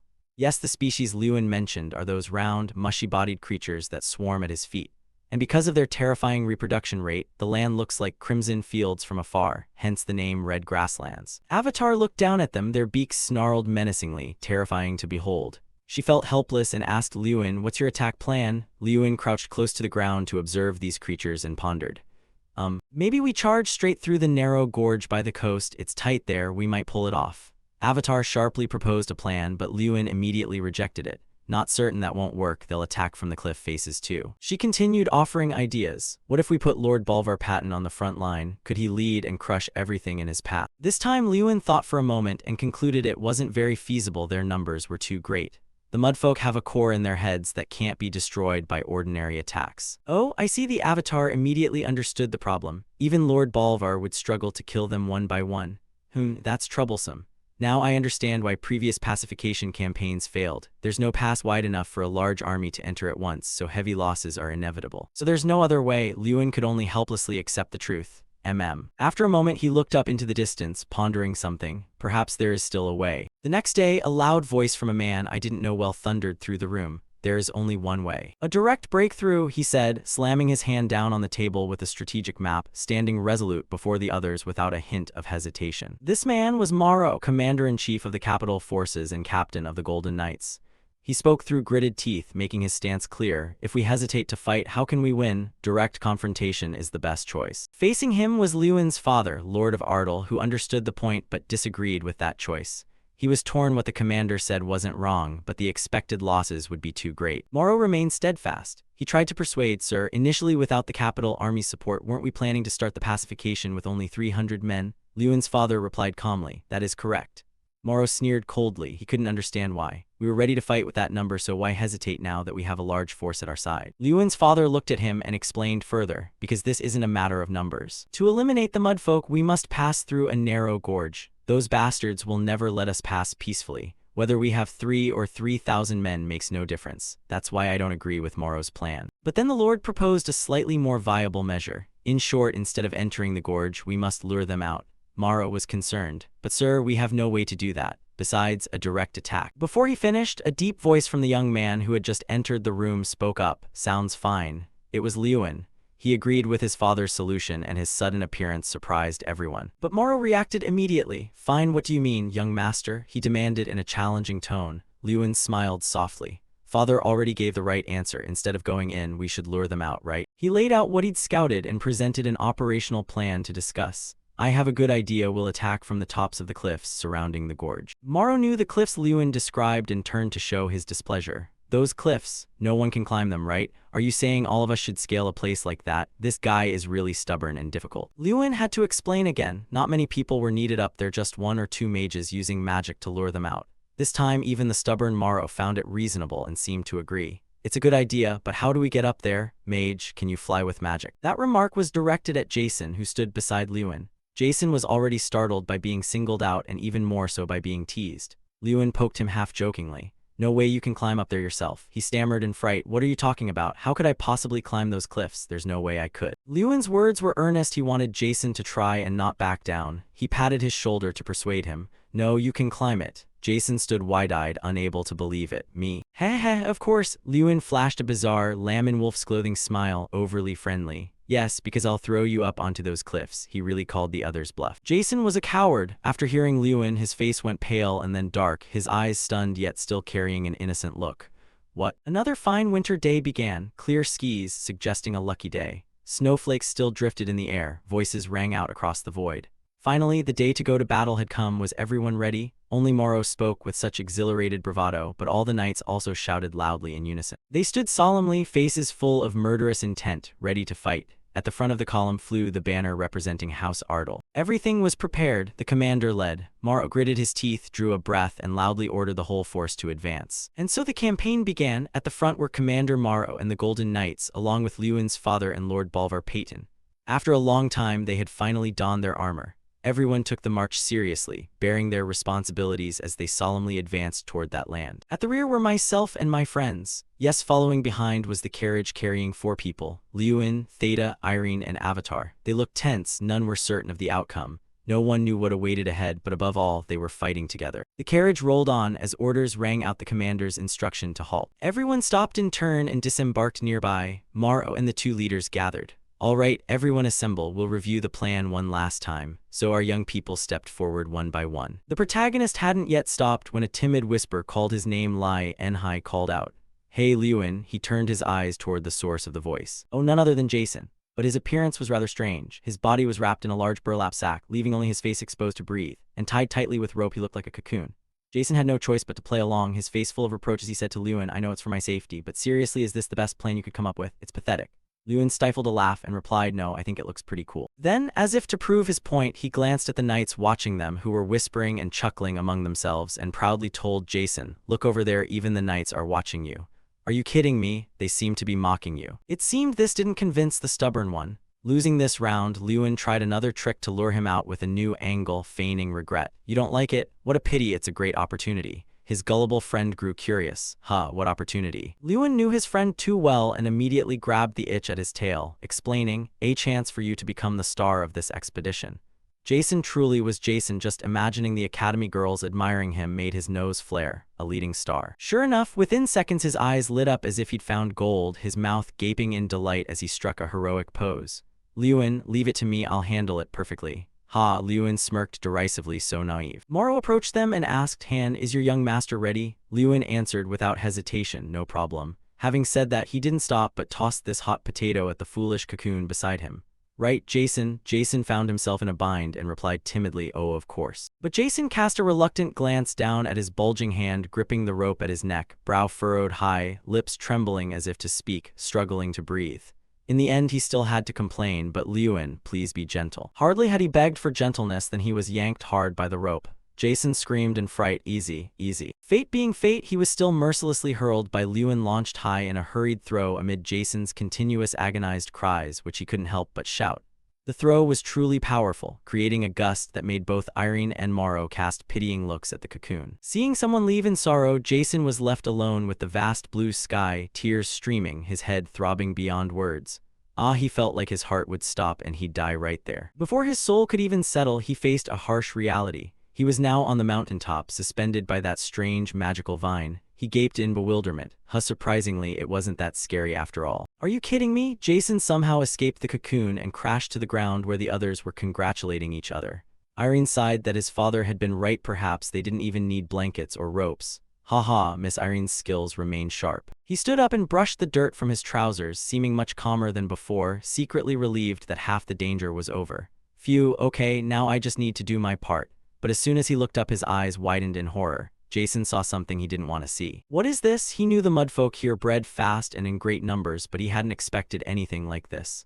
Thousands, no, tens of thousands. He couldn't even begin to count. You want me to lure that many out? Just thinking about it made him sweat. Hard, very hard. Jason was utterly panicked by the impending conquest. It seemed far beyond him. I can't do this, how could I? You can do it, Jason, came Lewin's encouragement from below. That one phrase cut his self-doubt by nearly half. Lewin knew his friend well. He wasn't ready yet and didn't trust himself. What he needed most now was a boost from someone. Lewin's voice echoed up. You're my friend, at least you can handle that, right? Now go and hit those mudfolk hard. Indeed, Lewin's encouragement proved useful. Jason was different now, his resolve swelled. He gritted his teeth and vowed to himself, I won't let Lewin down. He trusted me enough to bring me here. Jason summoned a palm-sized orb of fire energy. In moments, the sky turned gloomy and overcast. The sunlight dimmed behind clouds as a storm seemed about to break. He looked strikingly cool compared to his earlier clownishness, raising his hands as if calling down great power from the heavens. Fire clusters like meteors formed in the clouds and mixed with snowflakes suddenly plunged down onto the mudfolk below. Lewin, who had watched Jason fight valiantly, felt justified in his trust. The protagonist smiled with satisfaction and pride. All right, Jason, you're doing great. The falling fire clusters Jason cast were like small meteoric stones of raging flame. This spell was called Firefall, also known as a third-tier magic. Jason's sun's level wasn't very high, so the cloud wasn't large. Now it was clear the dark clouds covering the once clear sky were summoned by him, but it hadn't reached its fullest power. In the current battle, the mudfolk were ruthlessly struck by Firefall. All the blasts targeted them, causing painful, agonized cries. When they were roused from their lazy slumber, that alone was enough to jolt them awake. Lewin clenched his gauntlet and turned to Morrow to give the order. Captain, it's time now. As I said before, I'm handing it over to you. Morrow responded solemnly. Understood, young master. Irene, who was at the front, glanced over and urged Lewin, let's go too. He replied, yeah, let's go. The monsters surged out all at once, and he was pleased that things were going according to plan. Good, the mudfolk are converging toward one point to avoid Jason's attacks. They scrambled on their short legs as fast as they could toward the sea in the distance. The place they were gathering was a side exit out of the gorge. But nothing would be easy for them, hee. A trio of killers was already waiting there. They were as good as dead. The three leapt out and hurled themselves forward. Lewin stood blocking their path. Up close you could see these mudfolk were only about as tall as his shin. I can't let them escape the gorge that easily. But he couldn't help remarking that these creatures were remarkably hardy. Damn, it's freezing. Theta was the first to attack, unleashing his flames. All right, come on, from now on the battle truly begins. Snow fell white and cold, the wind whistled in gusts, the air was bitterly cold, yet the atmosphere burned strangely hot. Irene and Lewin stood silently behind, their gazes icy and fixed on the center. Theta stood there, face blazing with spirit, summoning roaring fire in his hand as he sneered, welcome, you filthy mudworm. From a distance he launched a blaze of fierce flames that swallowed the mudfolk in a pillar of fire, his voice full of arrogance. I'll burn every one of you to ashes. The brilliant orange flames burst across the scene, swirling like a firestorm devouring the mudfolk. Amid the sea of fire, their faces showed clear fury, mouths wide as they howled in pain. After landing the strike, Theta straightened his arm, a triumphant grin spreading across his face. Haha, Lewin, how was that? My skills, huh? I've improved a lot, right? Lewin kept his calm expression and replied evenly, yes, more than I expected. Lewin paused only briefly, then bluntly added, but I think it's still too early to be proud. That simple, mild remark froze the other in place. Theta broke into a sweat, worry surfacing on his face as he blurted a response by reflex. Because these mudfolk seemed unnaturally tough. Their mouths were always open, ready to snap with their beaks and scream like a flock of ducks. And now they were trying to crawl up the cliff to attack. Suddenly a desperate scream from above rang out. Jason. What? They're climbing the cliff. They were scaling it to attack him. Pretty clever. Given a choice to attack one or two, they chose the weaker target. Jason was stunned by their resiliency. They were like leeches. Meanwhile, the mudfolk kept scrambling up faster, faces full of hatred as they fixed their gaze on him, seeking revenge. He sat on the cliff trying to back away in panic while still shouting for help. Wah, help me. Lewin heard every sound clearly up there and felt anxious and confused, unsure how to resolve the situation. He hissed and scolded Jason, damn it. Irene was equally worried, but suddenly a solution flashed into her mind, uncertain if it would work. But saving a life was paramount, so without hesitation she resolutely proposed, Lewin, please throw me up there too. He glanced at Irene, genuinely surprised yet still uneasy. The decision was risky, so he asked again. Irene smiled with determination, her eyes were steady, full of confidence. Lewin pressed his lips together, hesitating briefly. Anything could be dangerous in this situation, but life safety came first, and he made his decision. At that moment, the mudfolk nimbly clambered up the cliff on their short legs, roaring their cries GRR, GRR. Jason remained terrified and could only sit there. Whether they understood human speech or not, he kept yelling at them to back off, back off. With a life hanging by a thread, Jason thought he was about to give his life to the mudfolk and could only exclaim, damn it. He was in extreme panic, eyes wide with fear, on the verge of tears. Gritting his teeth, he thought, I can't die here. At this point, Jason lamented his passionate school days. He'd never even had a romantic relationship. Oh, so he was regretful because he'd never loved anyone. Jason screamed in utter despair, I don't even have a girlfriend. Still lamenting, suddenly Irene somersaulted through the sky, ready to fight the mudfolk. He must have been trembling with relief. Irene flew freely, her gaze deadly and no longer gentle. A beautiful blue aura appeared from her hand, the graceful magic she often used. While fiercely fighting, her mind also registered Jason's near-final words, so he'd never been in a relationship. A strong blue light flashed from Irene's hand, cutting through the mudfolk and engulfing them in its glow, instantly freezing them solid. She landed on the stone floor. Well, the stone was now frozen by the spell. Seeing Jason in despair, wanting to crawl into a hole in the ground yet still gloating teasingly, she said, Jason, are you okay? You taught me something interesting. You no longer have any regrets, thanks for saving me. Irene stopped joking and returned to a serious demeanor, turning to look below. Just as Lewin said, everything was proceeding as planned. Jason, what do you not understand, you clueless thing? She watched the mudfolk slithering below and explained, they can't escape through the side path or climb the cliff, so now they're retreating toward the shoreline. Jason suddenly realized something and awoke, his expression brightening as if he'd just figured it out. That means, yes, exactly, it's time for the capital army to step in. At that moment, our gallant knights were ready to advance, led by the Lord and Sir Bolvar. Although guided by capable leaders, the knights couldn't help feeling anxious about the battle. Their hands were full of weapons, but their hearts were troubled. The air was tense, they were coming. Moments later, the mudfolk slowly emerged from behind the ice and surged forward in swarms like a storm. The situation spiraled out of control as they poured in, far more numerous and angrier than usual. Surely enraged by Lewin's earlier actions, a man among the knights shouted a warning. The mudfolk are coming. He was terrified by the overwhelming numbers. Too many, this can't be. Maro, true to his role as captain of the capital knights, kept his steel resolve and loudly tried to calm his team's fears. You cowards, don't retreat. Are you going to shame the honor of Radiant? After speaking, he persuaded them again, offering absolute assurance that the mages in the rear would support them. Hold this position as long as possible, he urged, inspiring confidence. The knights no longer hesitated, they raised their bows and swords. The battle cry issued, the troops began to advance beneath the king's blade toward a glorious victory. While the vanguard charged forward, the foot soldiers stood ready but paused for the moment. The knights were surprised by their leader's decisive, unhesitating stance. They didn't share his single-minded zeal for battle. Besides fear, they were wary. The man who had complained about being demoralized by the mudfolk ground his teeth, determined he would not be beaten by them. They immediately launched a counterattack, all the knights united, bravely charging to confront the thousands of terrifying mudfolk under the king's banner toward a resplendent victory. Meanwhile, Theta and Lewin were also straining together to deal with the creatures, relying on each other for defense. They'd learned the other side's army had already engaged. Theta whispered, I hear fighting, seems the capital forces and the mudfolk are clashing. Lewin tightened his jaw, racking his brain for the next move. That meant the number of mudfolk here had decreased. It also meant the rest had been pushed toward the beach. Assessing the situation, he saw this side's threat had waned while the other side's pressure grew intense. He made a decision that surprised his friend. Theta, I'll leave this here to you. I think I should go help. He can't let everyone be in danger. Theta smirked. He knew Lewin trusted him and he fully trusted his own abilities. Yeah, I was waiting for you to say that, leave it to me and go. This piles on me, he added. No sooner had he said that than Lewin vanished, not forgetting to call back, thank you, thanks. Theta slipped around behind him, adjusted himself briefly, then flew back toward the mudfolk. He weaved between them at top speed, making their heads spin before bursting back out. Back on the other side, the soldiers relied on their comrades' steady strength, striking and slashing continuously at the beasts. Spears pierced through them without retreat or fear. Now it's probably them who should be afraid. Their bodies were brutally torn under the sharp blades, ripped in halves with a sickening stench. Lord Bolvar and Captain Maro looked far more relaxed than the other knights. They remained mounted, their spears cutting gracefully through the air aimed straight at the enemy. It looked effortless, but the damage was fierce, worthy of true strength. The knights couldn't help but steal glances at the two of them in admiration. Their skill was dazzling.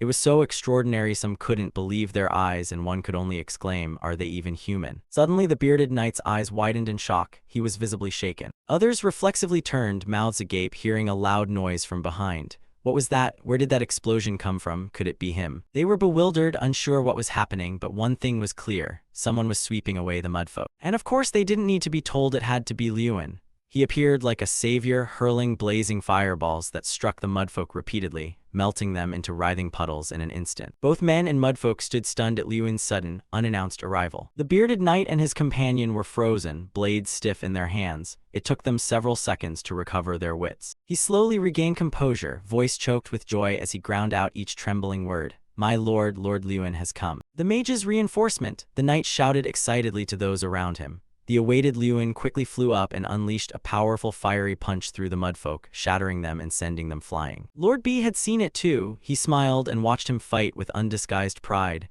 exactly as expected from the capable Captain Morrow, never missing a moment. He raised his sword and commanded, "Now is our chance. Forward, everyone. Eliminate the mudfolk one by one." With Lewin's relentless arcane support, the battle swept through fiercely. Wave after wave of them were cut down, big and small alike. Taking advantage of their thinning ranks, Lewin finally relaxed for a moment, but memories flooded back. He recalled the horrific devastation this land had suffered when the mudfolk rampaged.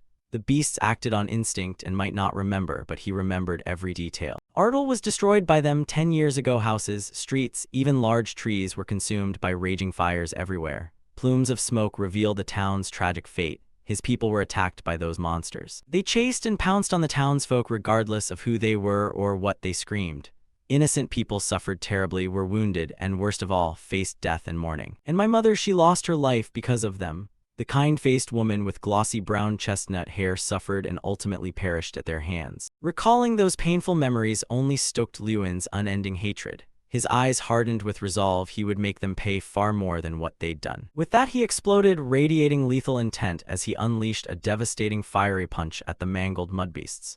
These creatures had no reason or thought, only instinct. "I will not stop," Lewin spoke, to steal his spirit and to avenge the past, his expression ruthless as he pummeled them again. In the blink of an eye, dusk fell. The full moon hung bright above, illuminating the thousands of things turning on the earth. In a quiet space shaded by trees, a man's whispering chatter rose. "So the next thing I do is, these wicked mudfolk, I, Jason Damon the Mage, will destroy every one of you right here and now."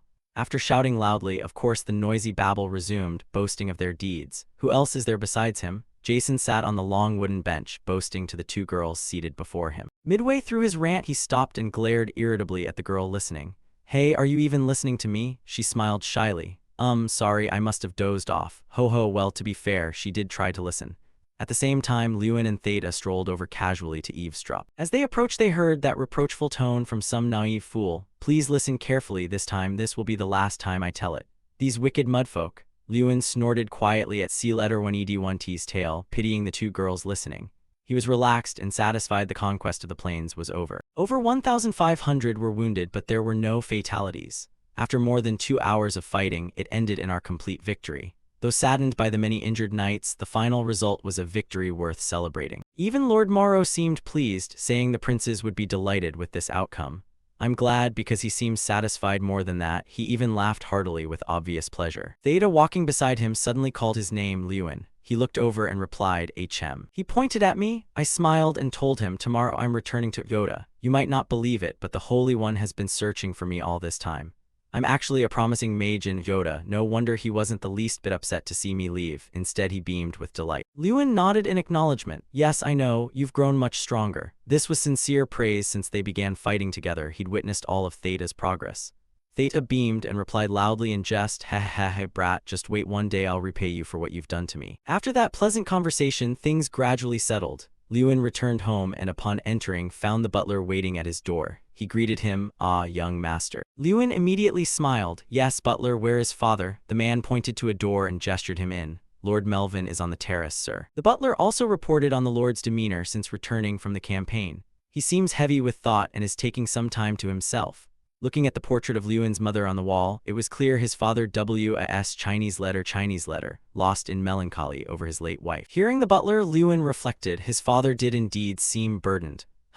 He thanked the butler, but the man replied, "No, young master, I should be the one thanking you." His voice grew more solemn than usual, choked with emotion as he called Liuan's name. The young master responded seriously, though unsure why. "Yes." The butler placed his hand over his chest and expressed his feelings respectfully. "I've lived in Ardal a long time, but today is one of the happiest days of my life." After speaking, he paused, then closed his eyes and bowed his head in gratitude. "Thank you once more. Young master, what you accomplished today no one in this domain, not even I, will forget." Liuan felt moved and teary. The butler, as if fearing his lord had waited too long, urged him on. "You should go and he's probably waiting for you." He replied politely, "Yes, I understand." Liuan's hands gripped the door latch, hesitant and emotional. Today's victory was indeed worth celebrating. But not everyone could smile, especially his elderly father, who bore a heart gouged by a blunt blade that would never fully heal. Liuan slowly stepped through the doorway. He had never walked the corridor with such restrained emotion. He looked up and saw the man. Years of hardship had coated him in dust, yet standing before the wine table he still retained an air of dignity. There was also a carried sorrow, a contemplative look as he gazed up at the distant moon. Liuan paused, thoughtful, as if the memory of his mother's death remained vivid. Surely his father was remembering that day too. Lord Melvin Ardal must have been recalling that day 10 years ago amid today's victory. On the realm's day of celebration, he chose the saddest way to reminisce about those dust-covered horrors, mourning his beloved wife who was no longer beside him. Lost in a tangle of emotions, his father suddenly called softly, "Liuan." He was startled. "Ah, father, you knew I was here." He could only awkwardly rub his hair, not knowing what to say. "Sorry, I didn't mean to disturb you." His father's voice was gentle as a breeze, yet full of meaning as he beckoned, "Come here." Father and son stood before the wine table. 2 glasses had been set as if planned. Melvin lifted a bottle and offered, "Would you like to taste the wine I prepared?" Liuan agreed immediately. He gently poured for Liuan and spoke of it with calm care. "This wine has been aged for 17 years. It's called Selvok, but Maria and I used to call it by another name." Liuan froze for a moment. His heart skipped a beat at that name, Maria, his mother's name. It was the first time in a very long time his father had quietly mentioned her name from memory. His father continued, holding the glass in one hand and extending the bottle toward him with the other. "We used to call this wine Amaros Liuan. It means beloved Liuan. A meaningful, affectionate name, just like yours." Then Melvin told the story. Liuan learned for the first time that on the day he was born his father made this wine, and vowed that they would one day drink it together on a day even happier than that. Liuan stared at his reflection in the wine, heavy-hearted. The day his father had hoped would be happier than that day was today. Their glorious victory in the campaign, the battle he regarded as settling an old debt. Melvin's heart was equally burdened, yet he remained composed, proudly raising the glass with his son. "Though I couldn't keep the promise to drink it with your mother, being with you now makes me feel as if I'm sharing a drink with Maria." After a long swallow, Liuan praised his father. "The flavor is wonderful." The old man smiled, relieved and pleased. In an instant, they shifted to other topics to dispel the quiet melancholy. Melvin asked about his son's future plans. "Liuan, what do you intend to do next?" He did not hesitate to say he would expand the territory. Now that the campaign was over, they would cultivate the valleys. Immediately, a strange blue screen rippled out. A system window suddenly appeared. It made Liuan's eyes widen in stunned disbelief when he read the message on the system panel. What is this?" And in that system window was a message that left him utterly confused. A small bear who'd been cultivating somewhere far off suddenly appeared on his shoulder and immediately started chattering nonstop. "Liuan, something's wrong. I think something happened to Kingram," it blurted before he could react. It grimaced in annoyance, brow furrowing as it spoke. "I know today was supposed to be a good day, but we have to get to the academy quickly." He was distracted and half-deaf. After reading the message, his mind hung upside down, completely unfocused on what was happening. Trang urged him again to pull himself together. "Liuan, we must go now." Only when a loud voice snapped at him did he come to. Damn. The notification message finally revealed itself. "Defeat the threat approaching the academy and save Kingram." No matter how many times Liuan read it, he still wondered at its implication.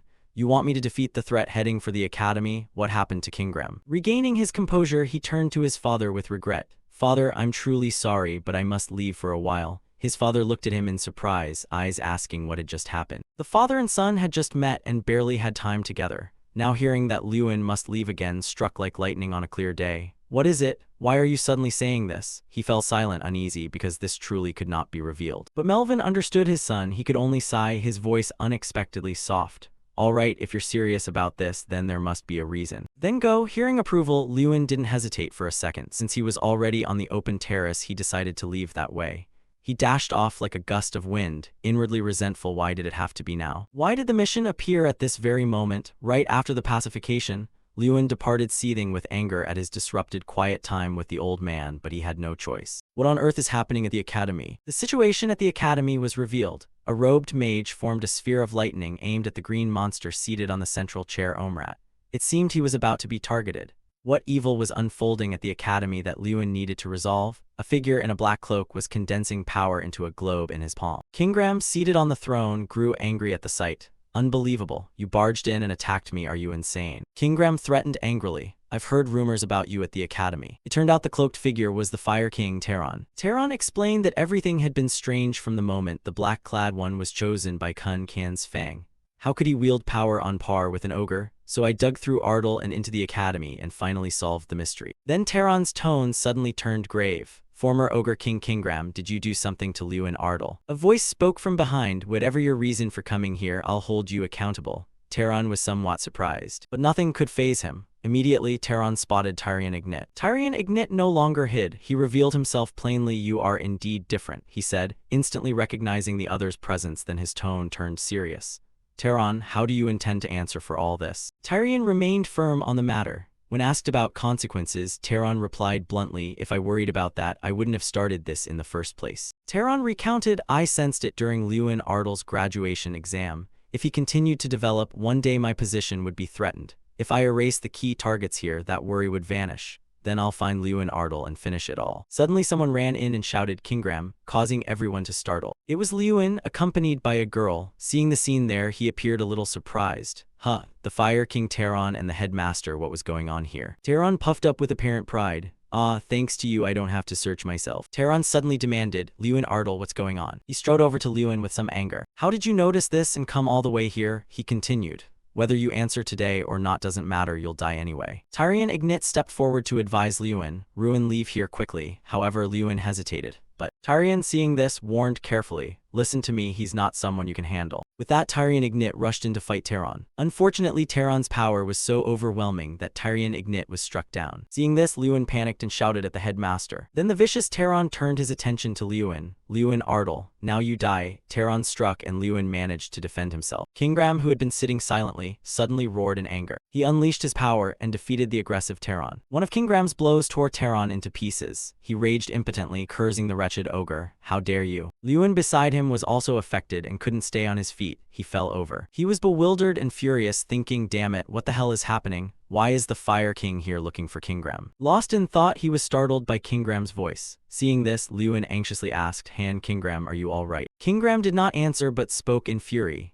Damn it, even sacrificing all the relics underground, expulsion is all I could manage. Kingram spoke apologetically. I'm sorry I ended up putting you in danger. Lewin did not treat it as a grave matter. Please don't say that, I couldn't do anything. Then he looked kindly toward Tyrion Ignit. Are you all right, sir? Tyrion Ignit, unharmed, replied, yes, I'm fine, don't worry. But he immediately remembered something. But Lewin, I sensed Terran's energy because I was nearby. You should have returned to Ardal. How did you discover this? Kingram was curious too. I'd like to hear that explanation as well. Lewin found it hard to explain this. But in the end, he was honest. What I'm about to say may be hard to believe, but I hope you'll listen. So Lewin began the story of an artifact called Player Andraka, an incarnation of a mage.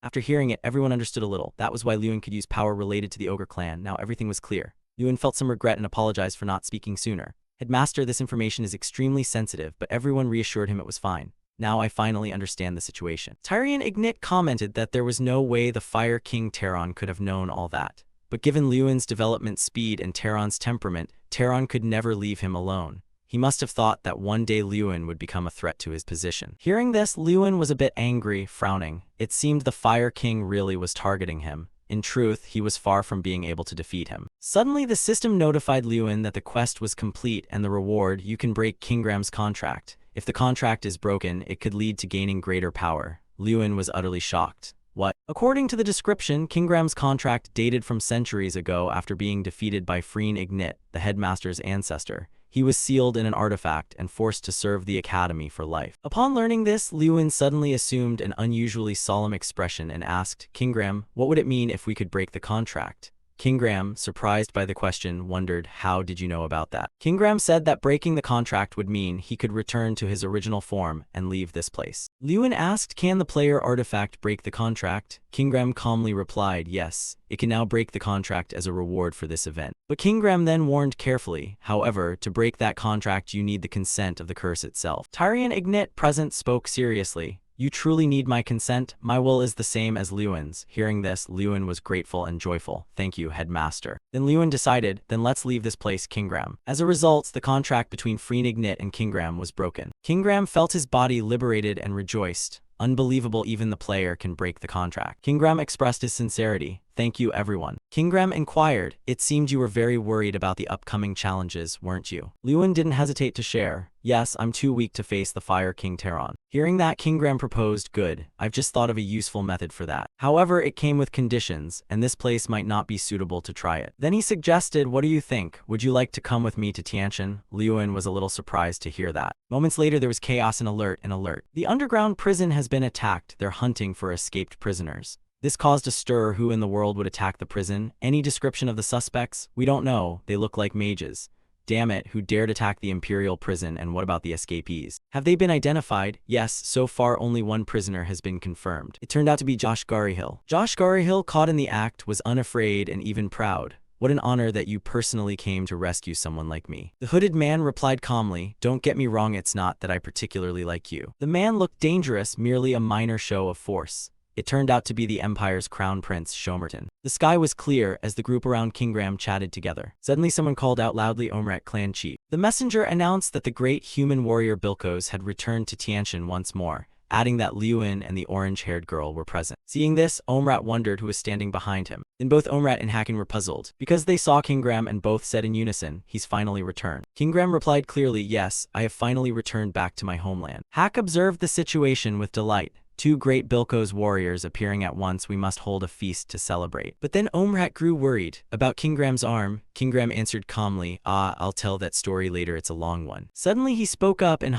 sorry for the abrupt request, but I really have something to ask. Ha responded cheerfully, no problem, speak, whatever it is, we'll listen. So Kingram relaxed and shared Lewin's elixir for ogre tendons, and upon hearing this, Hakan's expression suddenly changed. Kingram calmly explained, for our dear friend Little Destroyer, can you concoct that kind of potion? A bowl made from an old coconut contained some kind of liquid. This is the secret elixir of the Tiantian elf clan, considered so precious it's used to nourish young elves as they grow. Lewin, now beholding that treasure, felt a strange emotion at finally seeing it with his own eyes. He asked anxiously, Kingram, do I really have to drink this? Kingram without hesitation replied, you must. He explained, didn't you say you need strength to defeat the Fire King? I have my own reasons for giving it to you, so you must drink it. Lewin felt reassured hearing that. If Kingram insists, then there must be a valid reason. Then he lifted the coconut bowl with all his strength and resolved to drink it all. Whatever. As soon as he finished drinking, Lewin suddenly felt something strange in his body. He then set the coconut bowl down, thinking to himself that it was horrible. Seeing Lewin finish, Kingram finally showed concern. How is it, Little Destroyer? Lewin was honest, this is the worst thing I've ever tasted. But that wasn't what Kingram cared about. Don't you notice anything different? At that, Lewin jumped, what do you mean? Then Lewin understood, but he almost couldn't believe it. What is this? Lewin wondered, my power increased by 100. That's not a lie, the system recorded it. You consumed an elf-crafted elixir, power plus 100. Lewin was puzzled again, just one bowl of elixir. This left him utterly bewildered. Kingram, does this make sense? Do elves just get stronger like that? Kingram explained, no, not like that. For elves, one drink is all it does. After that, it no longer takes effect. Lewin had one question. What about me? If I drink more, will my power keep increasing? It was far from what he expected. Kingram didn't answer directly, but steered the topic. Why do you think Draka stayed in Tiantian for 100 years? It's all because of this elixir. Lewin proposed, surely you don't mean it's all gone. I'll drink as much as needed, as long as you have it. Kingram said seriously that the bowl Lewin drank from was the last in stock, and to make more they'd need more ingredients. Lewin sighed. However, the next day Kingram reassured him that he needn't worry about the ingredients anymore. Lewin was a little surprised to hear that. He suddenly saw a group bringing ingredients back. Kingram explained calmly, when I said we should help you. Everyone pitched in and gathered some heartwood fruit, vigor herb, stone resin, and many other things. They all wanted to personally bring the ingredients for you, Little Destroyer. Lewin, upon learning this, felt quietly elated. People went this far for him. But then Kingram mentioned a difficulty. There was still one ingredient they couldn't find. Ogre tendon is extremely rare, so it's understandable.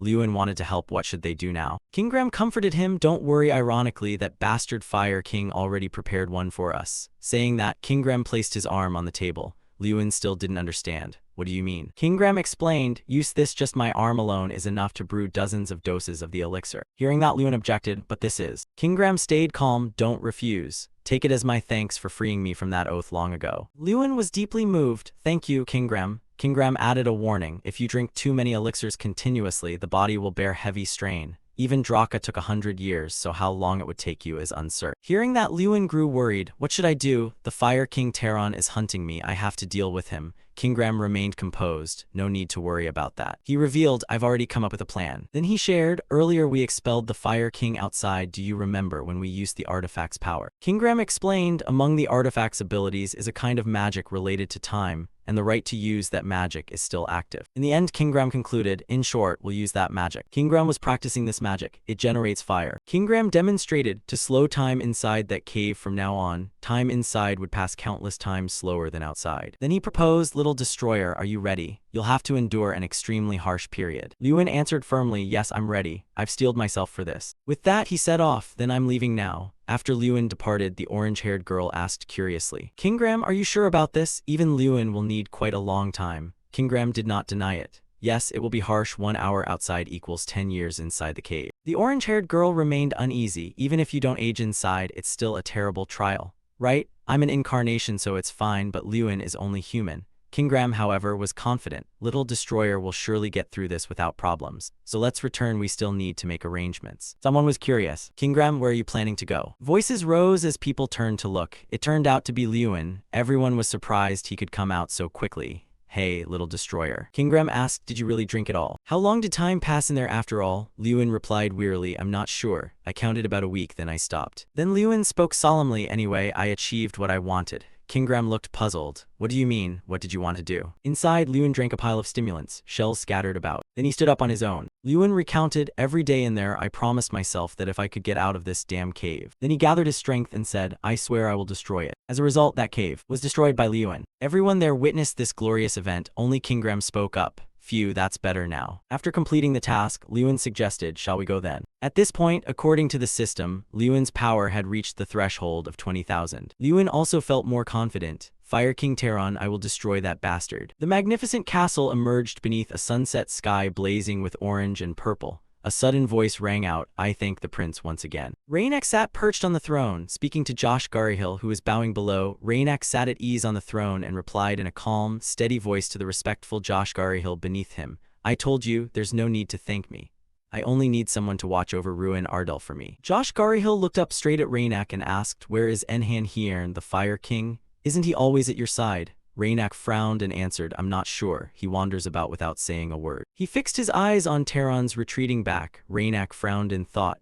Even if he's my foster father, wandering off like that is unacceptable. I'll make him take responsibility for this. Then he looked at Josh Garyhill before him and continued, you said you'll deal with Ruin Ardell, correct? Any plan? Josh Garyhill bowed his head and replied, yes, of course. He bowed and asked, the preliminaries for the sword tournament are being held in the Empire, right? Raynak, upon hearing this, immediately answered, yes, it's on a scale comparable to the Grand Contest. Josh Garyhill kept his head bowed and frowned as he replied, that's right, it's a tournament on a scale no less than the Grand Contest. I heard Ruin Ardell's sister will participate as the Ardell family's representative. An image of Luna holding a sword, her face serious, formed in his mind.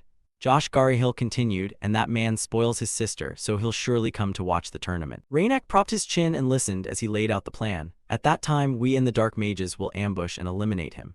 If Tyrion Ygritte hadn't interfered last time, we would have killed him already. This time we'll succeed.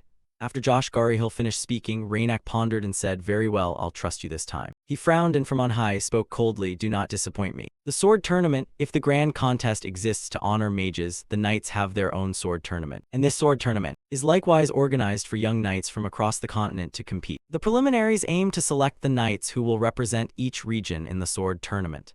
Luna entered the arena to the crowd's cheers. She had been chosen to represent the Ardell family. Around Luna, cheers rose endlessly. She exhaled, sweat ran down her cheek, she was so nervous. She recalled what Antro had said earlier, that something had happened to Ruin, so he probably couldn't come with them to the tournament. Lena kept thinking, if only Opa could be here to support me. She kept thinking he promised he'd come cheer for me. A hand touched the stone barrier, a voice shouted encouragement, startling Lena to turn. Lena, you can do it. Irene shouted loudly in support, I'm cheering for you and everyone else is too, you must win.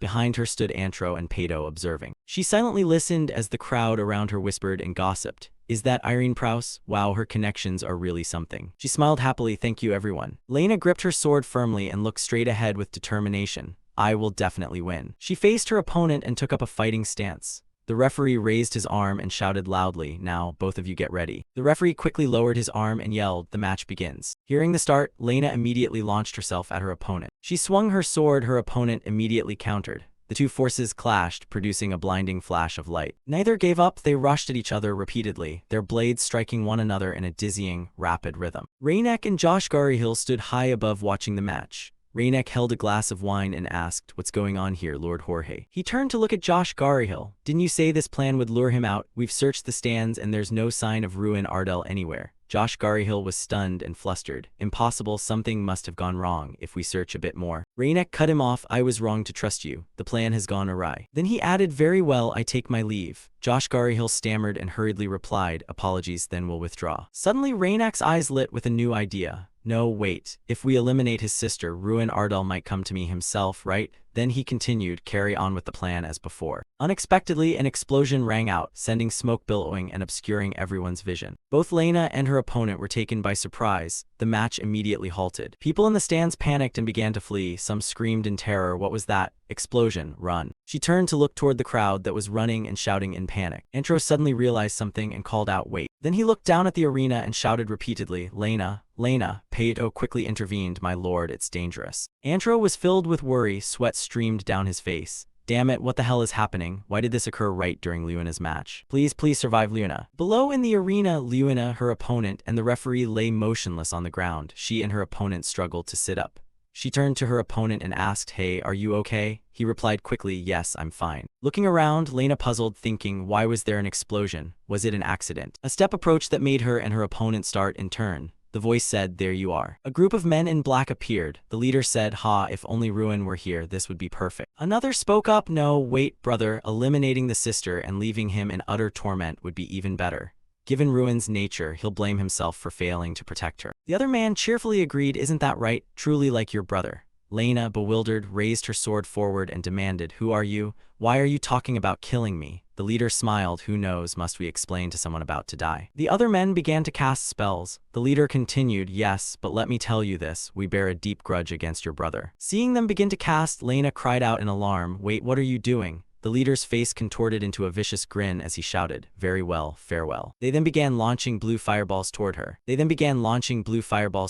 She squeezed her eyes shut and prayed, someone please. A thought rang out in her mind, please save me. A moment later, a massive explosion occurred. Irene, Antro, and Pato watched the scene before them in stunned silence. Raynek looked at the spectacle and laughed heartily, what a magnificent sight, truly splendid. Josh Garyhill flinched, sweating profusely. Then he laughed loudly, the smile stretching to his ears. Good, at least the prince's mood has improved. Well done, my children. Suddenly he flinched, eyes wide and round. Wait a moment. Irene, Antro, and Pato also noticed something. Ruin had at some point stepped in front of Lena. He spoke, surprising Luna. Sorry, Opa's late, isn't he, Luna? Hearing his voice, her eyes filled with tears. Lena looked at him and sobbed, why did you only come now, Opa? Lewin smiled, I'm sorry, a lot happened. Then he frowned anyway. He looked at the people in black before him and said, I heard the Fire King appeared and came looking. But I didn't expect something like this to happen. The black-clad leader sneered, perfect timing. Just wait, our father will wipe you out. He cut him off, your father. Then he threw a punch at him before he could react. He said, so that bastard was behind this. Lewin's punch struck his face squarely, sending his body crashing to the ground. The man beside him, seeing this, panicked and shouted, hey. Suddenly his eyes widened at Lewin's words. Hey Mikkel, who gave you the right to touch someone else's sister? He brandished his bloodied fist and continued, and another thing, if you don't want the same fate, you'd better answer now. Ruin turned his head, eyes narrowing threateningly. Jogger Jerryhill, where is that bastard now? His threatening gaze made Raynak and Josh Garyhill shudder. On the cold ground, a member of Myeongdan lay motionless at Lewin's feet. At the same time, a voice suddenly rang out, Lewin Ardell, drawing his attention. Josh Garyhill jumped down and shouted, how dare you? His face full of rage, a red power swirled around his hand as he lunged down, shouting, how dare you kill my son? Josh Garyhill's hand unleashed a massive force that struck the ground, sending chunks of earth flying. Lewin managed to dodge and crouched on the ground at the scene. Then he broke into a mocking smile. "Oh, you came here yourself. Good, saves me the trouble of looking for you." Hearing this, Josh Garyhill frowned in fury, eyes bulging as if about to explode, a vein standing out. That bastard. His hand began generating a golden power, slowly transforming. Josh Garyhill raised his hand, the golden arrow had formed. He glared angrily at him. I will personally kill you. Die, Lewin Ardell." With that, the arrow shot forward at astonishing speed, blazing light erupting from its tip and carrying immense power. Flames wrapped the shaft like a roaring, writhing dragon. They hurtled toward Lewin. Seeing that, he felt neither fear nor the urge to flee. Instead, Lewin only gave a contemptuous smile. "Ridiculous, who said I would die?" Saying that, he began to take his stance. He planted his foot to gather momentum. "The one who must die is not me." He slowly launched his kick. "But it's you instead," he declared triumphantly at Josh Garyhill and the blazing arrow. He raised his kick and struck the incoming missile back, to Josh Garyhill's surprise. He hurriedly formed a barrier to withstand the power he had just unleashed. It seemed his barrier wasn't strong enough to hold. Cracks appeared, making him even more anxious. Lewin himself now lunged toward Josh Garyhill at terrifying speed. He stammered, unable to believe what he was seeing. "Damn it, what the hell is happening? Back in the capital, I alone had him cornered. And now, after only a few months, the gap is this vast." But before Josh Garyhill could think further, Lewin dove down like a falling meteor, his eyes full of killing intent. Seeing this, Josh Garyhill could only make a few incoherent sounds, frozen in place. He only managed to frown. Lewin stomped straight into Josh Garyhill's face, pouring all the power of his legs into a lethal kick to his face.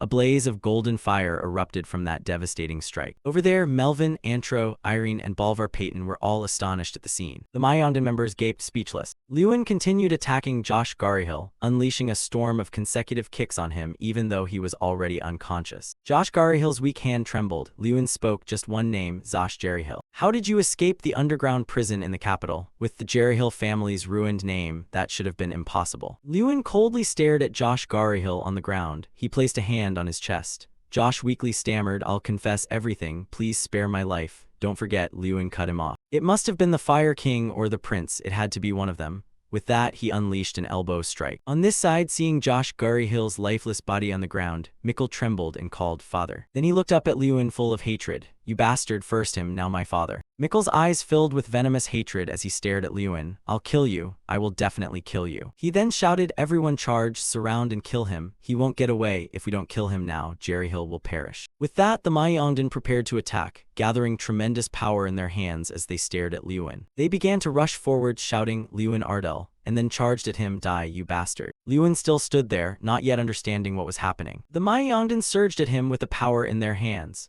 Seeing this, Lewin also prepared his strength to counterattack. He swung his hand with blazing power and said coldly, "Scum like you are no longer worthy to be my opponents." A radiant orb flared so bright it dazzled onlookers. The Mikkels were stunned. The raging flames seared and pushed everything back. Before them now was a colossal, terrifying surge of power, golden light as if burning the space itself. This was an 8th-tier magic, formidable, especially with Lewin controlling it with one hand. The sight was truly blazing. He looked at them and coldly said, "Farewell, Garyhill." With that, he commanded the flames and lunged at the Mayondan. A torrent of power like a gigantic stormfire raced forward, cutting through everything before it and shattering the glass in front of Rienich above. After that, Lewin was surrounded by lingering flames that made him look strikingly cool. The people above watched the events below. Rienich was equally astonished and broke into a sinister smile. "Crazy, you're really insane." He looked down, nearly mad, with a crooked grin. "Lewin Ardell, you truly are the strongest." Taron suddenly pushed the door open. Shomerton and Rienich turned to look when they heard the noise. He hurriedly looked at him. "Father, what the hell are you doing?" Rienich glanced coldly and said, "Godfather, why have you suddenly come, Godfather?" He looked at Rienich reproachfully. "You ask why? Do you think I don't know about the chaos erupting in the Empire? How could you act so brazenly?" Down below, the flames still flare, creating a rather chaotic scene. He stared at his son with helpless eyes, disappeared without a word, and now dares to shout, "What did you just say? You saw the magic earlier and still say that?" Rienich replied to his father, "Yes, impressive, but what exactly was that spell to make you make such a fuss?" "A meteor, it's an 8th-tier magic," Taron answered.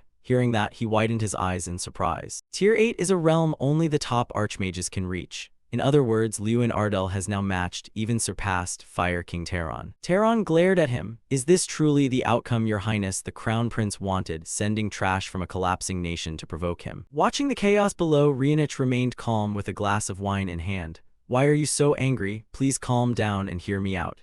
Taron stood there looking at him nonchalantly. I just saw it. He cast an 8th tier spell. Rienich smiled. Yes, I saw it clearly. He's reached tier 8. Seeing him so composed, Taron shouted angrily, Shomerton, that startled me too. Anger flared within Taron. The prince has made a grave mistake. He must not be underestimated. He's very cunning and may well have deduced who secretly aided Jerryhill. Upon hearing that, Rienich only gave a malicious smile. Godfather. He looked at Taron with a mocking gaze. Do you really think I tried to hide that from him? This made him frown, speechless. Seeing that, Rienich said, why are you worrying about him? You are master of the Mage Tower, wielding power across the continent, and I am the crown prince who will inherit and rule this mighty empire. He's just an amusing toy from a tiny neighboring country, Rienich answered him casually. He continued, or are you afraid? Taron merely fell silent. Then he looked at him gently. Crown Prince, you've always done as you please, then continue. Taron turned and left. Rienich watched his godfathers retreating back, puzzled. What did you mean by that? He replied coldly, it means I have nothing more to discuss with you, your highness. I'll go personally to pay homage to his majesty, the emperor, Taron said, leaving Rienich stubbornly standing and watching him go. Scene shift, this time murmurs rose again in the palace. I heard there's an 8th tier mage in a small kingdom, apparently only 17. In fact, the reason they reacted that way was simple. Lewin Ardell of the Ardell family reached tier 8 at a very young age, meaning his rate of comprehension even exceeds the Fire King. That's why Lewin, who is proving himself superior to Taron, might be eyeing the throne Taron holds. In short, public opinion increasingly pushed the prediction that the master of the Mage Tower should be changed. And of course, that rumor reached the emperor's ears. Titan spoke in a solemn voice, what do you think? A mage from a small kingdom is threatening Taron's position. I want to hear your opinions on this. An opinion immediately rose, Your Majesty, there are many tier 8 knights on the continent, but only one tier 8 mage, the Fire King. But now there's another young mage who has reached tier 8. Perhaps the one with superior talent is the one worthy of holding the position of master of the Mage Tower. At that moment, a voice cut in, do not let their words unsettle you. The person entering the main hall was Fire King Taron. Titan looked at him in surprise. I didn't expect you to come in person. Then I want to hear your opinion directly. Taron earnestly looked at his king. Do you truly accept this situation? Lewin, who is said to have reached tier 8, was far inferior to me in skill just a few days ago. So how could he possibly reach tier 8 in such a short time? He must have used forbidden power. He must have resorted to every trick. Otherwise, how could he grow so fast? He even used a strange power connected to the Fae. Recently, the once respected Jerryhill family was slaughtered by him. All the sons of the House Lord wiped out. If someone like that became master of the tower, it would surely throw the empire into chaos. People were quickly shaken. If that's true, his rapid advancement makes some sense. Titan pondered for a long moment, then replied, but the cause, there's definitely something off. This issue seems to affect not only the master's position, but also the stability of the empire. Perhaps we will have to mobilize the army. Taron grew more pleased. Almost with the emperor's forces, even that brat Lewin stands no chance. Just then, Shomerton suddenly interrupted, Father, you cannot do that, please stop. Taron instinctively looked toward the voice. Standing just outside the main hall was his godson. Taron was surprised but restrained himself. The Crown Prince, Titan, spoke again, do you still have the face to come here? Shomerton denied it. I don't understand what you mean, Father. Titan angrily roared, you think I don't know? You dared to sabotage it for your personal feelings. A Crown Prince who dares to act so recklessly. Shomerton answered calmly, it's over. Are you only here to scold me again? Titan lowered his voice slightly. Being scolded shows you still have shame. Anyway, what do you mean by telling me to stop? Shomerton replied curtly, I've decided to kill him with my own hands. If he must die, his life will be ended by me personally. I also desperately long to see him die. After hearing that, Titan growled, calling to his son, you are. In the moment of anger, Titan suddenly felt a raw pain in his throat. Everyone quickly asked, are you all right? Once he recovered, he continued, I know we've reached the limit of endurance. If you've said that, then make the best choice you can yourself. Those words stunned Taron. Is it going to end ambiguously like this, just because of a single remark from the Crown Prince? Meanwhile, Shomerton also said to him, Godfather, you dragged even my father, who needs rest, here just to get him. Are you really such a mediocre man? Shomerton's tone lost its gentleness. My father's illness is worsening, even the divine healers are helpless. In other words, all the Emperor's power will soon belong to me. So I will take my leave now, Godfather. Taron only felt bewildered. Since when did things turn out like this? He was supposed to be the wings supporting the Crown Prince, the one who would become the next Emperor. But since Lewin appeared, his wings have been crushed. Absolutely not, I cannot forgive that. After the conversation, Taron returned to his private chamber. He coldly summoned Doom Prime. His voice was even, so what if you defeated Lewin at the Great Sword Tournament? If I had helped you win, wouldn't history have easily taken a different turn? But it's meaningless to say that now. Before long, the Tower Master will change. Doom Prime replied cautiously to me, The Tower Master can only be the Fire King. If Liyuan is the root of all this, then I will deal with him myself. Taeron slowly looked up. I understand. But with your current abilities, that is impossible. However, this time things might be different. Taeron emitted a wave of magic. This time, I will proactively be your backing. Doom Prime was terrified by that. His eyes went black, then a hand grabbed his face. Taeron said, don't worry, you've always yearned for me to take you as my disciple. Doom Prime couldn't respond, only letting out choked sounds. Taeron stared at him wildly. Isn't this the moment you've always dreamed of? So smile, Doom Prime. Back at the tournament for the knights, Liyuan stood alone in the arena full of flames. He was furious because the enemy had made a vendetta against Liyuan Ardal and even dragged civilians into it. Who is ultimately behind this, the Crown Prince or the Fire King? But it seemed that no longer mattered. Liyuan flared with murderous intent. I'll crush them both. After a little while, he began to walk but was called back. Where are you going? Liyuan explained. This was arranged by the Fire King or the Crown Prince. Both of them have openly targeted me. Seeing Irene surprised, he grew calmer. But now that it's come to this, we have no choice but to see it through. Irene asked worriedly, what do you mean? He replied coldly, you can see they dared to attack right in front of civilians. If we let them run rampant, not only Ardell but the whole empire will fall into chaos. Irene withheld what she was about to say. Unexpectedly, the Fire King targeted him, but the overwhelming magic he displayed now had certainly reached level 8. Now he might be the only mage strong enough to confront the Fire King. But what exactly do you intend to do? Suddenly, Liyuan waved her away. Please step aside. Irene asked dazedly, what are you saying all of a sudden? Then the atmosphere froze. Doom Prime was standing before them. Liyuan immediately revealed, long time no see. The Fire King sent you to kill me. He snapped back angrily, don't mention him with that filthy mouth. Liyuan didn't hold back, retorting, you Fire King fanatic. Doom Prime was furious but dared not argue further. You bastard! Finally, he decided to strike first. I, Doom Prime, will never let you reach the Fire King. Liyuan casually parried, still maintaining his fanatic demeanor, but then he was startled by something else. What's wrong with this, Doom Prime? Back earlier, Taeron replied slowly, even if I grant you power, I fully understand it still won't be enough. So you have only one mission, buy time. That is your sole duty. Doom Prime was currently going mad from that order. Then he began to swing his sword. A scorching streak quickly slid across Liyuan's back. Next, a blade shot toward Irene. Although she dodged, she was terrified and couldn't believe it. Indeed, Doom Prime had once been one of the strongest among the 11 children, but now he was on a completely different level. What the hell is happening? Irene's face showed obvious confusion. Then Irene warned him, be careful, his form reminds me of something I read in a book. Doom Prime has undergone demonification. She also revealed whoever's behind this is painfully obvious. Truly, that despicable Fire King. Doom Prime is no longer sane. He may have lost his mind to demonification. Then I know exactly what to do. Subdue him and help him regain his mind, Liyuan thought. Doom Prime still roared, end this now, Liyuan Ardell. Another streak of sword technique tore through the air. Doom Prime struck the ground with all his might. At that moment, Liyuan spoke softly, that was almost unstoppable. Because he swung so hard, I had the chance to use something I never could before. The system quickly displayed the Steelbreaker technique. Anything made of steel can be destroyed unconditionally once. Cleverly, he raised his elbow higher with a mischievous declaration, now it's over. A pillar of light suddenly shot up, all from the pressure of Liyuan's sword-breaking strike. After that, a fist in an instant rocketed toward Doom Prime. Although the punch hurt him badly, Liyuan remained polite. Sorry, I'll try to hit you without killing you, so hang on until the end. On the other side, someone was running very fast and flung the door wide open. Your Highness, you must retreat immediately. The Fire King outside hadn't had time to speak before being struck in the face by a hard object. After that, no one else bothered them. Shomerton thought idly, so in the end, Father still chose to play it this way. Your godfather, the Fire King. Facing him, Shomerton still wore an arrogant air. Over here, Taeron calmly spoke, forgive me, in the end I had no other choice. Shomerton slightly curled his lips, absurd. Why on earth did you do this? Did you think that by eliminating me you would gain the Tower Master's position? Taeron's voice rang like it came from hell. Now I am not satisfied with that. Because my position as Tower Master is threatened, there is only one path. Seize overwhelming power, crush Liyuan with absolute force, and not only become Tower Master, but also dominate the world. That power comes from the latent energy within His Highness, the heir to the throne. Do you remember what I taught you when you were a child? Never back down from your convictions. And just as I taught you, I will make everything go according to my will. Shomerton shouted in panic, do you think I'll give up just because you say so? Guards, seize him now. The guards quickly rushed forward to carry out their orders. But Taeron was no ordinary man to be easily defeated.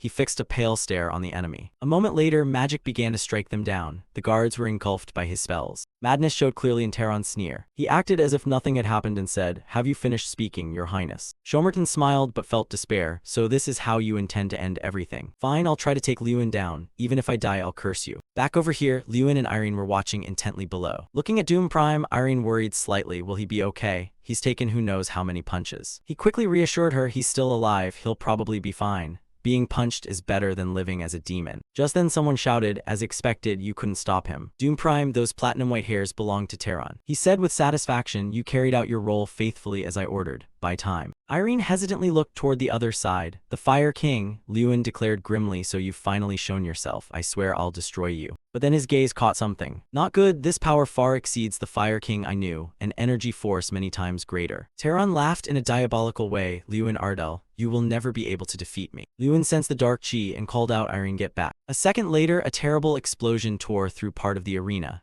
Everyone was terrified by the anomaly. Only Lewin's family held their breath and prayed for him. Lewina also recognized that it was her brother and sister-in-law Irene. From above, Lewin carried Irene and Doom Prime as they flew out. He shouted a warning, run, it's dangerous. Evacuate the civilians now. Immediately after, Lewin successfully set them down on the ground. He didn't forget to confront the enemy. What are you doing? Right here among civilians. Terran casually replied, why care? You'd best just die. Then Terran launched his next attack with a devilish smile. Shockwaves erupted, quickly affecting the surroundings. Lewin had to use both hands to push back his orb. He couldn't help but be angry. What is this? I thought I could finally face this bastard, but this power is beyond limits. Fire King Terran laughed even louder. Yes, give it your all. Lewin, meanwhile, was horrified. What did he do in that time? Wait, I sense a slightly unusual magic flow. This energy, impossible. The Crown Prince, he's absorbed the Crown Prince's life force. Terran, unaware he'd been exposed, still charged forward madly. Lewin raged at him for ambition. You truly spare no means, do you? After stepping back, Terran unexpectedly spoke, thank you for angering me. It is thanks to you that I have finally become a demigod. Now Lewin understood. Out of envy, he dared to touch that forbidden power. This energy was so terrifying that he couldn't tell how many people besides the Crown Prince had been sacrificed. Never, people like you should not exist. If you are allowed to do as you please, this world will be swallowed by chaos. Lewin ground out each word, Terran. I swear I will stop you at any cost. But Terran's devilish smile deepened further. At that moment, the system issued a mission: defeat the demon god and save the world. At the same time, a female voice screamed, sister. Irene looked at Lewina in confusion. The girl said, he asked me to lead the remaining civilians out of the capital. But we alone aren't enough. Sister, what do we do now? The girl's mind was filled only with Lewin, her sobs growing heavier. He's fighting alone. Irene quickly put a hand on the girl's shoulder, Lewina. But then a strange sound came from behind them. The civilians in front of them staggered forward. On closer look, Irene realized demons. So Doom Prime wasn't the only one turned into a demon.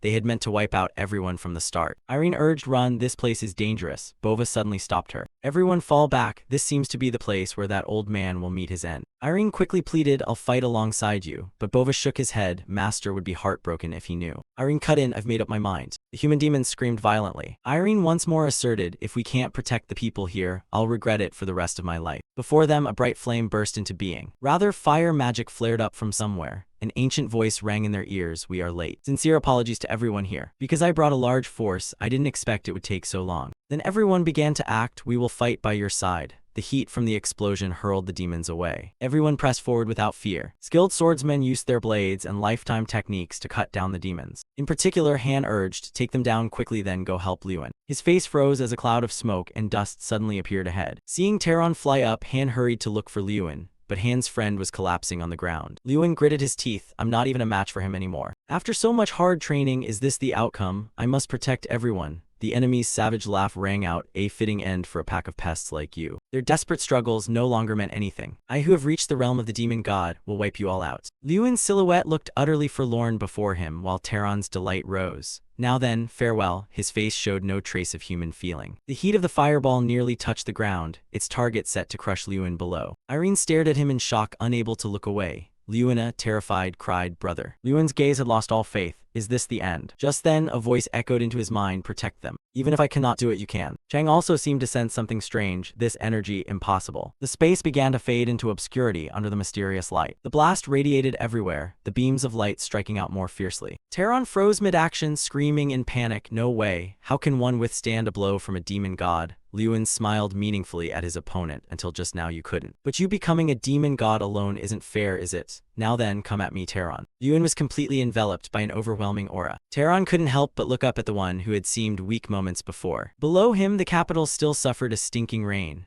Lewin merged with the power that had just awakened. Now, let's have a proper fight. He looked at the white-haired man before him and wondered, what is this? The man showed anger and then confusion. What the hell is happening? The white-haired man sensed some source of energy, this terrible power. He he looked at Liyuan and couldn't help but praise him, as if a true god had descended. Wasting no more time, he raised his fist high. Okay now. Liyuan decisively thrust his fist straight at the white-haired man. My turn. Taken completely by surprise, the man offered only a weak defense. Damn it, somehow he must block it. But Liyuan's strike was so powerful that the white-haired man screamed and was flung away. Liyuan stood and watched his opponent be blown away by the blow. Tyrion, watching from afar, was astonished and exclaimed, "What the hell is this? Could that really be Liyuan's power?" The brown-haired girl was also stunned and wondered if that was the embodiment of Draka. Had Ruin summoned that? What on earth is happening? She imagined the possibility. No way could Liyuan be becoming the new god of destruction. Suddenly a voice spoke, surprising Liyuan. You used dirty tricks to the end, Liyuan Ardell. The other insisted, I will not allow that. A veiny hand slammed hard into the ground. The white-haired man's face began to crack as he emphasized, anything that stands in my way now. He quickly sprang to his feet, shouting that it absolutely must not be allowed. The white-haired man slowly raised his hand, emitting a purple light, boldly declaring, let's see how long that arrogant attitude lasts. Purple orbs formed around him as he continued issuing threats. In the end, your fate will be annihilation. He then shot up into the sky and targeted Liyuan with an attack. Even Terran, as a demon god, did not realize one thing. Draka stood there calmly raising a hand. Draka, whom Liyuan had summoned, was once called the god of destruction. Liyuan mirrored the exact same motion. The opponent explained then, therefore, confront Draka now. Seeing Draka's terrifying power, the white-haired man concluded that this was no longer mere suicide. Suddenly a pair of hands clasped and twisted, producing a golden light. Immediately a white radiance enveloped the area, forcing the white-haired man to look up. He stood there stunned, unable to believe his eyes. What is this nonsense? Before the opponent could react, Liyuan spoke, is it my turn again? Instantly, a shaft of golden light descended from above, striking where the white-haired man stood. The heaven-striking punch quickly landed directly on his cheek. It seemed the white-haired man was completely overwhelmed by Draka. He stood motionless as Draka continued assaulting his flank. The blow was so powerful it generated a stream of golden light, and so Liyuan commanded Draka to repeatedly strike the arrogant white-haired man. Everyone witnessing the scene stood agape in astonishment. Liyuan suddenly stopped punching when the opponent blurted out, I admit it, Liyuan Ardell. He quickly rocketed up out of Liyuan's sight. The white-haired man spun the purple orb in his hand and said, even if I use every method I have, I cannot defeat you. He steadily grew stronger and said, but if I cannot beat you? Then the white-haired man screamed madly, then I'll drag you and this cursed world down and destroy everything with all my power. Liyuan widened his eyes in shock and shouted, what are you talking about? Without hesitation, he hurled the purple orb in his hand forcefully at Liyuan, declaring, everything ends now. He stood there cursing angrily, damn it, you're insane to the last moment, Terran, wanting to destroy the world out of jealousy. After finishing, he regained his composure and said, it seems I must stop this attack. Liyuan looked up calmly and said, I'll have to put all my strength into this. Immediately Draka raised its powerful fist, then for the final time. Liyuan mirrored the motion and urged, let's do this together, Draka. The two beams of light from both sides merged together. Liyuan's expression changed, and he shouted loudly to show his resolve. The white-haired man crazily shouted back, in the end, you are nothing before a demon god.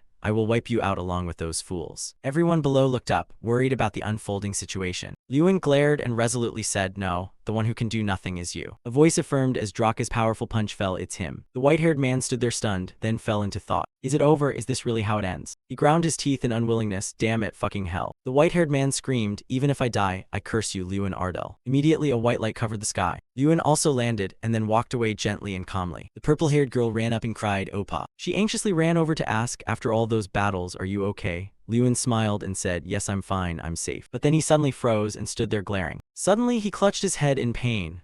Liyuan, agonized, wondered what was happening. His head felt like it would explode. What was this unbearable pain? In too much pain, he screamed out in despair. Then Liyuan fell to his knees and went silent. The purple-haired girl hurried over worriedly. Are you okay, Opa? Wait, I'll come right over. Liyuan shouted frantically, don't come. He forced himself through the pain to warn. Don't come here, you must not get close. The brown-haired girl saw this and thought to herself that she had been far too sure. Liyuan suddenly froze at the sight before him. Truly the dragon famed as the most perfect creature, and at the same time the destroyer of the world, Raka. At its majestic bearing, he thought inwardly that just facing it, the overwhelming energy was unbelievable. Liyuan broke the silence, asking, where are we? Draka replied, I'm borrowing your inner world for a bit. I feel that if I leave you be, something terrible will surely happen. Then Draka said slowly, right now you're only one step away from going mad from the power, just like I once did. Seeing his stunned face, it explained, so no matter what, I must pull you into this inner world. Strang, watching from afar, suddenly spoke up, then what should I do? She shouted angrily, I don't want to go through what you suffered. I won't watch another person lose themselves. One sentence from Draka stunned her, that's why I came here, Strang. It immediately answered, the player artifact links me and the little destroyer. If there's a connection, it can also be cut. Its face grew unusually solemn. Therefore, if I concentrate all my power to destroy it, nothing will be able to harm the little destroyer anymore. Strang, still angry, questioned in a sharp voice, then you, using all your power means you'll disappear. Draka soothed gently, don't be too sad, Strang.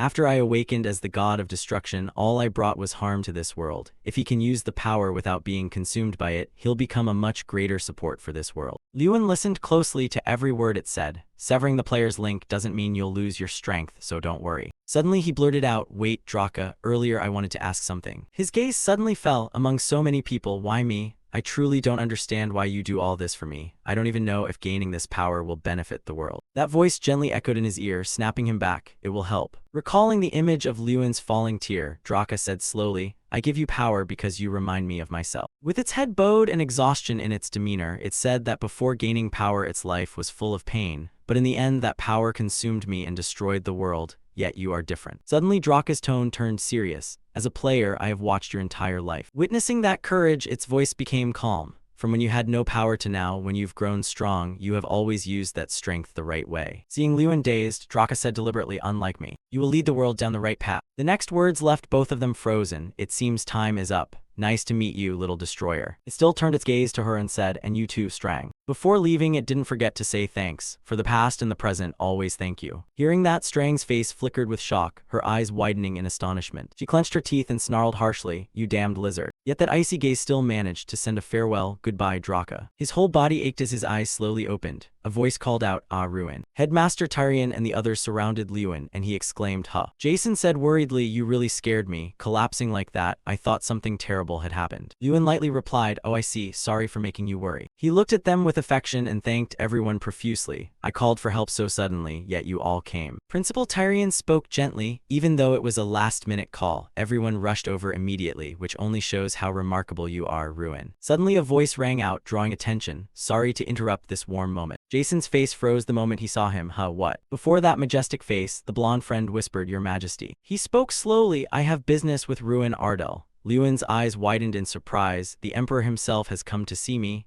Jason, standing beside him, stammered that the Emperor was standing right in front of him. His face registered disbelief as he thought inwardly that perhaps the Emperor had come to question him for defeating the Emperor's trusted retainer, the Fire King. Maybe the Emperor had lost his wits after losing his son, the Crown Prince. The Emperor spoke again calmly, Ruin. Suddenly he bowed to everyone's astonishment and said, Allow me to personally offer my apologies. The Emperor spoke softly, the chaos in the Empire right now is entirely my fault. I failed to see Thuron's cruel nature, even granting him more power and worse. There was remorse in his voice. My greatest mistake was not controlling my son. Recalling what had just happened, he continued. And a moment ago, I witnessed the battle between you and Thuron with my own eyes. His eyes fell silent for a moment, and at that instant, I was completely convinced. Lewin's audacious demeanor surprised the Emperor. If that man fights for the world, then this world will head in a better direction. Without a flicker in his eyes, he proposed. Therefore, I wish to ask you in person, Ruin Ardell. A proposal that left him stunned. Would you accept becoming the head of the Empire's Tower of Mages? A few days later, in a small house late at night, Jason laughed and teased. Haha, you're truly on another level now, Ruin. A few days later, Jason burst out laughing and teased. I always thought you were on another level, but at your age being offered head of the tower. Lewin's expression suddenly darkened before he answered.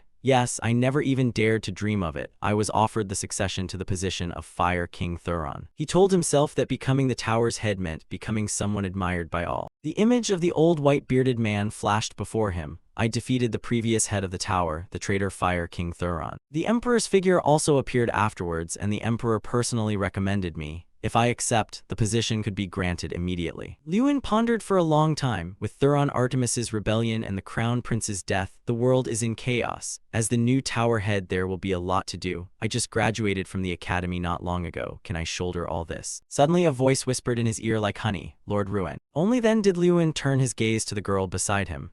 Ah, Lady Irene, she asked, what are you thinking about so deeply? You don't look well. Amidst the celebration, he replied softly, being suddenly entrusted with such a great responsibility. Honestly, I feel a bit overwhelmed. It's a great opportunity, but I can't help but worry. Irene's eyes curved into a smile. Well, how about a trip? Go somewhere you can relax and not worry. Liuan smiled back. Oh, that sounds nice. Where shall we go? Suddenly her expression changed, and a suggestive smile appeared. Then Irene flopped down on the table, looked at him seductively, and asked, how about coming to my place? Thunder suddenly rumbled somewhere by his ear. He couldn't believe what he just heard. That little house under the moonlight, in the dead of night, echoed with someone saying, huh. The sky was clear and sunny. Strang lay on Liuan's shoulder, half joking, half serious. Hee, Liuan, you've never dated before and you're rushing in from the start. Are you planning to go to that girl's house alone? Liuan didn't answer and obediently followed Irene. Strang laughed again and added, your friends helped too. They stepped back enough for the two of you to go alone. That Jason looked like he had feelings. I almost thought so. Only then did Liuan speak up and ask her why she wouldn't step back. Strang glanced at him and teased, hey, did you forget?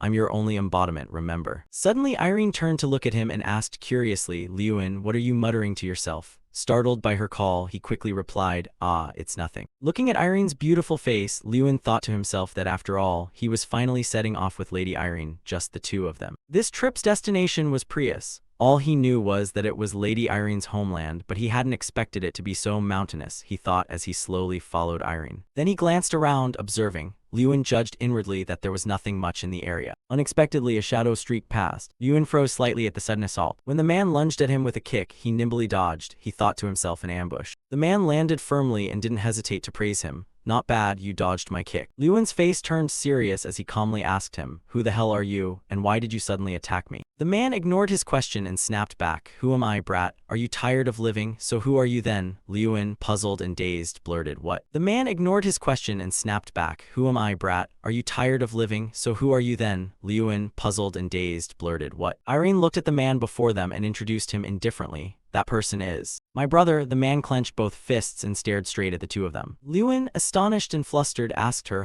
your brother? Then why did he attack? Before she could answer, Irene's brother cut in, praising, you dodged my ambush, which proves you're not some ordinary weakling. He then walked slowly up to him and asked coldly, but seeing you hanging around Irene, don't tell me you're her boyfriend, huh? Then he grabbed Liuan's shirt. Stunned, Liuan was threatened, then let me punch you once and we'll talk. After composing himself, Liuan looked him in the eye and calmly requested, I don't understand what you're talking about, but could you please let go of me? Suddenly his eyes widened in shock. A huh escaped his heart. Irene's brother was an 8-star martial artist, Aduma Prius. Seeing his rank, Liuan couldn't believe it and thought to himself, wait, an 8-star martial artist? Someone that strong, why is he here? Aduma continued shouting in his face, pressing him with questions. Well, why aren't you answering? Do you think this is nothing? Irene folded her arms and said coldly, can you stop now? Noticing her displeasure, Aduma hurriedly let go of Liuan's shirt and called out, Irene. Irene turned her face away, ignoring him, sulking, even if you are my brother, this is going too far. Aduma protested angrily, are you really siding with him right in front of me? What's so special about that guy? Irene snapped back, whirling to face him and shouting, I was the one who saved you. After saying that, she turned and left, calling for Liuan to follow. She tossed one last insult at Aduma. Let's go, Liuan, what a stupid big brother. Aduma, enraged by her rebuke, ground his teeth in fury.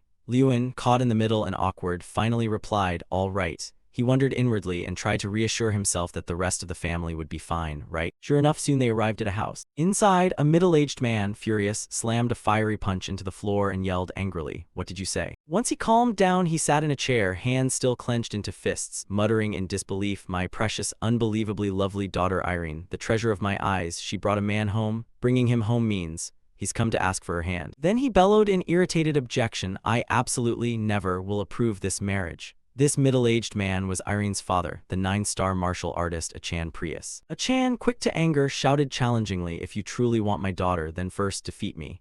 Aduma at his side agreed loudly, that's right, that's how it should be, father. Irene, astonished by the scene, slapped her forehead in dismay and complained, even you, father, really. Liuan was more than alarmed by this family. He stiffened, thinking, I shouldn't have come here. I want to go home. Suddenly, a middle-aged woman stepped forward and intervened, calling, stop. Everyone heard her and reflexively looked over. She folded her arms and sternly scolded Achan and Aduma, what do you two think you're doing? Irene finally brought a guest home and you can't even treat them politely. Then she authoritatively ordered the two of them, apologize right now. Achan, surprised by her words, called softly, my dear. Aduma was also stunned and said, madam. At last the two of them turned to Liuan and following her command, Aduma said tersely, sorry. Achan followed, I apologize as well. Liuan smiled brightly, his face slightly flushed with embarrassment, thinking to himself that Lady Irene truly inherited her demeanor from her mother. How could someone be both gentle and noble like that? Looking at Irene's mother, he realized she was an 8-star martial artist, Seda Prius. At that moment, the smile on his face froze, and inwardly he sighed, what kind of clan is this after all? The prestigious Prius clan once owned vast territories and basked in brilliant glory. Their mansion was the center of attention, standing out among the humble houses around it. But that fame vanished as they declined. Some descendants scattered far and wide and eventually settled in this remote area. After those events, they built this house here. Their descendants lived reclusively in the mountains, devoted to rigorous training and cultivation day and night. Achan and Aduma, for example, trained diligently every day to increase their strength. But Lady Irene, gifted in magic, succeeded in becoming a mage with a burning ambition to revive the clan, and thanks to her, the Prius family experienced a major turning point. Seda set a bowl of fragrant soup on the table and politely asked him, sorry about this, it's your first visit and we've been rude, haven't we? Then she sat down opposite Lewin and Irene and spoke frankly, the men in this house are like that by nature. They are impulsive and act without thinking, but they're not bad people at heart. Right now, Achan and Aduma have been sent outside and are sitting with their heads between their knees, quietly nursing their wounded pride. Inside, Seda looked directly at Lewin and gently defended them, saying it's just that they love their daughter too much, please understand. Lewin smiled politely and replied, I understand. Anyone would be a bit alarmed if a precious daughter like Lady Irene brought a man home. Seda propped her hand on the table, looked at him and smiled, really? I don't see much to be alarmed about. Lewin was a little surprised by her reply and unconsciously made a sound. She rested her chin on her hand and calmly explained that if our daughter brings a man all the way home, then she must be thinking seriously about him. Then she turned to Irene and asked, isn't that right, Irene? Irene was hit to the heart, blushing and flustered, stumbling over her words, mother, about that. Suddenly, Achan slammed the door open, stormed in and shouted in opposition, absolutely not. The three of them reflexively looked at him. Achan had brought Aduma and 2 other men with him. All 4 of them were furious. Achan resolutely challenged, if you want my daughter's hand, then first defeat us. Seda surrendered to them with a sigh, exasperated, lamenting these men, honestly.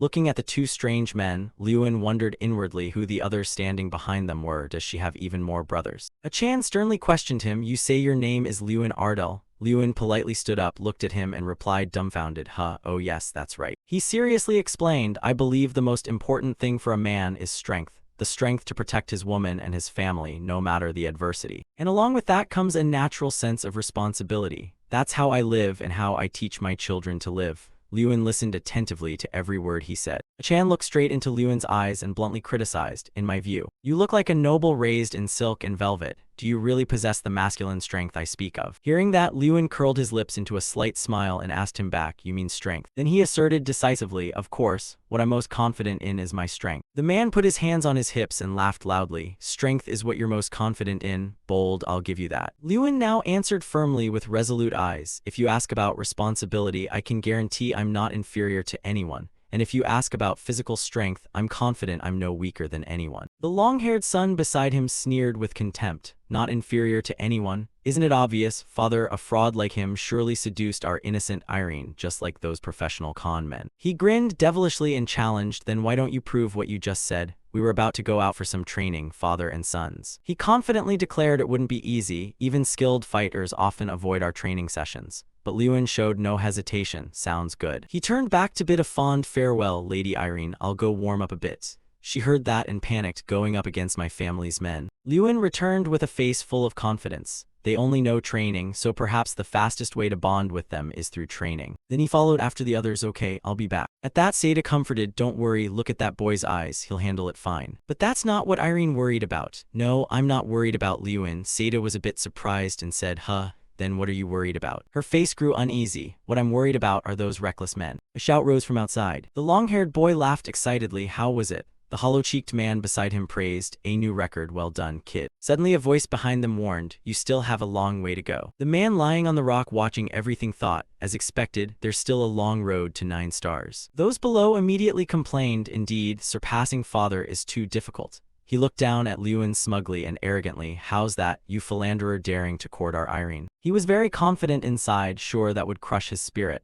Lewin also praised, your strength is truly amazing. Then he turned his toe in another direction. Well then, Lewin wanted to show himself. Let me show you something, sir. The 3 men standing behind watched intently, full of curiosity. What is he doing? No way does he intend to destroy the whole mountain. Liyuan raised a fist. The man froze, staring in bewilderment. With a single move, Liyuan seemed to obliterate everything. The mountain split in two, light slammed into Liyuan, such a huge mountain with bare hands. He broke into a confident smile, as their voices rang out in astonishment. What kind of mage is that strong? The mist-shrouded peaks loomed. In Prius, the most important qualities for a man are strength and stamina to protect the family. Just as I thought, they intended to use this training to break his spirit.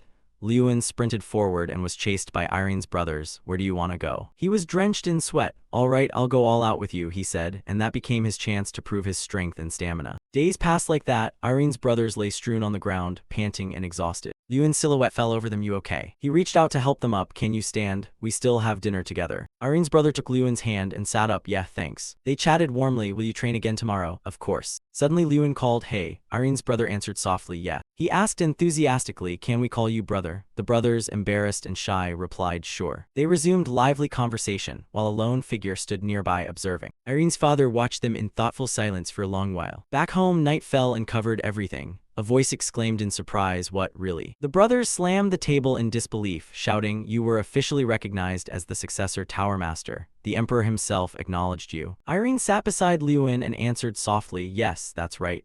He is the mage who stopped Fire King Thuron's rebellion, so it's only natural he was chosen. With his new status, Liyuan seemed to radiate a halo, such a formidable figure visiting our home, meeting the successor Tower Master in person. At that moment, Irene's father spoke up, why are you only telling us now? His expression was complicated. If you had said earlier, we might have treated you differently from the start. I don't care about other titles, he said, surprising the father. What? Liyuan smiled and explained, I want to be accepted by Lady Irene's family. In that process, I don't think the Tower Master title is that important. He listened with his mouth open, lost in thought. Irene's mother propped her chin and teased, really? He's exactly the type Irene would fall for, isn't he, dear? Irene blushed shyly, mother. His expression grew contemplative. It does seem that way. In the small room, each person had their own bed. Suddenly a voice called Liyuan awake. Hey. It was Irene's father. He startled up, huh, father. While he was still dazed, the man added, come with me. He turned and said seriously, we need to talk. In the quiet night, the full moon shone down. Liyuan followed him, worried. He said he wanted to talk. I wonder what about. Suddenly he called Liyuan. He replied softly, yes, father. His voice rang steady. As I've said many times, Irene is an extremely precious daughter to me. The two men faced each other under the moon. Can you take responsibility for a girl like her? Though still a bit flustered, Liyuan answered decisively, yes, I can. Irene's father closed his eyes and smiled faintly. Skills, effort, character. Although we've treated you roughly, your attitude toward the family is beyond reproach. He opened his eyes, gaze sharp and resolute.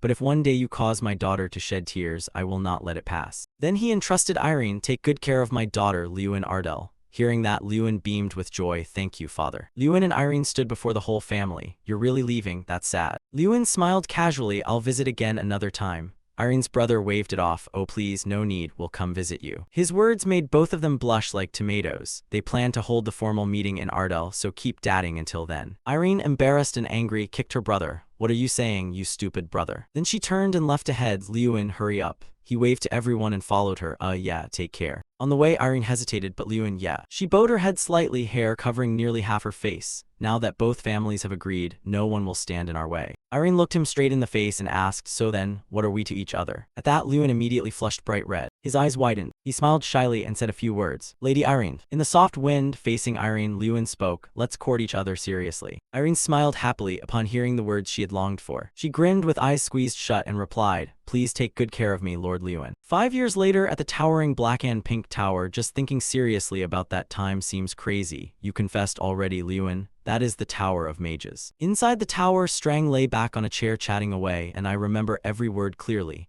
Lady Irene, let's court each other seriously. She giggled and Liyuan stood to the side stacking books, saying, you sure talk a lot, still bringing that up after all these years. He glanced at Strang and warned, if you're helping me, focus on the work, stop lazily reminiscing about the past. Thanks to the Emperor's recommendation, I finally became the Tower Master. Strang lazily sat up, Tower Master Liyuan, then paid no more attention and continued putting books on the shelf. Since becoming Tower Master, my life has been busy. Strang serves as my assistant to help handle affairs. Under the blue sky, the peaceful small town appeared. Ardell had undergone many changes. Through continuous development, it became a stable, solid city. Then came the striking arrivals of Hansen and Jason, thanks to Hansen becoming Ardal's knight and Jason's great help in administrative work. Following them was the middle-aged man with a kindly face. Of course, the one who did the most was still my father. At that moment someone stepped in and called out to Lewin, Appa. Lewin brightened with pleasure and greeted them warmly. Oh, look who's here. He teased, isn't this our sword tournament champion? Ruina stood there laughing and replied, come on, Oppa, given my skill, it's only natural. The image of Ruina riding beside the recovered emperor on horseback flashed to mind. By the way, Ruina continued pursuing her dream of becoming a swordswoman and years later re-entered the tournament and won. Now she stands beside the emperor, who has fully recovered. Lewin stepped closer to Ruina and asked, so what brings you here today? She put a hand on her hip and joked, I'm here to check whether our tower master is doing his job properly. Pausing, Ruina added, and to see how well you're prepared. He looked suddenly flustered at that. Prepared for what? Ruina frowned, suspiciously probing. Don't tell me you don't know what I'm talking about. But Lewin smiled and replied, of course I know. Holding the books to his chest, he reassured her, don't worry, everything's been prepared perfectly. No one will have any complaints. Time flew by, and a few days later, the Ardal domain suddenly grew much livelier. Hansen and Sita stood amid the passing crowd. Okay, everyone, no pushing, please move slowly. I told you not to push. At that moment, someone called and the two of them instinctively looked over. Hansen, Sita. Lewin strolled along amid the townspeople's chatter. Oh, Lewin, one of today's stars has arrived. Is that the tower master? That's Lord Lewin. He stood before Hansen and Sita and said, thank you for all your help. Seta laughed and answered, among friends, this is nothing. Hearing that, Lewin turned to Sita to ask after him. Especially you, Sita, long time no see. How have you been? I heard you've become the chief senator of Yoda. Sita smiled proudly, haha, news spreads fast, yes, that's right. Then he suddenly asked, so how does it feel to be about to get married? I thought with your talent you'd go first, but I didn't expect it to be this soon. Lewin could only smile awkwardly and let it pass. Suddenly, a sharp scream rose from another direction. The men's side of the bride's family clung to each other sobbing. Irene's getting married. Isn't this far too soon? Only Irene's mother sighed wearily. Come on, people are watching. Stop crying, you lot. Sita couldn't help but remark at the scene, your future brothers-in-law haven't changed a bit. While the two chatted, the ground beneath their feet suddenly trembled. It's about to start. I'm going to prepare. It seems everyone's here except one person. Who is it? Everyone present froze at the unexpected tremor. Those two men immediately cried out in horror. What? Don't tell me it's an earthquake. At that, Lewin calmly reassured them, please, everyone remain calm. Ogres with tall, burly bodies then appeared. They were simply ogres who had been invited. The ogre leader smiled and rumbled, the wedding of the little destroyer. How could we possibly be absent? Next, someone slowly ascended the steps. Steady footsteps echoed. Before the crowd, Jason stood solemnly behind the podium. He suddenly spoke, can everyone hear me clearly? Jason smiled and introduced himself. First, I am a mage from the Tower of Mages and will be presiding over today's ceremony. My name is Jason Damon. His red eyes softened. Jason continued, the wedding will begin shortly, so please, honored guests, be seated. Under the clear sky, gentle rays of sunlight seemed to bless the scene.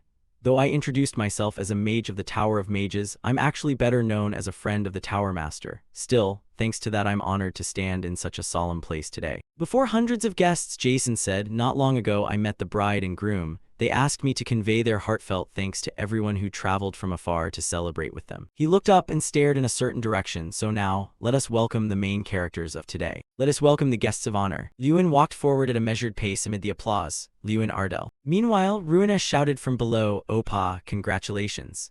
Others he knew also called out, Lord Lewin, congratulations on your wedding. Immediately after, Jason spoke again. Now, let us present the bride. Irene, in a pure white dress, was led in by her father. Irene Prius, please proceed. Irene lifted her head confidently, a boundless happy smile on her lips. Lewin suddenly startled and stared at her without blinking. Irene Prius. Her father and Irene drew closer to him. Through relentless efforts to restore the family, she had become a world-renowned mage, a name everyone should know at least once. Irene smiled brightly and looked straight at him, and now she was about to become his wife. Irene left her father's arm and stepped forward to take Lewin's hand. He offered a gentle, promising smile. I will be a good husband. Irene's father replied firmly, very well, I trust you, Lewin. They clasped hands and stepped before Tyrion. Next, it was time to welcome the ceremony's officiant. He stood on the podium with a benevolent face. Today's officiant is the Tower Master's master and also my master, Dean Tyrion Ignit of the Academy. As those words ended, Tyrion spoke. First, as the officiant, I offer my congratulations to you both. He looked tenderly at the two before him. Those standing here today have overcome hardships by standing by each other. Irene and Lewin involuntarily glanced at each other. Even if similar trials arise later, this couple, bound in marriage, will overcome them again. Their hands intertwined tightly as if they were one, leaning on each other in hardship and sorrow. That is the meaning of marriage. After looking at each other for a moment, they both turned their gaze to Tyrion.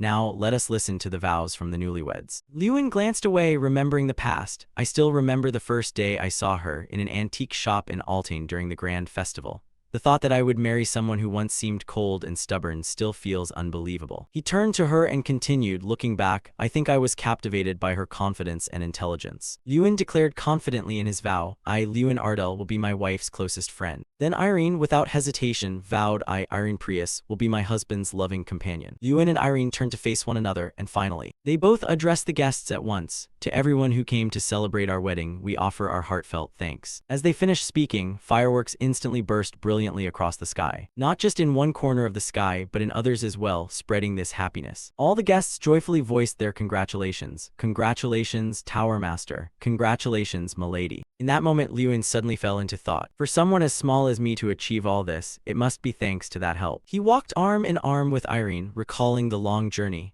I ran without rest and faced many perils, but in the end I completed everything superbly. Lewin thought regretfully, I wish Draka could witness this moment. Suddenly a voice echoed in his head, Congratulations, Lewin. Startled, he thought that voice. He looked at Strang sitting on his shoulder and asked softly, Strang, didn't you just hear something? Strang asked in confusion, what sound? I didn't hear anything. Hearing that, Lewin's face showed embarrassment and disbelief. He fell silent. Then Lewin suddenly smiled and said, Oh, never mind, must have been my imagination. He continued walking with Irene. If someday, far in the future, someone asks me how I'll remember myself today, I'll answer like this. Lewin turned his head slightly to look back. Not even for a moment. This is the ending of a journey I completed fully and without regret.